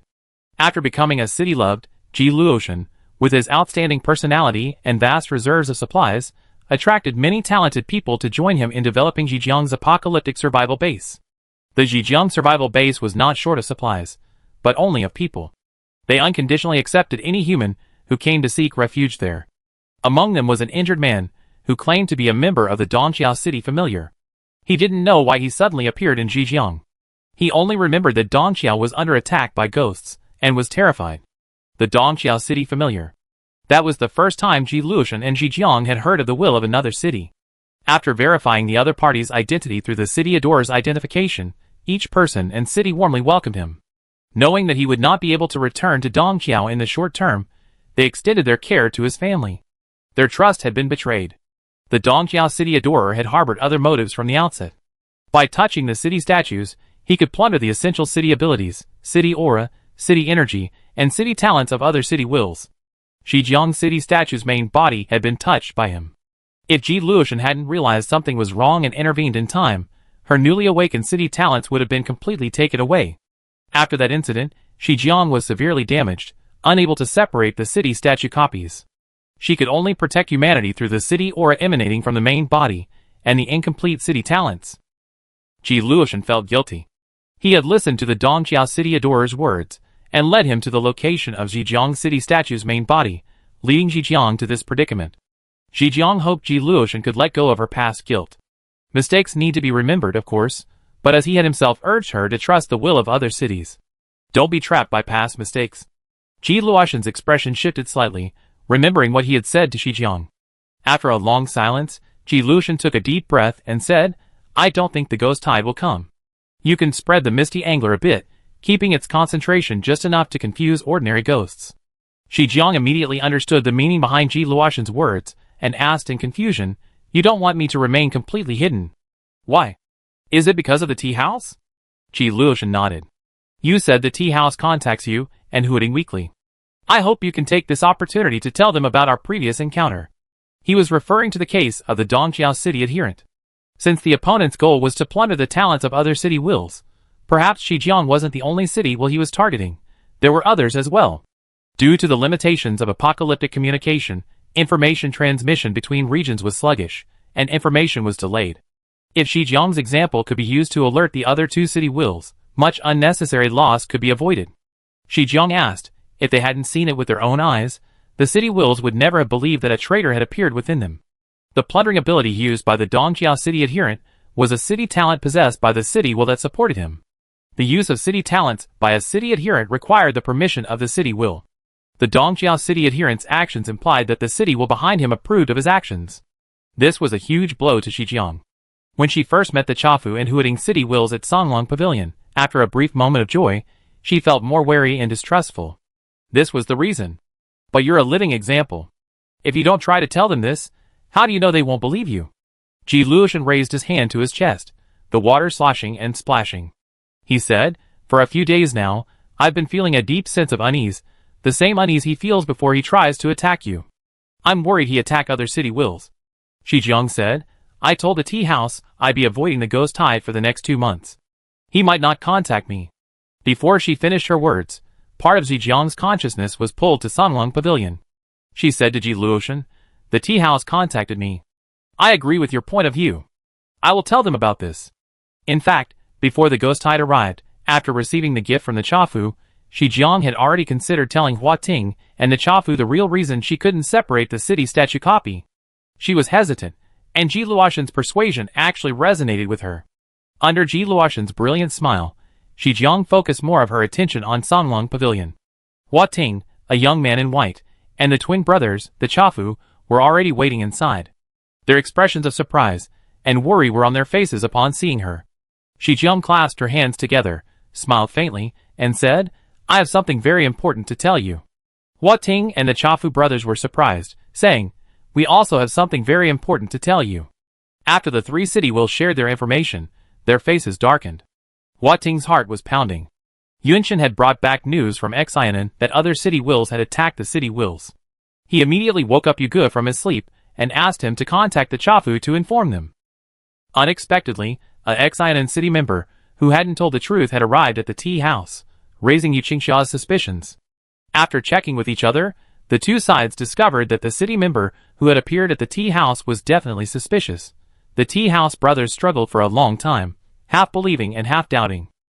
They both considered all the city wills brothers, and refused to believe that even within them could there be scum. Even if they couldn't believe it, they had to accept reality. Considering Zhejiang's previous strange behavior, Hua Ting and the tea house couldn't help but connect the dots. They wanted to question Zhejiang and share the information about Xianan with him. After trying to contact Zhejiang, who was supposed to be dealing with the ghost tide, they unexpectedly discovered that he had actually appeared at Songlong Pavilion, bringing them even more explosive news. All the clues came together at this moment. Zhejiang said, based on the description and the appearance of the city-devoted sign, we're talking about the same person. They were both young men with feminine features, and their city-devoted sign was a smiling mask. The location and appearance of the city-devoted sign varied depending on their perceptions. Based on the memories of the three city wills, they believed that once a city-devoted sign appeared, it could not be changed. The other party's city-devoted sign was in different locations 3 times, which was very strange. Zhejiang speculated that it had something to do with the city talent the other party had plundered. Hooting said in disbelief, he pretended to be a Zhongzhou city-devoted sign in Xianan, a Dongqiao city-devoted sign in Zhejiang, and an Xianan city-devoted sign in the tea house. Isn't he afraid of being identified? Zhejiang pondered. After gathering intelligence, they speculated that Xianan had been completely stripped of its abilities, leading to its apparent state. Zhongzhou had only recently experienced trouble, but by the time of Xianan, the individual impersonating a Zhongzhou city adorer had already been able to utilize Zhongzhou's innate talents. It's possible that Zhongzhou, like Zhejiang, had discovered in time that only a portion of their abilities had been taken away. As for Dongqiao, they were unaware of his current situation and couldn't make any rash conclusions. Zhejiang answered Hua Ting's question, it's difficult to detect. As long as he reveals his identity as a city adorer, he's generally trusted and rarely suspected. Your city adorers are excellent in this regard. Zhejiang sincerely praised Yu Qingxia, one of the tea house brothers' city adorers. The tea house brothers were still dazed, still reeling from the shock of the revelation that there was a traitor within the city's will. Suddenly, the two brothers howled to the heavens. The sound was so loud that Hua Ting and Zhejiang covered their ears with their hands, expressions of pain. The elder brother of the Chafu cursed, I'm so angry. How dare they violate the trust between our city wills like this? If I find out which city will it is, I tell all the city wills about this. The younger brother of the Chafu roared, I'm also so angry. They plundered other people's city talents and abilities. As a city will, don't they have their own talents and abilities? Taking other people's things, don't they think other people's things are more valuable? How despicable. What a bullshit plundering ability. It's just a thief's ability. The two brothers' talent is communication. As long as they improve it step by step and expand their communication range, with enough energy, they can connect the city wills of all Kyushu. The two Chafu brothers gritted their teeth and said, when our city level reaches a certain level and our talents are upgraded, we will definitely expose the shameless deeds to the public. The question is, how should they deal with Jin Yute? Chapter 101. When Jin Yute appeared in Xianan, he had already demonstrated Zhongzhou's city talent. Teleportation. Having the ability to teleport meant they couldn't do anything to alarm Jin Yute, or he might escape. Even if they captured Jin Yute, he could use the teleportation ability to escape at any time. They didn't know the specifics and limitations of Zhongzhou's city talent. Huiding, sitting in the pavilion, said, capturing Jin Yute alive is difficult. Zhejiang pondered for a moment and said, indeed, Chafu, you must drive him out of your territory as quickly as possible. You never know when he strike, and you have no way of detecting him. The Chafu brothers frowned in unison, but remained silent. Zhejiang continued, he took away part of my gift, which allows him to block the city's will and ghostly perception. Any action taken within the fog will be automatically rationalized by the senses. Unless you assign humans to constantly monitor his movements, the risk is too great. You're essentially placing a ticking time bomb right next to you. Huiting nodded, agreeing with Ji Jiang that the tea house should expel Jin Yute as soon as possible. If humans were to deal with Jin Yute, besides capturing him alive, another option would be to kill him outright. His actions were egregious, and his death deserved no regrets.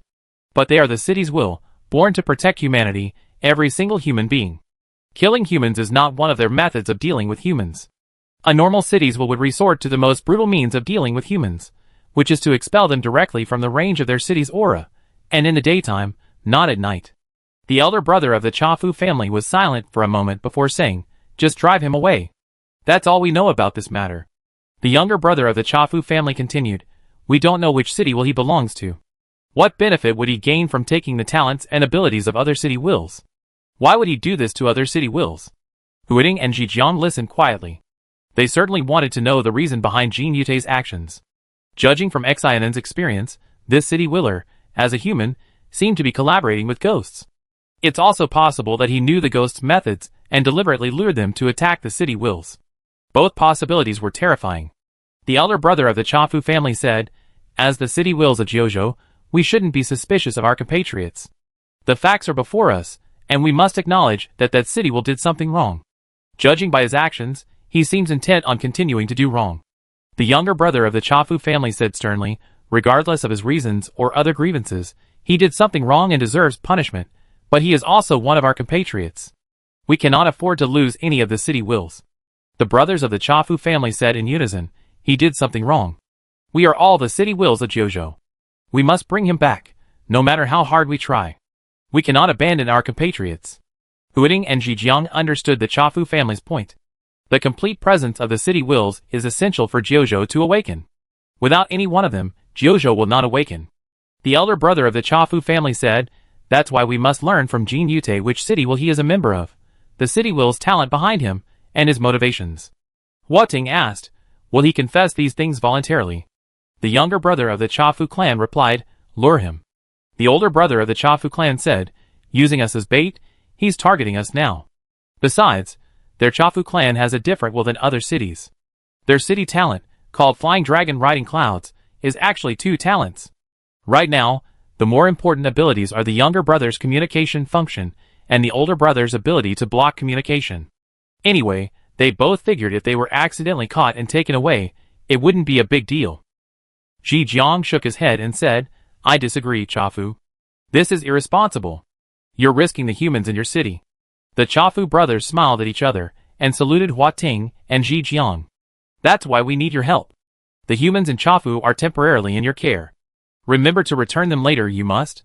Huiting and Ji Jiang, greedy for your few people. Help teleport the tea house's people? I have no problem with that. After listening to Xiao Poching's story, Yunshin asked worriedly, "Is it really okay for the tea house to do this? It doesn't sound like a safe method." The vine swayed slightly on her shoulders. Huating said, "The tea house wants to extract information from Jin Yute, making him suspect that he could teleport at any time. This is the last resort to get information from him." Yunshin sighed. She couldn't understand how such a thing could exist within the city will. Not only did she, but even Huating, the city will, couldn't comprehend it. Yunshin asked, "Did they say when I could pick them up?" Huating shook the vines. "Wait until the tea house contacts us." Yunshin stood up and washed her face with cold water to stay awake after a sleepless night. She said, "I want to ask Uncle Yongfu for his advice." Uncle Yongfu was a man Xiaofeng trusted. A soldier from Jiuzhou, he had been mentoring Yunshin and Huiting since his appearance, and whenever they were confused, they would consult him. 2 bears were fast asleep on a futon in the courtyard of Zhang Yongfu's room. When someone walked past them, they perfunctorily raised their eyelids. Seeing Yunshin, they ate a few bites of the live fish swimming in the basin, and contentedly went back to sleep. Zhang Yongfu was a light sleeper, especially near dawn. When the door rang, he immediately jumped out of bed, his hand already reaching for his weapon, then lowering it again. He walked to the door, opened it, and saw Yunshin with a stern face. He asked cheerfully, "What's going on?" After being invited in, Yunshin told Zhang Yongfu about Xianen, Shijiang, the tea house, and Jin Yute. Zhang Yongfu was surprised at first, then his expression grew serious, but by the end, he had regained his composure. Zhang Yongfu asked, You were able to avert danger before it occurred through intelligence exchange. That's a good thing. Yunshin thought for a moment and composed her words. She said, the methods the tea house is using now still put them in danger. It seems no different than before. Zhang Yongfu said, the difference is huge. Before, the tea house was passive, but now they're taking the initiative. The difference in power has a huge impact on the overall situation. Yunshin nodded. She shifted her feet slightly, appearing somewhat hesitant.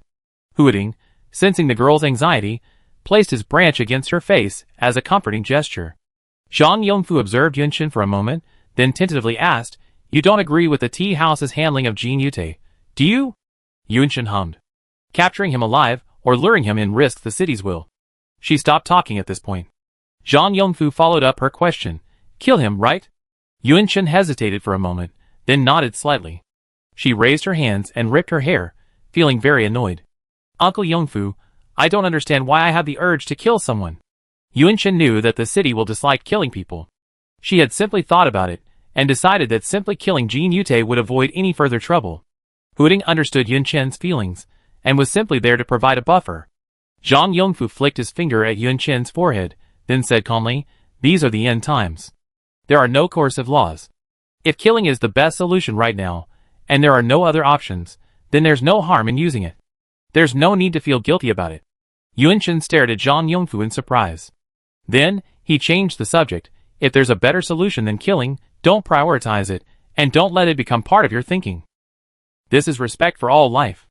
Zhang Yongfu paused and said, as I said before, these are the end times.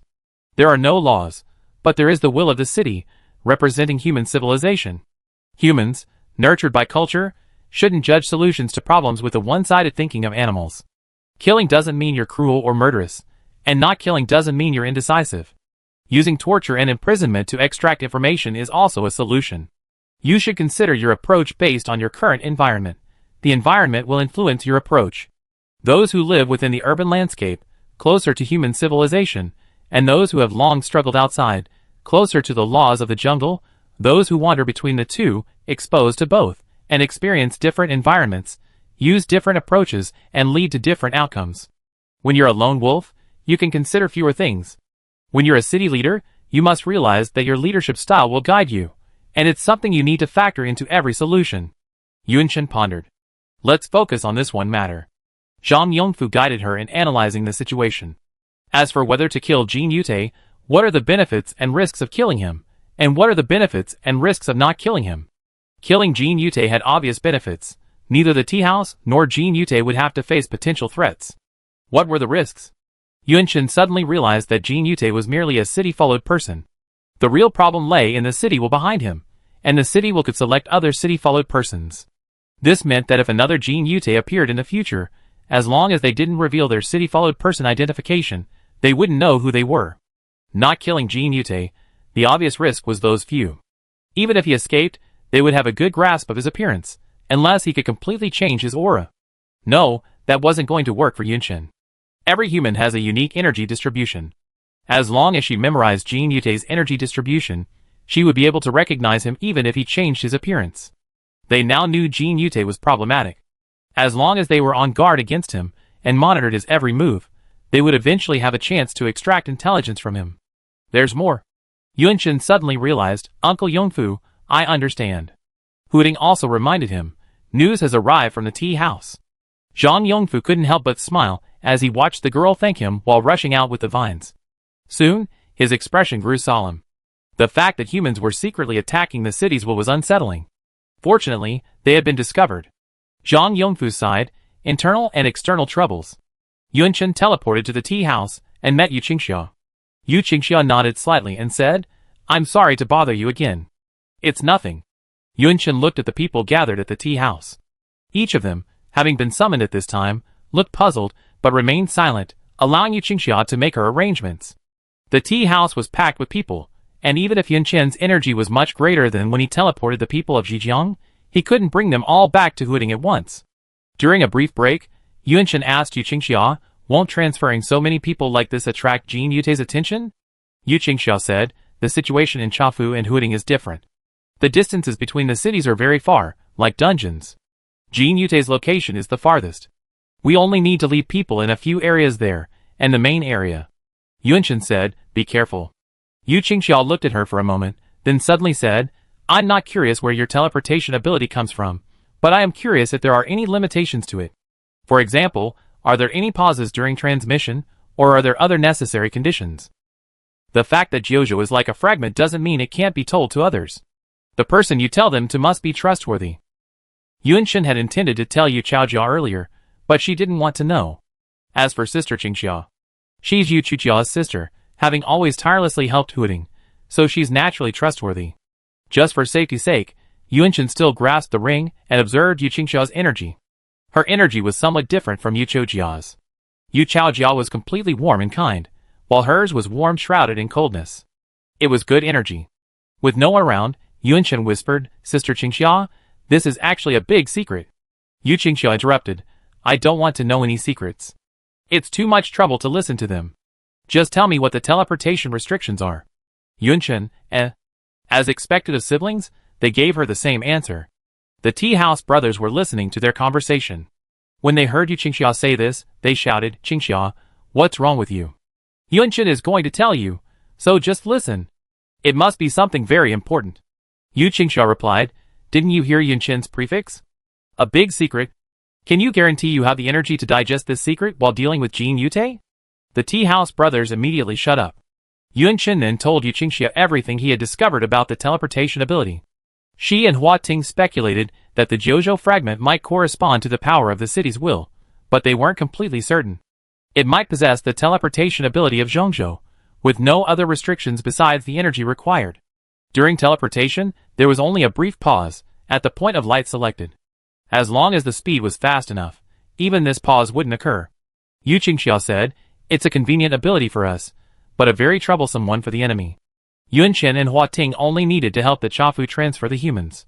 The Chafu would handle everything else. If assistance was needed, the Chafu would ask for their assistance. The Chafu was still able to handle it with ease. Xiaonan was in greater need of help. After discussing at Songlong Pavilion, Hua Ting, the Chafu, and Zhejiang decided to allocate their own city energy to support Xiaonan. After becoming a large city, the city will was able to separate a portion of the city image by splitting copies of the city image, storing additional city energy for emergencies. The Chafu had recently become a large city, and possessed this ability as well. They had no hesitation in helping Xiaonan, but they didn't know how much energy Xiaonan would need to awaken again. The Chafu had to deal with Jin Yute, and his city talent was extremely important, and needed to be used at all times. Hua Ting and Zhejiang advised him not to allocate too much energy for the time being, and that they would primarily be responsible for helping Xiaonan. At the tea house, Yunshin received a miniature stone leaf statue. The tea house brother said, if Xiaonan can wake up immediately, you must explain to him. It's not that we're being stingy, and don't want to give him more energy. Never mind, I don't think he wake up for now with this little. Yunshin then headed to Zhejiang. Zhejiang had learned from the tea house that she was coming and had asked Ji Luoshan to wait for her at the teleportation point. Upon seeing Ji Luoshan, Yunshin was stunned. Ji Luoshan's attire remained as uninhibited as ever, but this time, he had shaved his beard completely. His face, obscured by his thick beard, was incredibly bright and vibrant, making it difficult to tell whether he was male or female. Yunshin was momentarily unsure whether to address the other person as Brother Luoshan or Sister Luoshan. Ji Luoshan seemed accustomed to such looks. He deliberately tugged at his shirt collar, his prominent Adam's apple, and the half-flat chest exposed through the wide-open collar proving he was a serious man. Ji Luoshan, I'm a man. Yunshin coughed softly. Sorry. Ji Luoshan waved his hand. It's okay, you're not the only one. Yunshin retrieved a small round stone bat statue from Zhejiang. Returning to Huiding, he gathered his equipment, and retrieved the Baozi statue from the small ruined city. The 3 stone statues of the cities will embody not only the city's energy, but also their deep desire to help their compatriots. Yunshin teleported to Xiaonan. Even then, Jin Yute was confronted by Chu Jianzheng at the tea house. Chu Jianzheng pushed Jin Yute back into the room, and said angrily, I told you not to go outside unless necessary. Don't you understand? The door slammed shut. Outside, it was bright and clear. Inside, Jin Yute took a step back and sat on a chair, looking like he suffered a great injustice.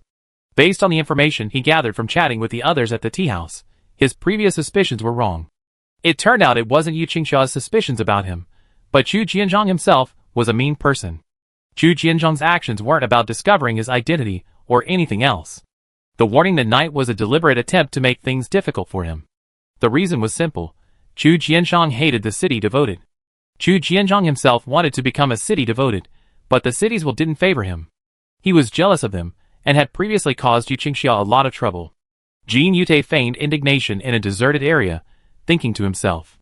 Judging from Yu Qingxia's treatment of Chu Jianzhang and her assignments, as well as other people's comments, this woman is indeed as weak and indecisive as she appears. Her recent absence may be due to her inability to compete with the fierce Chu Jianzhang, and this place seems more like Chu Jianzhang's territory. Jin Yute feigned grievance for a moment. He knew that anyone within the city's aura would be under the watchful eye of the city's will, and he needed to attract its attention.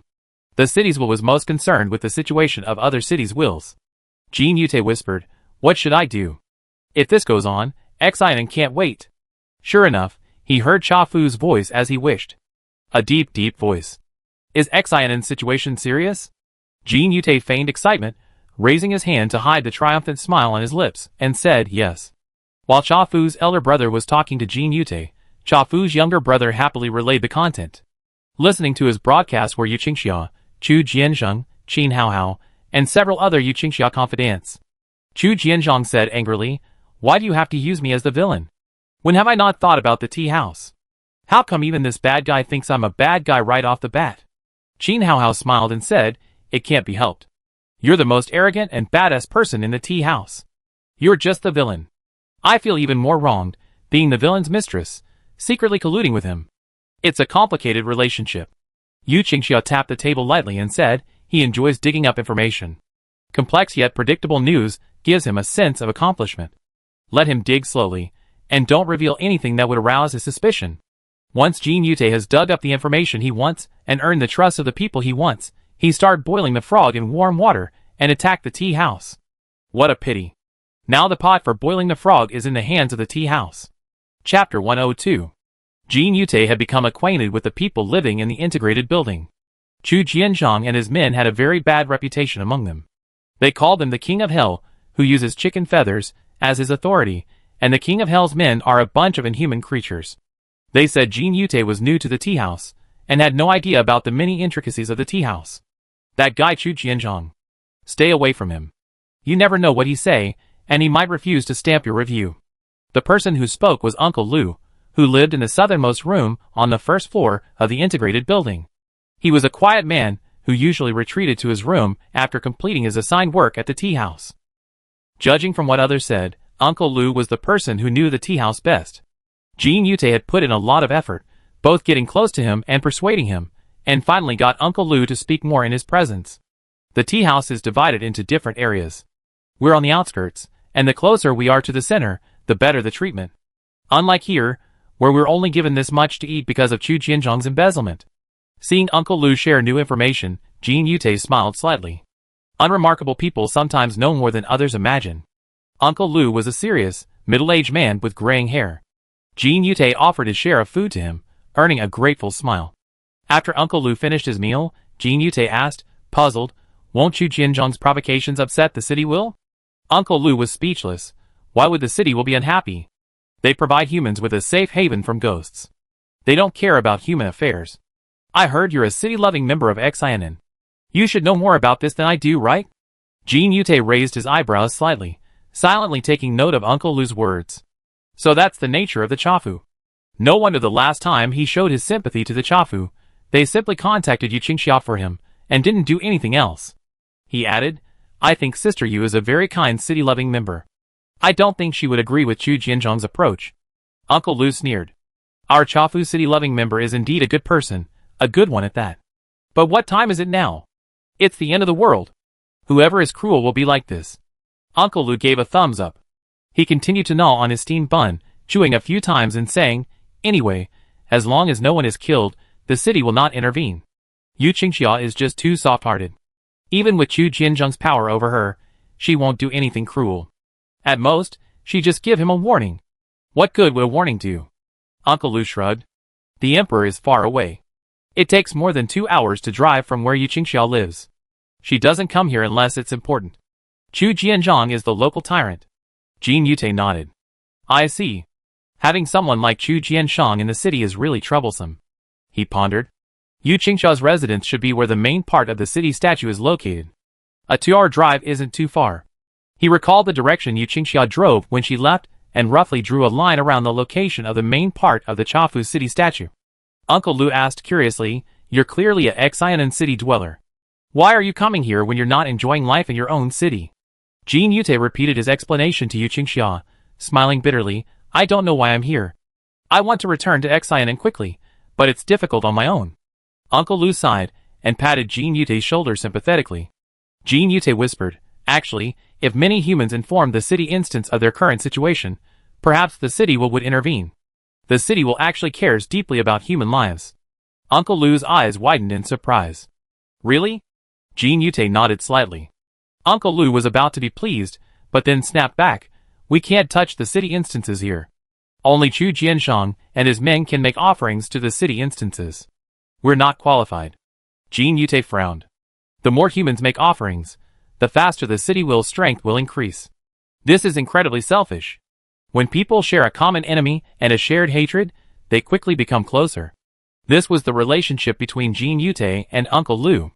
Uncle Lu said, "There's nothing we can do. Chu Jianzhang's men are all there." Jin Yute asked curiously, "Where exactly?" Uncle Lu told Jin Yute the location of the tea house city statue replica in this area. Jin Yute said, "So it's there. If someone can lure Chu Jianzhang's men away and then secretly offer sacrifices there, and do it a few times, the city will notice your voice." Uncle Lu shook his head. "If Chu Jianzhang's men find out, you won't have a good life here." For some reason, he stole a few glances at Jin Yute. Jin Yute noticed his gaze, a look that showed someone who agreed with his idea but didn't have the courage to carry it out, wanting someone else to take on the responsibility. He chuckled inwardly, which was exactly what he wanted, but he couldn't agree too quickly, or it would be strange. Jin Yute pretended not to understand Uncle Lu's expression. From what he had been thinking with Uncle Lu over the past few days, he noticed that while he looked calm, he was actually quite restless, which was why he'd chosen to start with him. Sure enough, after he stopped talking, the room fell silent. After a short silence, Uncle Lu tentatively said, "Xiao Jin, I can lure Chu Jianzhang's men away, and you can go to the city and make offerings there." Jin Yute feigned surprise and asked, "Why?" Uncle Lu replied seriously, "You're a member of another city's family, and the cities will surely value your offerings more." Jin Yute hesitated. Uncle Lu pressed on, "Besides, you said Xianan wants help, and Chu Jianzhang won't help you, urge Yu Qingxia. Why don't you just contact the cities will directly?" After Uncle Lu's repeated persuasion, Jin Yute reluctantly agreed. Uncle Lu smiled triumphantly, a smile fleeting enough for the young man to catch. Kim Wute was also smiling. Uncle Lu thought he was scheming against him, but in reality, he was using Uncle Lu to get closer to the city statue. Kim Wute asked, "So when do we start?" This time, it was Uncle Lu who hesitated, seemingly still debating whether to proceed. Kim Wute said softly, "The sooner we communicate the city's will, the sooner justice will come." Uncle Lu instantly made up his mind and said, "Tomorrow morning." The next day, Uncle Lu and Kim Wute arrived at a small hill. The hill was crudely enclosed by an iron fence. Inside, several houses stood neatly arranged, with large spaces between them. The hill was mostly covered with trees and rocks, and the open space was not being effectively utilized. According to Uncle Lu, the city statue replica of the tea house is located at the top of the hill, shaped like a small leaf-shaped stone statue. They waited outside, waiting for the patrol trainees to leave. They waited and waited, but Chu Jianzhang never came out. If Chu Jianzhang were inside, Uncle Lu wouldn't be able to lure him away. Uncle Lu wondered, didn't Mr. Chu stay here yesterday? As soon as he finished speaking, Chu Jianzhang walked out of the building, a look of satisfaction on his face. After he walked away, Uncle Lu was about to move when he saw another person emerge. It was a woman, neatly dressed yet a touch disheveled. She glanced around cautiously, then, seeing no one, raised her hand to tuck her hair away from her ear and hurried away. Isn't this Qin? Uncle Lu took a breath.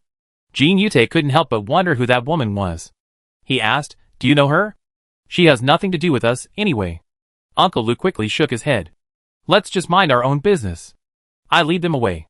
When you see them come out with me, sneak back inside." Jin Yute nodded. As Uncle Lu led them away, he looked with a slightly gloomy gaze in the direction the people had just left. That woman seemed to have a hidden connection with Chu Jianzhong. Who was she? And why did Uncle Lu feel so surprised? Jean Yute was delighted by the complex interplay of human hearts and forces currently evident in the tea house. The more chaotic the situation in the city, the easier it would be for him to strike. Soon, Uncle Lu led the people out, and Jean Yute took the opportunity to slip through the iron fence and climb to the top of the hill. The feminine young man weaved through the shady trees. When he reached the summit, he stopped and saw, as he had hoped, a replica of the tea house city. Jean Yute whispered, "Chafu will, please forgive my rash offering. I've been asked to offer you the method of firing porcelain. I hope you will." The leaf-shaped stone statue blended seamlessly into the forest, standing still. The Tea brothers in Songlong Pavilion were twisted into a knot, clutching their heads and screaming. Jean Yute didn't just say that, he also touched us. The elder Tea brother roared, "He touched us from head to toe." The younger Tea brother roared, "Not only did he touch us once, he did it 3.5 times before stopping." Huiting, sitting in front of them, was snarled. Fortunately, the City Will's humanoid form was only humanoid, not fully human, and didn't spit. Otherwise, Huiting would have been furious. Huiting asked, "Besides offerings and physical contact, didn't he do anything else?" The Tea brothers shook their heads. Shijiang stood up, her forehead ornament moving slightly. She said, "When Jean Yute was in Jijiang, he did something similar to my copy." Huiting said, "Perhaps this is one of the conditions for him to use his city talent?" Shijiang said uncertainly, "When he took my power away, he touched my main body." Chafu's elder brother said, "When he was trying to get information, he kept asking about the location of the city statue. Touching the city statue is definitely a prerequisite for using his talent. I wonder what role touching the copy plays in this." Chafu's younger brother said, "Qingxia and the others are trying to find the difference, and they won't be able to come to a conclusion for a while." Huiting, "How's the situation in Xianan?" "No signs of awakening at the moment." Huiting's words left Chafu and Jijiang somewhat disappointed. He then added, "His aura has appeared 3 or 4 times in the past few days, whereas it used to appear only once a month." The Chafu brothers breathed a sigh of relief. "I've accumulated a lot of energy these past 2 days. Have Yunshin come to collect it when he's free?" Shijiang did the same. "It's the same here. Have Yunshin come to collect it? Come visit when you have time. I hope Xianan wakes up soon." Huating nodded. "Not at the moment. Yunyun is helping Grandma by restore order there. It take 2 days before I can go to your place." The Chafu brothers remembered something. "I remember you said. The people of Xianan are particularly hostile to the city dependents. Will Yunshin be able to operate there?" Huating smiled.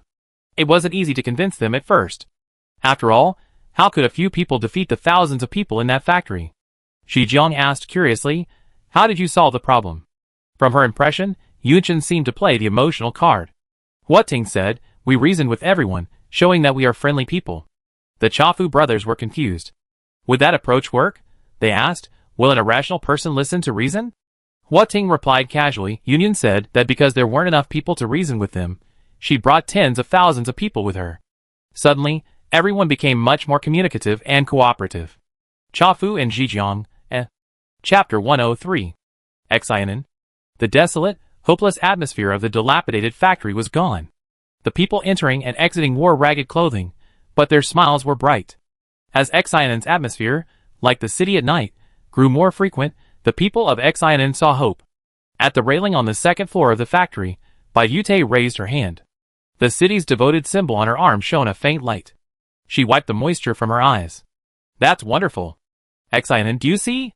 Your compatriots and humanity are working hard to wake you up. You must work hard and wake up soon. There are many evil people in this world, but there are also many kind and good people. They bring warmth to this world." The sound of brakes could be heard outside the factory, and a sudden clamor erupted. "Huiting's people are here to help, and they brought a lot of stuff. Come help carry it." Everyone rushed in, but the scene was not chaotic. The trucks unloaded the supplies sent by Huiting in an orderly manner. Yunshin jumped out of the truck and, before leaving, said to Ningrui, who was in the driver's seat, "Watch this." "Okay." Ningrui nodded repeatedly, flashing the OK sign. He watched the girl slam the car door and drive away. He breathed a sigh of relief as he got out. Xian Gaofei happened to be nearby. Seeing Ningrui like this, he couldn't help but ask with a smile, "Is Xiaoyun really scary? Why are you always so timid when talking to her?" Ningrui whispered, "Uncle, she smiles in front of you guys, but around us, she rarely shows that expression." When I saw her sternly playing with a knife, while asking me questions, my heart started pounding. I was afraid she'd throw the knife at me if I didn't answer well. Xian Gaofei was unloading cargo when he heard this, and couldn't help but laugh. Xiaoyun wouldn't do that. Ning Rui saw the heavy cargo weighing Xian Gaofei down, so he quickly stepped forward to lend a hand, saying, I know she wouldn't do it, but when she glances at me, I feel like she can see through my thoughts, and I don't dare to have any bad thoughts. And... He paused. Xian Gaofei was intrigued. Go on, what else? Don't leave it unsaid. Ning Rui whispered very quietly. Huading always has a vine following her, and that vine is always scary. And... Anyway, I don't know how to put it, their aura is getting more and more fierce. Do Xiaoyun and Huating have auras? Xian Gaofei pondered carefully, and could only think of the time when one man and one city got into a fight in front of them over who was taller, and then went to them to judge. Xian Gaofei shook his head and smiled. It's not as exaggerated as you say. They're still kids. No, no, no. Ning Rui shook his finger and said, no kid would bring 20,000 or 30,000 people to Xianan to cause trouble. Uncle, tell me, which kid is so fierce? Xian Gaofei was stunned. Perhaps the Yunchen and Huating he had met were still immature, and his impression of them was still stuck on the impression from a few months ago. He glanced at the crowd, searching for Yunchen. The girl was tall, much taller than when they first met. As she spoke with the Xianan official, she smiled lightly, calm and composed. Xian Gaofei studied Yunchen. He had matured a bit, but he didn't have the intimidating aura Ning Rui described. As if noticing his gaze, the girl glanced at him, her casual eyes concealing a sharpness. Upon realizing it was him, her eyes softened instantly. She raised her hand in greeting, a sweet dimple on her cheek. Xian Gaofei was initially startled by the sharp gaze, then couldn't help but sigh. He's grown up again. Children of this age truly grow so quickly, a new look every day. Bai Yute echoed the sentiment, saying, it's only been a few days since we last saw him, and he's grown taller. Yunchen ran a finger across his face twice, gesturing a small distance, and said, a little taller. Bai Yute displayed the city-devoted symbol on his arm. Xianan is doing much better. The pod had a distinct shape, and its color was gradually emerging. It looked much better than when Yunchen first saw it. Yunchen was genuinely pleased. She pulled 3 items from her bag and said, we can continue to channel energy into Xianan today. I hope he gets better soon. The two of them stepped on the gravel, approaching the Xianan city statue. No one dared to clear the gravel around the Xianan city statue, as they wondered if fragments of the statue might be found within. One by one, steamed buns, leaves, and water jars landed beside the Xianan city statue. Energy flowed through them, causing dust particles in the air to slowly drift. Sunlight shone through the unrepaired hole in the factory roof onto the Xianan city statue, and the stone seemed to glow again. Bai Yute watched this scene, his heart softening. Yunchen stretched out her hands, removed her gloves, and pressed them against the city statue. She was draped in a windproof cloak, and leaned forward. The cloak fell, its dark fabric concealing her crystal-red fingernails, and its hood hid the hair that had been blown up by the massive release of energy. Yunchen now possessed a wealth of energy, as evidenced by her ability to teleport tens of thousands of people at once using fragments of the Jiuzhou statue.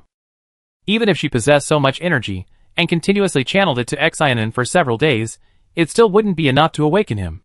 This wasn't even the fully dormant city will. What if it was? Yunchen suddenly realized just how powerful Xia Fengyan truly was. He could easily awaken a city will. In fact, even from the ring he left behind, it was clear that such a small piece of energy stone, belonging to Xia Fengyan, seemed to contain an inexhaustible supply of energy. Awakening the city will require so much energy.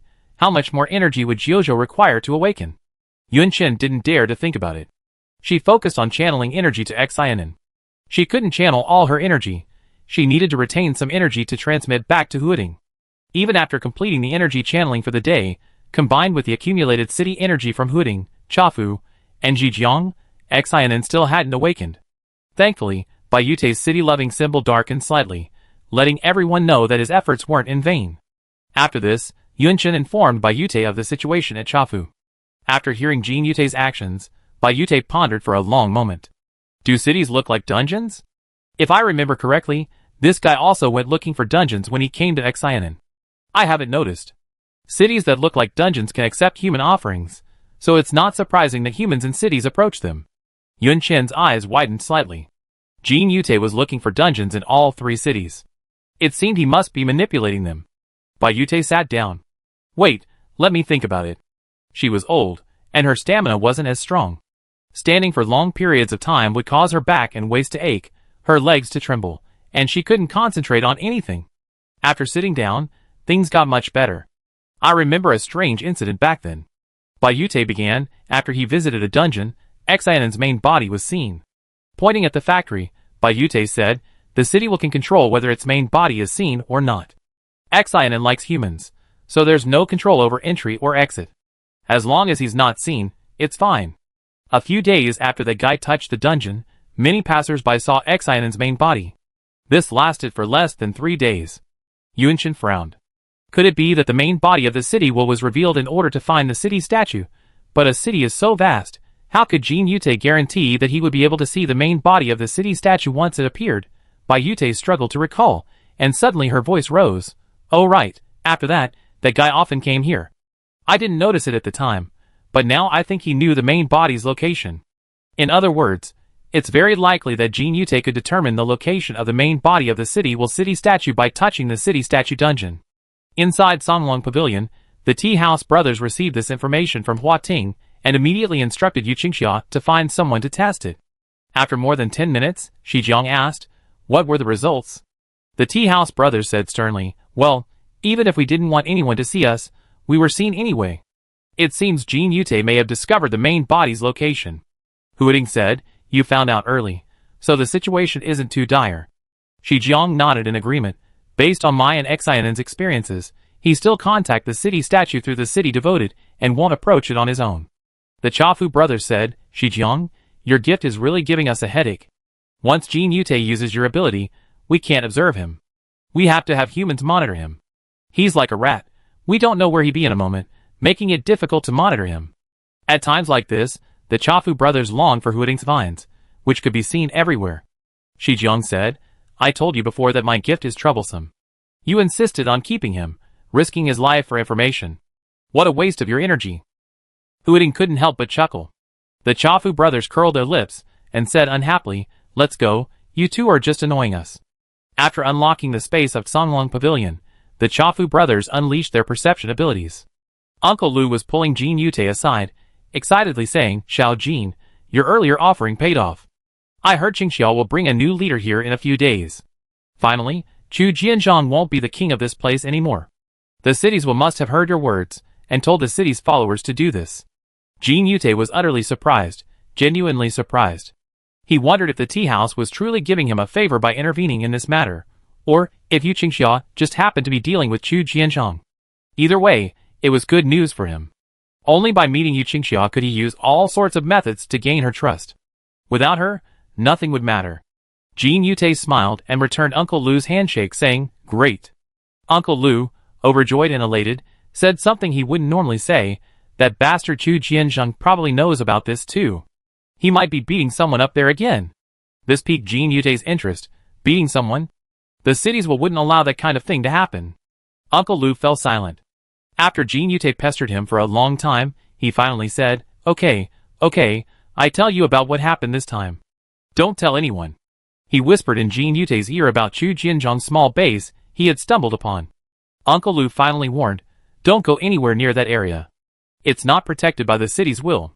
If Chu Jianzhong finds you, there's no telling what he might do. Jin Yute nodded, I absolutely won't go. In the blazing afternoon sun, during lunch break, Jin Yute appeared at the place Uncle Lu had mentioned. There was a cave there, with many cigarette butts littered at the entrance. Those who could still smoke in the apocalypse were considered quite extravagant. The thick smell of cigarette smoke wafted from the cave, and Jin Yute quietly entered. Without going deep, just a few steps, he could hear Chu Jianzhong's loud insults. Yu Qingxia, you're really something. You're killing me after I've done my job. I'm going to teach you a lesson this time. If you want to replace me, you need to be dead first. Damn, I can't touch this woman. If I kill her and the tea house finds out, I'd be gone. A voice suddenly interrupted Chu Jianzhong's muttering. Don't worry about being discovered. Chu Jianzhong turned around in fear and anger.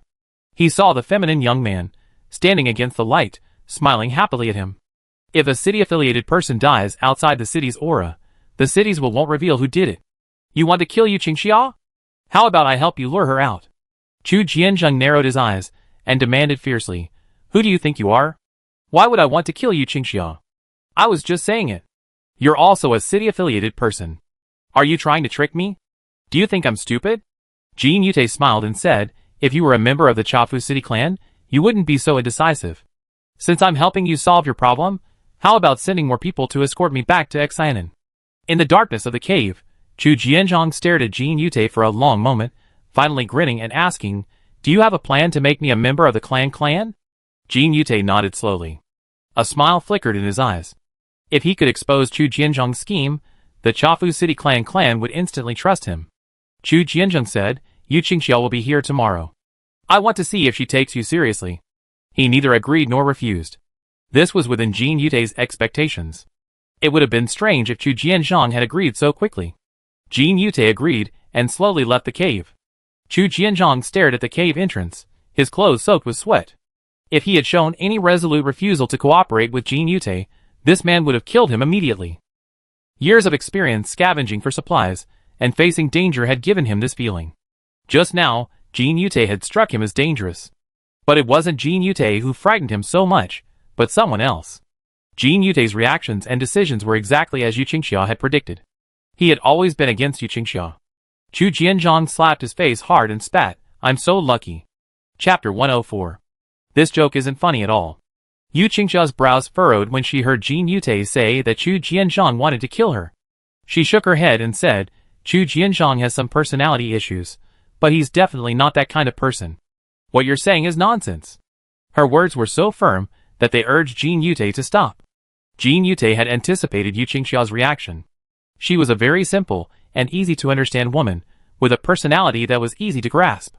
Even if she truly harbored suspicions, she wouldn't show them in front of him. Jin Yute was about to speak when someone walked in. It was Qin Haohao, the person in charge of this area. Jin Yute smiled playfully at the sight of this person. Qin Haohao said, Qingxia, I've already handed over my work to Chu Jianzhong, and he's been very cooperative. Yu Qingxia nodded. Qin Haohao walked out again. Yu Qingxia, as if finding compelling evidence to refute Jin Yute, said, Chu Jianzhong has no complaints about my assignment. Mr. Jin, you are a member of Xianan City family, and I treat you as a guest. Please refrain from making irresponsible comments about the people at the tea house. Jin Yute said slowly, why do you think Chu Jianzhong has no complaints about your assignment? Is it because of that Miss Qin Haohao? Yu Qingxia acquiesced. Jin Yute's laughter echoed in the room. He said, actually, the cities can see a lot of things. If you ask, they tell you most of them. Why not ask the tea house about the relationship between Chu Jianzhong and Qin Haohao? Yu Qingxia, what are you talking about? Jin Yute said, actually, I have some experience in clearing out disobedient individuals in the city. If you're curious, you can come and talk to me. He left leisurely, as if everything was under control. The tea house brother said, this is the villain who loves to sow discord. Yu Qingxia emptied the teapot on the table and whispered, once he's gained my trust, he start using the same tactics he used against Xianan and Zhejiang. Then comes the real trouble. I ask again, are you sure you want to risk yourselves? The tea house brothers said in unison, of course. He's bullying Zhejiang and Xianan so much. We need to understand his motives and methods, so that no more city wills will be harmed in the future. Yu Qingxia nodded. The tea house brothers said, we thought you'd be angry about our decision. Angry? Yu Qingxia twirled her teacup and chuckled, rather, this is the only time in all these years you've made me happy. The tea house brothers were shocked. Didn't we make you happy before? Yu Qingxia said, I understand why I was chosen to be a city dependent. The tea house brothers asked, why? We're the same. Yu Qingxia stood up and walked out the door, saying, I'm willing to give everything for my brothers and sisters, even my own life. This incident has made me look at you with new eyes. Hearing Yu Qingxia's praise, the tea house brothers didn't know whether to laugh or cry, their emotions swirling. After staying inside for a moment, Yu Qingxia, her eyes red, went to find Jin Yute. Things were going just as Jin Yute had planned, and just as she had planned. Jin Yute pretended to cooperate with Chu Jianzhong to kill Yu Qingxia, but in fact, he wanted to expose the matter to Yu Qingxia and gain her trust. Yu Qingxia initially disbelieved Jin Yute's claims. However, the person she brought in to replace Chu Jianzhong was Qin Haohao. Jin Yute accidentally discovered Chu Jianzhong and Qin Haohao's affair, learning of their relationship and prompting Yu Qingxia to inquire about the tea house. This led to her becoming suspicious of Qin Haohao, and even of Chu Jianzhong, whom Qin Haohao had trusted. Jin Yute then instructed Chu Jianzheng to incite Qin Haohao to join their plan. Using his urban talents, Jin Yute allowed Yu Qingxia to eavesdrop on his conversation with Chu Jianzheng, confronting her with the reality that Chu Jianzheng intended to kill her, leaving her disheartened. Followed by the betrayal of her close friend and trusted subordinate, Qin Haohao, Yu Qingxia felt she had no one to trust except Jin Yute, a fellow city dweller. Through Jin Yute's help, Yu Qingxia eliminated the troublemaker Chu Jianzheng and expelled Qin Haohao, preventing them from entering the tea house. Chu Jianzheng and Qin Haohao, who had been expelled, were eating melon seeds and hooting while complaining to Yu Chaojia about how wicked Jin Yute was. Yu Chaojia was so angry that he pounded the table. He said, "Jin Yute is so mean, and you let my sister deal with him alone? It's too dangerous." Qin Haohao said, "It's okay. Just the two of us. We're staying over there, but it's inconvenient for us two to be there." Chu Jianzheng ate mechanically, seeming numb. Qin Haohao glanced at him. "What are you thinking?" Chu Jianzheng said, "I used to think I was the best at scheming, but now I realize I'm just a younger brother." Yu Chaojia and Qin Haohao said in unison, "You're just a younger brother, and a particularly annoying one at that." Chu Jianzheng, Qin Haohao hadn't been to Huading in a long time. She used to see Yinshen hanging around Yu Chaojia, carrying a vine, but today, there was no sign of him at all. She asked, "Where's Yinshen?" Yu Chaojia said, "She's still helping out in Xianan. She's so exhausted she's become unrecognizable." "Good girl." Qin Haohao took some paper and pen from Yu Chaojia and began drawing a picture of Jin Yute in black ink. Chu Jianzheng saw the figure on the paper and leaned in, saying, "Jin Yute, with his pointed face and monkey cheeks, is nowhere near as pretty as yours." Qin Haohao was startled by Chu Jianzheng's sudden approach. She dropped the paper on the table and yelled, "Don't get so close to me, aren't you disgusting? I heard your loud voice from outside, Haohao." Meng Ranlin walked into the courtyard and greeted Qin Haohao and Chu Jianzheng. Chu Jianzheng felt a little embarrassed when he saw Meng Ranlin. After all, he had always mocked him. Meng Ranlin didn't care at all. He had just come back to get something, and was going to help Zhang Yongfu again. Two bears crouching in the corner of the yard smelled Zhang Yongfu's scent on him, mistaking him for the return of their keeper. They charged over like dogs. The bears' enormous size caused the wind they whipped up to flip the thin papers on the table. They fell one by one to the ground. Yu Chaojia said anxiously, "Hey, that's the design I just drew." Sigui and Langui, knowing they were in the wrong, timidly scurried back to the corner, blending in with the rockery in the courtyard. Several of them gathered the fallen papers together. Meng Ranlin was also helping. He picked up a piece of paper and turned it over. On it lay a human face. The face had feminine features, yet it was handsome. The smile on his lips was friendly, yet shone with an inscrutable falsehood. The moment he saw the portrait, Meng Ranlin felt a surge of nameless rage. "Who is this?" Qin Haohao saw the portrait and quickly said, "Jin Yute." Considering Meng Ranlin was a member of Zhongzhou City's favored ones, and Jin Yute's suspected ability to teleport, Meng Ranlin didn't return to the tea house to avoid Jin Yute's suspicion, and thus never saw Jin Yute's face. Meng Ranlin said, "I remember this face." His head was splitting, and the paper in his hand was falling. The middle-aged man squatted on the ground in agony, his hands clutching his head, repeating the same sentence over and over again. "I remember this face. I remember this face." His mind was flooded with information, and he fell forward, unable to bear it. The vines, unattended, reacted quickly. Hua Ting caught Meng Ranlin just as he was about to faint. "How is Uncle Meng?" "He's fine now, his condition has stabilized. Don't let him see the previous stimulus again. Uncle Meng just moved. Is he waking up?" Meng Ranlin could only hear voices echoing in his ears. His mind was in a tizzy, with everything swarming in it, and it took a great effort to sort it all out. He opened his eyes, and saw several people surrounding the bed. Looking down, he saw a vine growing next to the person. Why did these people seem so concerned about him? Did they know him? Information flooded his mind. He knew them: Yu Chaojia, Qin Haohao, Zhang Yongfu, Chu Jianzheng, and the vine was hooting. Meng Ranlin propped himself up, one hand resting on his forehead. As he stood up, the others were stunned. This Meng Ranlin before them was not the Meng Ranlin they knew. The previous Uncle Meng had been calm and composed, but this man was even calmer. For some reason, a lingering sadness emanated from him. The moment he sat up straight, he seemed to think of something, and a tear trickled down his eye. It was only a single tear, fleeting like a fleeting flower. Meng Ranlin said gravely, This man now known as Jin Yute is the reason I came to Eastern Kyushu to search for old Xia. Chapter 105. This statement shocked everyone. Has Uncle Ming regained his memory? Yu Chaojia, Qin Haohao, and Chu Jianzhang didn't know who the old Xia Ming Ranlin was talking about, but Huiding and Zhang Yongfu did. Each man and his vine were poised to strike. If the square-faced middle-aged man tried to reveal Xia Fengnian's details, they would intervene.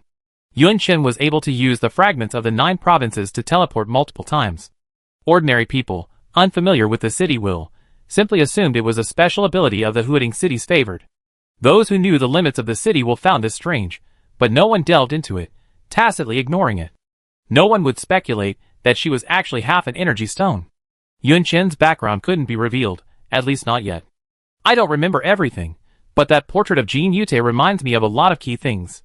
Ming Ranlin raised his hand to shield his face, hiding the fleeting emotion in his eyes. Hua Ting sensed a strong sense of sadness and guilt from him. Everyone waited for the middle-aged man to speak. Ming Ranlin said, Jin Yute appeared in Zhongzhou before. He was a teenager at the time, and was found by our search and rescue team. He said he only remembered his name as Xiao Jin, and nothing else. Xiao Jin was just a child, innocent and kind, sweet-talking and friendly, and he quickly became close to the people in his area of Zhongzhou. He was a quick learner, had strong hands-on skills, and had high emotional intelligence and good interpersonal skills. He was quickly recommended to Ming Ranlin by the head of that area. Due to more important matters, Ming Ranlin didn't actually manage Zhongzhou's affairs. Aside from certain matters that he had to handle, he mostly delegated tasks to several other managers, each handling different areas. Without Ming Ranlin knowing who Xiao Jin was, he had already entered the core area of Zhongzhou through a series of referrals. This was the location of the main body of Zhongzhou's city statue. Ming Ranlin said, by the time Zhongzhou alerted me to his problems, he had already succeeded. Yu Chaojia, Qin Haohao, and the others looked distraught. They hadn't expected Jin Yute, even at such a young age, to harbor such sinister intentions. Huiding asked, what did he take from Zhongzhou? Ming Ranlin's deep voice echoed from within the room, Zhongzhou's directional teleportation. Zhongzhou's city talent is called River Fish Sky Goose, and as others had speculated, it is a teleportation ability. At first, the River Fish Sky Goose could only transport small, light items, but later it could transport small amounts of supplies and heavy objects. As Zhongzhou's willpower increased, the River Fish Sky Goose gradually became capable of transporting large quantities of supplies, even humans, requiring a significant amount of energy for each transmission. After Zhongzhou became a megacity, the River Fish Sky Goose acquired the ability of directional teleportation. This directional teleportation determines the location of the main body of the city statues within the will of each major city. Ming Ranlin scanned the gloomy faces of the crowd and said, directional teleportation isn't as easy as you think. It requires confirming the exact location of the main body of the other cities before it can be performed. Huiding said, based on our speculation, Jin Yute can determine the location of the main body of the city image by touching it. Yu Chaojia was eager to share the new information with the tea house. After asking for details, Ming Ranlin shook his head and said, directional teleportation has another demanding requirement. Even Zhongzhou, after years of accumulation, would struggle to meet it, let alone him. Yu Chaojia said, Uncle Ming, stop keeping me in suspense. Are you sure this is a request Jin Yute can't fulfill? Central teleportation requires energy, and directional teleportation requires even more energy. Hua Ting and Zhang Yongfu suddenly realized something. Huiding reminded Yu Chaojia, Brother Yu, go contact the tea house first and tell them about this. I asked the rest. Yu Chaojia nodded and went to contact the tea house. With him gone, Qin Haohao and Chu Jianzhang couldn't stay either, especially since the room clearly had to get out. Vibe. Qin Haohao considerately closed the door. As for Hua Ting's vines, they were elusive, appearing suddenly anywhere in the room without leaving the door open. Chu Jianong asked from the side, what could be the reason for this mysterious thing? Qin Haohao glanced at him. Do you know why some people live to be 100 years old, while others only live for a decade? Chu Jianzhang shook his head. Qin Haohao said, be less curious about others' affairs and more focused on yourself. When it's time to know, you naturally know. Inside the house, the light suddenly flickered. The vines lifted slightly, standing upright like a human figure. Hua Ting asked, Uncle Ming, what's the other requirement for directional teleportation? A large amount of energy. Ming Ranlin nodded. He got off the bed and sat on a wooden stool, his back straight. Directional teleportation does more than just teleport. It creates a directional channel between two city wills. Once the channel is established, teleportation no longer requires a city will to actively activate its city talent. Ordinary people can use the channel to travel to locations with different city wills. Zhang Yongfu's eyes widened. The significance of Zhongzhou's talent was self-evident. Damn it! How could Jin Yute have stolen it? Ming Ranlin continued. The main purpose of directional teleportation is to construct different transmission channels between cities. Building these channels requires enormous amounts of energy. Even the energy accumulated by a city's will for several years might only be enough to build one channel. He looked at the vines and said, once a city's will reaches a megacity level, its energy level undergoes a qualitative change. The energy required to utilize the city's talents cannot be provided by ordinary energy stones. The only person I know of who can establish directional transmission channels in Zhongzhou in a short period of time without accumulating energy is Old Xia. Huiding listened quietly, but did not speak immediately. Instead, Zhang Yongfu suddenly asked, does Zhongzhou play a crucial role in Xia Fengnian's plan? Ming Ranlin replied, yes.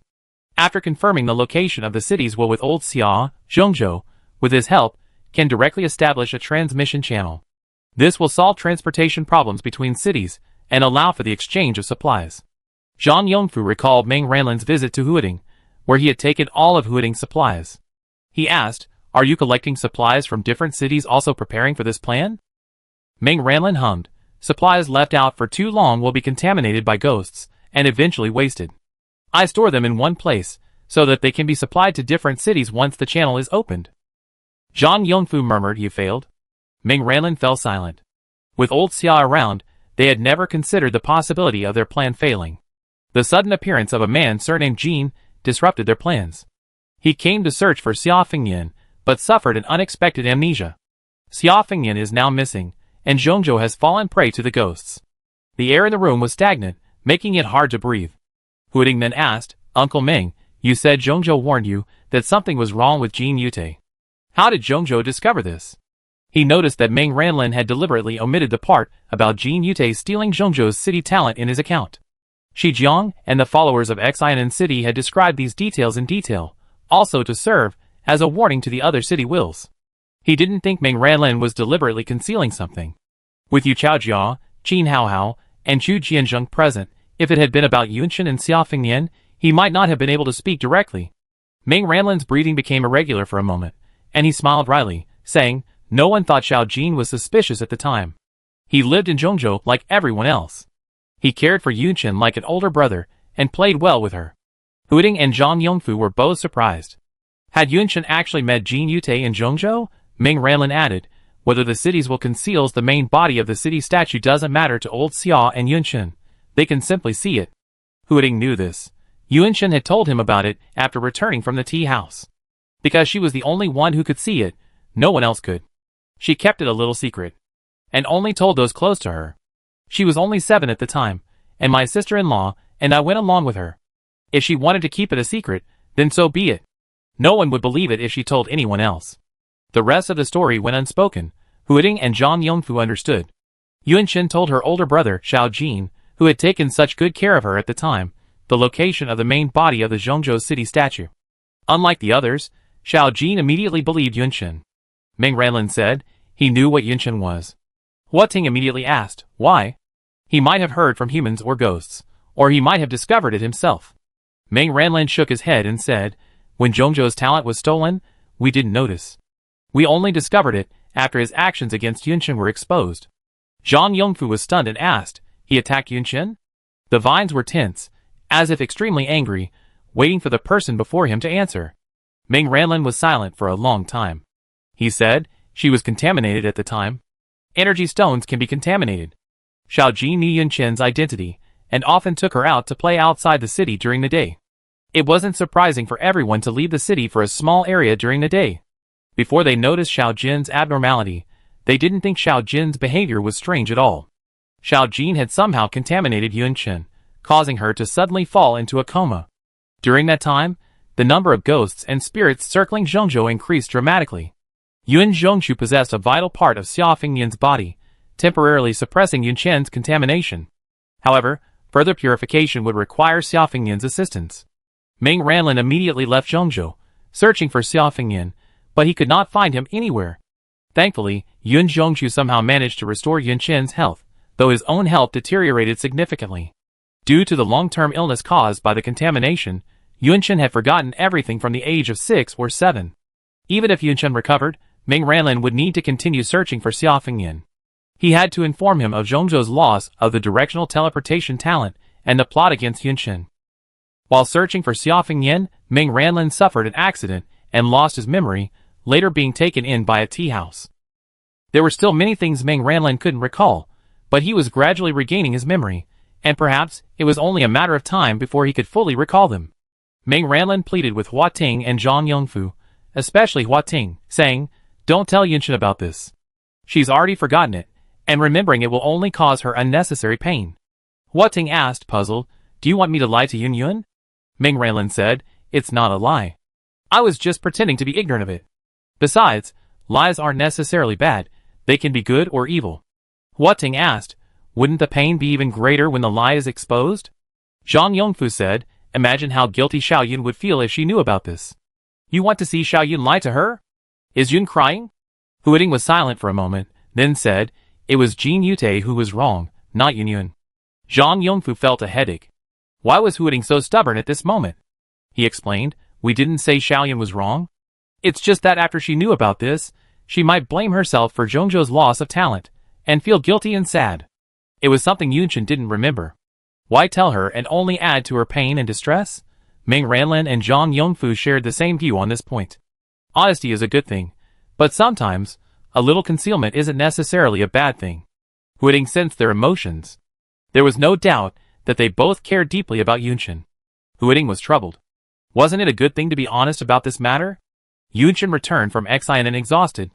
The vines that greeted her were not as vibrant as before, but rather dejected. "What's wrong?" Xiao Poqing lay on Yun Chen's chest, saying weakly, "Uncle Ming has regained his memory, and we've learned some new information about Jin Yute. Isn't that a good thing? Why aren't you happy?" Yun Chen hugged the vine, thinking about many reasons why Xiao Poqing might be upset. Could it be that someone had ripped all the leaves off Xiao Poqing's vine again? That shouldn't be the case. If that were the case, he would have directly complained about someone pulling his leaves. There were only two things that could make Xiao Poqing unhappy, his appearance and his physique. She asked tentatively, "Did Uncle Ming recall something from the past and also call you a sickly child?" Hu Ting, Why did they suddenly bring up the sickly child thing? He's not. Chapter 106. Hua Ting thought it over and decided to tell Yun Chen about this. They had promised each other not to lie to each other. A lie, no matter its origin or excuse, remains a lie. He believed Yun Chen was strong enough to accept this. They approached the brick house, one by one. When he opened the door, Hua Ting told Yun Chen everything Uncle Ming had said. Nian crouched on the ground, holding the old turtle in her mouth. Two pairs of eyes, one large and one small, stared intently at the girl standing before the city statue, her expression shifting constantly. The city will's tone was gentle, but its content tore through the girl's sturdy defenses. When Yun Chen heard that it was she who had led the people to see the main body of the Zhongzhou City statue, leading to the theft of Zhongzhou City's talent, he took 2 steps back in disbelief. "Me?" Yun Chen shook her head. She had no recollection of doing such a thing. Hua Ting then mentioned that Xiao Jin had deliberately corrupted her, leading to a serious illness and leaving her with no memory of many things. Yun Chen recollected carefully. Indeed, she had a good memory and could remember everything from before and after, but she had little recollection of those 2 years. She had previously expressed doubts, but her mother had explained that not much interesting had happened in those 2 years, so it was normal for her to not remember. Yun Chen had always been extremely dependent on her mother. She believed everything her mother said, and she had no doubt that she couldn't recall those 2 years. This matter was like a fragile soap bubble, shattered instantly by the slightest force. Zhongzhou lost its city talent because of me. Uncle Ming came to the east to find Xia Fengyan because of this incident, which led to his accident and gave Wu Ming the opportunity to exploit. Yun Chen raised his hand, trying to grab at his hair, but it slipped down again and again, unable to grasp anything. Is Zhongzhou's current state all because of her? This isn't your fault. The vines reached out to the girl's hands, inviting her to grasp them. Her hands were weak, and the vines entwined themselves around them. Though the weather was scorching, Yun Chen's fingertips felt cold. Hua Ting held her close with the vines, comforting her. "Yun Yun, this is Jin Yute's fault, not yours." Even without Yun Chen, Jin Yute would have used other methods to find the main body of the Zhongzhou City statue. Yuan Shen was simply a convenient means of transport. As long as Jin Yute was around, Ming Ranlin would inevitably search for Xia Fengyan. What happened in Zhongzhou was related to Wu Ming and Jin Yute, but definitely not to Yuan Shen. Yuan Shen was so young at the time, so ignorant. Jin Yute took advantage of little Yuan Shen's kindness and friendliness and even murdered her. Both Zhongzhou and Ming Ranlin knew Yuan Shen had nothing to do with this. Knowing Yuan Shen's character and her guilt, they couldn't bear to tell her the truth. Before the city statue, radiating a brilliant white light, the vines became the girl's support. Hu Ying kept repeating that Yun Yun was not wrong, but Jin Yute was. He offered no words to comfort Yuan Shen, simply hugging her with the vines. Whatever happened, he would be here with her. Gradually, Yuan Shen's emotions calmed. Tears welled up in her red eyes. She raised her arm and roughly wiped them away, rubbing her face red. Thank you. Yuan Shen hugged the little broken city tightly. His unwavering honesty delighted her. Seeing Yuan Shen recover, Hua Ting placed the tip of a vine against her forehead, rubbing it back and forth. He asked, "What are you going to do?" After hearing Xiao Poqing's words, Yuan Shen sat down beside the statue of Chengshi. After a moment of contemplation, he said, Jin Yute holds so many secrets. I'd love to confront him about what happened back then, but I can't. The tea house has a plan to deal with Jin Yute, and any rash action would only cause trouble for them. Jin Yute was able to corrupt her, meaning he knew the identity of her energy stone. She wasn't strong enough to protect herself yet, and couldn't reveal her identity. She couldn't risk being recognized by Jin Yute by questioning him about what happened back then. What happened in Zhongzhou had already happened. Even if they got answers by questioning the past, nothing could be changed. They could only salvage what had happened and prevent it from happening again. Hu Ying heard Yuan Shen say calmly, "My focus now is solely on Xiaonan, and only Xiaonan." He extended a vine and gently touched her head. Yuan Shen leaned against the city statue and said, "Thank you. Thank you, Hua Ting, for trusting her, for not treating her like an incapable child like Uncle Ming and Uncle Yongfu did." She was truly happy. Hu Ying sensed Yuan Shen's emotions, and was glad his choice was the right one. He ruffled Yuan Shen's hair with his branches and asked about Xiaonan's condition. Yuan Shen said, Xiaonan's condition has improved considerably. Grandma Bai's city-devoted symbol is much brighter in color and shape than before. When I was channeling energy into him today, I had a feeling that Xiaonan would wake up soon. Really? Hu Ying knew Yuan Shen's intuition was always accurate. Xiaonan's awakening was fantastic news. Yuan Shen nodded, and was about to elaborate on Xiaonan's situation when Hu Ying's vine suddenly stopped stroking, as if listening to something very important. The city's will could carry out many different tasks simultaneously, but Hu Ying rarely distracted himself with other tasks when he was with Yuan Shen. He preferred to concentrate on chatting with Yuan Shen. This reaction suggested that what was happening over there was important. Sure enough, after a while, Hu Ying said, "There's something going on over at the Ghost Nest." The Ghost Nest was their name for the underground platform. After Hu Ying became a large city, the use of wandering trajectory didn't consume as much city energy as before. Each person in the city now had enough energy to move the city significantly daily. They had previously wanted to get away from the Ghost Nest as soon as possible, but then they realized that their current location was convenient for monitoring it, offering a good opportunity to study ghosts. To this end, they had set up a special location on the edge of Hu Ying specifically for monitoring ghosts, hidden only by a few people. Lacking advanced equipment, they could only manually record the movements and changes of the ghosts within the haunted nest. Lu Guangliang, Gua Hongyu, and Huang Xing volunteered to take on this task. They claimed to have given up on ghost matters, yet they were the first to investigate any signs of activity. It was they who informed them of the changes in the Hu Ying haunted nest. Upon hearing this, Yuan Shen and Xiao Poqing immediately rushed to the monitoring site. It was late at night, and the city was still. Half of the suspended city was ablaze with lights, while the other half was shrouded in darkness, somewhat reminiscent of the swirling black fog in the abyss below. The difference was that the city's darkness wasn't completely black. A few bright lights lit up amidst the darkness, and a faint glow shone from an unremarkable building on the ground. Inside the building stood a few people, along with some decorative vines. Each of them held a high-powered telescope, observing the abyss below. They were careful not to make any sound. This was outside the city's atmosphere.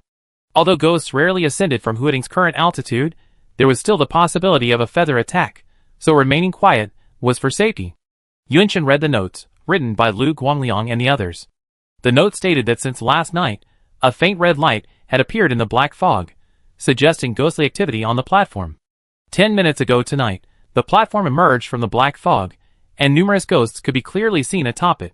As if under command, they all entered a single passage. After Hua Ting ascended to the sky, completely exposing the ghost nest, the underground platform gradually descended, and the number of new ghosts born daily gradually decreased. After the underground platform was completely submerged in the black fog, the passageway remained in place, and it was rare to see ghosts in the passageway feeding the platform with human corpses. Today, the underground platform rose again, and the ghosts began to move. What were the ghosts planning to do? Yunshin picked up a telescope and observed the ghost nest. She noticed that the clusters of energy stones on the underground platform had regained their color. She had previously completely absorbed these energy stones, turning them into white stone. Can these energy stones also heal on their own?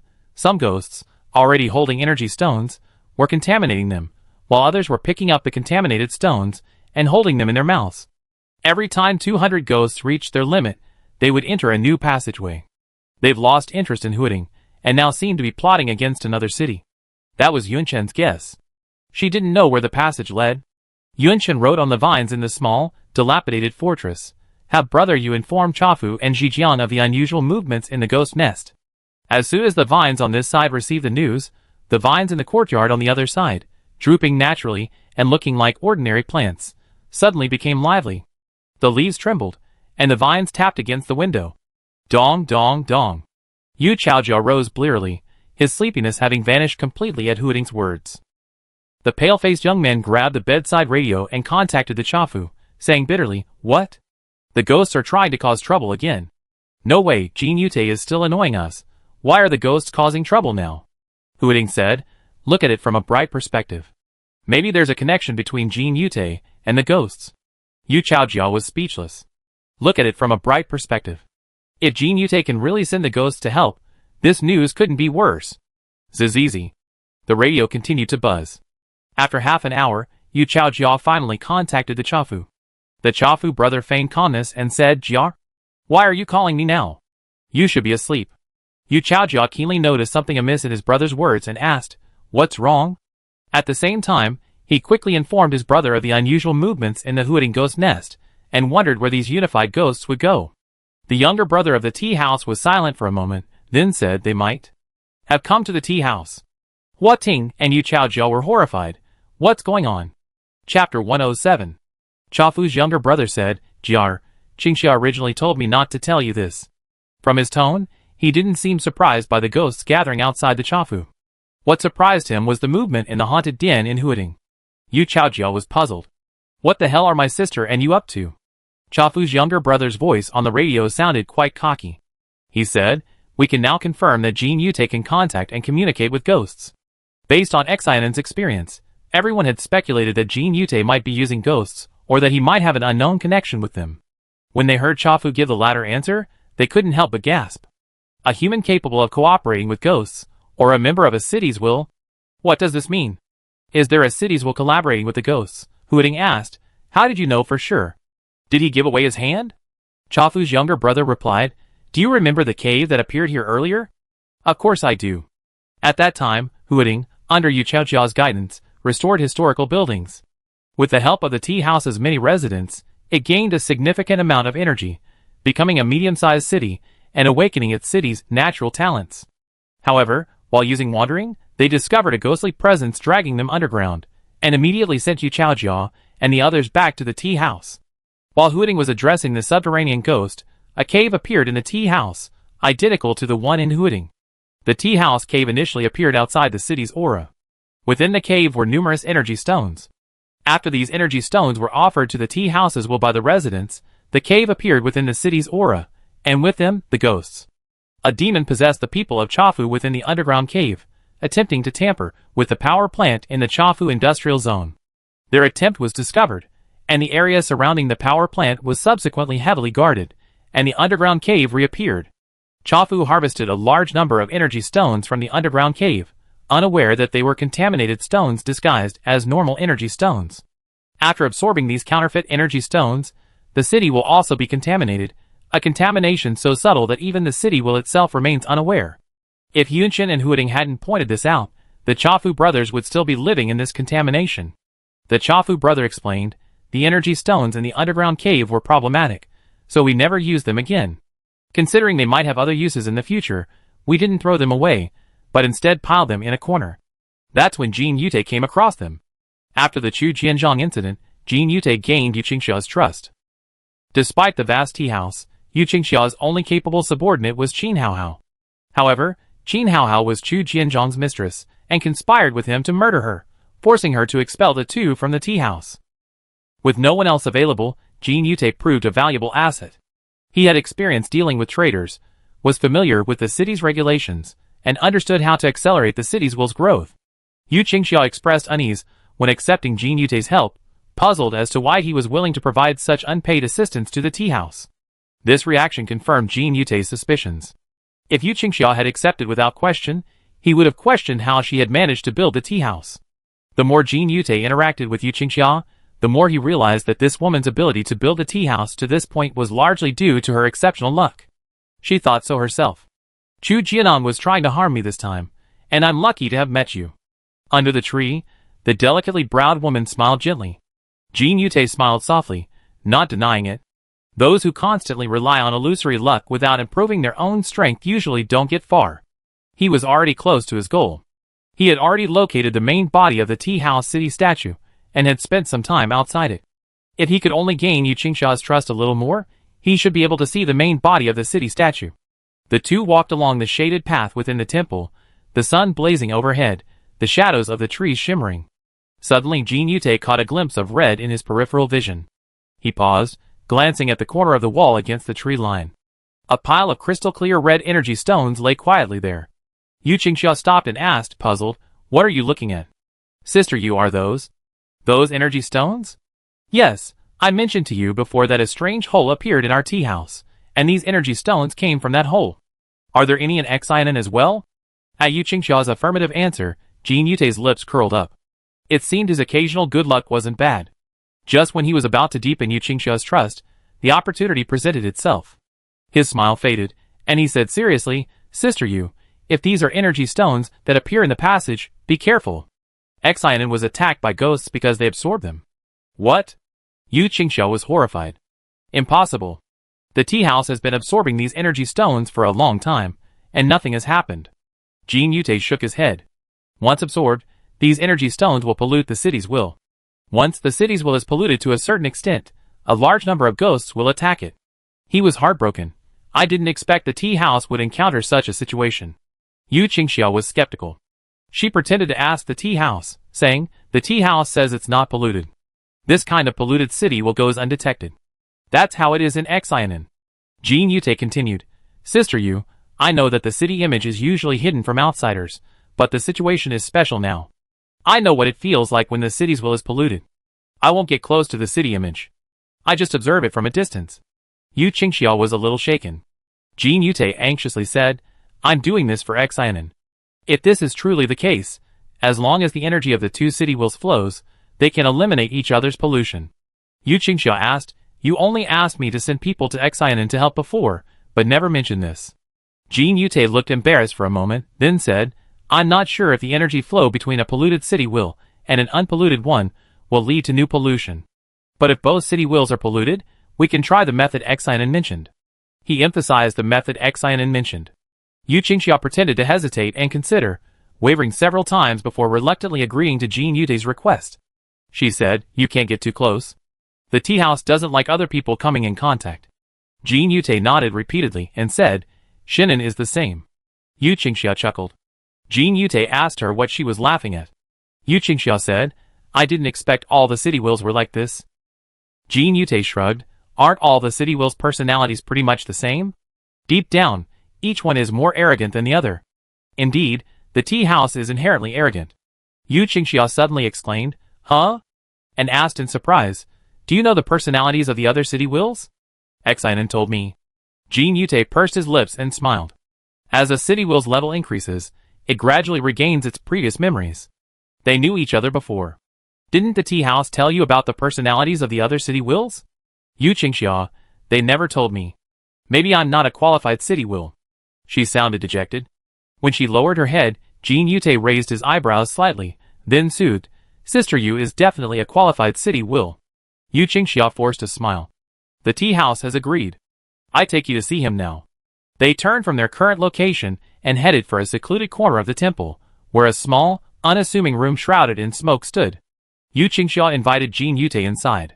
Bright yellow strips of cloth draped from the beams, their uneven layers dimming the view inside. Jin Yute saw Yu Qingxia push aside the cloth and head inside, so he followed. Halfway through, he heard the person ahead say, "Stand right here." Then, a bright yellow light drifted upwards, and an invisible force pushed it aside, revealing an exquisite stone pavilion suspended in midair. It was a little over 1.5 meters tall, and looked like it had just arrived in a medium-sized city. Jin Yute finally saw the main structure of Chafu City. With just a glance, he was certain, this is the state of having absorbed the energy stone. It's been contaminated for quite some time, very similar to Xianan. Yu Qingxia asked nervously, "Really? Will Chafu also be attacked by ghosts like Xianan?" Jin Yute said, "Indeed, with this level of pollution, within 3 days, a large number of ghosts will attack the tea house. It will be small waves at first, but they will grow in number. We must address the pollution as soon as possible."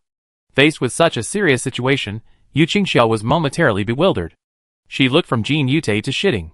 The tea house's brother said, "Xianan City's loyalist, can you trust your words? The cities can be polluted. I've never heard of such a thing." Jin Yute smiled slightly and said, "The first wave of ghost attacks won't be too difficult to resist. The tea house can wait and see how the ghosts attack before deciding whether his words are trustworthy." And so, in the first half of this night, a large number of ghosts indeed appeared around the tea house. The younger brother of the Cha family said on the radio, "Qingxia said it's best to trick him when he thinks he succeeded. Brother City image is about to be put at risk." Yu Chaojia roared, "It's too risky to use your own city image as the main body."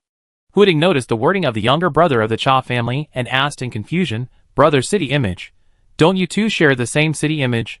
He remembered Yunchen had seen the Cha brother city image, a steep mountain with a pavilion. Yu Chaojia also said, "That's right, brother city image. You two brothers might just say that, but can the city images be separated?"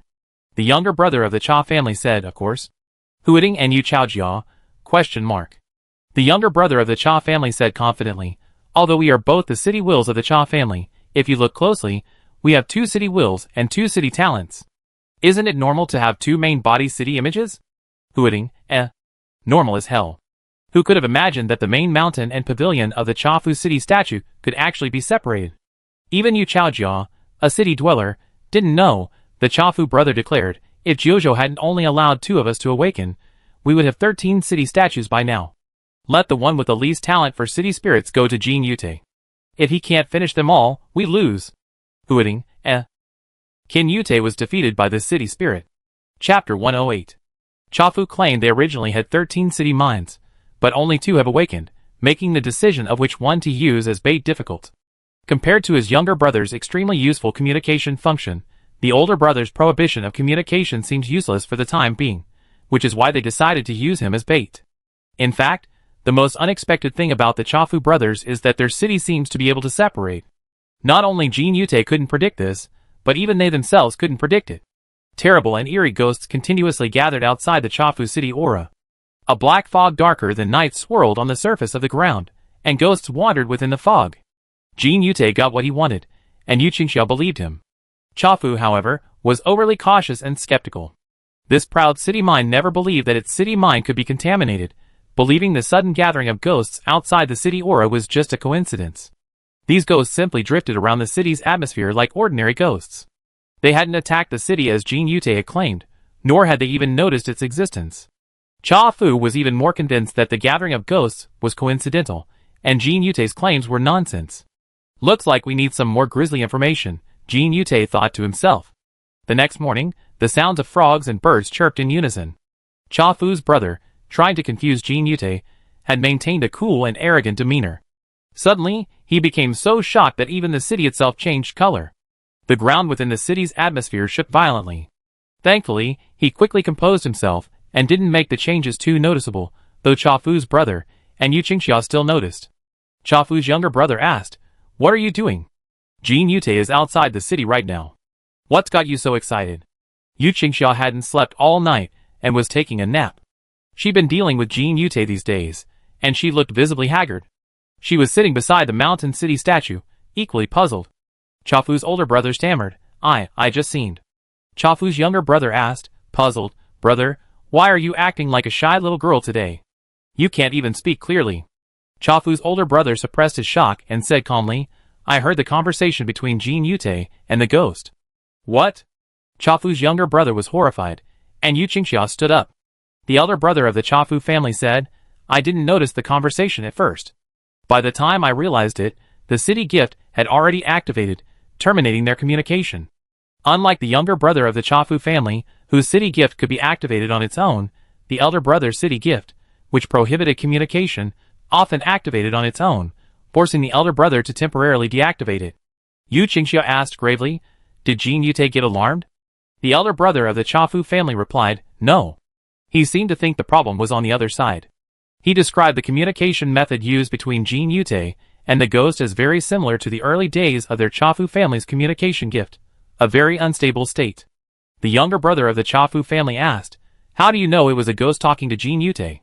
The elder brother of the Chafu family replied, You know once you hear it.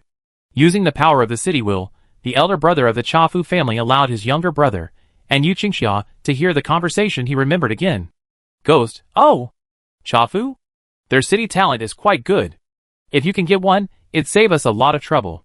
The ghost's voice was that of a man, frivolous, and with a hint of nonchalance. Kim Wute, so you already know about Chafu's talent.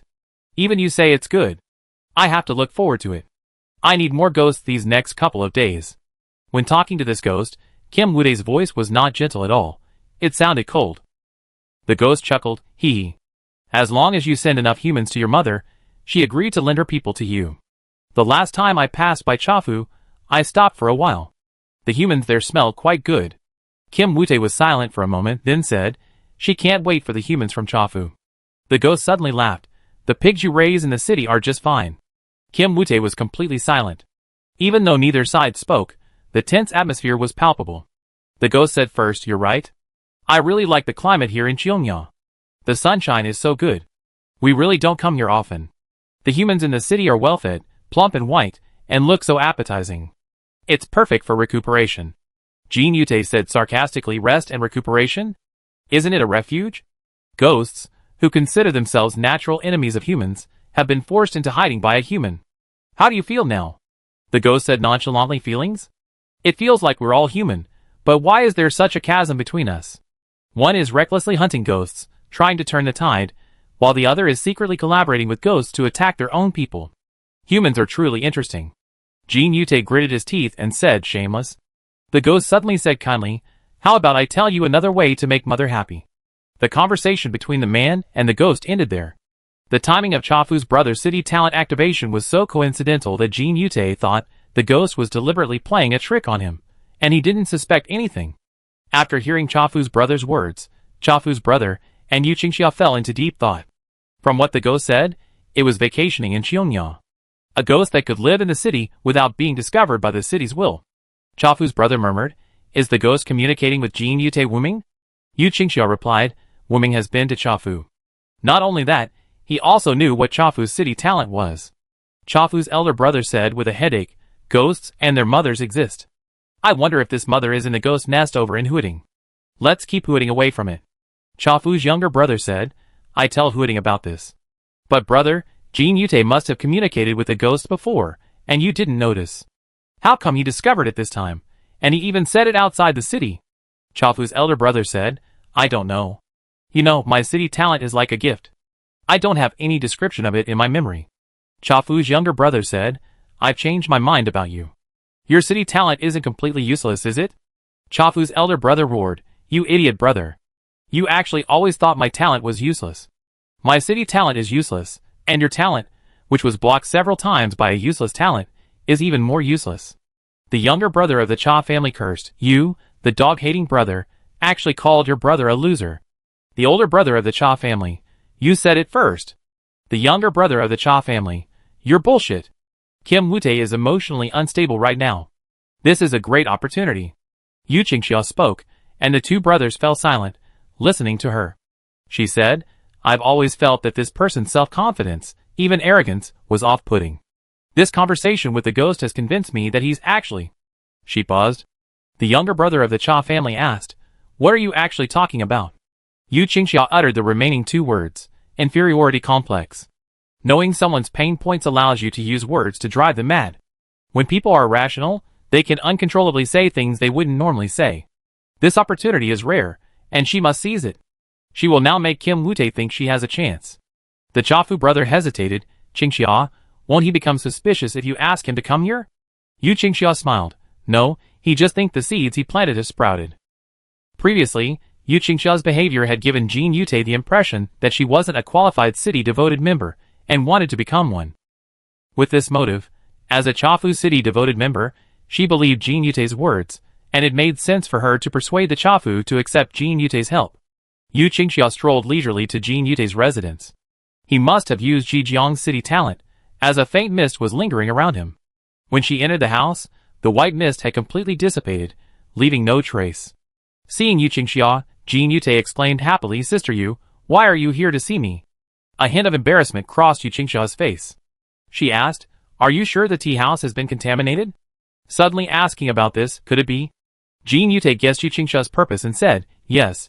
Why would I bring this up so casually? Yu Qingxia nodded, as if she had made a firm decision. She said, Given what happened to Xiaonan, I can't let the tea house repeat the same mistake. I will persuade him. Jin Yute's eyes flashed with joy. As expected, Yu Qingxia had always wanted to be a city-loving person who truly did something for the city, and this was a good opportunity for her to show it. If Yu Qingxia could persuade the tea house, he wouldn't need to mobilize the ghosts. Jin Yute said, Sister Yu, those who are chosen by the city's will to become city-loving people all have their own unique qualities. Yu Qingxia smiled brightly, her apprehension vanishing, as if encouraged by his words. She said, I definitely get the Cha family to agree. Jin Yute said, Sister Yu, you can. The words were truly heartfelt. At dusk, Yu Qingxia finished her rest and knocked on Jin Yute's door. I did it! Jin Yute happily followed Yu Qingxia, their destination being the shitting city statue. Halfway through the journey, the woman in front of them stopped. Jin Yute asked, What's wrong? Yu Qingxia raised her hand to her forehead, a headache etched in her voice. The Cha family has changed their minds again. I need to persuade them again. I'm sorry, can you wait for me a moment? She listened calmly to the Cha family's younger brother's words. The Cha family's younger brother said, Xiaonan has woken up, and his city-dependent, by Yute, is coming here. Yunshin will bring her over. Jin Yute said, Okay, persuade him again. The pollution issue can't be delayed. He had no choice but to agree. What else could he do? Yu Qingxia nodded again apologetically, leaving him with a quick step towards the temple. Arriving at the temple, Yu Qingxia asked in a deep voice, What are the followers of Xiaonan City doing here? If Jin Yute sees them, it will only disturb him and disrupt our plans. The younger brother of the tea house paused. He was also communicating with the other party, a living mouthpiece. He relayed Yu Qingxia's words, and quickly received a response. The younger brother of the tea house repeated the other party's words. Xiaonan said that his city's talent hasn't been completely stolen. He still has the ability to mark and track humans. Yu Qingxia's eyes flashed. What kind of ability was this? The younger brother of the tea house continued. No matter where a marked human goes or how far he travels, as long as they are within the boundaries of Jojo, Xiaonan can determine their location. Chapter 109. Hooting, the sky was dark. A slender vine crouched against Yun Chen's left shoulder. To his right stood a white-haired, energetic old man by Yute. They were awaiting a response from the tea house. As long as the tea house agreed, Yun Chen would immediately send Bai Yute there. Xiaonan's awakening today had surprised everyone. This morning, after greeting Uncle Meng, who had partially regained his memory, Yun Chen gathered her composure and continued on her way to Xiaonan to help. She, as usual, wore her cloak and stood before the Xiaonan city statue. She placed the city energy from the other three city wheels on it, placing her hands on the statue, channeling the energy within her body. The factory building housing the Xiaonan city statue had undergone numerous renovations, the roof repaired, and the windows newly installed. Golden spots of light cast a warm glow across the ground. However, the city had not yet fully awakened, and the environment of Xiaonan was still permeated with the distinct influence of ghosts. Although it was summer, Xiaonan's scorching heat held a hint of chill. The daytime sky seemed polluted, a gray haze devoid of blue. Dark gray dust drifted through the air, and the green sprouts of crops shone a withered yellow. The presence or absence of a cities will profoundly impact an area. Inside the factory, the changes in the Xiaonan city statue were evident. The Xiaonan city statue had originally been reduced to ruins, But with the continuous infusion of energy, the scattered fragments of the city statue were returning to the statue. A stone statue, about 1.5 meters tall, was slowly returning to its original form as a pottery pot. From time to time, a glow flickered across the stone statue's surface, as if the city's will were about to awaken. Yuan Chen increased the amount of energy he supplied. When delivering energy to Xianan, unlike when delivering energy to the small, broken city, he had to constantly control the amount. If the amount was even slightly higher, the frail little city would complain uncontrollably. No wonder Xiao Fengnian called the little city a sickly child. It was indeed a good match. Energy rapidly drained from his body, leaving Yuan Chen in a state of vacant consciousness, his mind wandering. You look a little haggard today. Don't overexert yourself when you're young. You're more likely to develop illnesses as you age. Bai Yute strolled over to the young woman's side, noticing the raven color in her eyes. Yuan Chen said, "You learned so much yesterday." Bai Yute smiled at her. Young people should absorb new knowledge quickly. It's better to know too much than nothing. You're right. It's better to know more than less. Yuan Chen was smiling when suddenly, a huge suction force seemed to come from the city his palm touched, sweeping away all the energy. The small items from Huading, the tea house, and Zhejiang displayed on the city statue instantly dissipated, the energy contained within them drifting into the air, swirling around the Xianan city statue, continuously pouring into it. The stones surrounding the city statue bounced on the ground, then suddenly all of them floated into the air, surging towards the statue, filling the gaps in various parts of the pottery pot. Xianan is waking up. Yuan Chen's smile faded, and he poured all his energy into the Xianan city statue. The stone statue before him was like a bottomless pit. No matter how much energy was poured into it, it was like a drop in the ocean. Just as Yuan Chen was about to exhaust his strength, the suction force on the city statue disappeared. The Xianan city statue became unresponsive, the stone color on its surface dissipating, leaving the statue appearing extremely gray and in a very bad state. Yuan Chen was bewildered. Shouldn't Xianan's reaction just now indicate awakening? Bai Yute's surprise froze. She pointed at the city statue and asked, "What's happening?" As soon as she finished speaking, the pottery symbol on the inside of her outstretched arm was redrawn by an invisible force, revealing its original shape and color. Yuan Chen and Bai Yute both witnessed this scene and immediately looked towards the city statue. The stone statue's surface cracked inch by inch, and fragments fell outward in pieces. When the pottery pot city statue, emitting a faint glow from within, was revealed to the crowd, a gentle yet overbearing city energy suddenly spread outward. The city energy was visible at this moment, forming a shock wave in the air, centered on the city statue and circling outward. Where the shock wave passed, the gray-black matter in the air was swept away. Tree branches stretched out, green leaves trembled, and the gray sky was painted with color again. The city energy stopped at a certain range. This was the limit of the city's aura. Whoa! Yuan Chen, Bai Yute, and the other humans within the city's atmosphere heard the cities were weeping. How did everyone become like this? The sobbing sounded like that of a young child, heartbreaking and heart-wrenching. The humans of Xianan, infected by the sorrowful atmosphere, wept one after another. Bai Yute coughed softly. Xianan, you're awake. Waking up is a happy thing. Don't make everyone sad with you. Xianan's attention immediately shifted to Bai Yute. Seeing Bai Yute's expression, the city seemed to turn blue with sorrow. Xianan cried, "Little Bai Bai, why are your hair all white? I'm sorry to Jiuzhou, to the other city wills, and to the humans I cared for. I worked so hard to raise you children, until you were plump and fair, only to be plucked by a ghost. You've suffered. Oh my, what are you kids wearing and eating? Why are you all so dirty? You damn ghosts, you damn bastards. How dare you treat my children like this?" Xianan was probably only speaking to the people nearby this time. His voice was childish, but he kept referring to them as my children, which was quite awkward. Bai Yute said awkwardly, "Xianan, the Huading city dependents are still here." She quickly recounted the recent assistance provided to Xianan by Huading, the tea house, and Zhejiang. Xianan then turned his attention to the little girl beside Bai Yute.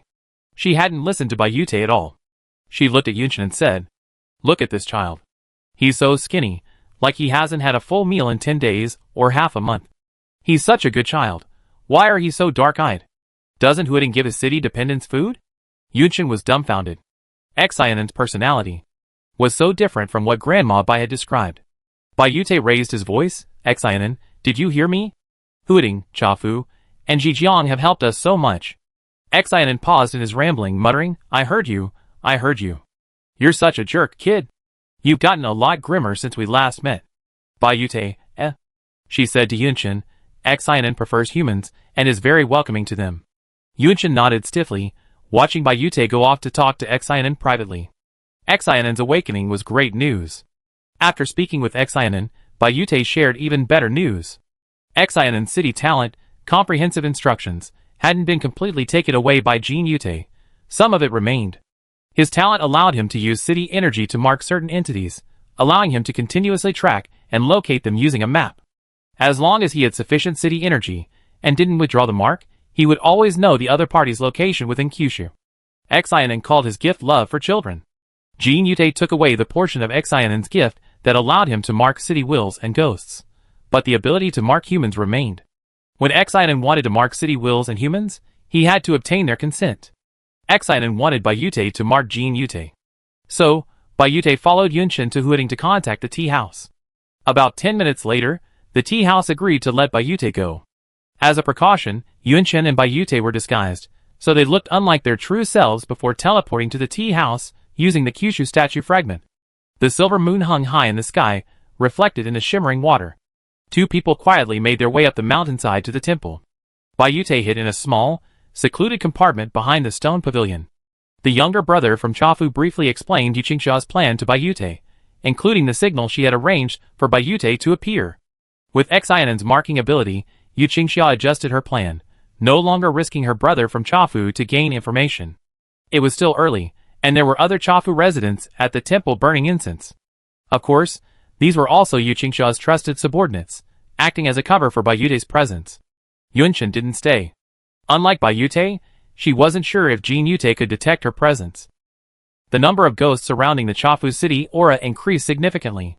Having finally convinced the Chafu once again, Yu Qingxia, with an apologetic expression, led Jin Yute into the temple through a small path. Jin Yute said, "It seems like there are a lot of people."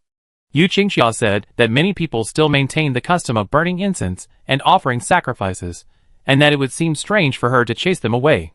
Kim Wute expressed his understanding, having come into close contact with the main body of the tea house city statue. Yu Qingxia saw him place his hands on the city statue and asked, "How does the tea house need you to cooperate?" Kim Wute said, "Just release the city energy and connect with me." The tea house brother asked, "Is that so?" Kim Wute felt the city energy flowing beneath his palms. He smiled slightly and said, "That's right. Thank you so much." With a thought, he established a connection with the other party's city energy. Yu Qingxia also smiled and said, "Why thank us? We should be thanking you." Kim Wute suddenly felt something was wrong. The woman in front of him had the same smile as before, but the feeling was completely different. Wait a minute. This city energy is... Kim Wute's eyes widened. He heard two claps, and a hooded figure emerged from the adjacent compartment. The man removed his hood, his eyes wrinkled with laughter. He asked, "Are you using your identity as a Xianen city adorer to scam people this time?" With lightning speed, she grabbed Jin Yute's arm and demanded, "Why would you do this to Xianen?" Jin Yute looked at Yu Qingxia, then at Bai Yute, and suddenly realized, "When did you meet? Xianen actually recovered? I didn't expect that." Despite being held captive, he showed no sign of nervousness. He calmly looked at Yu Qingxia and said, "You fooled me." Yu Qingxia asked calmly, "You're a city adorer. Why would you target other city minds? A normal city mind has its own talents, and doesn't need the talents of others. Fu, you must have other reasons." "Difficulties?" Jin Yute scoffed, "I'm just borrowing something from someone else. What kind of difficulties do I need?" Bai Yute, still clutching his arm, gritted his teeth, "You're not borrowing anything at all. You're wantonly trampling on the city's will's trust in its compatriots." Jin Yute seemed to have heard something amusing. "It's the end of the world. Why would we need compatriots? Dispersing our strength will only allow the city's will to be broken piecemeal by the ghosts. A weak city's will is vulnerable to the ghosts." He shook off Bai Yute's hand, and seeing her stumble and fall onto the city statue, he said contemptuously, "Jiuzhou is dead, and you're all courting your own destruction." Only he and Xian Luo had found a true way out. Chapter 110. Jin Yute knew he wouldn't be able to obtain the Chafu's city talent this time. The city energy he had just connected wasn't Chafu's, but Xianen's. The surface of the city he touched felt a bit off, even now thinking back. He maintained that contemptuous smile, flashes of light flashing around him, ready to teleport, not wanting to give Chafu and Yu Qingxia the slightest chance to strike. Just as he was about to disappear, Yu Qingxia quickly drew a pistol. Bang! Without a second thought, she shot the feminine young man in the knee. The sound of the bullet-piercing flesh was teleported along with Jin Yute's cry of pain. Only a few drops of bright red blood remained on the ground, quickly turning dark brown. Chafu brother immediately yelled, "Qingxia." He was about to say something when Yu Qingxia interrupted him, saying, "The wound in that position isn't fatal." Although they had already planned to let Jin Yute go, they felt a bit unhappy about letting him get away with it. They had to make him suffer a little. Chafu brother sensed Yu Qingxia's, "If you dare to continue talking about this, I find another city-devoted person tone, and could only say nothing awkwardly." I was planning to trick him. Yu Qingxia reached out, and supported by Yute, who had crashed into the stone pavilion. After she regained her balance, she said, "It's good to be able to keep the Chafu talent for now." Did the marking work? Chafu brothers' communication blocking talent was more useful than expected. It couldn't be handed over to Jin Yute without warning, as it would have a significant impact on them. From what Chafu brother had overheard about the conversation between Jin Yute and Wuming, they had already gathered a lot of information. Then, using Xianen's marking ability, they could determine which city Jin Yute belonged to. The old man, trembling, held his waist and said, "It's natural to succeed." He was more proactive than anyone else just now. As long as Xianen is here, the mark will follow him. Yu Qingxia nodded. "You've worked hard. Do you need to rest for a while?" Bai Yute shook his head and said, "I need a map of Kyushu and a pen." In a temple halfway up a hill in Chafu, a stone pavilion shrank back up the mountain. In the courtyard outside Chafu city, several people gathered around a stone table. These people were Yunchen, Yu Qingxia, Yu Chaojia, Bai Yute, Ming Ranlin, and Ji Luotian. Spread out on the stone table was a map showing the distribution of all the cities in Kyushu. The edges of the map were worn and tattered, and the writing was illegible in many places. A red horizontal line zigzagged in the lower right corner of the map. The red line marked Jin Yute's movements. There were several red dots on the red line, and below them were times, indicating how long Jin Yute had stayed at each location. After leaving the tea house, Jin Yute appeared in Jijiang, where he briefly stayed for less than 5 minutes. He then appeared in Dongqiao, and 10 minutes later, he arrived in Jiangyu. He spent the longest time in Jiangyu, over an hour, before stopping in Sanxiang and Qianhu for 10 minutes each. Shijiang, Dongqiao, Jiangyu, Sanxiang, and Qianhu are all nearby cities. Just when they thought Jin Yute could only teleport over short distances, he suddenly traveled from Qianhu, a city in central Kyushu, to Yuyuan, a city in the northeast. This nearly spanned half of Kyushu. Ming Ranlin said, "This level of long-distance teleportation requires a tremendous amount of energy. Even at the peak energy capacity of Zhongzhou, a megacity, it wouldn't be enough for me to teleport across half of Kyushu alone." Jin Yute had taken away Zhongzhou's directional teleportation capabilities. Even normal teleportation without constructing a teleportation channel consumes more energy than other teleportations. Ming Ranlin speculated that Jin Yute possessed a large number of energy stones. Jin Yute paused at Yuyuan for a long moment, and the others began discussing the matter. Ji Luotian asked, "It seems that energy stones are only found in our Zhejiang region. Have you all seen them?" The other city followers nodded in agreement. Ji Luotian said, "But according to what you said before, energy stones aren't very common. And since they're associated with ghosts, and the man surnamed Jin is injured, where would he get them?" Yu Qingxia said, "He's collaborating with ghosts." Yu Qingxia hadn't yet told them about the conversation between Jin Yute and Wuming, overheard by Chafu's brother. She briefly explained it now. Everyone was horrified. Yunshin opened her mouth, then closed it again. She couldn't understand what a man like Jin Yute was thinking. Yu Chaojia pointed to a spot on the map. He stopped in Jiangyu for over an hour. Could he have obtained the energy stone there? Ji Luotian said, "Since he's working with the ghosts, the length of his stay can't be used as a basis for judgment. The ghosts can just get him some energy stones." Yunshin suddenly asked, puzzled, "Can Jin Yute use energy stones?" Everyone was suddenly enlightened. Yes, only the city can absorb energy stones. When would the city's followers also be able to use energy stones? They had been misled by Ming Ranlin's speculation. Ming Ranlin, sorry, I just thought that subconsciously. No one paid much attention. Instead, they thought Ming Ranlin's speculation was plausible. If Jin Yute could cooperate with the ghosts and have them attack the city it wasn't impossible for him to use energy stones. Speculations require boldness. Yunshin glanced at Ming Ranlin for a few moments, her hand unconsciously touching the necklace pendant on her chest. She sensed the energy of Xia Fengnian emanating from the middle-aged man standing to her left, and the source of that energy was his left chest. Thump thump! It was a simulated heartbeat. Yunchen lowered her eyes, hiding the turmoil in him. How could Uncle Ming's heart be an energy stone? Her strangeness caught the middle-aged man's attention. Ming Ranlin glanced at Yunchen in confusion, his gaze flickering across his chest. Suddenly, he seemed to understand something. Bai Yute said, Jin Yute might be planning to rest in Yuyuan for a while, or perhaps Yuyuan is the city behind him. You should all go and rest first. There's no need to stay here. I'll let you know if there's any change. Her voice was filled with deep fatigue. The elderly don't have the same physical strength as the young. Bai Yute needed to constantly invoke her city talents to confirm Jin Yute's location. She was the one who was most tired. Yu Qingxia arranged rooms for everyone, so Bai Yute could also rest for a while. The rooms were close together, so any news could be communicated immediately. This was the first time Yunchen had spent the night outside of Huading since meeting Xiaopoqing. It couldn't really be called an overnight stay, as it was almost dawn. Before entering the room, Yunchen heard someone calling her. Ming Ranlin stood not far away, pointing to the side path and asking, "Want to take a walk?" Yu Chaojia hadn't even stepped into the room when he heard this. Feeling a little out of place, he turned back and said, "Uncle Ming, you haven't slept all night. If you wanted to go for a walk, that's fine, but why drag someone else along?" Yunchen had already agreed. "Okay." Yu Chaojia, "Okay, you guys are full of energy." He yawned and went inside to sleep. Ming Ranlin walked in front, Yunchen behind, along the temple's narrow path.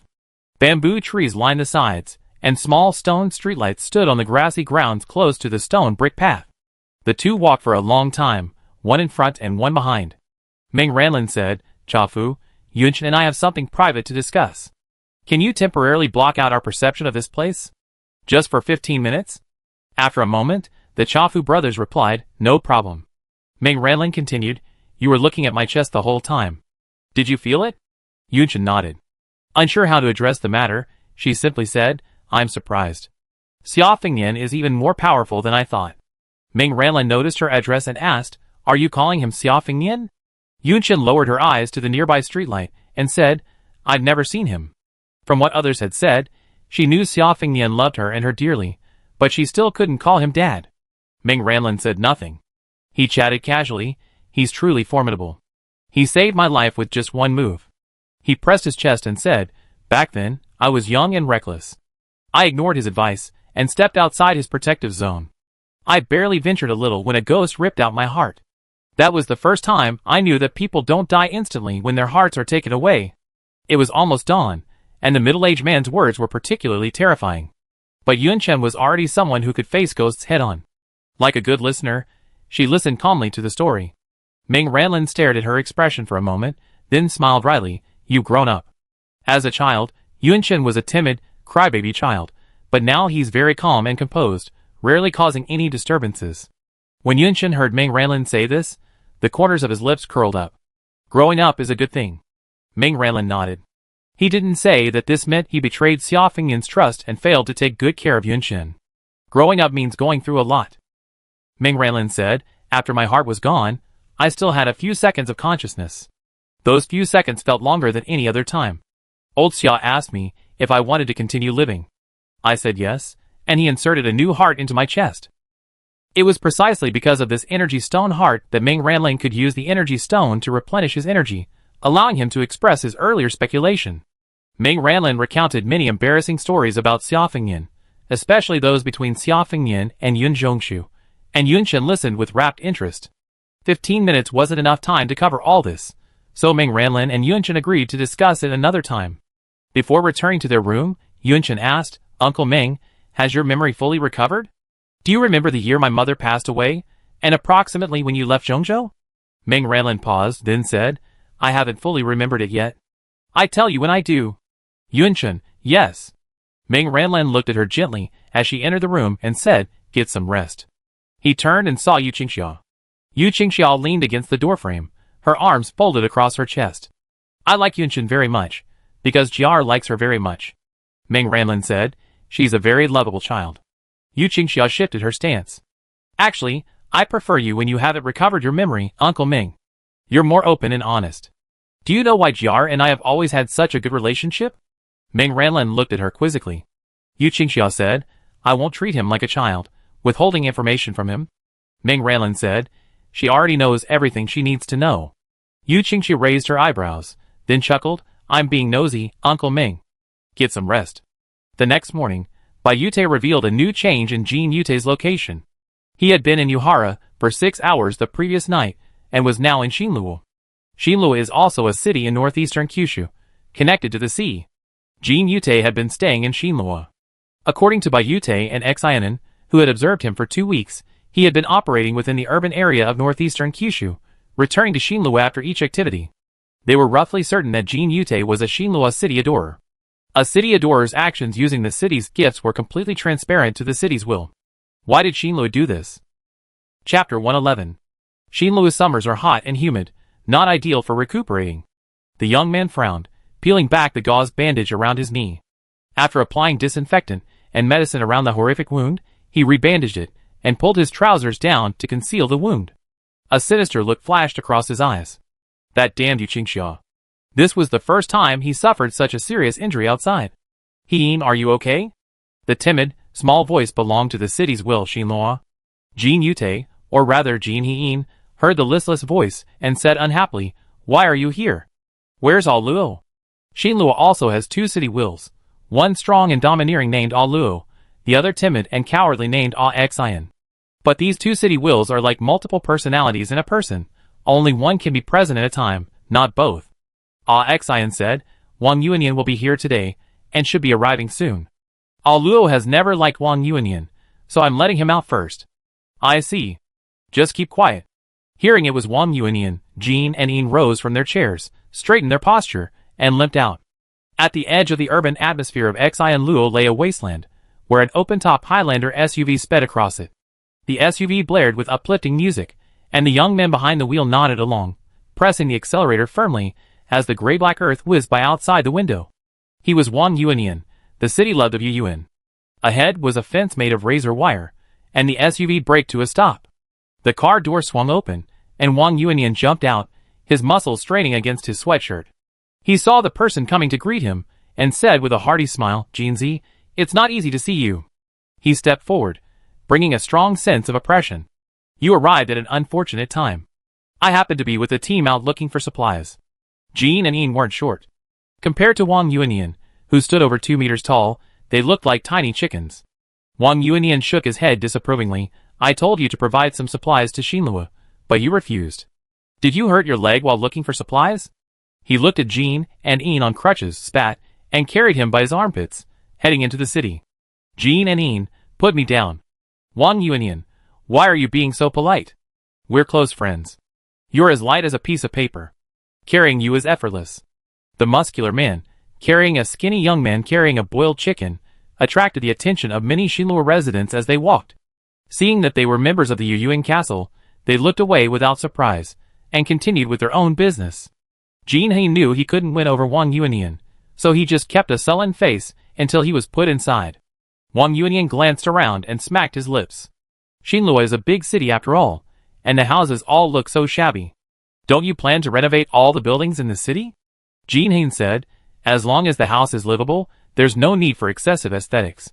Wang Yuanian shrugged, pulled up a chair, sat down, and familiarly took out a cup and poured hot water from the teapot. He took a sip and sighed, plain water tastes better. I just can't appreciate the tea from Old Xie. It's bitter and astringent, and it's unpalatable. Jin He asked, are you in Fengtian? Wang Yuanian chuckled and said, I've been here for over 20 days, and I only see you every few days. I had no idea you were so busy. At this moment, Jin He heard Ah Xian simply say, Xie came to see me before, and said he had something important to discuss with you. He wanted you to go to Fengtian for a meeting. He said everyone from nearby cities would go, but you were still outside. Jin He snorted, indicating he knew what was going on. Seeing Wang Yuanian looking at him, he said, Brother Xie came to me before. What was it about? It seemed urgent. It's urgent, but it's not. Wang Yuanian shrugged, fiddling with his teacup. We're discussing a detour across the Ghostly Canyon. We've been arguing about it for days. The Ghostly Canyon is a bottomless abyss that stretches between central and northern Kyushu. It cuts off communication between northern cities and other regions, leaving northern China unaware of the situation elsewhere in Kyushu. Jin and Yin were startled. Didn't we give up before? Why bring this up again? Weren't there enough casualties from the previous attempts? They were always completely wiped out. Wang Yuanian calmed him down. Not every city needs to contribute this time. It's voluntary. Jean and Ian were perplexed. We're clearly doing well now, and life is starting to settle down. Why would we take the risk of doing something so thankless? What's happening elsewhere? What does it have to do with us? You can't say that, Jeanzy. We're close friends. You can say that in front of me, but you absolutely can't say that to anyone else, especially in front of Xinjing. Wang Yuanian frowned and looked at Jean and Ian. He paused, then spoke earnestly. We're all from Jiuzhou. We're not in a situation where we can't help ourselves. When we have the capacity, we should naturally help other cities. And then dispersed forces will attract the ghost's covetousness?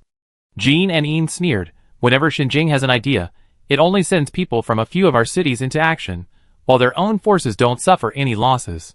Wang Yuanian knew that Jean and Ian were still upset about the previous incident.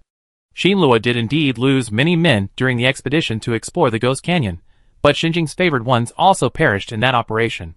Xinjing is the only city that frequently replaces its favored ones. Their favored ones are a high-risk profession, and they are all very talented. It's not like Jean and Ian claimed that Xinjing suffered no losses. Wang Yuanian didn't want to dwell on this with his friends, so he changed the subject, saying, this time, the situation is different. Xinjing is very confident he can bypass Ghost Canyon. Jean Hain's eye twitched, and he asked, how confident are you? Wang Yuanian chuckled, I can't tell you that. Only those who volunteer to explore Ghost Canyon can know. Jean Hain looked at him. Have you signed up? Wang Yuanian nodded vigorously. I've wanted to visit the East for a long time. Jean Hain suppressed his surprise and asked, East? Yes, I know the details. I'm not sure. Someone must have gotten news of the Eastern city. You know how many ghosts there are, and how hard it is for the city's will to grow. Wang Yuanian grew increasingly excited as he spoke. Anyway, Yu Yuan is doing well now. There's no need for me. Yu Yuan can handle it herself. She also asked me to go to the east to look after the wills of the other cities, and bring her a few younger brothers, so she can be proud of herself. Do you know why she wants younger brothers? It seems the letter from Xinjing infuriated her. She said Xinjing has younger brothers, and she wants one too. What's the point of comparing them? The environment for the rise of willpower in the eastern cities probably isn't as favorable as ours. I hope they'd be willing to be Yuhara's underlings, calling him Big Brother, and have him protect them, and send them goodies every day. As Wang Yuanian spoke, Jean and Ian fell silent. Suddenly, a sinister voice echoed in his ears. It was Aluo. It seems they're very confident in this operation. Aluo chuckled, the rising arc at the end of his voice strangely pronounced. If they really reach the east, to Xianan and Chafu, your actions will be exposed. Jean and Yin's eyes flickered. Seeing him distracted, Wang Yuanian waved his hand in front of his eyes. What's wrong with you? He hissed. Why do I suddenly feel a little cold? Jean Hain grabbed the waving hand in front of him, and said seriously, don't go. You die. Believe me, if you still consider me a friend, listen to me and don't go. When have I ever stopped considering you a friend? Wang Yuanian hilariously punched Jean Hain on the shoulder, causing him to stagger twice. He said, I know it's dangerous to get involved in the Haunted Canyon incident. I'm prepared to go without return. I came here mainly to say goodbye to you. Jean Hain said coldly, I understand. You can go now. Wang Yuanian didn't understand why Jean Hain was angry. He scratched his head, stood up, and waved, then I leave. Take care of yourself. If I come back, I bring you lots of gifts. Jean Hain watched him leave. Aluo said, he doesn't appreciate your kindness. It seems he doesn't consider you a friend at all. Jean Hain said, that's just his personality. Aluo said, will he still consider you a friend after he knows what you've done? Let go of these useless relationships. Emotions only make you vulnerable. Jean Hain said, I know what's going on. Aluo smiled, really? You said a lot of unnecessary things at the tea house. When you take action, you must be more decisive and not hesitate. Do you want to become like Xian again? Jean Hain clenched his fists and put on a fake smile again. Leave Ghost Canyon to Ghost. Wang Yuanian got into the SUV and glanced back at Xian Luo, who looked at the city, though it was still run down. He stepped on the accelerator, anticipating the action that would soon follow. Thinking of what the followers of Xinjing New City had brought out, Wang Yuanian was still overwhelmed with emotion. If he hadn't seen it with his own eyes, he wouldn't have believed that there was a Jiuzhou statue in Jiuzhou, but it was missing many parts and in disrepair. The followers of Xinjing New City had brought out 2 fragments of the Jiuzhou statue, which would significantly increase their chances of circumventing Ghost Canyon. That's a fragment of the Kyushu statue. The same sentiment echoed through the Songlong Pavilion, the communication space of the Tea House brothers. 5 people sat in the pavilion on the steep mountain peak. Besides Hua Ting, the Tea House brothers, and Ji Jiang, there was also a short, handsome boy named Xiaonan. The matter of Jin Yute had come to a temporary end. After discussing it with Yunchen, Hua Ting decided to inform the other city wills they trusted about the Kyushu statue fragment. Brother Yu had a Kyushu statue fragment in his possession. The 2 of them alone couldn't always find it. Perhaps someone else would find a stone with special abilities.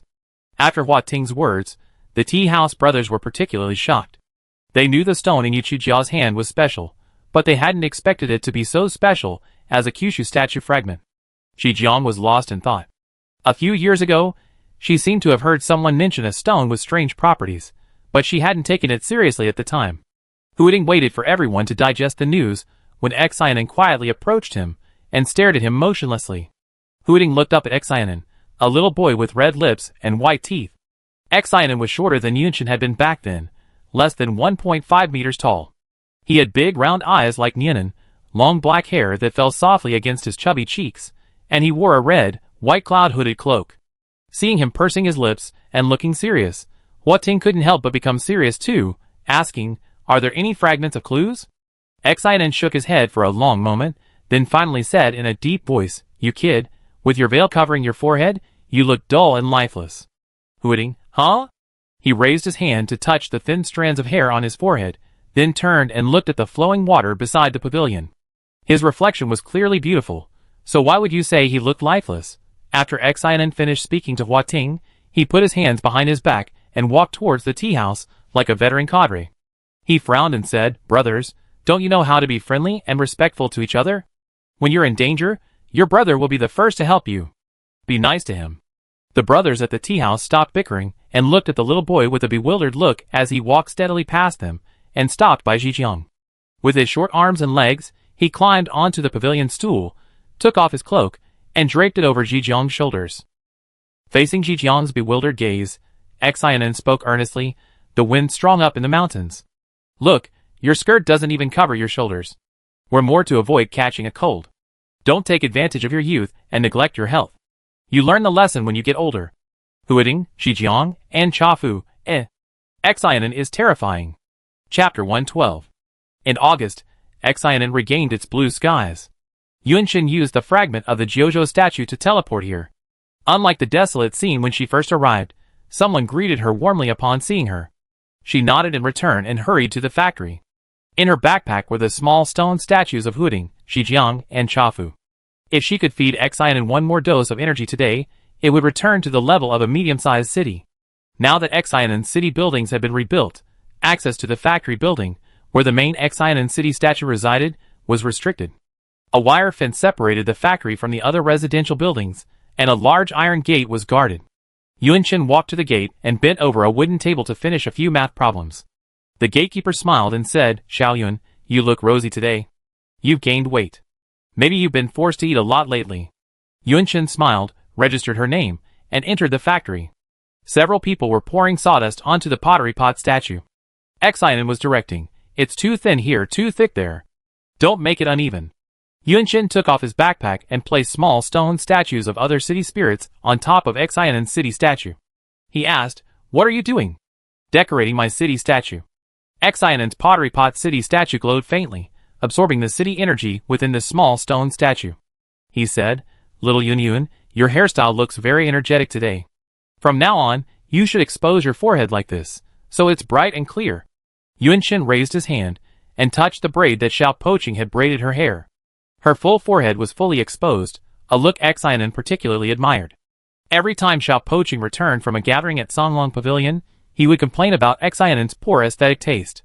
But after that, he, Chafu, and Zhijiang would still adjust Xiaonan's appearance to his liking. Now, in their eyes, Xiaonan was a cute little brother who needed to be taken care of. Yunchen asked, "Where's Grandma Bai?" Xiaonan said, "Little Bai Bai's upstairs. It's time to keep an eye on that guy. If you want to find her, just go upstairs." Bai Yute's room was the factory's former office, with a large, one-way window. Those inside could see what was happening outside, but those outside couldn't see what was happening inside. Yunchen walked to the corner of the factory, reached out, pulled down the retractable staircase, and climbed to the second floor. Bai Yute was writing on the wall covered with a map. A manual on the desk recorded Jin Yute's movements. Yunchen didn't hide her entrance. Bai Yute heard her footsteps and said, "The followers of Xinlua City have been going to Fontian every 3 days for the past 2 weeks, between 3 and 5 p.m. What do you think he's doing there?" Yunchen shook his head. Fontian or Xinlua were too far away for them.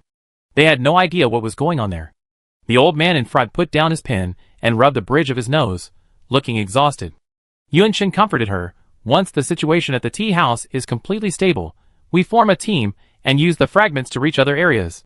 The several city wills and their followers were all well aware of the Kyushu statue fragments. They were all keeping an eye out for any mentions of the strange stone by the people in the city. This would increase the chances of finding a Kyushu statue fragment. Yunchen held a Kyushu statue fragment, and Yu Chaojia also had one. According to Uncle Meng and Zhejiang, the fragments they held did correspond to Zhongzhou and Zhejiang city talents, though they were simplified versions. As a follower of Zhongzhou, Uncle Meng was well versed in teleportation capabilities. Previously, his teleportation had to account for Zhongzhou's city energy, preventing him from reaching locations too far from Zhongzhou due to insufficient energy. Yunchen, however, did not have this concern. They can teleport and evade ghosts, so it would be a colossal waste not to form a team and explore. But this kind of thing requires long-term consideration. It's just a suggestion for now. Yunchen added after saying that. Even if teleportation doesn't lead to Xinlua's location, we still have Huading City talent. As long as we accumulate enough energy, we eventually find Xinlua's city followers and reclaim their talents. She advised Bai Yute not to focus too much on this matter right now. Bai Yute shook his head. "I believe in everyone. I know we find Xinlua one day. I lost Xianen's talent. I hope to reclaim it while I'm still alive." Yunchen stared at Bai Yute in amazement. Bai Yute gave her a wry smile. "I was injured during that time. I look like I have 1 foot in the coffin. How long can I live?" "Death." Xianen roared, "Psst, what's with all that talk of death? Kids, don't keep talking about death. It's unlucky." The noise was so loud that Yunchen and Bai Yute felt dizzy. Bai Yute raised his hand to his lips and made a zipper gesture. Yunchen smiled knowingly. Xianen said, "Little Yunyun, the tea house wants you to come over later. They have something to discuss with you." Yunchen asked, "What is it?" She hadn't known about this before. It was probably because the city's will was holding another small meeting in Songwang Pavilion, and the tea house had improvised. Xianen replied, "I didn't tell you. You find out when you get there. You absolutely must, or the two brothers will start fighting again." Yunchen said helplessly, "Okay, I'll be right there." "Wait a moment." Bai Yute suddenly grabbed her hand because Xianen had just whispered something to her. It was Yunchen's birthday. "Wait here for me." She lifted the curtain and walked into the compartment. When she emerged, she was holding something wrapped in several layers of cloth. As she peeled back the layers, she revealed a small golden monkey pendant. The monkey was exquisitely crafted, its semi-hollowed-out form vivid and lifelike, though somewhat oxidized and dull, and the hollowed-out portion was considerably bent. She took Yunchen's hand, placed the monkey in her palm, and said, "This is for you." Yunchen was surprised. Why? Grandma Bai had hidden the pendant so well. It was clearly something very important to her. Bai Yute said, "You've gone to great lengths to help Xianen. Please forgive me for taking such a worthless gift as a thank you." Yunchen shook her head. "I can't accept it." Bai Yute told her to keep the golden monkey pendant. "You're 16 years old. You were born in 2016, right? 2016 is the year of the monkey. I'm 4 years older than you. This is a gift from my husband for my zodiac year. It brings me great luck and is my most precious talisman. For the sake of our fate, please accept it." Yunchen hesitated for a moment, then accepted it. She solemnly removed the necklace from her neck and strung the golden monkey and ring together. "I cherish it." Bai Yute rubbed Yunchen's head, wishing her happiness every day. Yunchen had a vague idea in mind. She thanked Bai Yute and teleported to the tea house. The air in the tea house was filled with a fresh scent of grass. Yunchen walked along the stone path, pressing the new pendant to her chest. This was Grandma Bai's birthday gift. Grandma Bai knew her birthday was most likely revealed by Xianen. As for how Xianen knew it, it must have been Xiao Poching who told her. She hadn't told Xiao Poching her exact birthday. Did he learn it from Uncle Meng? Yunchen paused. On the way up the mountain, a woman stood beneath a tall tree. When she wasn't smiling, Her eyes and brows revealed a distant tenderness. Yunchen was the first to greet her, Sister Qingxia. Yu Qingxia straightened her back, left the tree, and walked in front of the young lady, a gentle smile on her face. She said, "They said Huiting wants to know the layout of the tea house, and asked me to show you around." Yunchen raised his eyebrows. What a great opportunity. Yu Qingxia walked beside her. After they left the city, she glanced at the young woman. "Did you guess?" Yunchen nodded. Grandma Bai was very obvious. "I'm not stupid." Yu Qingxia found a random rock to sit on, patted the side, and invited Yunchen to sit with her. She said, "Huiting suddenly found out it was your birthday and asked us to hold you back to give him time to prepare." Yunchen laughed. "Is he planning to give me another birthday surprise?" Yu Qingxia bent her legs, wrapped her arms around them, and rested her head on them. She looked at her from the side and whispered, "Happy birthday. Any gift you like?" Yunchen was slightly distracted by the soft voice. She came to her senses and quickly shook her head, saying, "I don't want anything. I'm just happy to receive the blessing." Yu Qingxia looked at her intently for a moment. "Uncle Meng said my voice, when I lower my voice, is very similar to your mother's. Did it remind you of her just now?" Yunchen pursed his lips slightly, but didn't deny it. Suddenly, someone hugged her shoulders. Yunchen's eyes widened in surprise, and she fell into Yu Qingxia's soft embrace, who held her very gently. "Thank you for taking such good care of Jia. He's very happy in Huiting." Yu Qingxia patted Yunchen's back gently. "You're a strong and hard-working child. Your future will be better and better." Yunchen didn't resist Yu Qingxia's embrace. She clung to her skirt tightly. At least for a moment today, she felt her mother was still alive, by her side. Yu Qingxia's gift to Yunchen contained two little secrets of Li Duan's that no one else knew. First, Li Duan was afraid of heights. She knew that buildings of a certain height could ward off ghosts, but she would rather face ghosts than climb those heights. Second, Li Duan hated carrots. She once did something childish like washing her hands dozens of times by the river after touching carrot seeds while foraging, yet still felt they smelled like carrots. As Duan's biggest fan, Yunchen loved this birthday gift. It made her feel very close to her. It wasn't until evening that the tea house finally agreed to let Yunchen end his tour. Yu Qingxia waved calmly at Yunchen. Although both represent the city's will, Huiting is much more interesting. He clearly cares for the city's supporters. Before teleporting, Yunchen proudly declared, "I raised him. He was like a child before." The tea house brothers interrupted, "Really? Huiting just told us he raised you. You were so childish before." Yunchen, who happened to be teleporting, replied, "Question mark." She flashed, and Yu Huiting appeared. A refreshing floral fragrance filled her nostrils. Hanging vines strung together one light bulb after another, creating a dazzling display of flowers beneath the shimmering starlight, forming a unique avenue of flowers. Above the sea of flowers, a ropeless cable car made of vines floated in the air. Its emerald green branches and leaves swayed at its base, while translucent white veils draped from its ends, fluttering in the wind. Nianen, wearing a mini dress made by an unknown person, sat inside the cable car, her feet resting on the edge, a tortoise in her mouth. Her watery eyes stared at Yunchen expectantly, her tail lashing out as if to fling itself out of the car. "Huiting, Teacher Yun, please get aboard and begin our adventure today." After saying this, he was stunned. The girl before him didn't look surprised, but rather a bit irritated. "Little Broken City, eh?" Yunchen stepped forward and, with unerring precision, snatched Little Broken City's main vine from the cable car. He gritted his teeth and said, "I heard you called me childish in front of the tea house?" Hua Ting said guiltily, "Yes, I did once." Yunchen yanked the vine out, grasping it in his hand and shaking it vigorously. "You actually called me childish." Hua Ting's voice trembled in agreement. "I was wrong. I won't say that again." Yunchen snorted and stuffed the vine back into the cable car. He casually touched Nian An's head, then leaned against the edge of the cable car, lifted the curtain, and hopped lightly inside. Hua Ting, preparing to open the door for her, said, "Eh?" Yunchen asked, "Why aren't you moving?"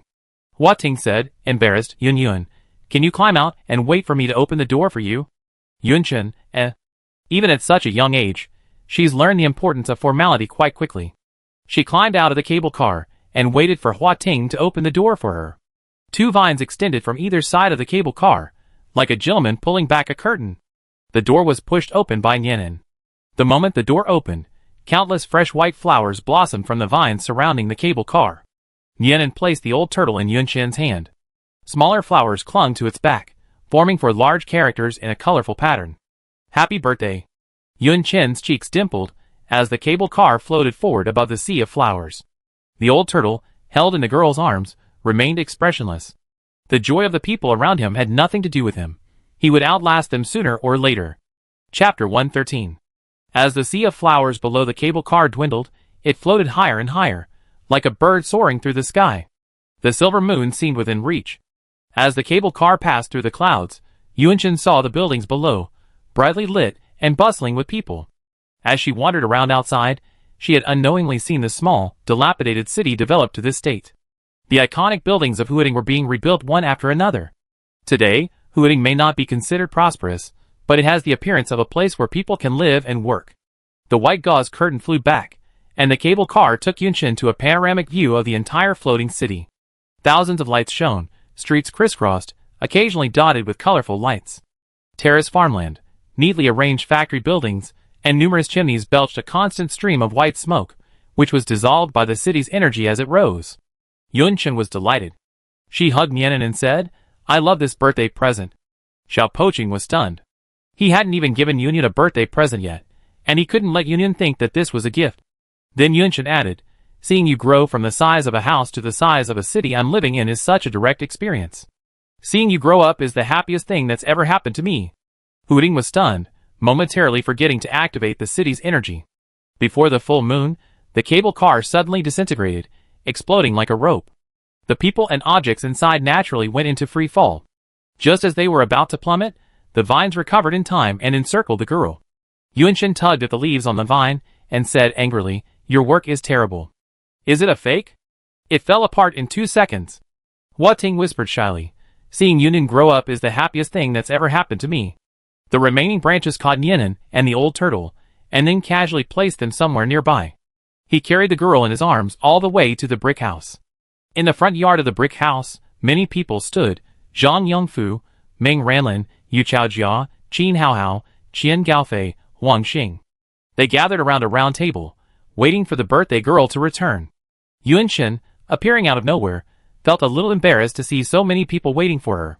The vine had already lifted a giant, 1-meter diameter steamed bun from the table, and brought it to her, inserting 16 incense sticks and saying, "Blow out the candles." Yunchen, She blew out the candles, feeling both amused and embarrassed. Incense sticks only get brighter the more they're blown. Little Chung angrily removed the sticks, and told Yunchen to distribute the buns to everyone. Inside the steamed bun was a hidden secret: a whole roasted chicken.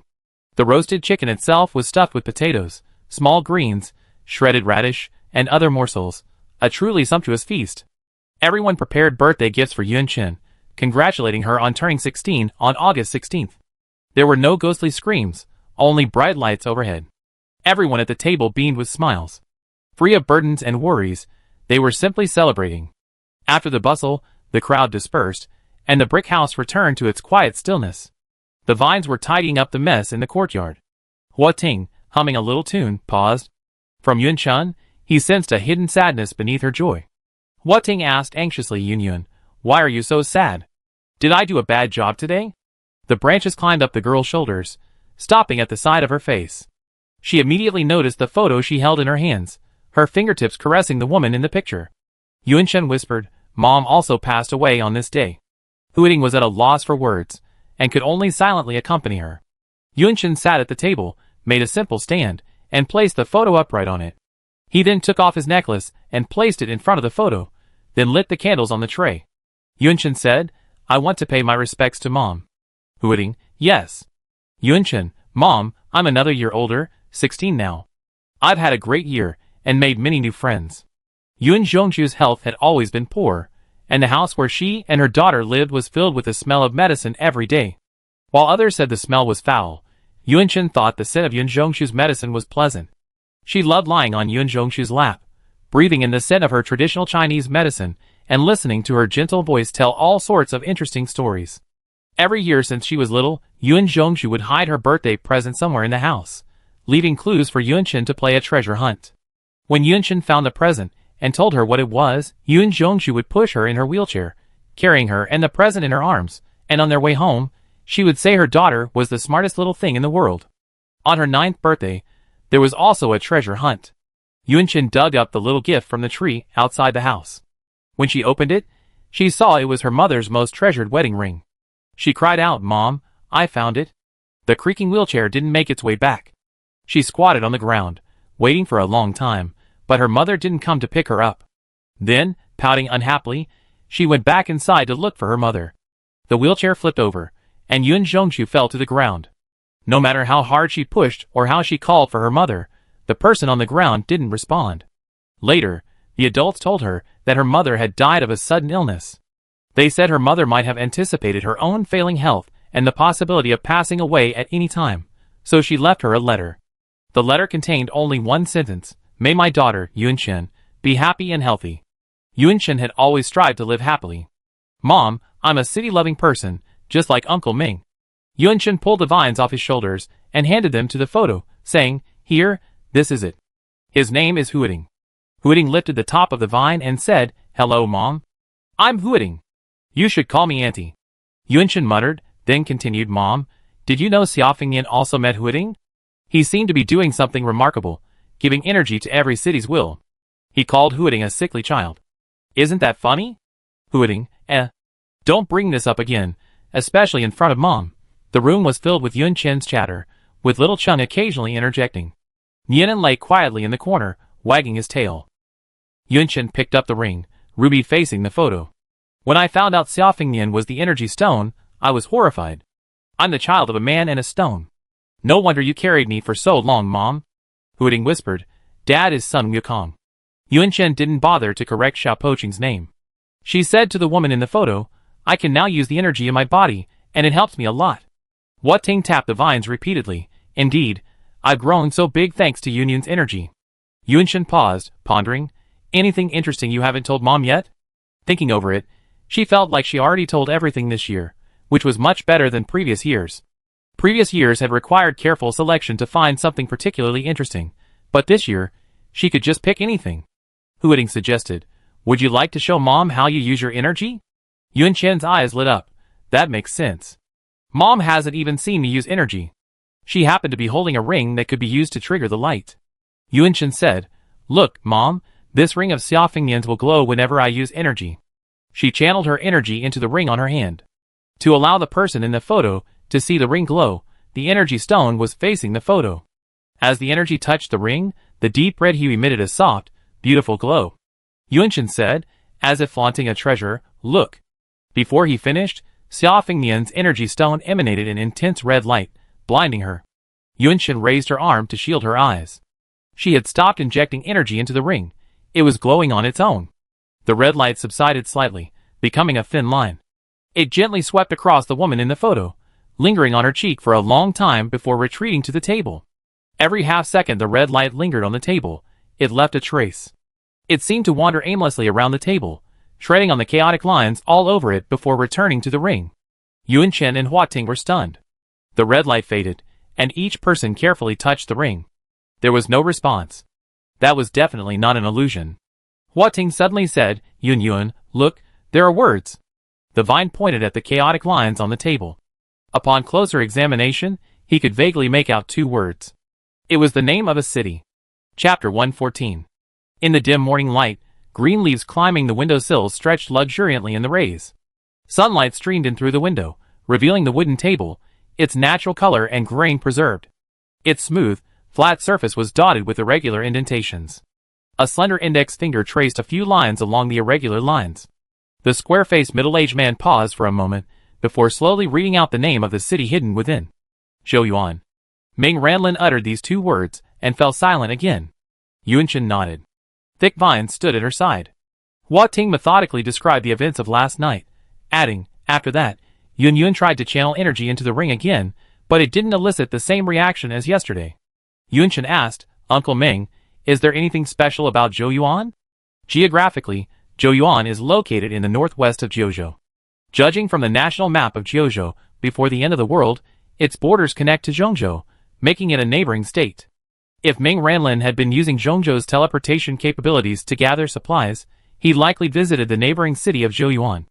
However, Ming Ranlin's memory hasn't fully recovered, so it's unclear whether he remembers these events. After the girl finished her question, Hua Ting clearly sensed a shift in Ming Ranlin's mood. He was struggling. The room remained silent for 5 minutes.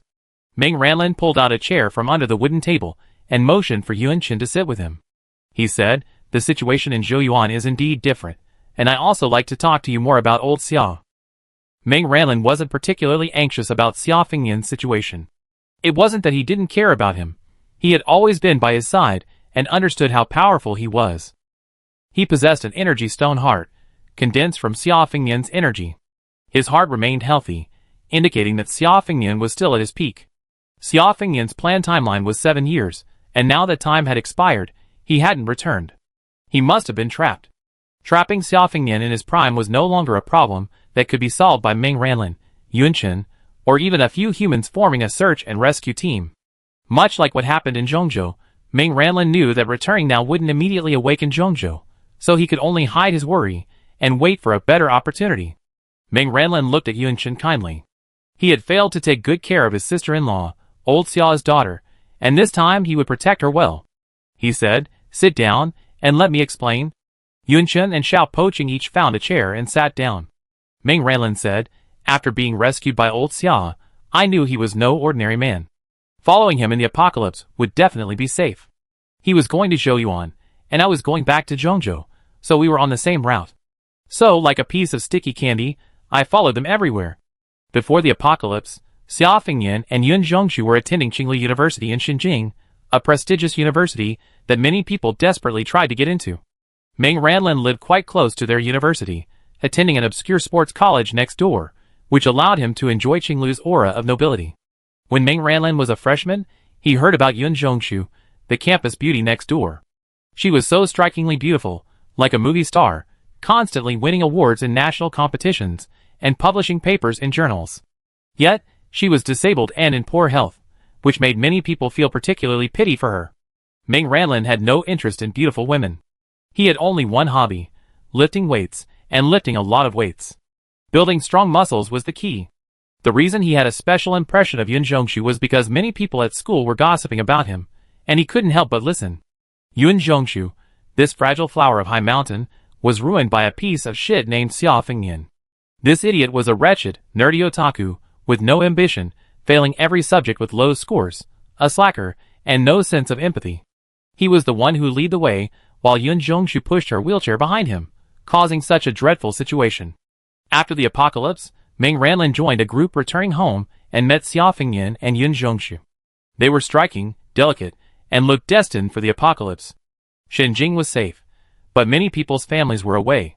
With the apocalypse paralyzed, communication was paralyzed, and unable to contact their families, they chose to take risks to return home, only to see their families and feel at ease. The returning group grew larger, but after a sudden ghostly attack, most of them were killed or injured, and everyone was scattered. Ming Ranlin reorganized the group, including Xia Fengyan and Yun Zhongshu. His team was lucky. They encountered few ghosts along the way, and those they did see acted as if they hadn't seen them. When a team needed to eat, someone had to go out and forage for supplies. Everyone gradually came to view Yun Zhongshu as a liability, and hoped she wouldn't stay with the team. Ming Ranlin was the team leader, a kindly man with little authority within the group. Whenever Yun Zhongshu was challenged, Xia Fengyan would take his men and leave. Not far from their group, Ming Ranlin would secretly deliver some food, usually late at night, when everyone was asleep. Xia Fengyan was a quiet man then, always expressionless with everyone except Yun Zhongshu. Yun Zhongshu was a kind-hearted woman. Her hometown was Zhouyuan, and her grandparents, who had raised her, were still there. She had come to visit them. Ming Ranlin's secret delivery of food to them was discovered by the others in the group. While Ming Ranlin was out gathering supplies during the day, they went to Xia Fengyan and Yun Zhongshu, forcefully demanded the food back, calling them ungrateful parasites and telling them to get lost. When Ming Ranlin returned, it was already evening. Upon learning of the incident, he immediately went to apologize. As he arrived at Xia Fengyan and Yun Zhongshu's new camp, he heard the screams of hunting ghosts and the cries of humans from his own camp. Just as he was about to take a step back, he heard Xia Fengyan's cold voice. "If you move more than 20 meters away from me, you will be killed by the ghosts."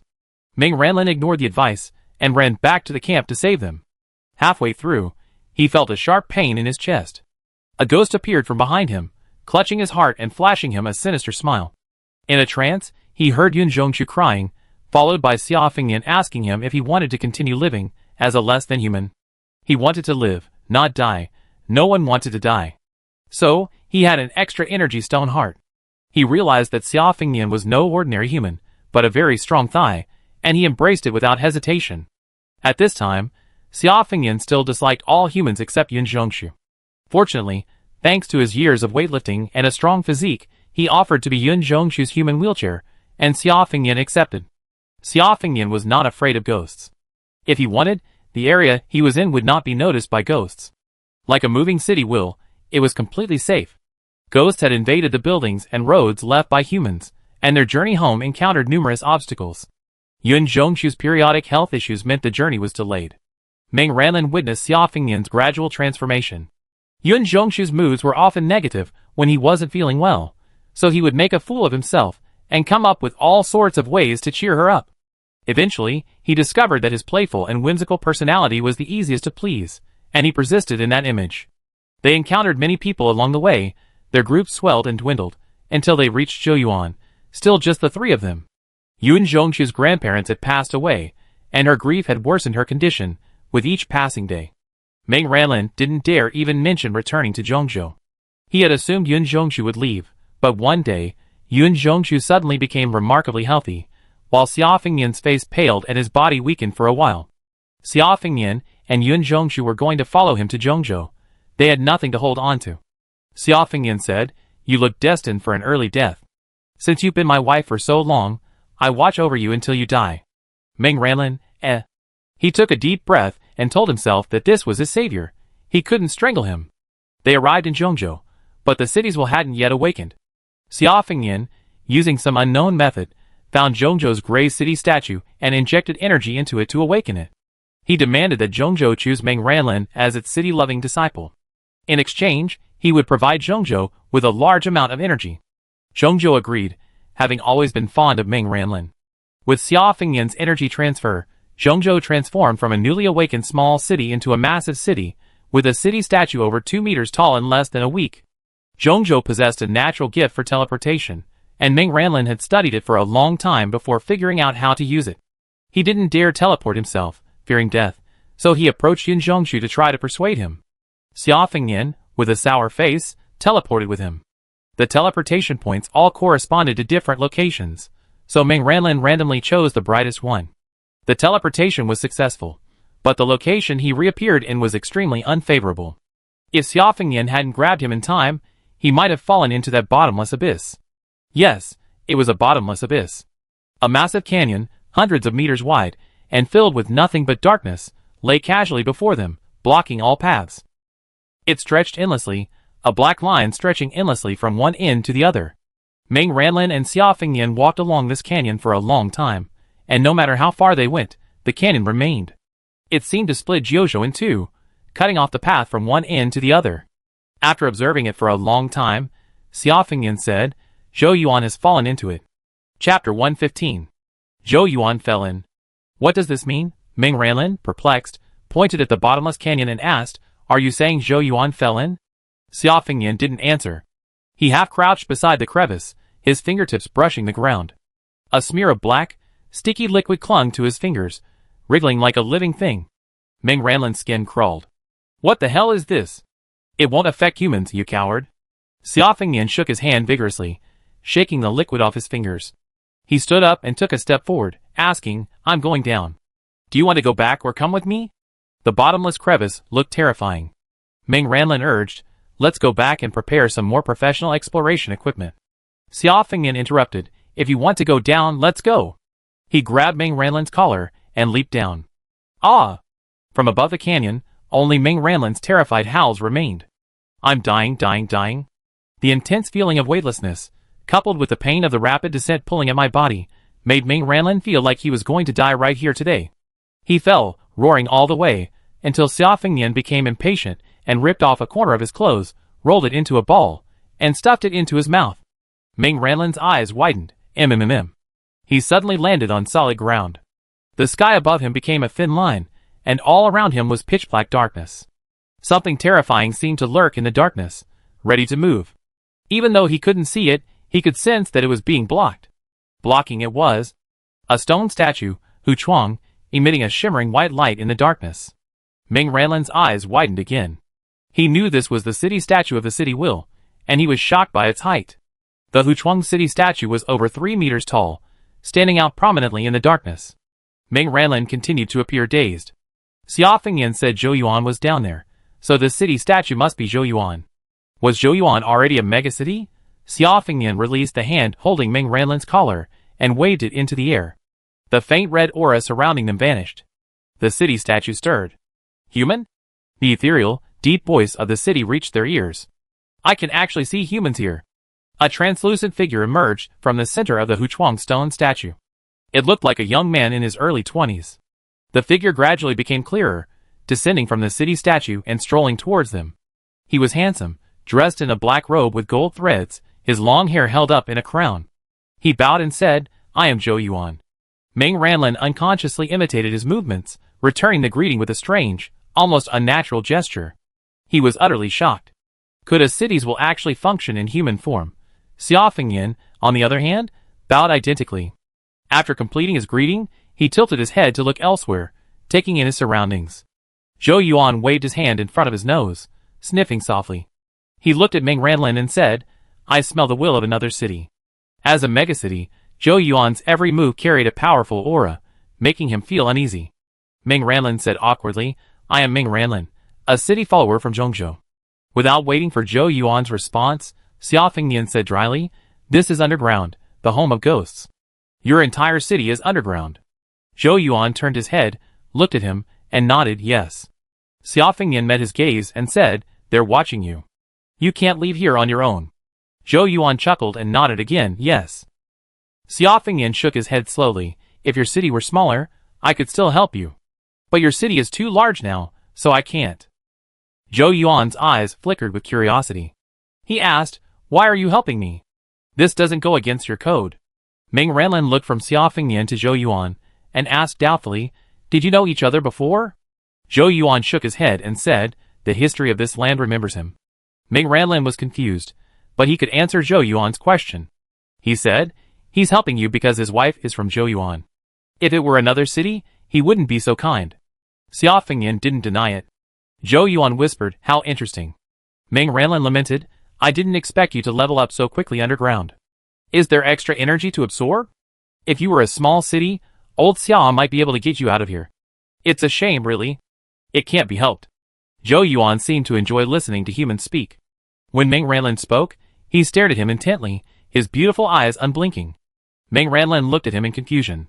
What did he mean by can't be helped? Zhou Yuan explained, I woke up in a megacity.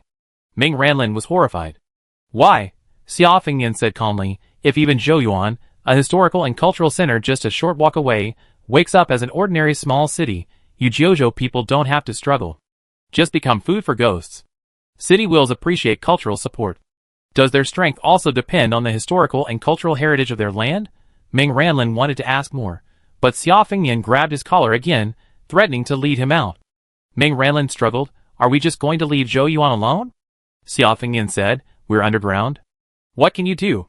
Carry Zhou Yuan up, or find a crane above and lift him up.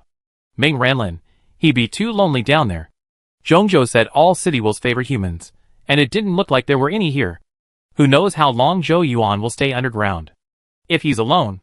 The surroundings were silent, with only the sound of their conversations. Zhou Yuan said, Zhongzhou is kind and understanding, and his city followers are just as kind. I appreciate your kindness. As he said, no one can help me now.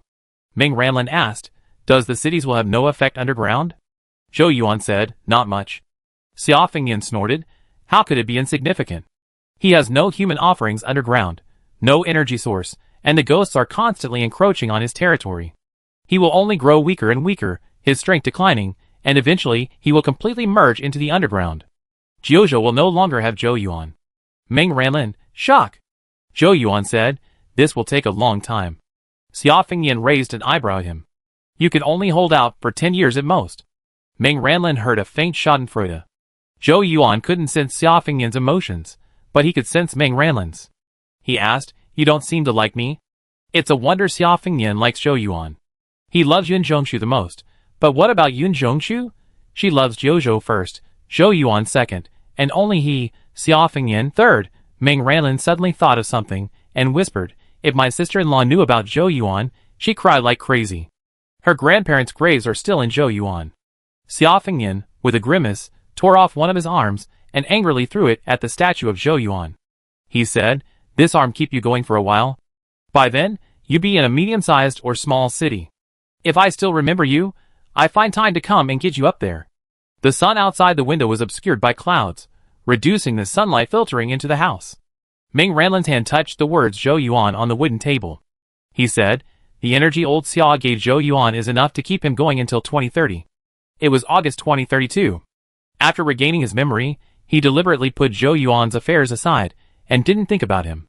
Unexpectedly, Zhou Yuan would appear here with Yunchen. Yunchen held the ring.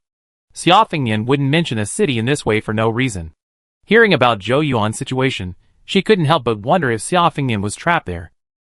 Mother said the ring was Xia Fengnian's blood. Could it be his true blood, allowing him to sense her energy and thus provide this clue? Yunchen wanted to go to Zhou Yuan, and she wanted to find Xia Fengnian.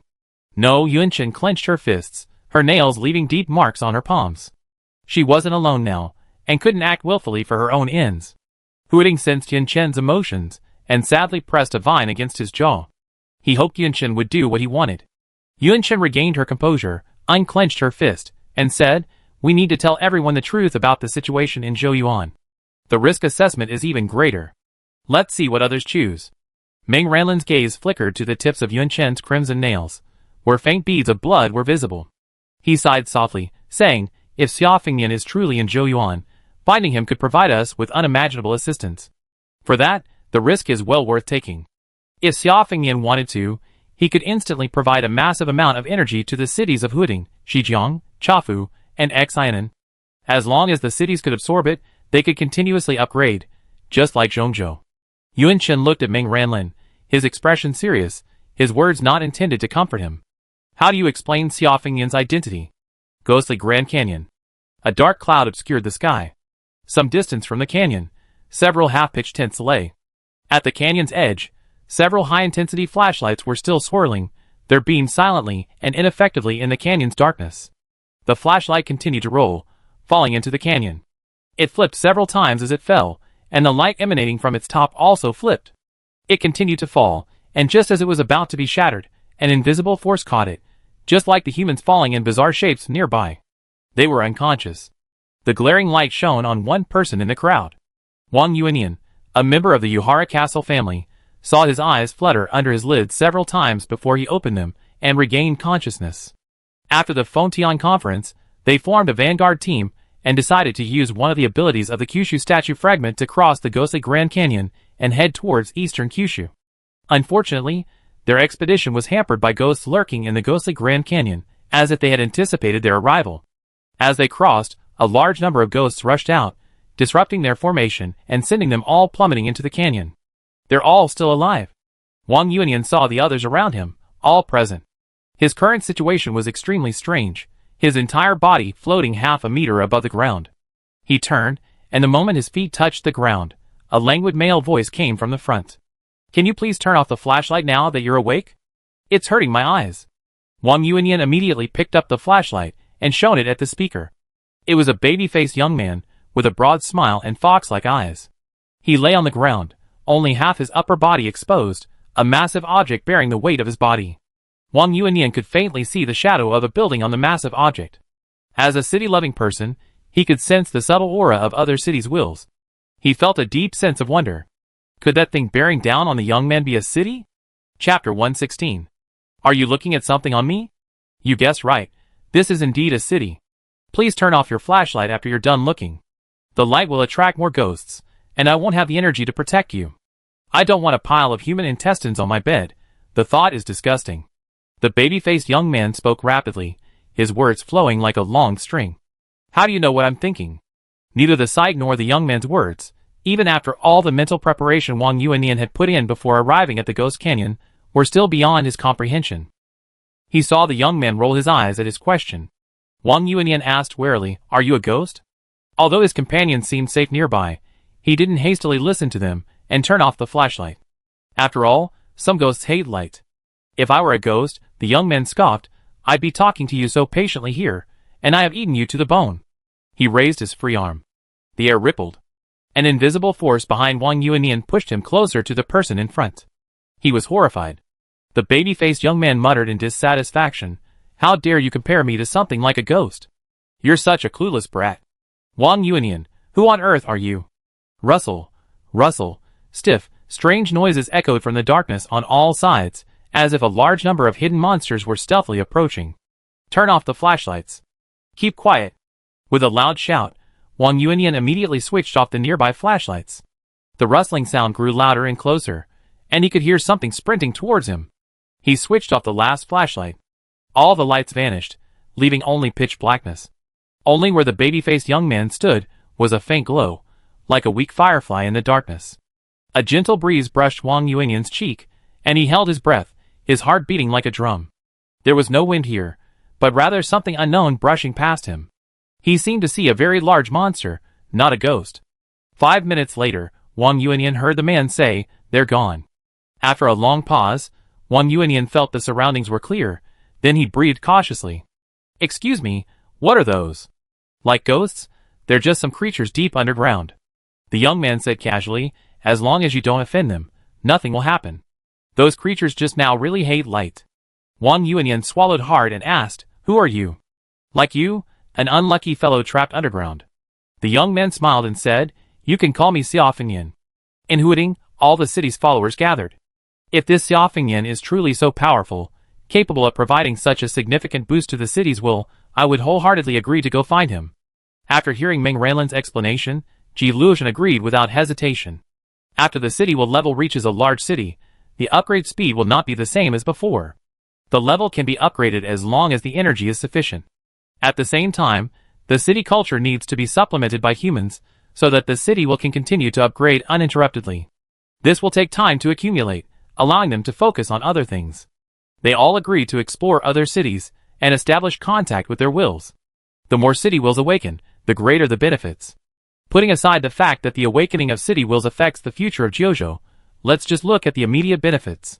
Each city has different talents and resources, and the exchange of resources greatly facilitates urban development. Meng Ranlin explained that Xiao Fengyan's unique status allowed him to use unique methods to provide a large amount of energy to the city wills. He was also an expert in history and culture, and was well versed in the culture and history behind many cities. Unique methods. Yu Chaojiao automatically imagined that he knew how to find energy stones. As Yu Chaojiao lamented the emergence of talent in the apocalypse, Yu Qingxia noticed a flaw in Meng Ranlin's words, and glanced at Yunchen discreetly. They already knew that Jiuzhou resembled fragments. The fragments in Yunchen's hands corresponded to Zhongzhou's teleportation ability, which required energy to activate. Yu Qingxia had a vague suspicion, but she didn't point it out. Some things didn't need to be stated explicitly. Everyone could just keep it in their hearts. Seeing everyone agreed, Meng Ranlin took down the map hanging on the wall, spread it on the table, and said, "Next, I focus on the situation in Zhouyuan. From Zhouyuan to here." Meng Ranlin drew a line on the map with a pencil, nearly spanning the entire Kyushu region. He then uttered a chilling statement. "There's a vast canyon that separates the north and south of Kyushu. It's like a ghost's nest. I once saw Zhouyuan awake inside the canyon." Zhouyuan awake? In reality, Meng Ranlin recounted his encounter with Zhouyuan in the underground canyon to several city members. Inside Songlong Pavilion, Huading relayed this news to the other city members. Brother Chafu asked, "Could it be that Zhouyuan was dragged underground, just like you were?" Not every city has traces of Huading.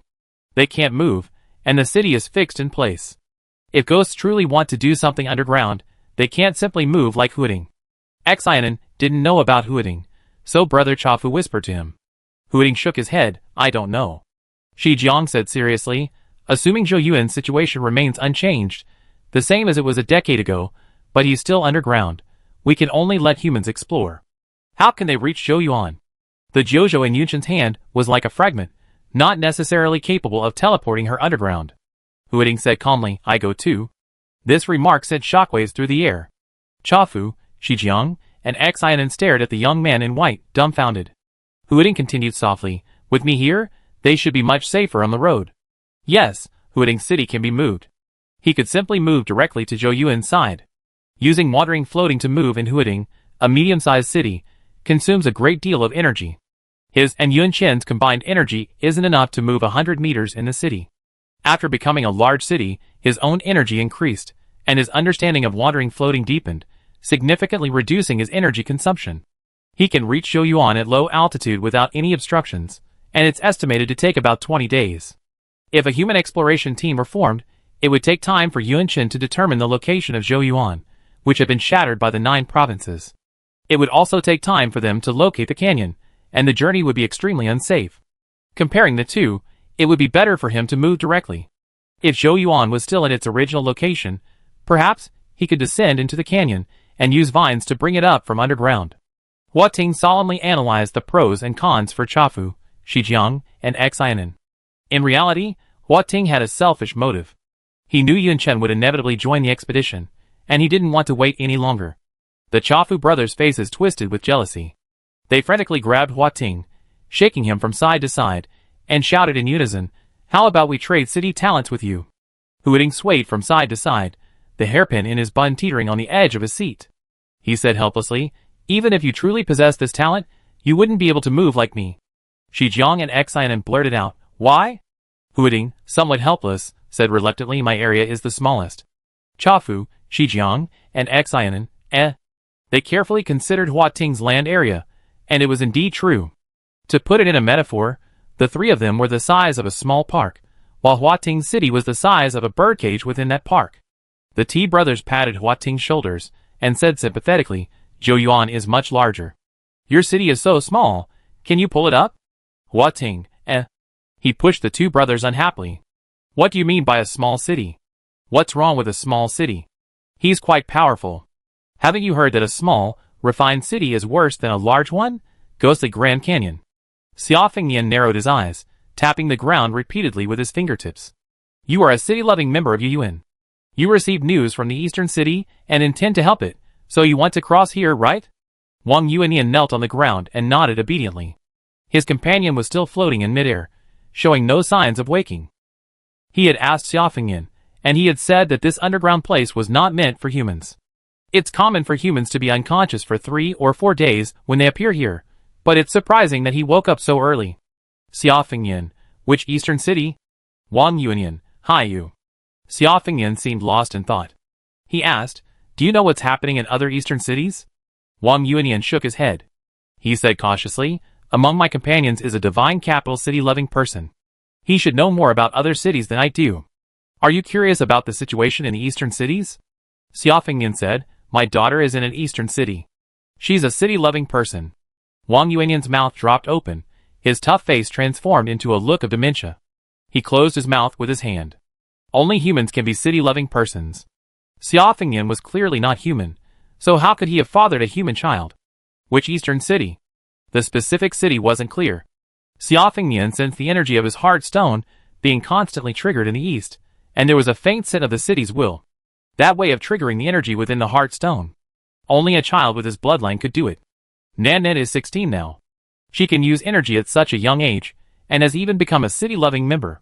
She's truly worthy of being his daughter. Thinking about it, Xia Fengnian let out a silly grin. I wonder which city Nanette will end up in. Xia Fengnian muttered, Shijiang is good, wild, but caring. Chafu is okay. They're fun playmates. Xianan looks like an old man, but he looks young, and the kids like him. He's also caring. Dongqiao isn't bad. No, I can't let my daughter be a tomboy. Haiyu has a feminine charm, though a bit aggressive. The fish they raise are delicious. I wonder if Nanan likes them. Does this guy know those city wills? He's missing one. Wang Yuanian kindly reminded him, Mr. Xia, there's also Huading in the east. Huading isn't. Okay. He's not awake yet? He's awake. Wang Yuanian asked, puzzled. Why not Huading? I heard the ghosts landed in Huading. He was able to awaken even under the ghost siege. Isn't he an exceptionally powerful city will? Being his city will is safe, right? Xia Fengnian scoffed. When I was traveling in the east, he was the most delicate, childlike city will I ever met. Being his city will, wouldn't that mean being his mother every day?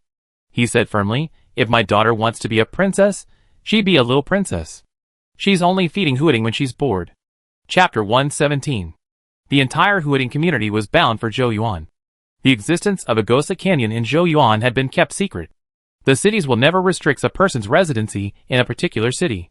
Everything is subject to their own will. If the people of Huading find the journey too dangerous and wish to settle elsewhere, Yunchen can send them to Shijiang, Chafu, or Xianan.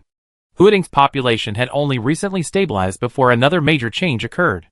The people of Huading were in an uproar upon hearing this. Leave, or stay?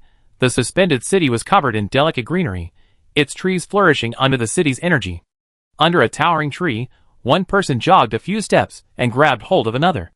Boss Ning, I'm terrified even with the ghost nest so far away, let alone going down to that ghostly canyon. What are your plans? The person being questioned was Ning Rui, who had come from Camp Number 2 outside Zhejiang and had now risen to a moderately high position in Huading's management. When Ning Rui heard his subordinate ask this, he said without hesitation, "Of course I stay." The subordinate was extremely confused. Why would Ning Rui stay without even considering it?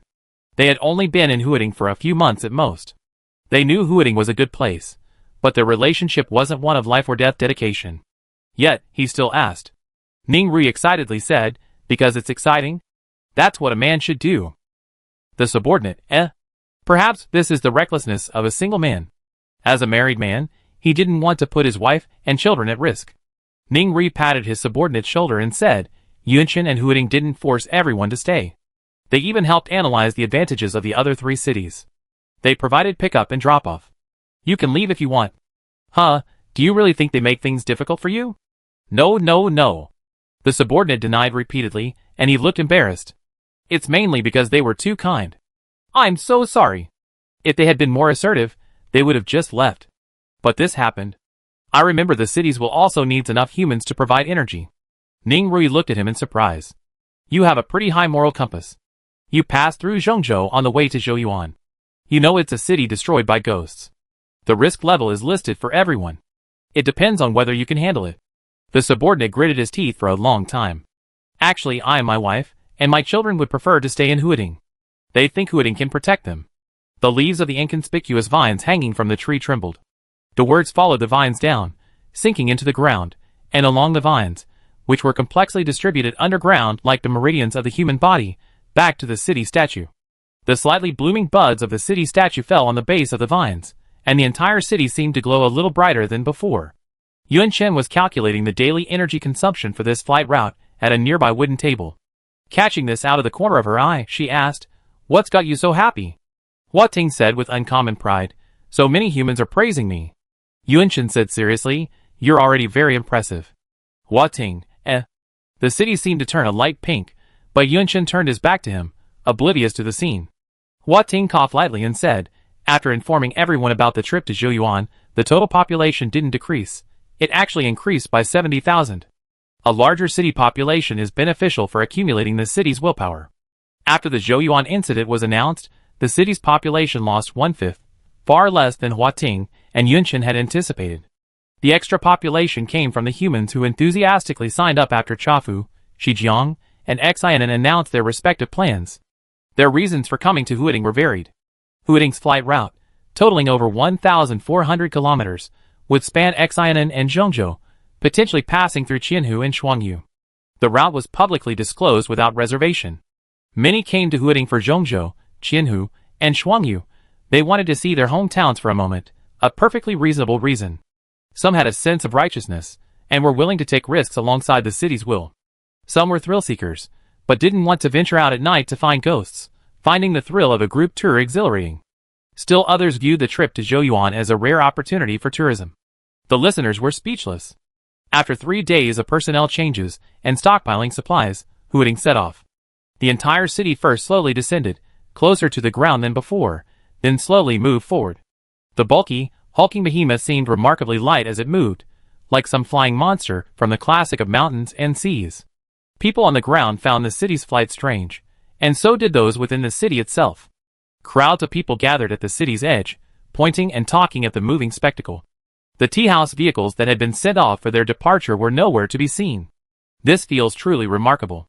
It's more comfortable than a plane or a high-speed train. It's a true travel wonder. As expected of Huading. I remember the statistics from the year before the apocalypse. The travel rate among Huading residents was exceptionally high, right? No wonder they had such a gift. City talent has something to do with the city's humans. What's going on? You think we tea house people are just too fond of making phone calls, right? Oh, what are you guys arguing about? Look, Hooting built us a railing. We don't have to worry about falling. A series of vine-made fences stood at the edge of the city. They were sturdy and indestructible, just as effective as iron railings. They were a measure to prevent people from accidentally falling while enjoying the scenery. Zhang Yongfu mingled with the crowd, watching the excitement for a while, but soon lost interest and returned to the small courtyard with his hands behind his back. Two bears were sleeping soundly in the shade of a tree. Under a simple pavilion made of a few wooden slats sat three people, Yuanchen, Yu Chaojia, and Ming Ranlin, and the vine that always clung to Yuanchen's shoulder. Zhang Yongfu saw the three city followers once again, with their bitter and resentful expressions. He swayed over and sat down on a stone bench. What's going on? Yu Chaojia said. I tried to persuade Uncle Ming to tell us the location of the main part of Zhongzhou City, so that Hooting could see if there was anything they could do to help, but he disagreed. Yu Qingxia had originally disagreed with Yu Chaojia staying in Hooting. Truthfully, there was no certainty about Zhou Yuan's situation, and she didn't want him to take any risks. Yu Chaojia explained that he played a crucial role on this trip, as a messenger, ensuring the timeliness of Hooting's message transmissions. Zhongzhou matters can be put aside for now. Ming Ranlin was resolute on this matter. He said, if we find Xia Fengnian, Zhongzhou's problems will be solved. If we can't find him, we can still come back and help Zhongzhou. Zhang Yongfu understood Ming Ranlin's point. If they found Xia Fengnian, he could transmit energy to Zhongzhou. The little energy left in Hooting wouldn't matter. A little while longer wouldn't be enough. It would just be wasted on the journey. But Yunchen, Hua Ting, Ming Ranlin, and he knew the reason, but Yu Chaojia didn't, and they couldn't tell him directly. Seeing Xia Fengnian's extraordinary qualities firsthand, and hearing about them from others were two completely different feelings. Those who hadn't been intimidated by Xia Fengnian's abilities wondered what they would think. As a city dependent, Yu Chaojia's concern for Zhongzhou was understandable. How could he divert his attention? Yunchen had been listening, silent. She suddenly said, Brother Yu, the cafeteria made beggar's chicken today to celebrate the start of the trip. The first serving should be ready by now. Before she finished speaking, Yu Chaojia excitedly stood up. What? You didn't tell me about this good news in advance? I'd be there right now. Are you guys going? Yuan Chen, Ming Ranlin, and Zhang Yongfu shook their heads. Yu Chaojia hurried to the cafeteria. The three of them said, Zhongzhou's importance to you is about the same as a batch of beggar's chicken. After Yu Chaojia left, with Hooting keeping watch on those nearby, the three of them spoke more freely. Zhang Yongfu asked, the decision regarding Zhou Yuan was a bit hasty.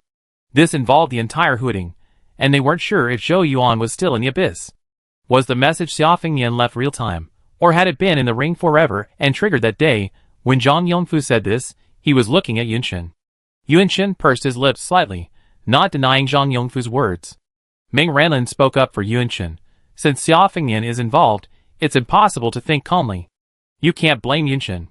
He's her biological father, a father she's never met. You have to be understanding. Zhang Yongfu looked at Ming Ranlin disapprovingly. Yunchen is now Hooting city patron, the administrator of the city. Even though she's still young, you can't treat her like a child anymore. The last time Ming Ranlin regained his memory and mentioned Xiao Jin's scheme against Zhongzhou through Yunchen, he initially shared Ming Ranlin's belief that Yunchen should be kept in the dark. But after Hooting told Yunchen about the incident, he saw a change in Yunchen. He believed that Yunchen could no longer be treated as a junior, but rather as an equal in management. Ming Ranlin clearly still regarded Yunchen as the vulnerable child of Zhongzhou. Zhang Yongfu saw Ming Ranlin still defending Yunchen and shook his head slightly. Ming Ranlin's protectiveness wasn't protection. It could actually harm Yunchen. Ming Ranlin believed that Zhang Yongfu's parenting methods would make Yunchen increasingly rational and cold, which was not the kind of daughter Xia Fengnian and Yun Zhongshu wanted. Zhang Yongfu thought Ming Ranlin was foolish.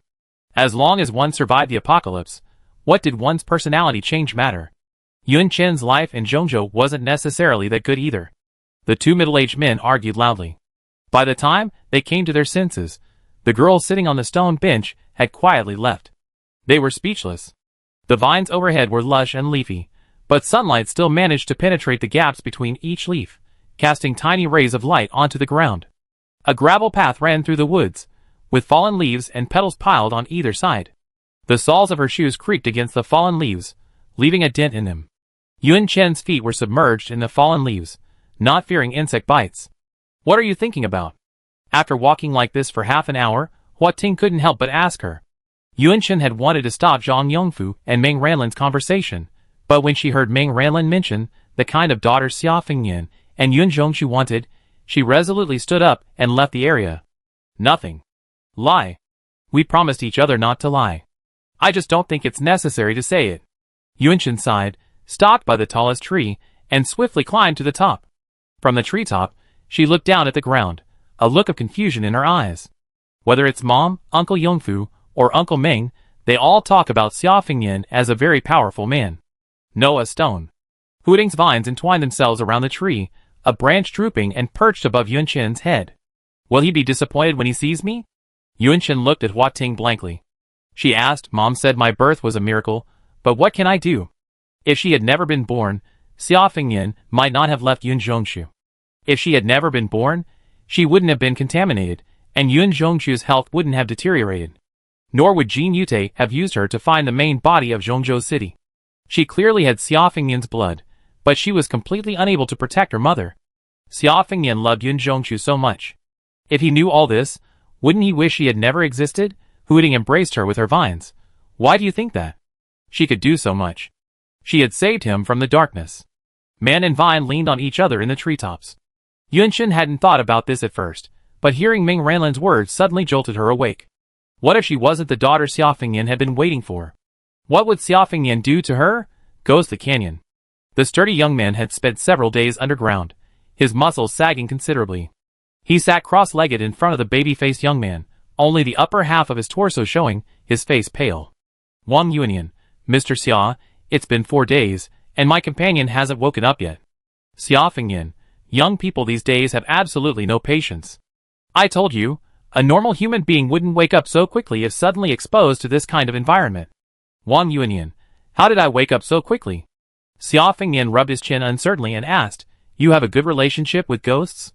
Wang Yuanian, ? He said expressionlessly, Mr. Xia, please don't say such strange things. As a human, a staple in Ghost's diet, how could I possibly have a good relationship with them? Don't underestimate the limits of human endurance, Xia Fengyan said seriously. Wang Yuanian was speechless. What upper limit of humanity? If humans really had a good relationship with ghosts, that would be pushing the limits of humanity. Xia Fengyan gave him a cold glance. Your companions are all in Zhou Yuan now. Zhou Yuan is taking care of them. They're safe. Young man, don't be so impetuous. The thought that the city Xia Fengyan was referring to was Zhou Yuan, and Wang Yuanian's composure was even more disturbing. How could Zhou Yuan end up in the Ghost Canyon? Zhou Yuan said that Mr. Xia, a prominent figure, was trapped here in order to get him to the surface. Wang Yuanian couldn't understand it. After just a few days of interaction, he felt Xia Fengyan's behavior was a bit outrageous.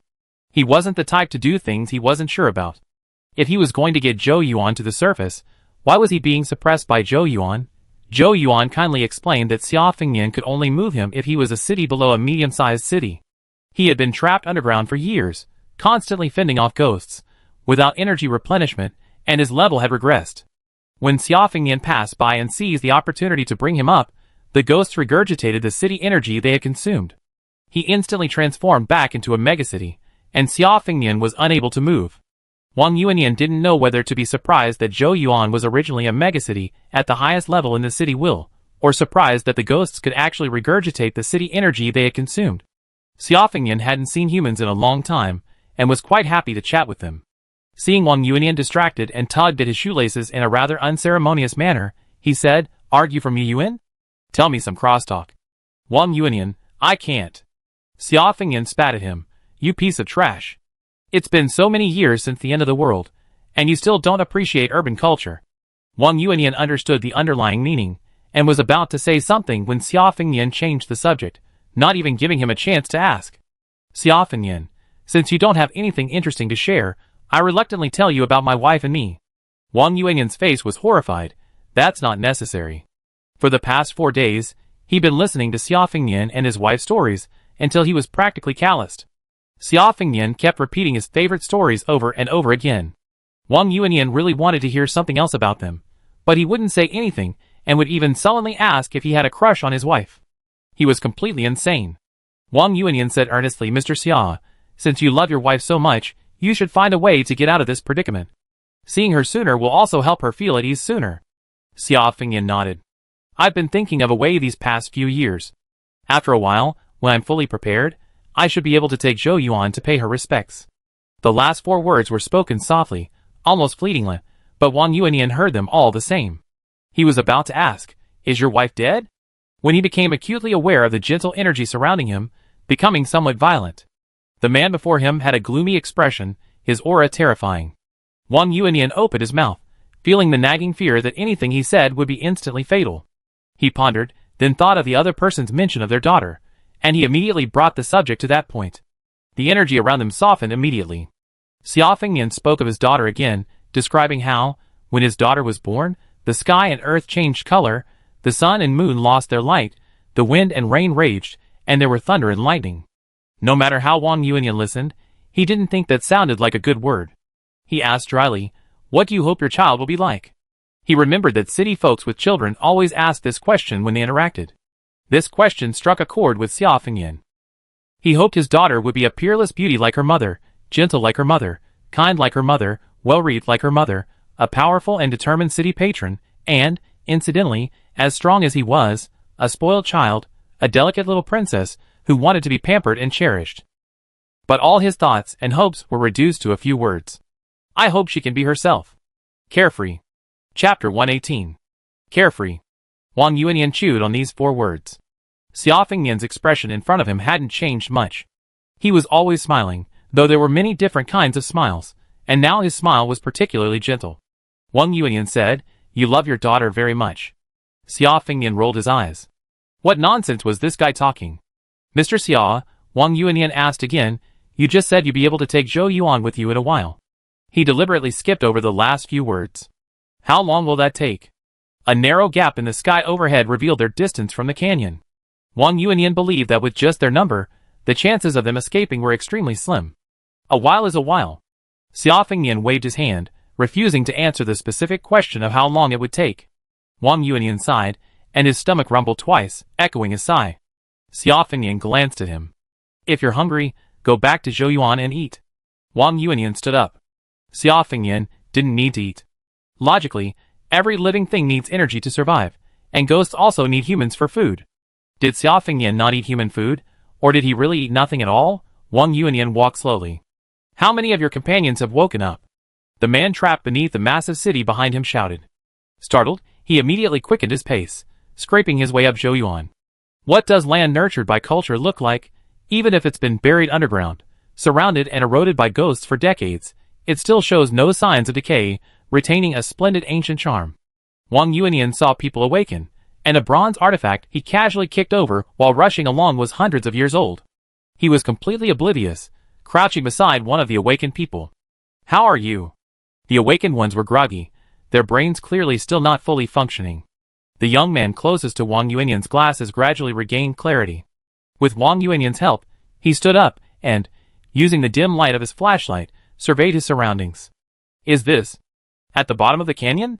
"Yes, at the bottom of the canyon, and also above Zhou Yuan." Wang Yuanian recounted the events that unfolded after they fell into the canyon. As he spoke, he admired the young man's glasses, which had stuck to his face like glue, holding firm even after a fall. The young man with the glasses was the initiator of this operation, Pei Shengyin, a member of the Xinjing city-favored clan. Calling him the initiator wasn't quite right. The true initiator should be Xinjing. Everyone in the cities surrounding Xinjing knew that being a member of the Xinjing city-favored clan was a high-risk profession. On average, one person died every year and a half, and the shortest was within 2 months. There was no other way. As the dominant force in the current urban consciousness, Xinjing's members needed to lead by example and do many things, especially when it came to exploring and developing new territory. Pei Shengyin had been a member of the Divine Capital's favored clan for only a month when he received this mission to explore the haunted canyon. Wang Yuanian felt sympathy for him, but he, himself, seemed completely unconcerned. After hearing Wang Yuanian's words, Pei Shengyin pushed his glasses up with his index finger. After reassuring the other personnel, he said, "Please take me to meet Xia Fengnian." In the darkness, only the baby-faced young man, burdened by a heavy load, shone faintly. "Do you know me?" Xia Fengnian frowned and stared at the bespectacled man. The man had greeted him familiarly, as if he had heard of him for a long time, but he had definitely never met him. Wang Yuanian was also confused. Why did Pei Shengyin know about Xia Fengnian? Was there something they didn't know? I didn't expect Mr. Xia to be here. Pei Shengyin sat down cross-legged and introduced himself. I'm currently a member of the Divine Capital City. The main purpose of our team's operation this time is to explore the eastern cities. I've been assigned a separate mission, to risk my life on the return journey to explore the depths of the canyon and confirm whether Mr. Xia is truly here. Unfortunately, we were unexpectedly ambushed by a ghost, and our plans were completely interrupted, but fortunately, I accomplished my personal mission. Pei Shengyin's tone was steady and unwavering as he spoke, as if risking his life to explore the canyon was a common occurrence. Wang Yuanian opened his mouth, unsure what to say. He felt he wouldn't have much of a chance to interrupt. The bear-sized man huddled to one side, like a chicken. Xia Fengnian raised his hand, casting a film-like substance around them. He said calmly, explain your situation clearly. Don't worry about being overheard. He had met many people, including those with emotional deprivation like Pei Shengyin. It was indeed Xinjing's style in selecting its city favorees. Pei Shengyin observed the new objects appearing around him, and nodded slightly. Xinjing's city talent is the ability to summon wind and rain. This ability, bestowed upon Xinjing by the 9 provinces, allows it to summon a random human from anywhere in the 9 provinces for 3 minutes, based on a keyword given by Xinjing. If a human becomes a Xinjing city favoree within 3 minutes, they will remain in Xinjing. Otherwise, they will return to their original location. The same human cannot be summoned more than once, even with the same keyword. Several months ago, a member of Xinjing's favored city died, and Xinjing used this ability to summon a human named Li Duan. Hearing the words Li Duan, Xia Fengnian's eyes twitched. Pei Shengyin noticed this, silently memorizing it, and continued, Xinjing spent 2.5 minutes persuading Li Duan, and only 30 seconds gave her some information. Wang Yuanian couldn't help but ask, persuaded? Persuaded what? Pei Shengyin calmly said, persuaded Li Duan to believe that she was a normal, flawless city will. Xinjing also hoped that Li Duan would become his favored city. The number of humans he could summon based on the keyword Xinjing provided was very small. Li Duan had no interest in being a favored city. She said, Xinjing sounds crazy. She hadn't intended to say anything more, but Xinjing's summoning seemed to interrupt something she was doing, making her extremely angry. Considering they were ultimately on the same page, in the final 30 seconds, Li Duan gave Xinjing some information she gleaned from a ghostly figure who loved to boast about their achievements. Zhou Yuan had fallen underground, where a figure named Xia Fengnian remained. With just a few words, she piqued Xinjing's interest in him.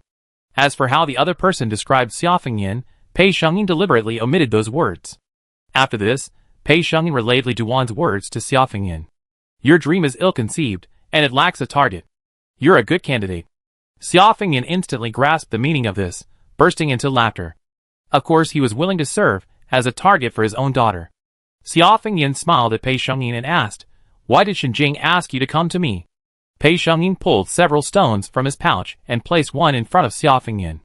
He said, this is a fragment of the Jiuzhou statue. It corresponds to the Baiwei city talent, the strength of the 100 families. The strength of the 100 families, the Baiwei city talent, allows it to mimic the will of any city. The more familiar a city's talent is, the less energy it consumes to imitate it. The less familiar a city's talent is, the more energy it consumes to imitate it.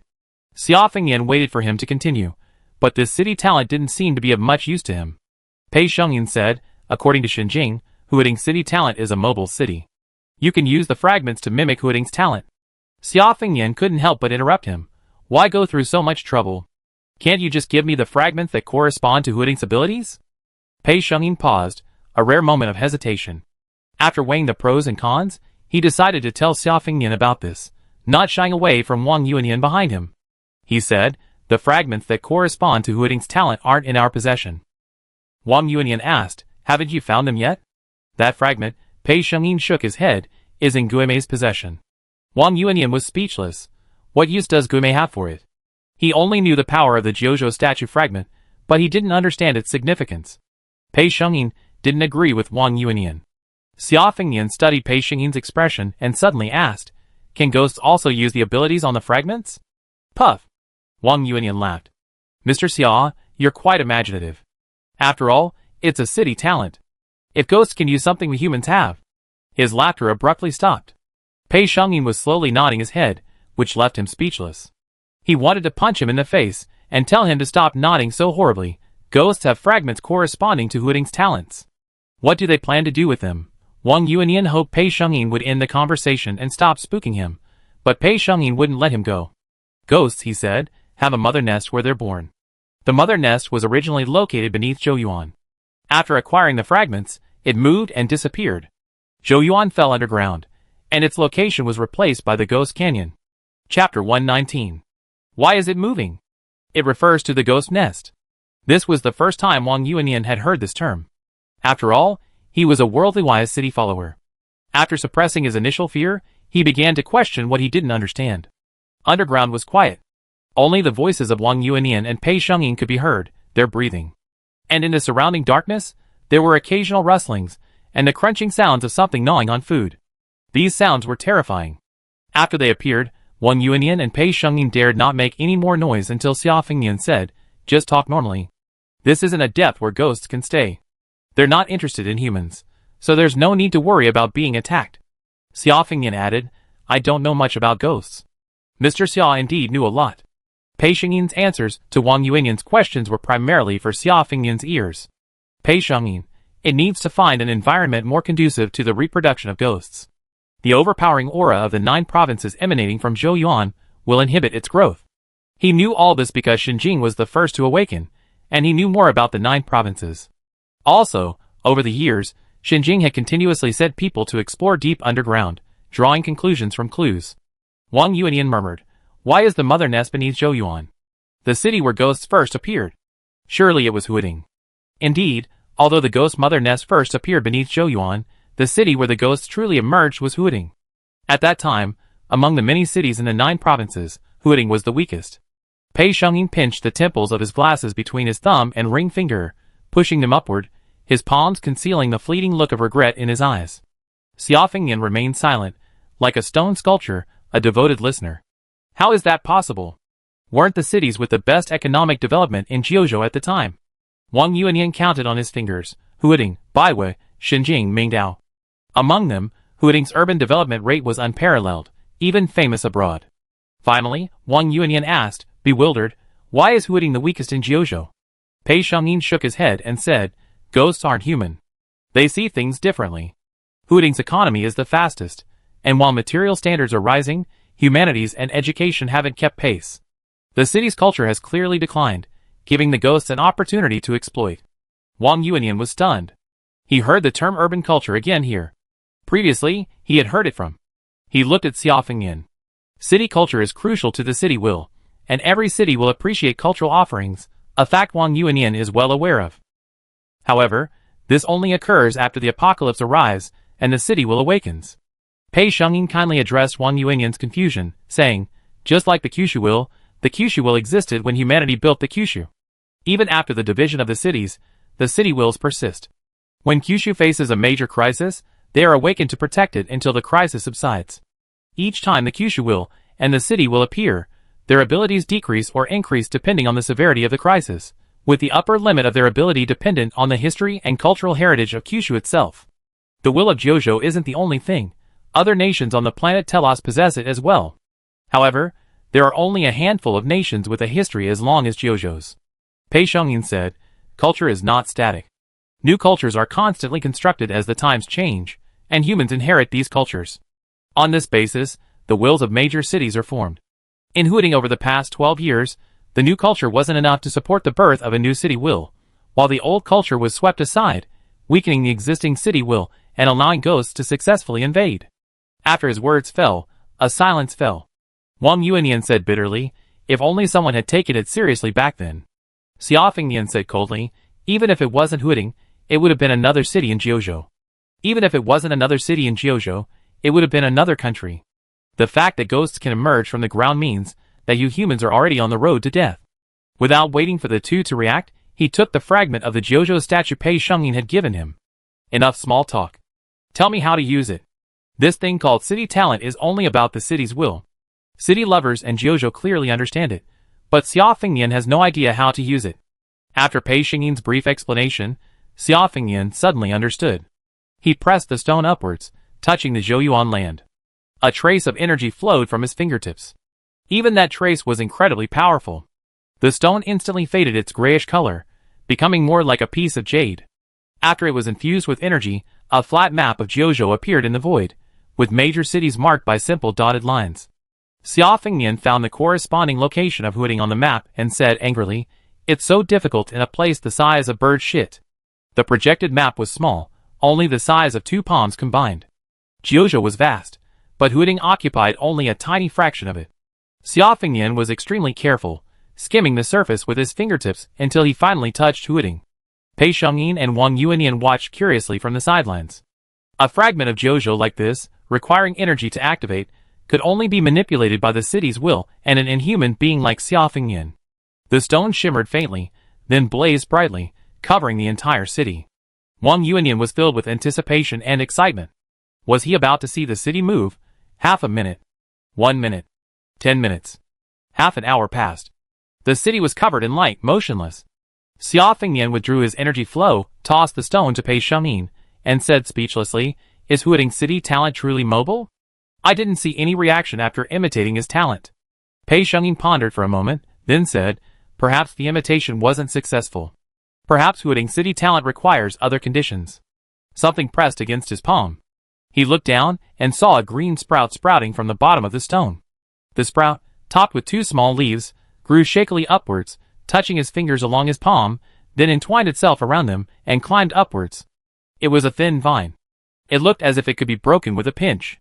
The new vine was lush and green, gradually growing thicker. Clusters of leaves sprouted from the sides of the rhizome. The cluster shook, and a few leaves fell. A pair of white, scarred hands picked up the leaves and placed them on the wooden table nearby. The leaves piled up on the wooden table, not just leaves, but also petals interspersed among them, forming a small mountain. Yuanchen stared at the pile of leaves, expressionless. The vines standing nearby, like human figures, sighed, their faces etched with worry. Wandering was truly an unreliable urban talent. This was Hua Ting's first long-distance journey, and he hadn't anticipated that his extended travel would accelerate the growth and withering of his vines, effectively causing them to drop leaves. They fell in the city, and outside it, dragging his vines beneath the city walls.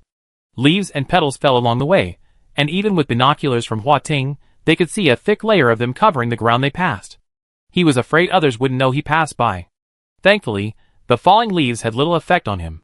At daybreak, Hua Ting abandoned his slow nighttime drifting speed and began moving at high speed again. At noon, Hua Ting said to Yuanchen, who was training, "We've reached Zhongzhou." The Zhongzhou he was referring to wasn't the geographical Zhongzhou of the pre-apocalyptic era, but the area where the main city-like structures were located. Chapter 120. Huading wouldn't stay in Zhongzhou, but that didn't stop them from observing it from above. Yuanchen, Meng Ranlin, Yu Chaojia, Zhang Yongfu, and the others stood at the edge of the city. To allow them a closer look, the ubiquitous vines spontaneously formed a cable car suspended below the city, allowing them to observe Zhongzhou up close. Without the protection of the city's will, Zhongzhou resembled Xianan before, the sky gray and bleak, the earth lifeless, and mottled with traces of ghostly liquid. From their current altitude, they couldn't see what Zhongzhou city looked like. Meng Ranlin held onto the edge of the cable car. Yuanchen saw his knuckles turn white, and finally heard a soft sigh escape his throat. "You've suffered so much." This was probably a response to the will of Zhongzhou. Yuanchen thought of Meng Ranlin's wife and children. She remembered Uncle Meng as a caring man. He hadn't mentioned them in recent days, perhaps because he didn't want to, or simply didn't remember.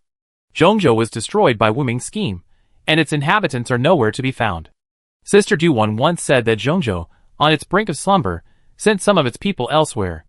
No one from Zhongzhou has appeared in Huading, Xianan, Shijiang, or Chafu. Yu Chaojia placed his arm around Meng Ranlin's shoulder and said, "Uncle Meng, don't be sad. We will help you restore Zhongzhou, just as we helped Xianan." Meng Ranlin nodded, seeing Zhongzhou had eased his homesickness. A cursory glance at Zhongzhou revealed no unusual sights of note. The vines retracted, and the cable car ascended slowly. The higher it went, the less gray dust hung in the air. Zhang Yongfu said, "Zhongzhou is a great place. I participated in competitions here before, but unfortunately, I didn't stay long enough to explore the entire Zhongzhou. And I never had the chance to freely travel to other cities again." Meng Ranlin smiled, a hint of bitterness lingering in his smile. "Zhongzhou is indeed a great place. When I was young, I didn't appreciate the beauty of my hometown. I only thought it was poor, rundown, and backward, with no place for me to flourish. I risked my life and blood to get to the big city." Zhang Yongfu laughed heartily. "I understand. Yunchen was born after the apocalypse, and Yu Chaojia also grew up there. They couldn't understand the humor of the two middle-aged men. Yu Chaojia laughed along with the old man. Yunchen lowered his eyes, taking in the entire Zhongzhou terrain below, memorizing it in his mind. Meng Ranlin patted the vines under his hand and said, "Huiting, I really wanted to come to you back then, but unfortunately my grades were not high enough, so I went to school in Xinjiang." The vine swayed in surprise. The cable car had not yet reached the city's atmosphere, and Huiting could not respond to Meng Ranlin verbally. After returning to the city from the cable car, the group dispersed to do their own things. The city's relocation made their journey quite leisurely, allowing them to simply follow their daily routines. Yunchen stood for a moment at the edge of the city, picking up a telescope and observing the central plains below. White clouds passed by her hand, leaving no trace. "Hua Ting, is there anything strange?" Yunchen narrowed her eyes. "I don't know if it's just my imagination, but from here to there," she pointed out, "it's sunken a little further than I saw earlier." Hua Ting immediately looked over as well. He hadn't paid attention to this area before, and had no memory of the terrain's previous appearance. He felt that the landscape seemed unchanged. But he trusted Yunchen's vision. Her eyes weren't just eyes, they were living distance measuring devices. He asked if he should stop and take a closer look. Yunchen shook her head. This was high up in the sky, and her visual observation wasn't very accurate, so it was better not to waste time. Hua Ting obeyed Yunchen's orders. She stopped when she said to stop, and she moved when she said to move. She was truly obedient, and embodied the city's will. In the blink of an eye, it was mid-September, and the weather was showing signs of cooling. Hua Ting passed through the Thousand Lakes region from the edge of Zhongzhou. Only a few more days of flight would bring them to their original Zhouyuan location. The closer they got to Zhouyuan, the more difficult it became for Hua Ting to fly. The same distance required more than 3 times the energy as before, for unknown reasons. Here, Hua Ting could only fly during the day. Ghosts were particularly numerous at night, extremely aggressive, and highly cooperative. He had to mobilize all the city's energy to strengthen the city's aura against the ghostly attacks. The night was as dark as ink, and black air swirled on the ground, so thick it seemed to drip with water. A pale humanoid figure, its lower body composed of black gas, dissolved into the swirling black air. A hideous monster in human form lifted its head, arms raised high, its claws gleaming coldly in the moonlight, attempting to pull the brightly lit floating city overhead from the sky. Some ghosts did the same. A large number of feather strikes swirled around the area. After a brief exchange between the ghosts, a feather striker's claws pierced another ghost's shoulders and flew upward, shrouded in black air. Ho, ho, ho, ho, ho. Every time a ghost collided with the city's aura, a shallow ripple appeared in the air, causing Huiting to lose a significant amount of city energy. In the high-rise buildings of the residential area, some hid under the covers of their beds, some went downstairs to hide with others, and some found hidden spots to hunker down. The incessant screams of the ghosts unsettled them. In comparison, the people originally from Zhejiang were much calmer. Zhejiang experiences a ghost wave every year, not quite as spectacular as this one, but not nearly as impressive. Ningri even considered finding a spot on the edge of the city aura, showing off his prowess in front of his trembling men, explaining the types of ghosts based on their identifiable characteristics. Don't be afraid. Most of the ghosts these feather strikers are carrying are wandering spirits. Since they're carrying ghosts, they can't attack us with their claws. They just have to let the ghosts they brought with them attack. We're in the city aura, and wandering spirits are pretty clueless if they don't find prey. There's no need to panic. Ningri smiled, his hands on his hips. Take this opportunity to keep your eyes open and take a good look at the ghosts. If you do run into one, you won't be so frightened. His men trembled, slowly looking at the ghosts. It was indeed as Ningri had said. The feather strikers were merely carrying the ghosts toward the city aura. The ghosts they brought along didn't know how to attack the city aura, so they didn't seem to be that scary. The city was thick with ghosts, seemingly frightening but in reality paper tigers. Everyone gradually gained courage, seizing the rare opportunity to observe the ghosts up close. Suddenly, a flash of red flashed through the black air. Red. I think I saw a red ghost. Ningri, upon hearing this, briefly recalled the ghost types. Is it a Weishi? Only Weishis have 2 red heads, making them easily recognizable. He looked around curiously. Where is it? Let me see. One person stammered, It's on you, on your head. Ningri instinctively looked up. A ghost with 2 red heads smirked at him, from above the city's aura. The Weishi didn't attack with its claws. Instead, it swung the black energy from its lower body, slamming it hard against the city's aura. Bang! Ripples. Ningri saw with his own eyes the city's aura, like shattered glass, cracks silently appearing. Having experienced the ghost tide within each young, he knew this was a sign of the city's will, its energy drained by the ghostly attacks. Hooting was about to collapse, he yelled, "Fuck! Run!" Everyone rushed toward the city center. The way she began to attack repeatedly. Ningri thought he heard a crackling sound, but soon, it stopped. He looked back. The cracks had disappeared. Huh? Has Hua Ting regained energy? Inside the brick house, Yuan Chen's lips paled. The ghostly attacks outside were terrifying. Fighting them, both she and Hua Ting had exhausted their energy. At the critical moment, she tapped into the energy within her ring. The ruby ring on her thumb shone brilliantly, its ferocious energy transforming into a gentle, gurgling stream as it flowed into her body. Inexhaustible, inexhaustible. Yuan Chen half-crouched beside the statue of the small, dilapidated city. I was prepared, but I didn't expect this place to be even more dangerous at night. That place referred to Hua Ting's previous position. Hua Ting tapped the vines with lingering fear, not forgetting to gently pat the girl with them, soothing her shared nervousness. Ghostly Grand Canyon. Xia Fengnian seemed to sense something. He paused his conversation with Wang Yuanian, closed his eyes, and sensed the situation, a look of disbelief forming. Wang Yuanian, Mr. Xia, are you choking on your saliva? Did you have a mouth so long you could insult me? Xia Fengnian stood below Zhou Yuan, his teeth bared, like a dancing old turtle. He said, your luggage must have fallen down too. Hurry up, and give me some nice clothes. Wang Yuanian was confused but obeyed. Xia Fengnian had 3 fits a day, so anything he asked wouldn't be surprising. He just had to follow Pei Xingyin's instructions, and please this expert. Xia Fengnian tugged at his hair. Would a slick-back hairstyle make him look more mature as a father? Wouldn't his voice need to be more steady, not so frivolous? Xia Fengnian's face was gloomy, yet he was also very happy. His heartstone was nearby, and his daughter was nearby. He figured his daughter must be coming to see him. So touching, so. I need to prepare a little more gift for Nan Nan. How many fingers? 10? Or an arm? 2? Wang Yuanian, wearing his combat uniform, turned around and saw Xia Fengnian snapping off an arm. He held it, shaking it at him with a bright smile. You're a young person too. Do you think young people would appreciate this as a gift? Wang Yuanian, shit. He said stiffly, Mr. Xia, I don't think any normal young person would accept a gift like this. Xia Fengnian's face darkened. You know shit. Wang Yuanian, Then why are you asking me? Xia Fengnian was delighted again. The tiny bit of energy the heart stone had just returned told him that Nan Nan was growing healthily even without his energy infusion. He savored Nanan's energy.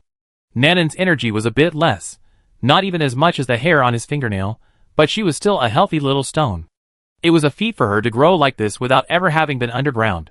He happily felt Nanan's energy repeatedly. Xia Fengnian asked in confusion, Why does Nanan's energy smell of sickness? Bad luck.